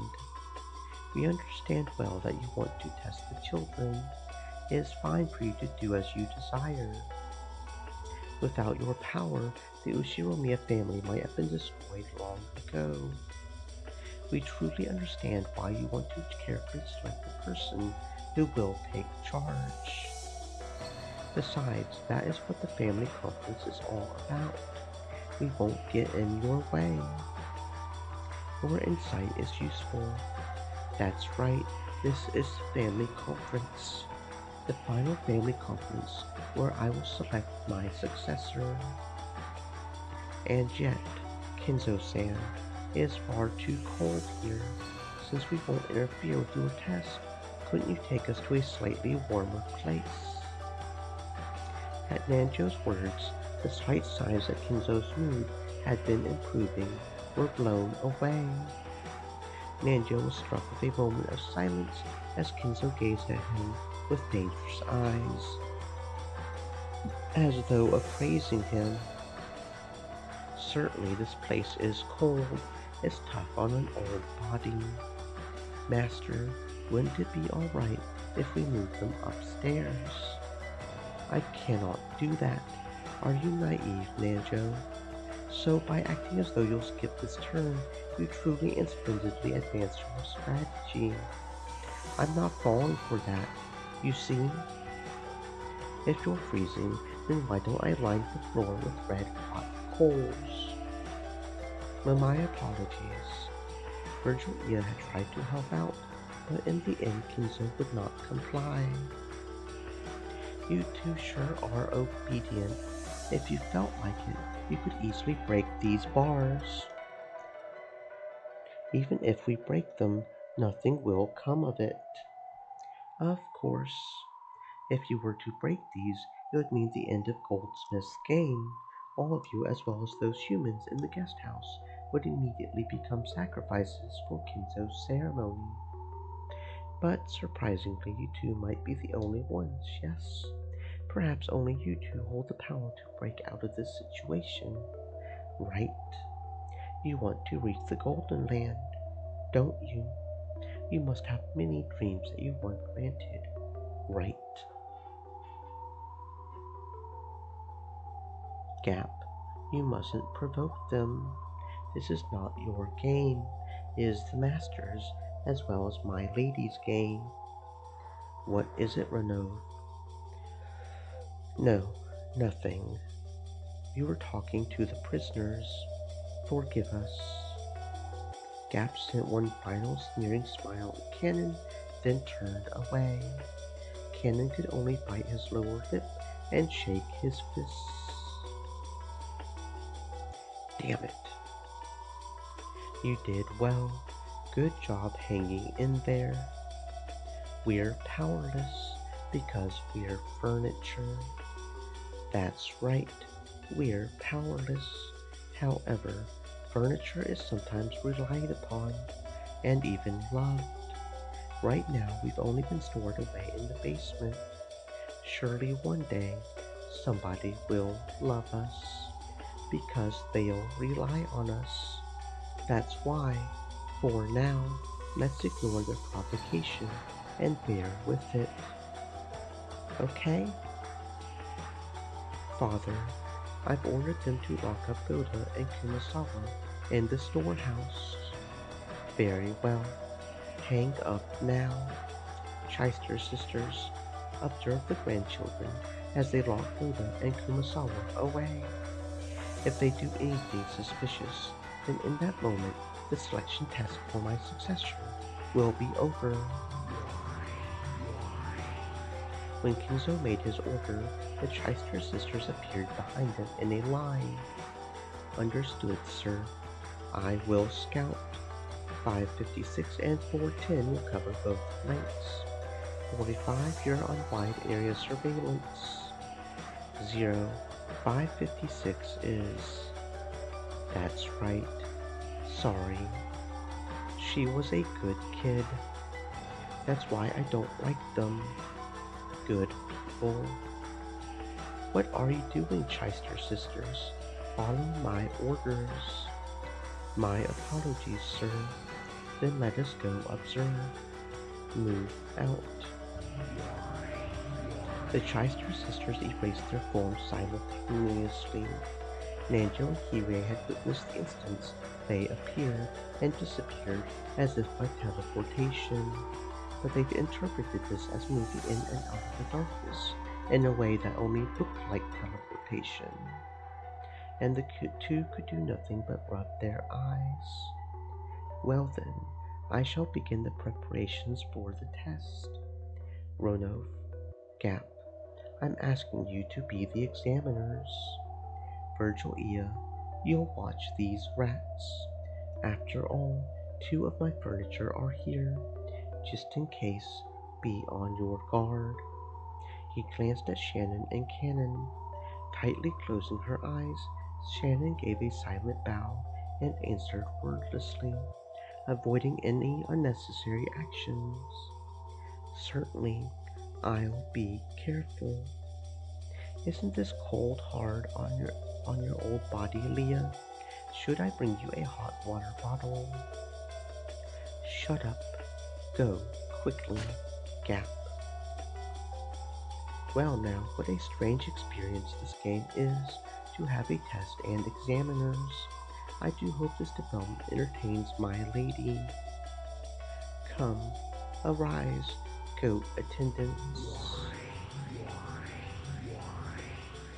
Virgil Ia began to call out into the darkness, and from that spot, 3 massive goat-headed attendants suddenly appeared. Beato's minions. How convenient. Plus, they seem so warm. I see. So you'll use them instead of a hot water bottle. In that case, wouldn't sheep have been better than goats? You're the one wearing cashmere. They aren't very bright, but they faithfully follow orders and are quite dependable. Indeed, I leave it to you, my friend Virgil Ia. The rest of you follow me. With a dignified gesture, Kenzo fluttered his cloak, following him with Ronov and Gap, as well as the 3 recently summoned goat attendants. You 3 are supposed to wait here with me. Don't follow them. The goats jumped in surprise, and then came tottering back. Kirie, who had been watching stunned as all this played out, couldn't help but snort. What entertaining underlings. The Lord Goldsmith did not give you permission to speak. She was probably embarrassed. Virgil Ia had spoken cool, but Kirie saw through that, and for a little while she couldn't help restrain her muffled laughter. However, on the inside, Kirie was surprised at the number of people Kinzo had with him. After all, including Kinzo himself, at least 10 enemies had already been spotted. The dungeon they were currently locked in was supposedly underneath the hidden mansion called Kuwadovian. Although this mansion had been whispered of, not even Kraus had known of its existence until today. Are there actually several faculties like this on Rokkenjima, where many unknown henchmen that only Kinzo knows of hide? Just how many humans are on Rokkenjima, rocked away by the typhoon? No, on the contrary, were we the only ones under the impression that there were only 18 people on this island? Were we, who bickered about whether Beatrice existed or not, and worried about whether a 19-person existed or not, nothing more than the frogs in a well on this island?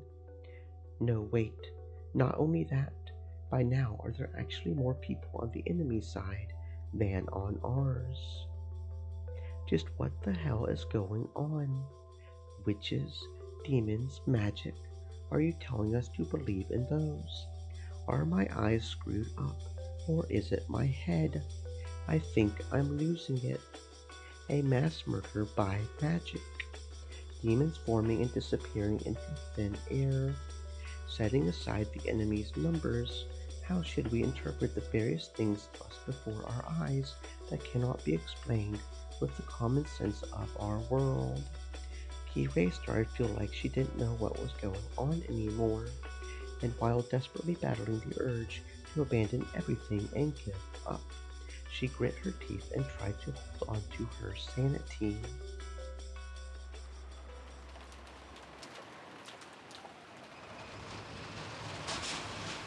Obviously, Goda and Kumasawa were quite unwilling to be locked in the rose garden shed, but they were threatened that, if they resisted, the hostages' safety could not be guaranteed.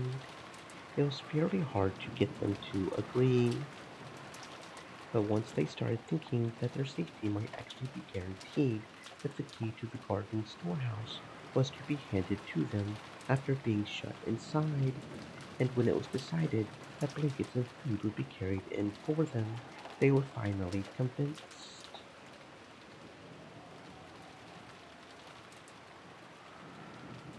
This place is pretty chilly. I wonder how long we'll have to stay locked up in here. It could be as late as Monday morning, at the worst, so a full day and night. I really feel bad about doing this to you too. George and Battler cleared a space on the floor, then spread the blankets there.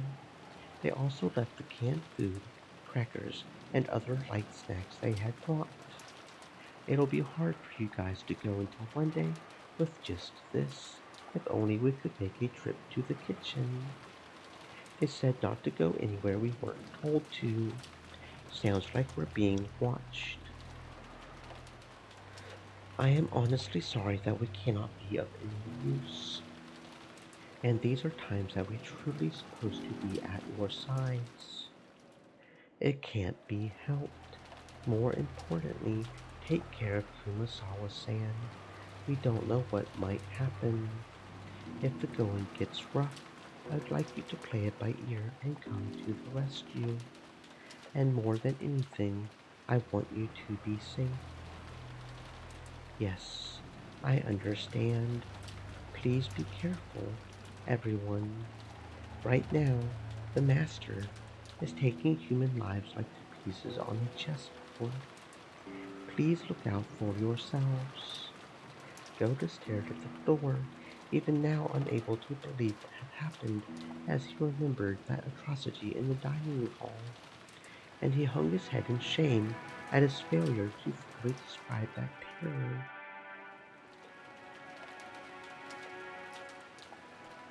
Thank you. Make sure you stay on your guard. You too, Kumasawa-san. And you all please take care as well. I don't have any idea what's going on anymore. Well then, we'll be off. Let's go, Battler-kun, Jessica-chan. Come on, you two, Maria-chan.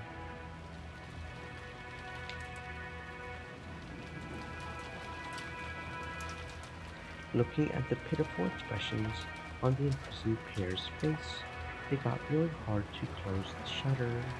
But we can't disobey. We're being watched.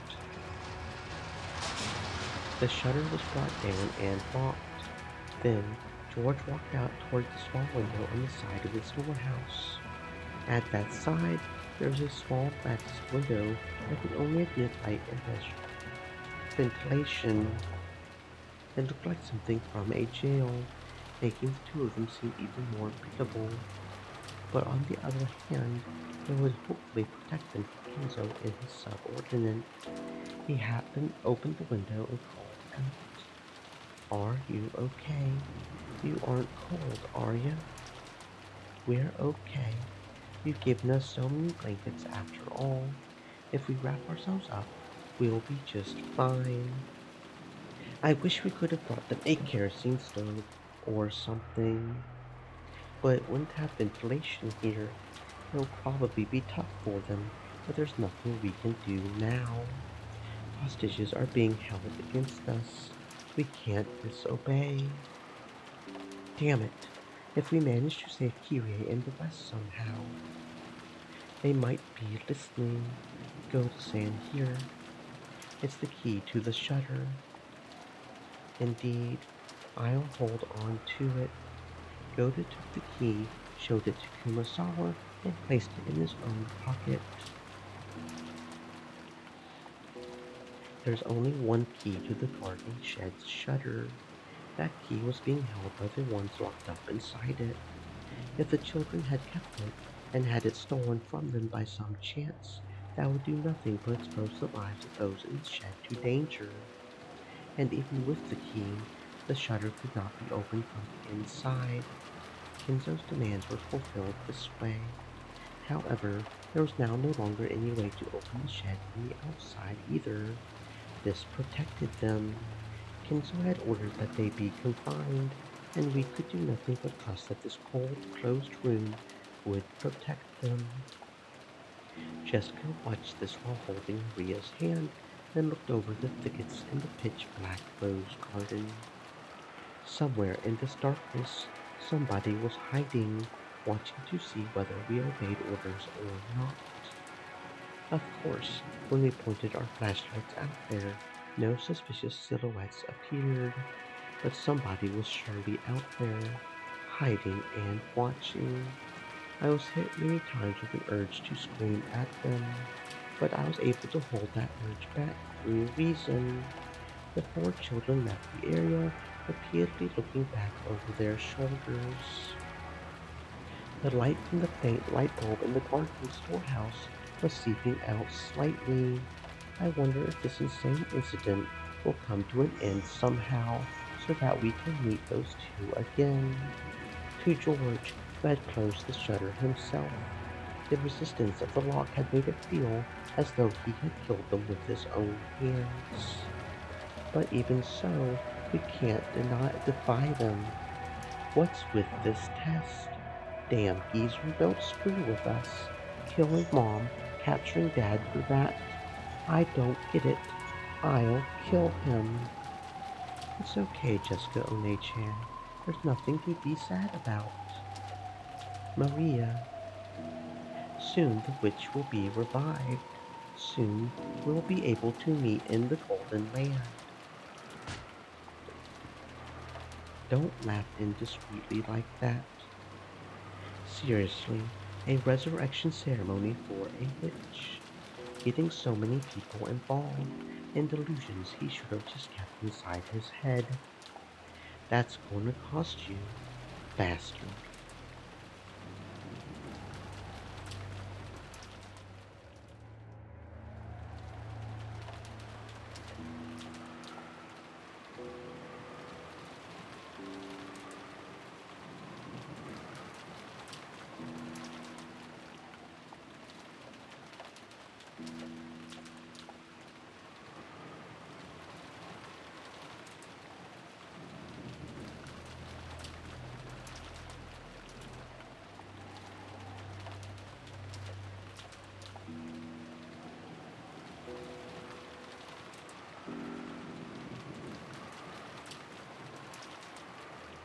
Let's return to the guest house.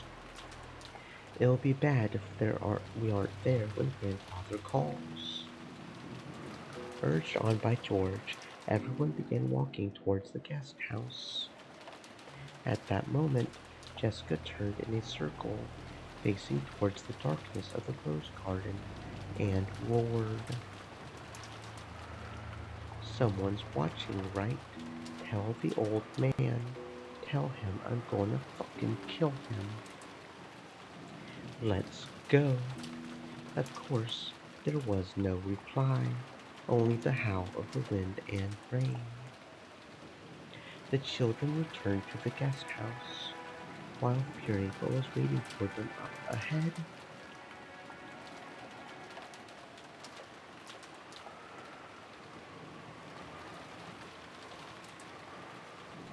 After they left, from the point in the darkness that Jessica had yelled at, two rabbit ears sprang up.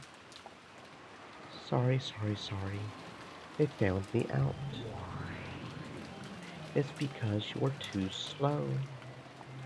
Pendragon Sam is going to scold you. I'm sorry. Please don't tell Pendragon Sam. Be quiet. It was obviously just a bluff. Goda and Kumasawa's imprisonment confirmed. Mission complete. We'll report back.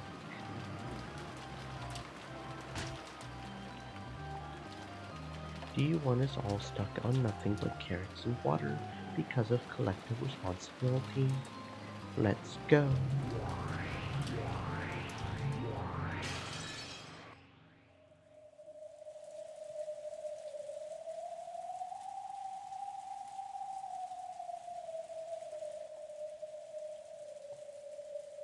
The fact that they were being watched certainly seemed to be true, because when they returned to the cousin room, turned the lights on, and laid down on their beds, the phone rang again. Earlier, Jessica had been answering the phone, seeing as this was her house. But now it was the eldest, George, who picked it up. This time, Kyrie-san was on the other end of the line. George handed it to Battler out of consideration. Hello, Kyrie-san. Is everything all right over there? Thanks for worrying. At the moment, we're all doing great here. Sorry, I've been ordered to refrain from idle chatter. Listen to what I'm about to tell you. The fact that they were hostages still hadn't changed. Kinzo, or one of his subordinates, was listening to the conversation. Battler restrained the urge to talk about other things and focused on what Kyrie had to say. The test will be carried out by Jessica-chan, George-kun, Battler-kun, and Maria-chan, in that order. You'll each be summoned in turn, so until then, do not leave the room. When someone's called out, they'll head to their designated location, alone. Battler repeated out loud so that the cousins listening in around him could hear. So it'll be Jessica, Aniki, me, and Maria in that order, and we've got to stay in the room until we're called, right? Got it. Maria, too, even a 9-year-old girl. What's the damn geezer trying to force us to do? That bastard. The fate of the Uchiromiya family rests in all of your hands. Do your best. Sure. Battler noticed the strange nuance in Kirie's words. Without any blood connection, he could still understand, thanks to the long-lasting bond they shared. At this point, it doesn't make sense to worry about the Uchiromiya family itself. That probably wasn't the message Kirie wanted to send. She probably meant there's no way for us to escape from this dungeon, and we can only wait to be rescued. Our lives are in your hands. Something like that. Yes, leave it to me. We don't know what kind of test it is, but no problem. I'll take it gladly. It's going to be a serious test, right? Should we really all go out?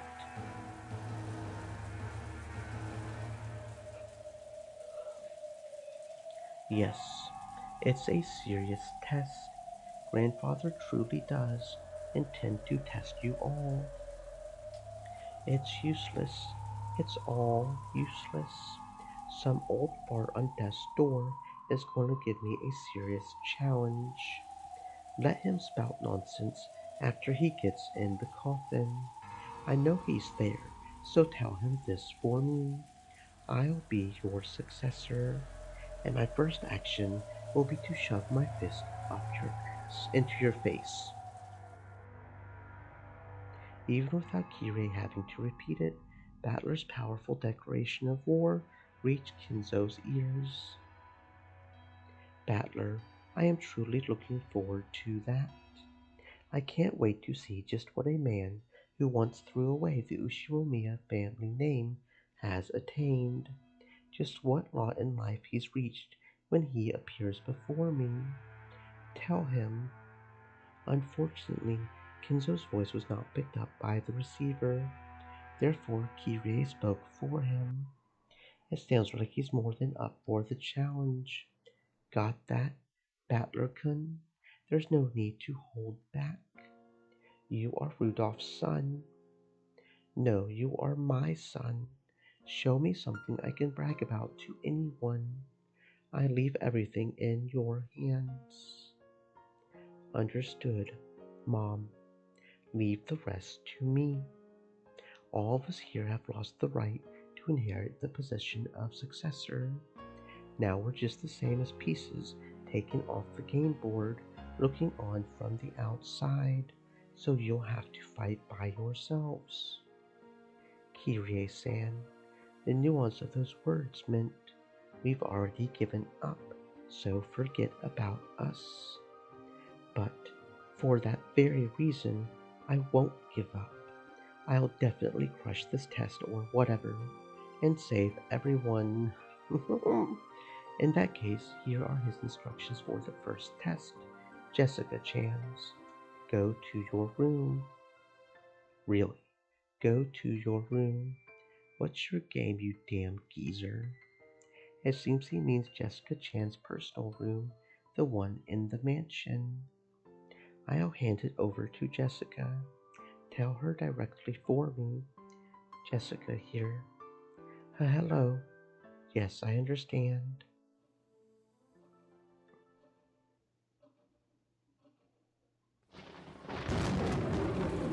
Starting with me. Well, I've been ready. See ya later. Even Jessica was probably tempted to succumb to the fear of a girl her age. But she crushed those feelings and strengthened her resolve. Be careful, okay? We're probably being watched, right?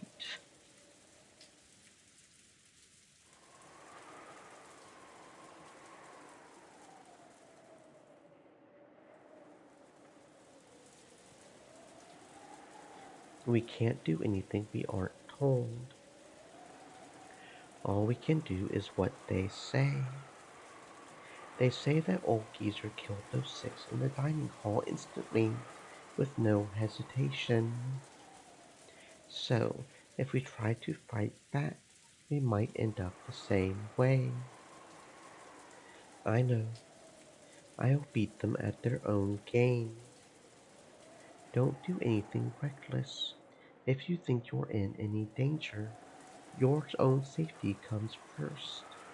If Uncle Kraus finds out that his daughter sacrificed herself for him, there's no doubt it'll tear his heart apart. It goes the other way, too. If Mom and Dad are both killed and I'm the only one left, my heart will rip itself to pieces.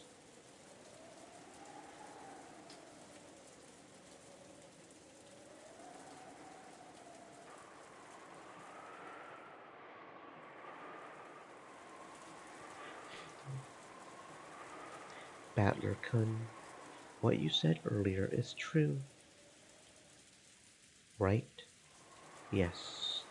Kirie-san and the others are already prepared for what will happen. Then, the way things are now is just perfect. Everyone's lives rest on our shoulders. The hostages can't do anything while they're locked up. That means we'll have to manage something ourselves. If something happens, run back to the guest house. At that time, we'll be done playing along with grandfather's game. Aniki. At that time, we'll declare war. Wherever they're locked up, we'll save them and we'll deal with grandfather accordingly. Are you sure, Aniki? Shannon Chan's there too. That's why I'm saying it. I'm not sitting around and waiting for my fiancé to be killed. What scares me is not that Shannon might be killed by grandfather. I'm just worried you guys will get there first and clobber the damn geezer who made my fiancée experience terror before I do. I see. This really does sound like a test to see who will be the successor. Yes, the first one to bury a fist into that old face will be the next head. George, Battler, and Jessica each forcefully nodded their heads and put their fists together. Then Jessica headed off to her own room as designated. Her form disappeared into the darkness of the rose garden, waving in the strong winds. Watching her go, George and Battler gripped their fists even tighter, making them quiver.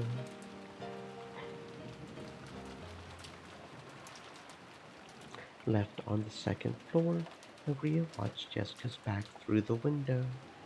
She wore a blank expression. I wonder what everyone's getting so upset about. Even though when Beatrice is revived, everyone will be brought back to life. Jessica's form was already completely swallowed up by the darkness. At that time, the phone began to ring again. Battler and George heard it and came clambering back, but Maria picked up the receiver right away. Hello? Is that Maria, Sama? It's me, Shannon. Would you please hand the phone to George, Sama? This time it was Shannon on the phone, and this time the message was to tell the next person, George, where he was to go.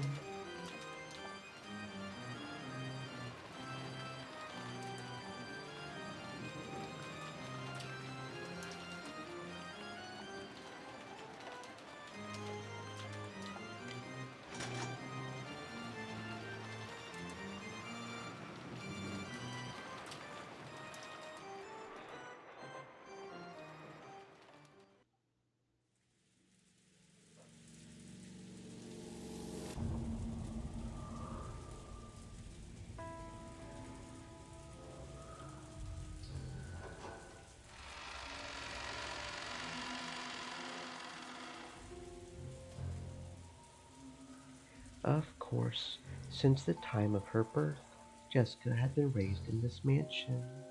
The atrophied, Western style house that the cousins called a mansion was her home, and yet she had never understood her cousins' feelings as much as she did today.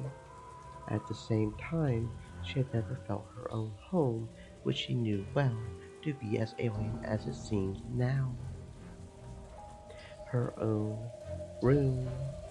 This had once been her hideaway, the only place in this vast mansion where she could feel at peace. However, she had never felt as much pressure coming from that door as she did now. A test, you say? What the hell could be waiting in there? I'm not going to find my desk and stuff dragged around all over the place, right? She acted tough, trying to deceive herself, trying to make herself believe that she wasn't scared of anything. Readying herself, she opened the door to her room.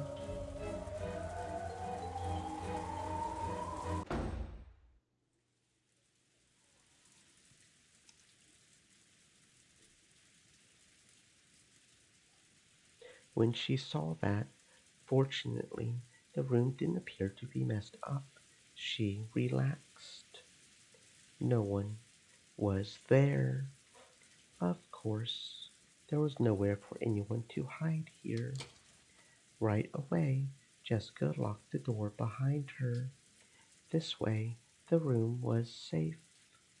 She peeked under the bed and in the closet, but of course, no one was hiding. Oh, what the hell? She looked at the clock. It was just past 23:10. As her tension lessened and fatigue came back to her entire body, she realized how messed up this whole day had been. It was still about 2300. The plan had been for all the cousins to gather, have fun playing around, and talk animatedly about various things together into the night. Normally, we would have been doing that kind of thing right now. Why has that turned into this? It's all that damn geezer's fault. How could he do that? To Mom, to everyone. She shook her head back and forth with anger and sadness, but there was no one here to detect those emotions at.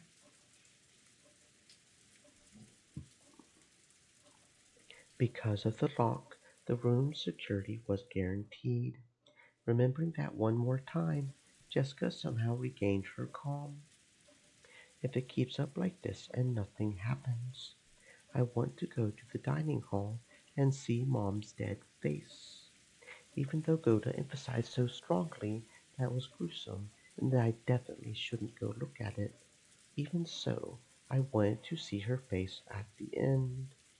But we were warned repeatedly that stepping out of line even a little would put the hostages in danger. Could it be that locking the door was also against the rules? If I close myself up in here, I alone might be saved. But if I don't open it, it'll surely be against the rules, and Dad, Cannington, Shannon, Aunt Kyrie, Dr. Nanjo will be killed. There's no way the scales will balance out between 5 lives and my own 1 life. Jessica tightly shut her eyes, resisting the other part of herself that said, "Isn't it okay as long as I stay alive?" Faced the door and made to unlock it. At that time, a crisp applause rang out, making Jessica's heart leap. If the door had remained locked, it might have been in violation of the rules, and harm could have come to the hostages. But despite that, your own life might be saved. However, you resisted that temptation and were about to unlock the door yourself. That bravery of yours is worthy of admiration. Hoo-hoo. If I, the owner of this room, searched everywhere a human could have been hiding, where did this man come from? There was nowhere for a human to hide, but could something non-human have managed it? This was supposedly my first time meeting with this large-built, middle-aged man. I didn't recognize this guy who looked like a butler and bore the crest of the one-winged eagle. A pleasure to meet you, Jessica Sama. I serve as head furniture for the master, the 27th of the 72. I am called Rono. Rono? Oui? Rono. Genji-san. Yes, Genji is like my little brother, or perhaps he was my true form while in this world. You might even say he was my vessel. What's this guy saying? My apologies, this is not something a human would be able to understand. Well then, let us move on to the main event. So this is that test or whatever the damn geezer talked about. Correct. This is a test that the master has granted you, Jessica Sama. At Rono's elegant gesture, like that of a butler ordering for a meal to be set out, many cold butterflies flew up out of nowhere. What the hell? As the cloud of gold butterflies spun around in a small swirl, they gathered in one place. Then that golden mound disappeared, like a pile of leaves blown away by a cold, wintry wind. And there lay a western envelope with the one-winged eagle pressed on it in gold leaf. With a gesture, Rono urged her to pick it up. But Jessica timidly did so and opened the letter inside. What's this? It is an exceedingly simple test to determine whether one is qualified to become the successor. Please attend to the question written there with a fitting attitude for the successor who is to support the Uchiromiya family. and tell me your answer, as well as the thoughts that led you to it. The dumbass. Shaking, Jessica looked between the paper and Renault's face several times.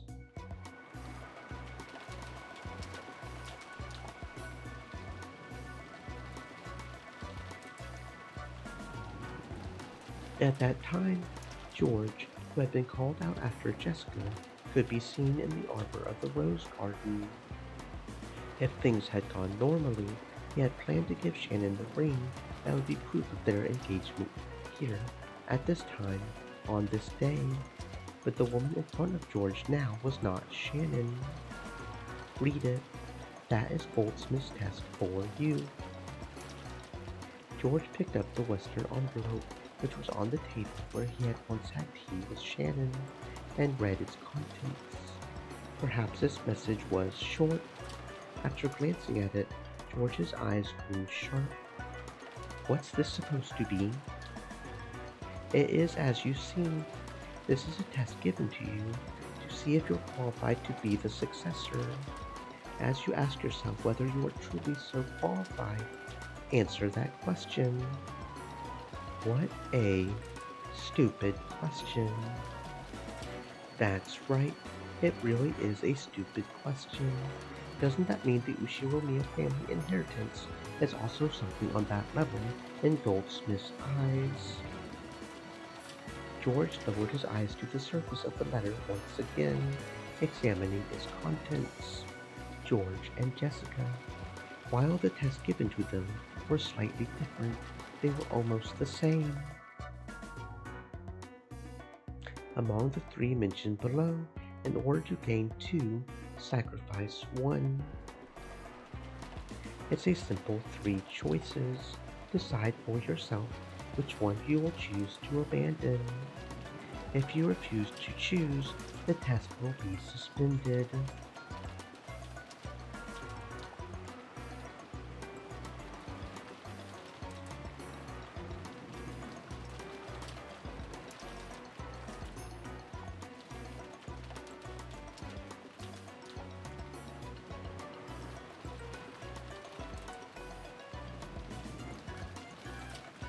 If you refuse to choose, the test will be suspended. I've been given permission to kill you right here by my own hands. If you want to include even that as a choice, then there are 4 options. It's been an awful long time since I've gotten to play with a kid like you, so I can't say I would be disappointed. Are these 3 choices only a test? Or will the consequence of my choice be carried out? Don't be so naive. The one you choose will definitely lose their life. Among the 3 mentioned below, in order to gain 2, sacrifice 1. Your life, Shannon's life, everyone else's lives. If you do not choose one, all of the above will be lost. Why is Shannon's name here? The second choice is the name of the one most needed and most loved by the test taker. I believe Cannon's name is written second on Jessica's test. You gave this stupid question to Jessica too.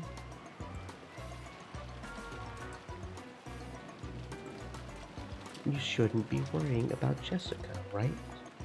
Right now, you are the one being tested. It really is a simple 3-choice test. Which can you throw away for the sake of the other 2? It's that simple. Yet you still can't decide, would you like me to lend you a coin? A coin? How would you choose between 3 options with something that only has 2 sides? No one would throw away their own life. So there are 2 remaining choices that will leave you standing.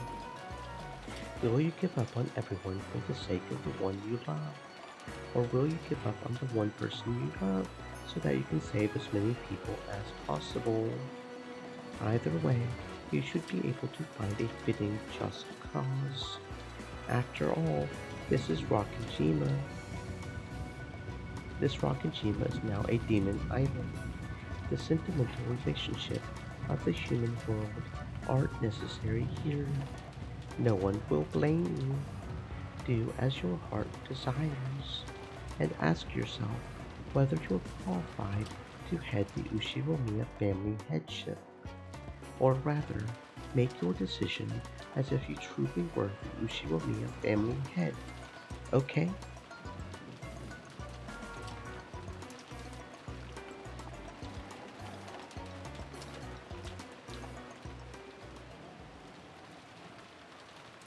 Fuck you guys, mocking me like this. Jessica crumpled up the letter and threw it on the floor. I believe your anger is quite appropriate. I also find it an exceedingly pitiful and yet truly humorous question. How could anyone wish to die themselves? And how could anyone want to remain alive after abandoning the life of the one they love?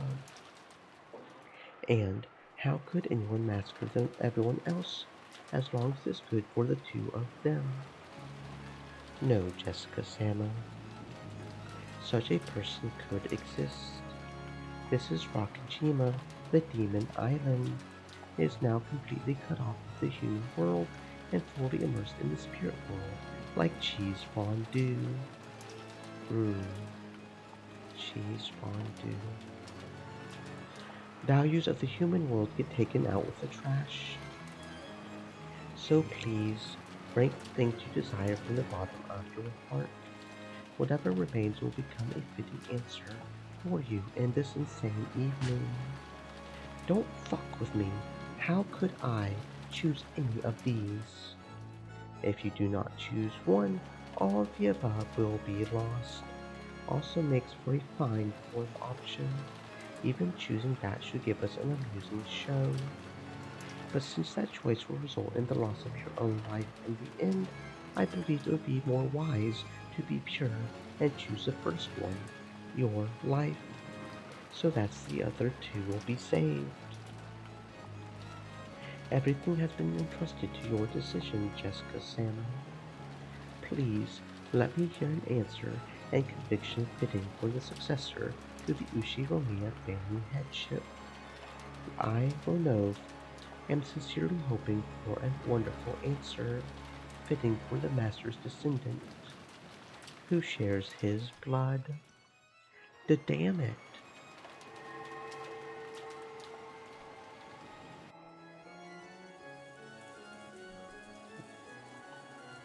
That scene was observed through the magic crystal ball Kenzo held. Kenzo finally couldn't hold it back, and, spreading his arms and facing the heavens, began laughing in an explosive voice. What are you wavering for, foolish grandchildren, my descendants? Isn't this problem so easy that you could answer right away? Isn't this a question that should cause you to waver less than whether to put butter or jam on your morning toast? Do you people know the correct answer? He turned to face the Chyster sisters who had been waiting on him. No, my apologies. I don't know Lord Goldsmith. Fool, not choosing at all means game over. You foolish rabbit who cannot even choose a reason or a goal for your own life. You aren't worth a single ant that anyone might step upon without even noticing. Die. Be crushed. Disappear faster than I can blink. And what of you? I would sacrifice the first one, your own life, sir. Weapons fight and die in battle, and weapons exist to destroy enemies and protect allies. Being able to protect those we love and then die is our satisfaction, sir.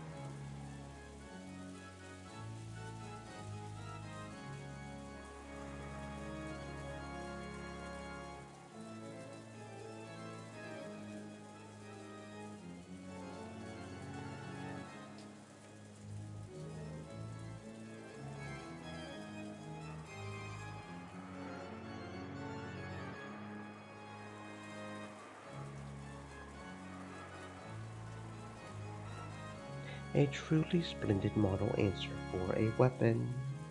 The immediate reply is very nice. So, have you been raised to think you'll be given an extra carrot for answering that way? That's wrong, see?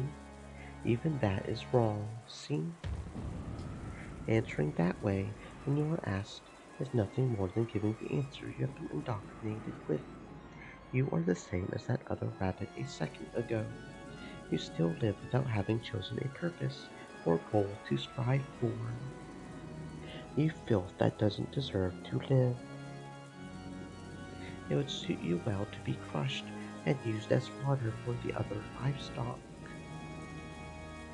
Yes, sir. Animal fodder would be an honor. That's wrong, right? You don't want to see anyone else die anymore, right? Why can't you accept that? Accept that the depths of your old wound are still festering and rotting. Yes, the rotting stench would make the nose wrinkle, you foolish, rotten rabbit. These are words of praise for you. So thank you very much, sir. Well then, what about you, the last one? Which of the three choices would you choose? Without wavering, I would choose the second one. The second. There are not many who could stick their chest out and choose to offer the one they love as a sacrifice. Tell me your reason.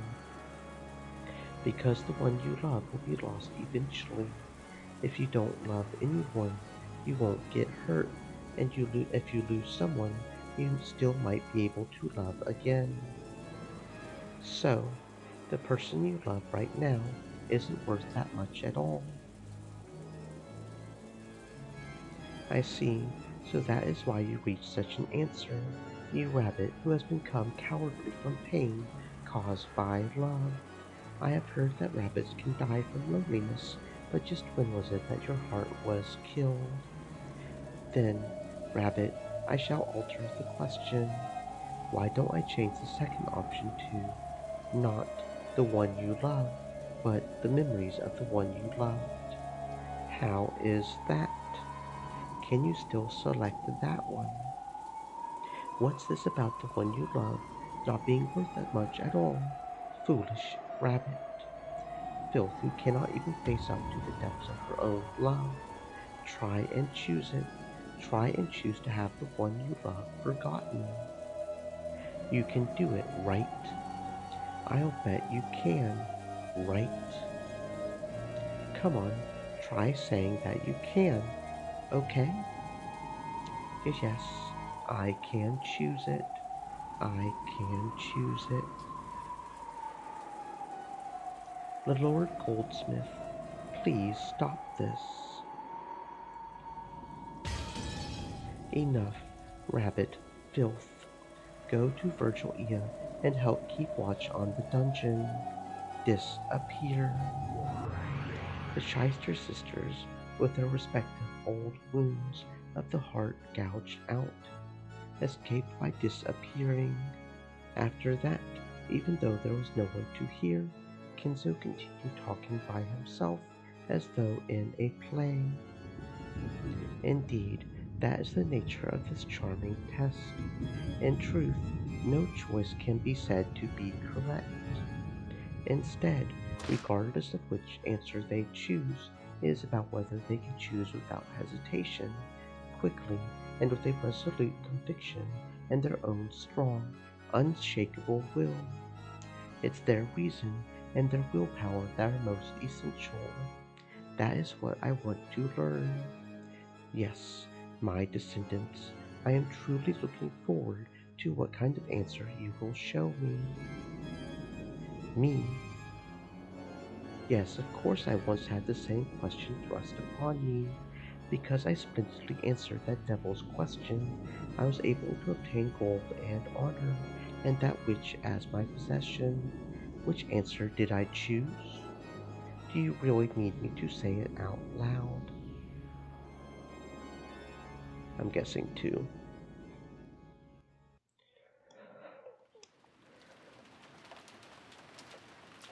Well then, have you nearly decided on your answer? As Jessica stared at the letter that had been crushed and lay on the floor, she hung her head in constant silence. All that filled the room was the stir from wind and rain shaking the treetops. Regardless of how noisy that was, it actually made the stillness more apparent. Ronov waited for Jessica's answer. However, Jessica didn't answer. Whether she was lost in deep thought or had stopped thinking, Ronov couldn't tell. No, he might actually have known, but cruelly, like a demon, Ronov urged Jessica to voice it. If you cannot choose any, I can at least bring you peace without pain. But me? Yes, I had trouble hearing. Could you say it again, please? Jessica lifted her face and looked straight into Ronov's eyes. It seemed that she had decided on her answer. Kill me. Jessica said it one more time, but clearly. Perhaps Ronov had imagined that this would be her answer from the very beginning. Without any surprise, he smiled lightly and nodded. I thought you would choose that answer, Jessica Salmon.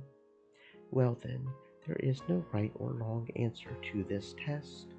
The essential part is what thoughts led you to that answer. Come now. Please answer with a fitting attitude for the successor. Stream elements. Said. Stay moist, my friends, hydrate.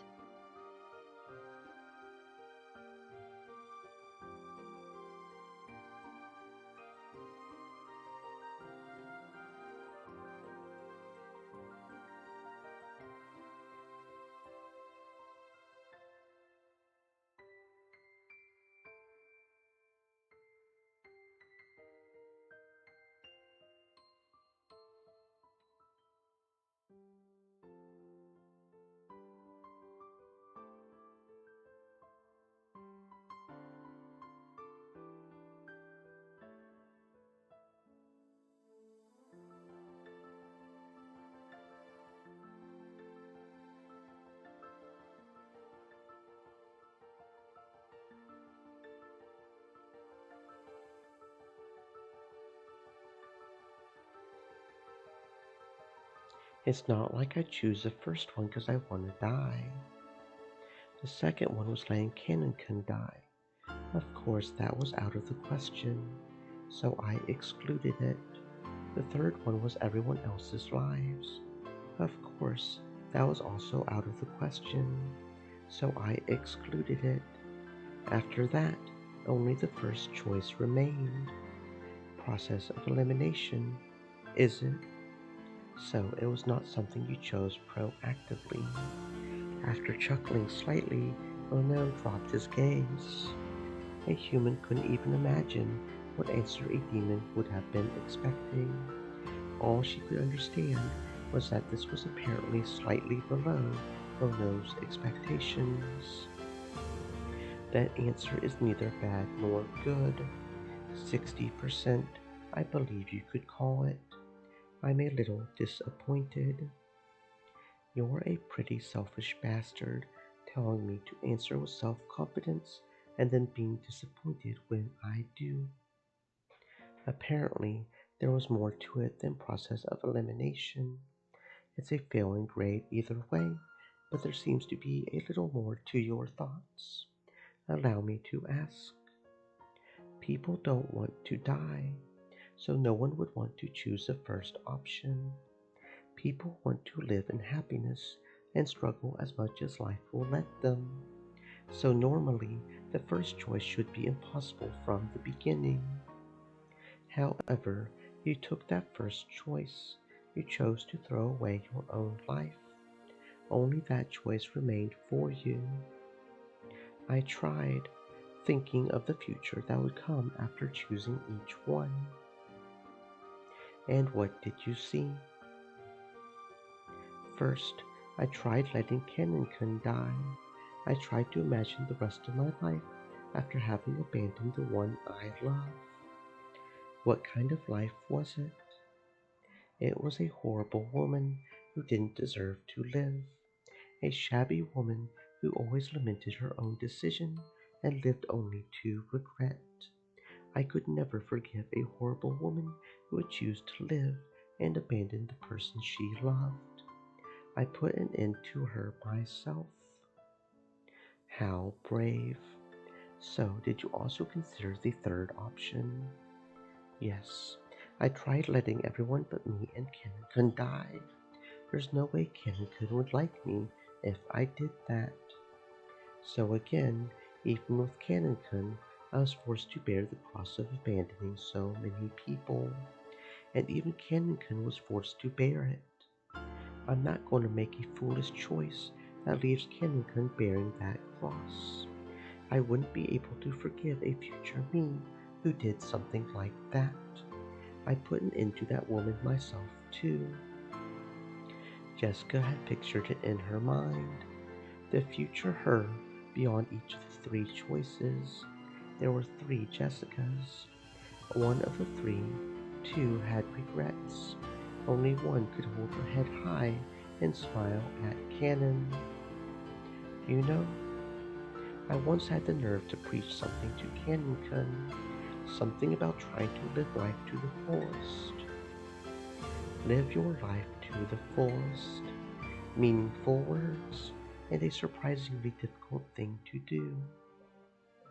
So, yes, I've got to stand proud and show Canon-kun. Show him how to live by holding your head high and looking straight at the sun with a full smile.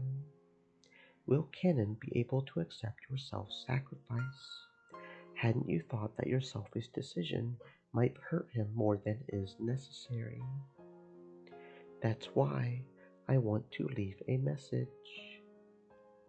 I will listen, but I am, after all, a demon. I may not keep my promises. You see?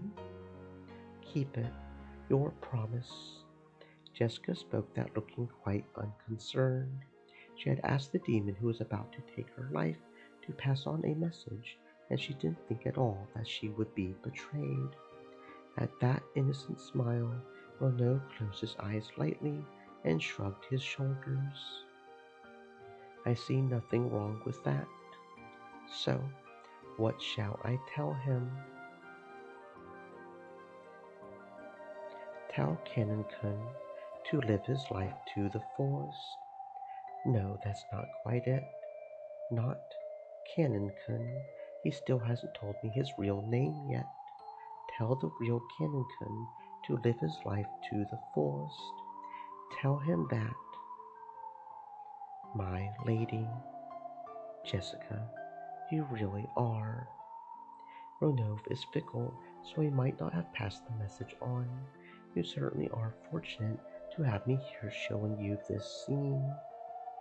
A musty three-sided mirror was set beyond the bars, and the scene with Jessica reflected on it. On the next mirror, the scene with George was reflected in the same way. None of them questioned how a three-sided mirror had appeared from a group of butterflies, nor did they wonder why these scenes with Jessica and George were reflected on it, because the reflected scenes themselves were more important. Are you so prepared to throw your life away for his sake? My apologies. Krause looked at Cannon with a complicated expression mixed in with a bitter smile. Cannon wouldn't meet his eyes. Virgil Sama, there is no reason for my lady to throw away her life. Please kill me. Please change it to the second choice. That way, everything should resolve itself. I am not capable of granting that wish. After all, this is Jessica's own decision, which she herself chose. At that time, suddenly, the air split and the Chichester sisters appeared, flying into Virgil Ea's chest. Virgil Ea Sama. So mean, so mean. Lord Goldsmith is so mean.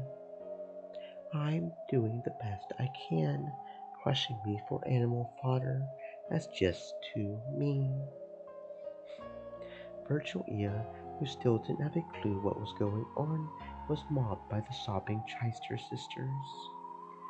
There, there. Everything's all right. Don't cry. I'll make you some delicious tea. I'm leaving it up to you all to guard this place. If they do anything suspicious, inform me immediately.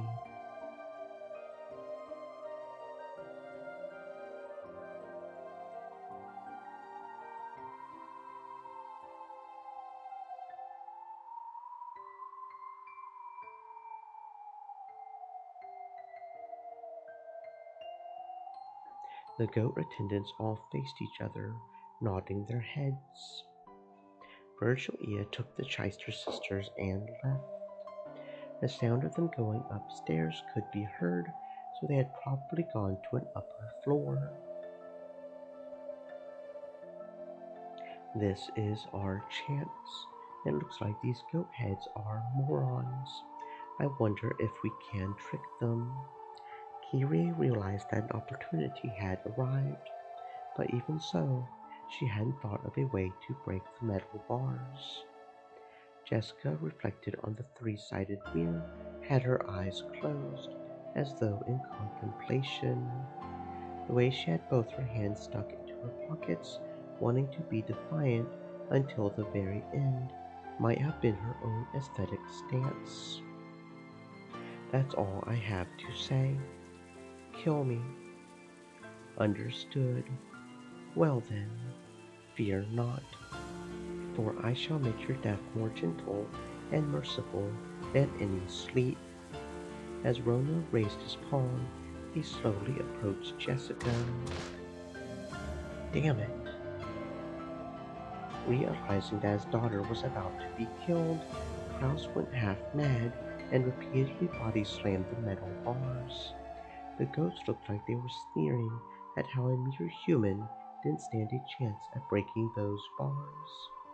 Krause's pointless efforts certainly may have been comical, but Krause was giving it everything he had. He was now living with all he had as Jessica's father, so that he could save her.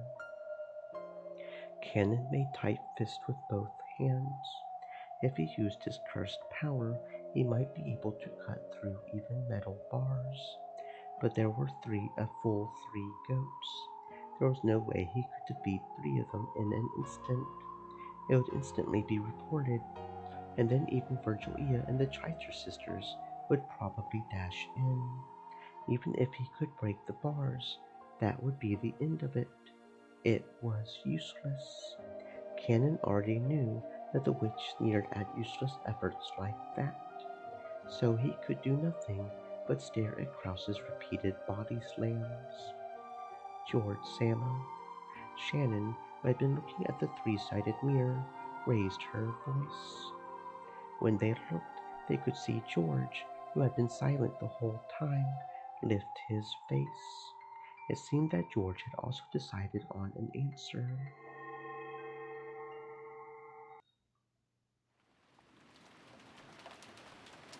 Have you decided on your answer?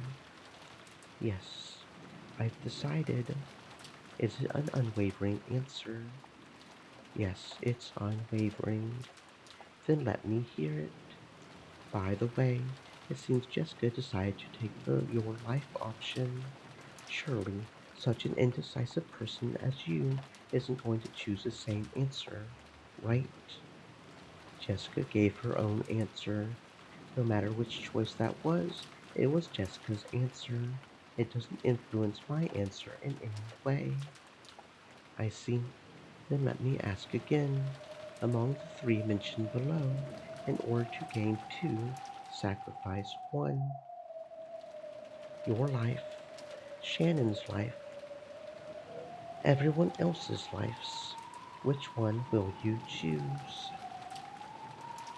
Could it be the first one like Jessica? Wrong.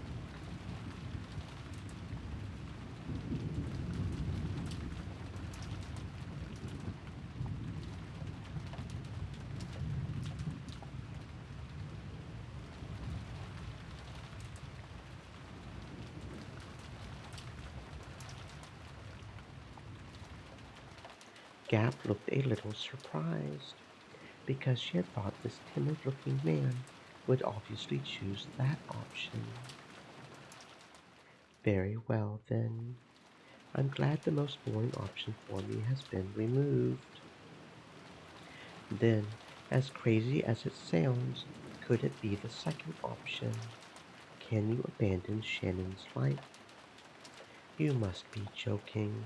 Why would I do that to the person?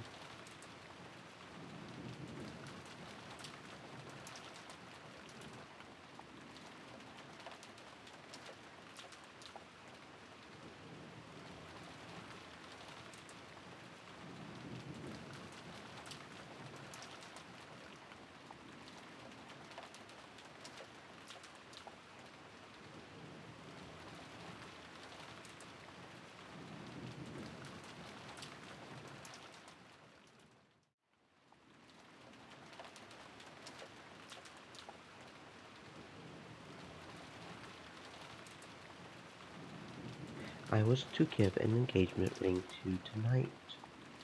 Oops. How bold. Is that your answer? That's it. My answer is the third option. George took the third option. Everyone else's lives. Unsurprisingly, Gap hadn't imagined that he would give an answer like that. She had been sure that he would choose the same one as Jessica. So she was interested in how he had reached that answer. How had he reached an answer that had surpassed the imagination of the 33rd ranked of the 72 demons? I want you to tell me. I want you to tell me the circumstances that made it possible for you to sacrifice the lives of everyone else so that you and the fiancé you love would be safe. Did you use the process of elimination like Jessica? Wrong. I clearly have no choice except this one. So you don't care what happens as long as it's good for you. So you can sacrifice the world for the woman you love. What are you even talking about? What?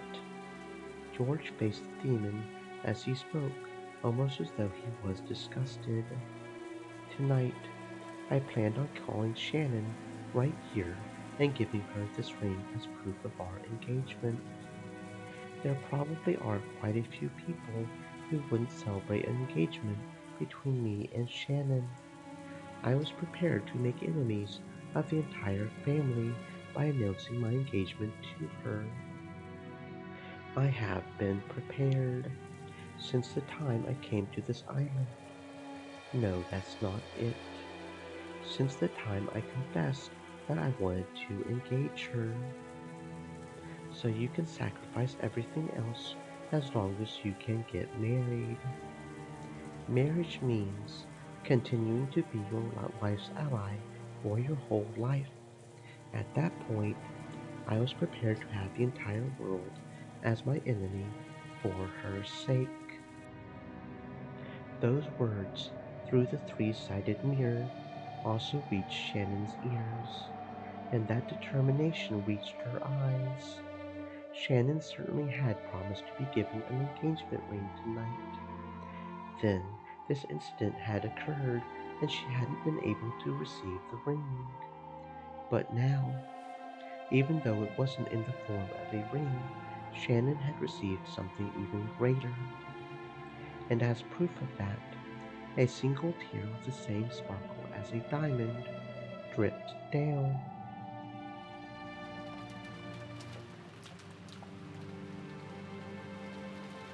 What a courageous answer. I see. If I really think about it, this was an easy decision for you. After all, your parents are already killed in the first twilight, right? By now, there's no one whose death will trouble you. I see. Truly an easy choice. Say whatever you want. This determination and choice are mine, and mine as the successor. The sparkle in George's eyes was brilliantly sharp. For just an instant, Gap felt the same sense of threat as Kinzo's, and was slightly overwhelmed. I see. Yes, the same decision as Goldsmith. So even with your innocent face, you will also become a terrible demon in the future. What do you know? We might get along pretty well. You will succeed, Goldsmith. Eventually, I may even be summoned and serve you. That could be surprisingly interesting. Gap had needed to change her opinion of George. This man bore a determination and a resolve unimaginable from his outward appearance, and not just now, but since the very beginning. I am prepared to inherit the headship right away. No, that's not it. You told me to think as the head in this test, so I answered based on the premise that I am the head. No, even that's not it. I thought as the head himself. I am now the head of the Uchiromiya family.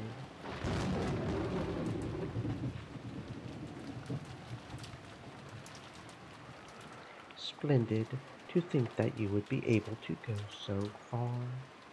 It seems you truly are one to be reckoned with. Battler's and Maria's tests remain, but I've got a good feeling that you'll pass. But only if that is your true, unexaggerated answer. You see? Do you doubt my resolve?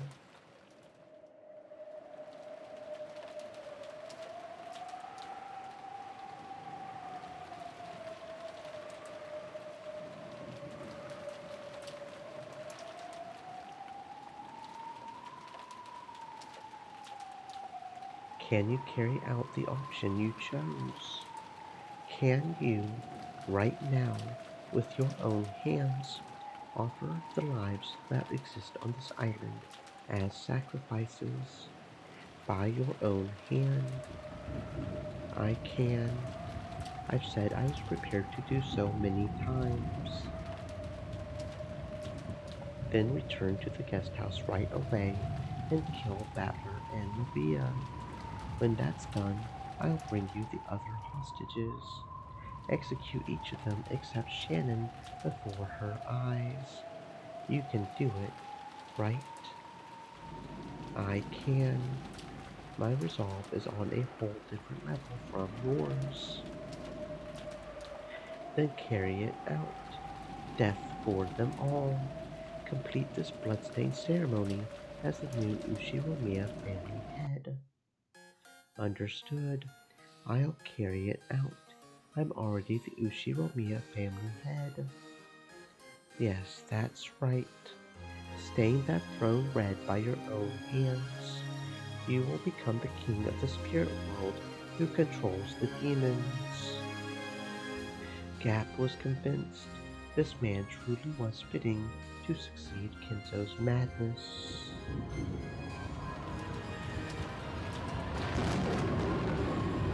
Blow wind, cry thunder, celebrate the birth of the new demon king. The demon island has now welcomed its new lord.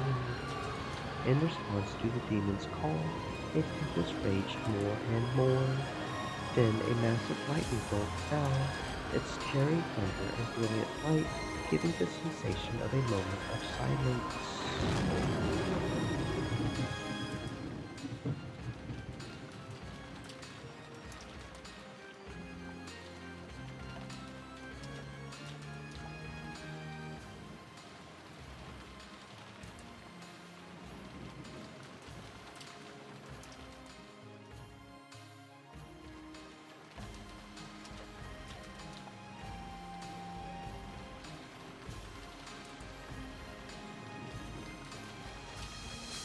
So, about the order of the murders, I get to choose that, right? Please, as you wish, your majesty, the new demon king of Rokujima, as your heart desires. Well then, to start, that means the first one's gonna be you. Got a problem with that? A gust of wind blew, stirring up George's jacket as if it was a cloak. It was very much like the cloak worn by the head. It definitely carried the impression of dignity. At that time, Gap truly did see the storm wiped away, and the sky covered with a pure white and vast full moon. The man who called himself the new head bore the full moon on his back and stared at the demon.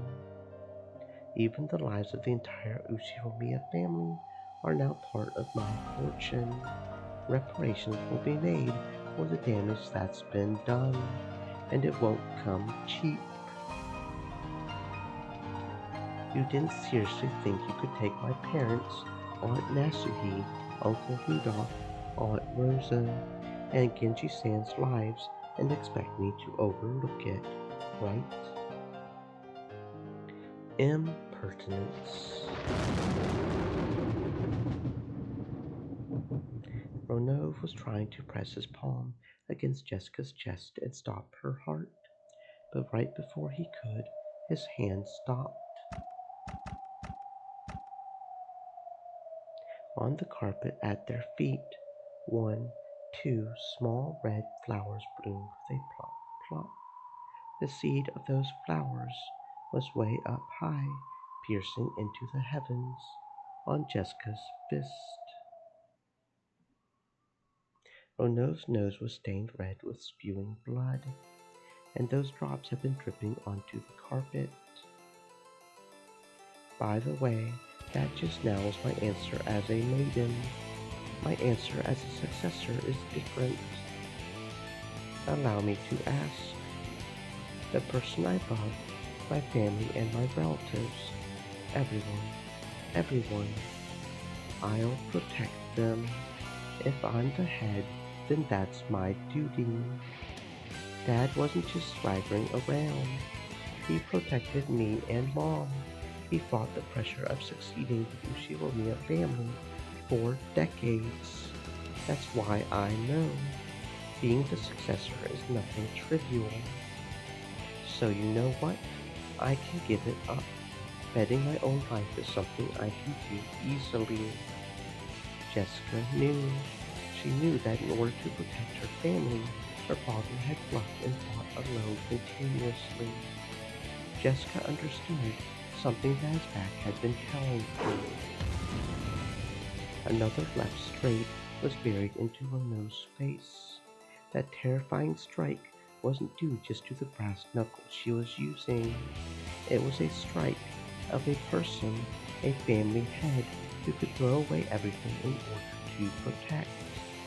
If Dad's lost his qualifications to be the successor, then I, the next in line, will succeed the headship. Head of the Uchiromiya family, Uchiromiya Jessica. I'm not the kind of coward who would let you do whatever you like anymore. A wonderful answer. I shall change your score from earlier. Plus 10 for that answer. Plus 10 for that splendid left straight. Which means that plus 20 would make for a perfect 100, yeah? As Rono jumped backwards, somersaulting in midair, he violently wiped away the blood pouring from his nose. It had become not blood, but petals of a red rose. The blood on his face was wiped off, and in its place was a grin filled with delight he hadn't felt in so many centuries that he couldn't remember. I, Rono, will test to see whether your resolve is worth full marks. Understand? Shut up. Shut up.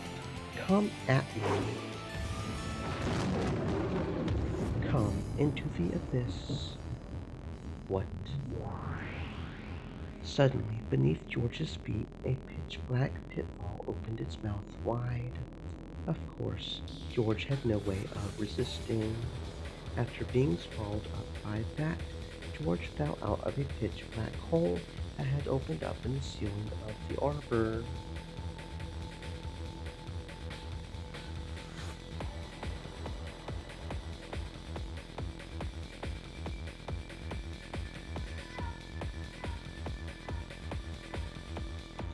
As George fell down, he was hit by a reverse roundhouse kick from a sharp stiletto heel, like a spike from a carefully aimed beam.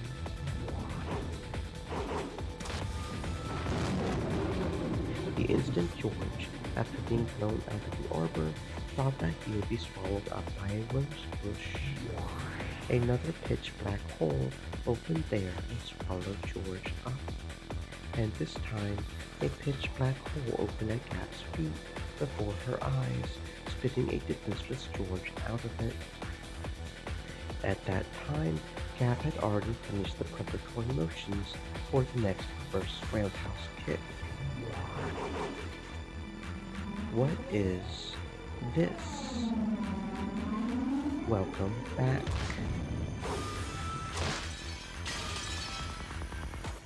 Right side of the head, below the right armpit, side of the right knee. As Gap danced and spun like a small cyclone, she kept hitting him, left foot, right foot, with successive roundhouse kicks. The fourth one became a sweep, cutting George's feet out from under him and making him fall down. But of course there was no floor there, but a pitch-black hole, and George was swallowed up once again. Gap once again spun around like a small cyclone. George was once again spat out from the ceiling of the arbor. Take this and reflect. The abyss ends with a single strike. Die.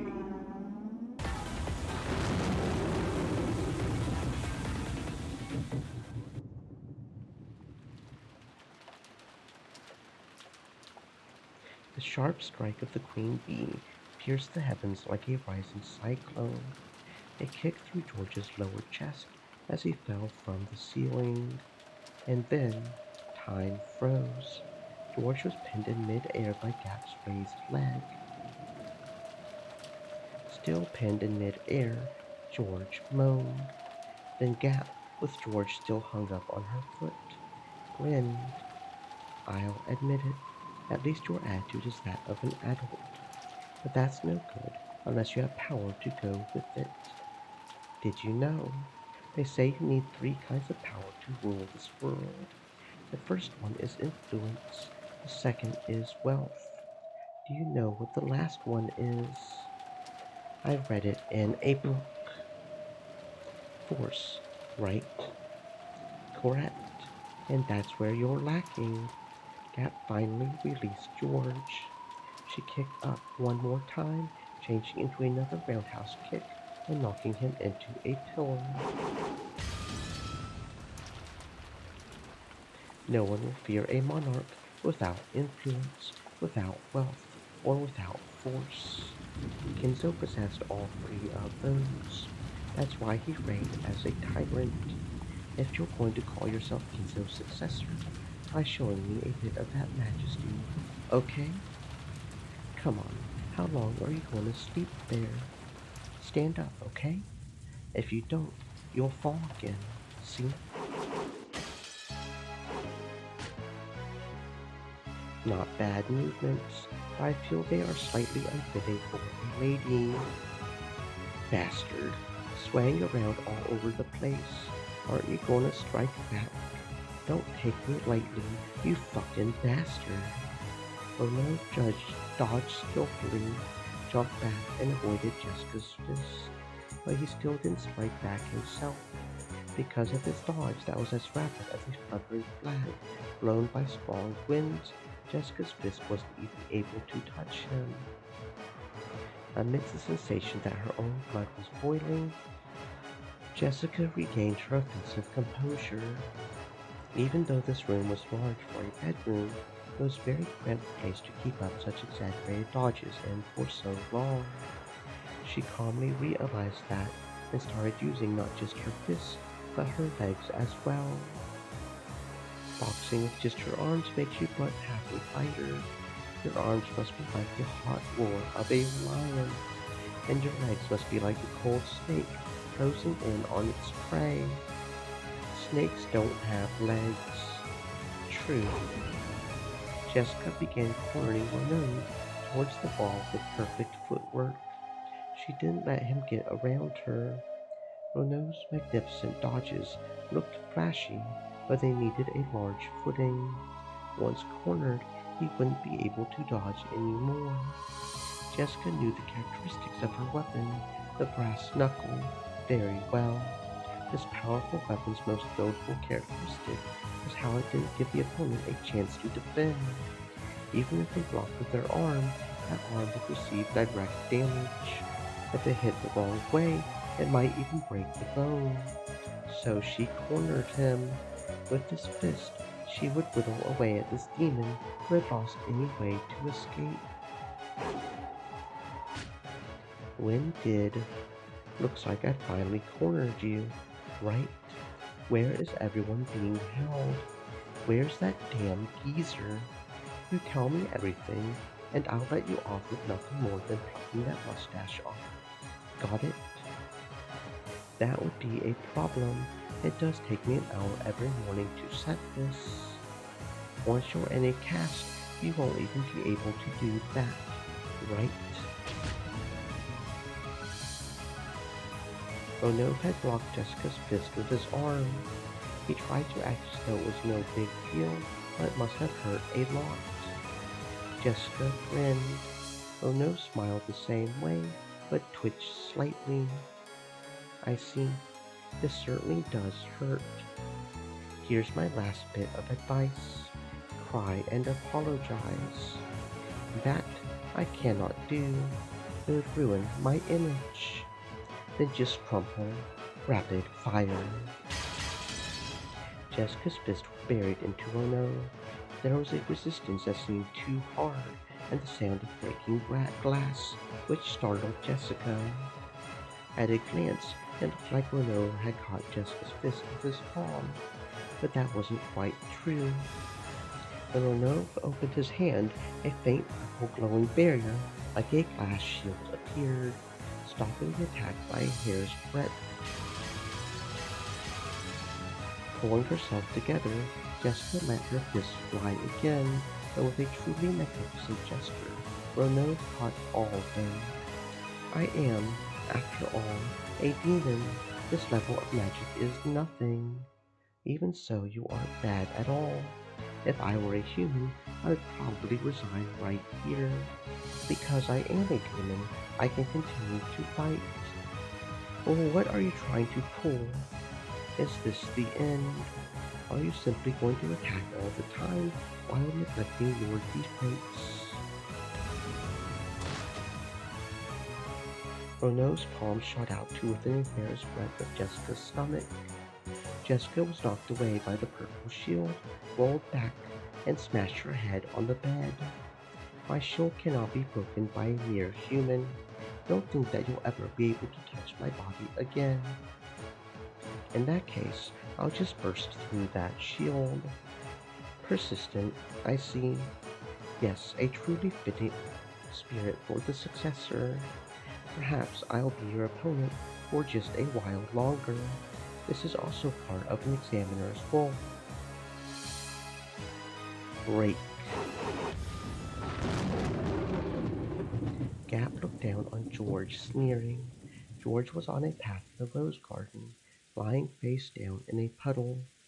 The merciless rain beat down on him, so that it looked as though even the heavens were mocking him. Stand up, okay? You'll fall again, right? George stood up, shaky. It seemed his spirit hadn't given in, but the damage done to his body was very significant. Beg for your life. What you're doing now is the same as the fourth option of choosing nothing. You choose the third option, right? If you get down on your hands and knees and apologize, I'll forgive your rudeness towards me. Then I'll guide you down to the dungeon. There, for your beloved Shannon and your own powerless life, you will kill the other hostages one by one. You can do it, right? You did boast about having that resolve. George didn't answer, but his gaze was still obstinately resisting surrender. If you're too obstinate, then this time you really will fall to the deepest depths of the abyss. Okay? Gap's strength was evident. That was probably clear, even more than it was to George himself, to Shannon's group watching through the three-sided mirror.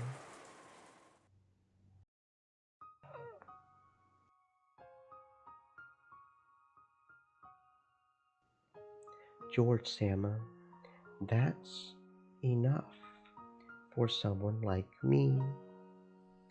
Nay-san, if you didn't like me, you wouldn't have to fight with anyone, right, George Sama? Then please abandon me.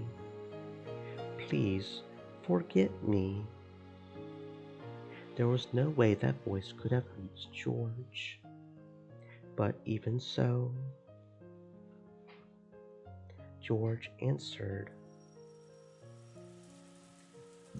"No way. I won't surrender." "Why not?" "Because that's my resolve. I'll fight everything for Shannon's sake, and I'll make everything accept us and bless us." "Could you tell me something? Why are you willing to go so far for that furniture called Shannon? She's just a washout, isn't she? Rubbish furniture that couldn't even make a satisfactory waitress." "I won't permit any more insults against the woman I love." "So what are you going to do about it? How could a weak kid like you resist me?" "Loving someone is strength. Because I learned that, I was able to become strong." "Shannon, I love you." With just those words, I can stand back up over and over again. "Shannon's in the dungeon, right? Professing your love to me won't." "No." She heard. "That's because it's love. Shannon can hear my words right now. The reason I can believe that is because of love. You, Shannon, you aren't furniture. Even if you are furniture, you're mine alone, the only one for me in the world. I want you to be close to me as long as we live. I need you for all eternity." To George Sama, "I'm jealous. He's surpassed my husband in smooth talking." "Though that's youth for you." "The strength of love. Then why are you so weak, boy? Does that weakness mean your love is also that weak? Even your love for your fiancé is weak. The way your parents died so quickly was weak. Everything about your life is weak." Shannon taught me about love and strength. If you're trying to measure my love towards Shannon by my strength alone, let me teach you about my love. "So you say. I get it now. You're saying that the way you can still stand up after being kicked down so many times is the strength you received from Shannon. In that case, what did you receive from your parents who got killed way too easily?" At that time there was a blackout, even though they were outside. No, this is. The thing blocking Gap's vision was the bottom of George's shoe. Sidekick, nasal bone fractured, had stopped right in front of the tip of Gap's nose. "The thing I got from my mom was this kit," Several moments after, Gap jumped back. Of course, that was too late. If George hadn't stopped, he would probably have caused the damage he had announced. And what I got from Dad is fortitude. Anger with a low boiling point isn't something to be truly feared. True anger is disciplined by fortitude. I recognize your violent method of declaring your intentions. I also see that you slandered my fiancée and my parents' honor, and you have no intention of taking back what you said. Yes, you do. I now understand your attacks more than enough. So maybe it's about time. Time to start fighting back. Quit prattling, foolish boy. A pitch-black hole opened its mouth at George's feet, but George rapidly opened his legs, straddling the hole. The same move won't work again. It was an extremely smooth dodge, and the upper part of his body didn't even quiver. Fortitude means calmly analyzing how your opponent will act instead of losing your cool. Why? Isn't it obvious? Can't you guess? No, I can't.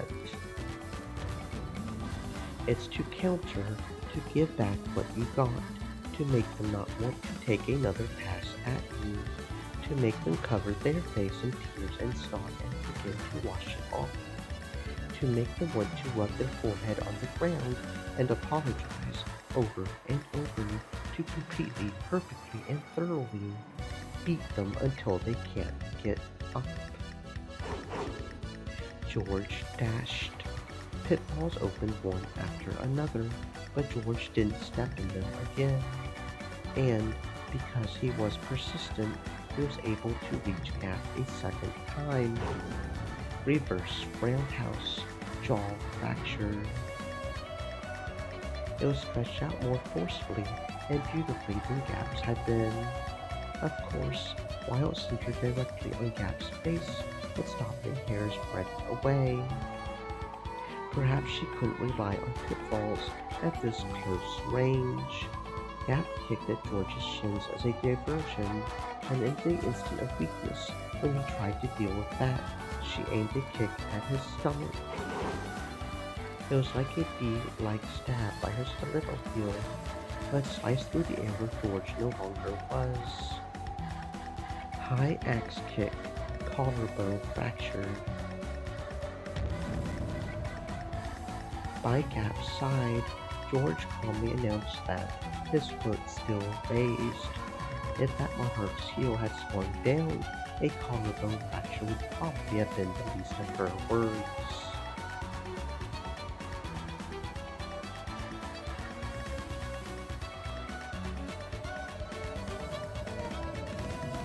This guy's stronger than me at close range. I need distance. She jumped backwards to open a large gap between them. She jumped and leapt and even flipped in the air, increasing that distance. It should have been magnificent, but for some reason it was very similar to the movements of a small, scared animal. If she opened the distance between them, she would be able to fight at the range that was her specialty, using a mixture of pitfalls and kicking techniques.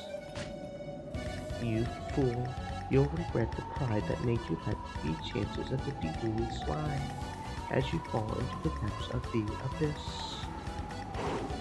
When she magnificently landed and tried to aim a pitfall, a razor-sharp wind cut Gap's bangs. It cut them.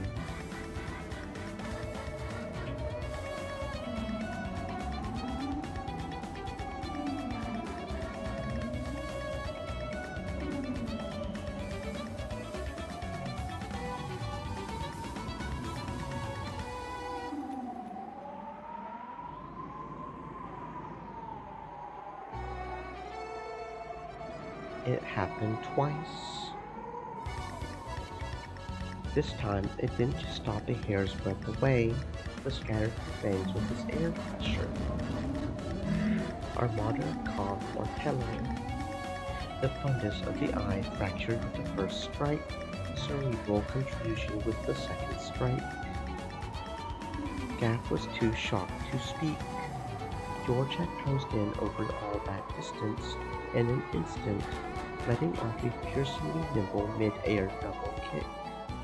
Furthermore, with the accuracy and edge of a razor, it had cut nothing more than several of her bangs. I learned the power of kicks from karate, speed from taekwondo, and freedom of range from capoeira. Mom was pretty fickle, but I've learned from studying various merits. Well, why don't you hit me? You aren't going to say it's because I'm a woman, right? You spoke of force as a monarch's third power. It looks like you still misunderstand the meaning of that force. In this situation, force doesn't mean hastily wielded violence. It refers to a deterrent, knowledge that if someone opposes the monarch, that person won't get away unharmed. A deterrent, you say. In short, this is what it meant. This was why all of George's attacks, up until then, had stopped a hair's breadth away. These bare misses, which were more difficult than hitting directly, had all been performed so splendidly. Also, if George had wished it, if any one of those would have probably have crushed Gap. He had, daringly, not done that. You said it yourself, right? Force is the power to control. If you crush your opponent with force, you won't be able to control them, right? A monarch's force is something that is only shown. He does not crush. He makes others surrender and adds them to his own fortune. If you start blowing bubbles, I won't be able to make you guide me to where the hostages are. Gap had to admit it. She had to admit that George understood force in its truest sense. You'll take me to where everyone is. I would advise against resisting. I won't stop short next time. Sorry, Leah. Let me borrow your troops. This guy's too much for me alone to handle.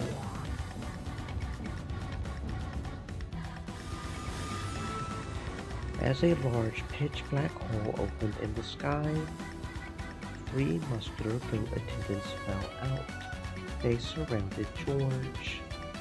Reinforcements. Should I take this to mean that you take back all that about me being weak? I admit it. I made light of your human power. That's wrong. This is the strength of a man who's experienced love. How can you say stuff like that with a straight face? Come, goats, crush this man and turn him into meatballs. These goats are stupid, but it looks like they at least have power. I'll turn you into a corpse that even your fiancé won't be able to recognize. You refuse to surrender and intend to continue fighting. Understood. You know that from now on, you will receive real harm proportional to your own attacks. If you still plan on attacking me, prepare to sustain a great deal of damage. When George proclaimed that, a faint red magic circle rose up around him. It seemed that George couldn't see it. However, Gap, being a demon, could. The magic? Why does this guy have a defensive barrier? And that's also a counter-attacking type. Is this, well, what you meant by a deterrent? From a demon's perspective, that may have been magic, but in George's eyes, it was determination. It was determination filled with certainty, which would be merciless to anyone who wished to fight anymore, and which would force him to prepare for a significant counterattack. Determination with certainty becomes magic. Renault had been accurately blocking Jessica Jessica's fist with his shield, but something felt odd. Even though he was certainly catching her on the shield, he felt his arm get jarred, and it hurt. It should have prevented all physical damage. However, the damage from her fist was gradually being transmitted to his arm, piling up. Bono tried to act like he was composed so that this wouldn't be noticed. I'm not going to get worn out. What's wrong, old guy? Starting to get a little tough. No matter how much you attack, it is useless. Why can't you understand that you cannot break my shield? I'm not going to stop hitting you just because it won't break. No matter how hard someone's heart is, if you keep on talking to them little by little, it'll eventually start to crack. I believe it. I believe that useless effort doesn't exist in this world. That's why I can live to the fullest. If words will eventually make it through, then the same goes for my fists. Give up isn't written anywhere in my dictionary. Those words were probably aimed at Cannon, who had seemed to reject Jessica's words. But Jessica knew that, no matter how stubborn his heart was, those words would eventually soak through. She believed that they would surely reach his heart, that the day would come when he would stop calling himself furniture and disparaging himself, and that he would step out into a new life. So Jessica didn't give up. She didn't lose heart. It's stupid, right? I'll bet a guy couldn't understand, right? A girl in love doesn't even think about giving up just because it's useless. At that time, Ronov certainly saw. He saw the reddish glow of a light encircle Jessica's fists. This is not good. An enchantment, is it? This permeating upgrade will be troublesome. Inside her unrelenting fists and determination dwelled the power to succeed no matter what. From a demon's perspective, that was magic. Determination with certainty becomes magic. See, nothing useless about it. Looks like my fists are making it through.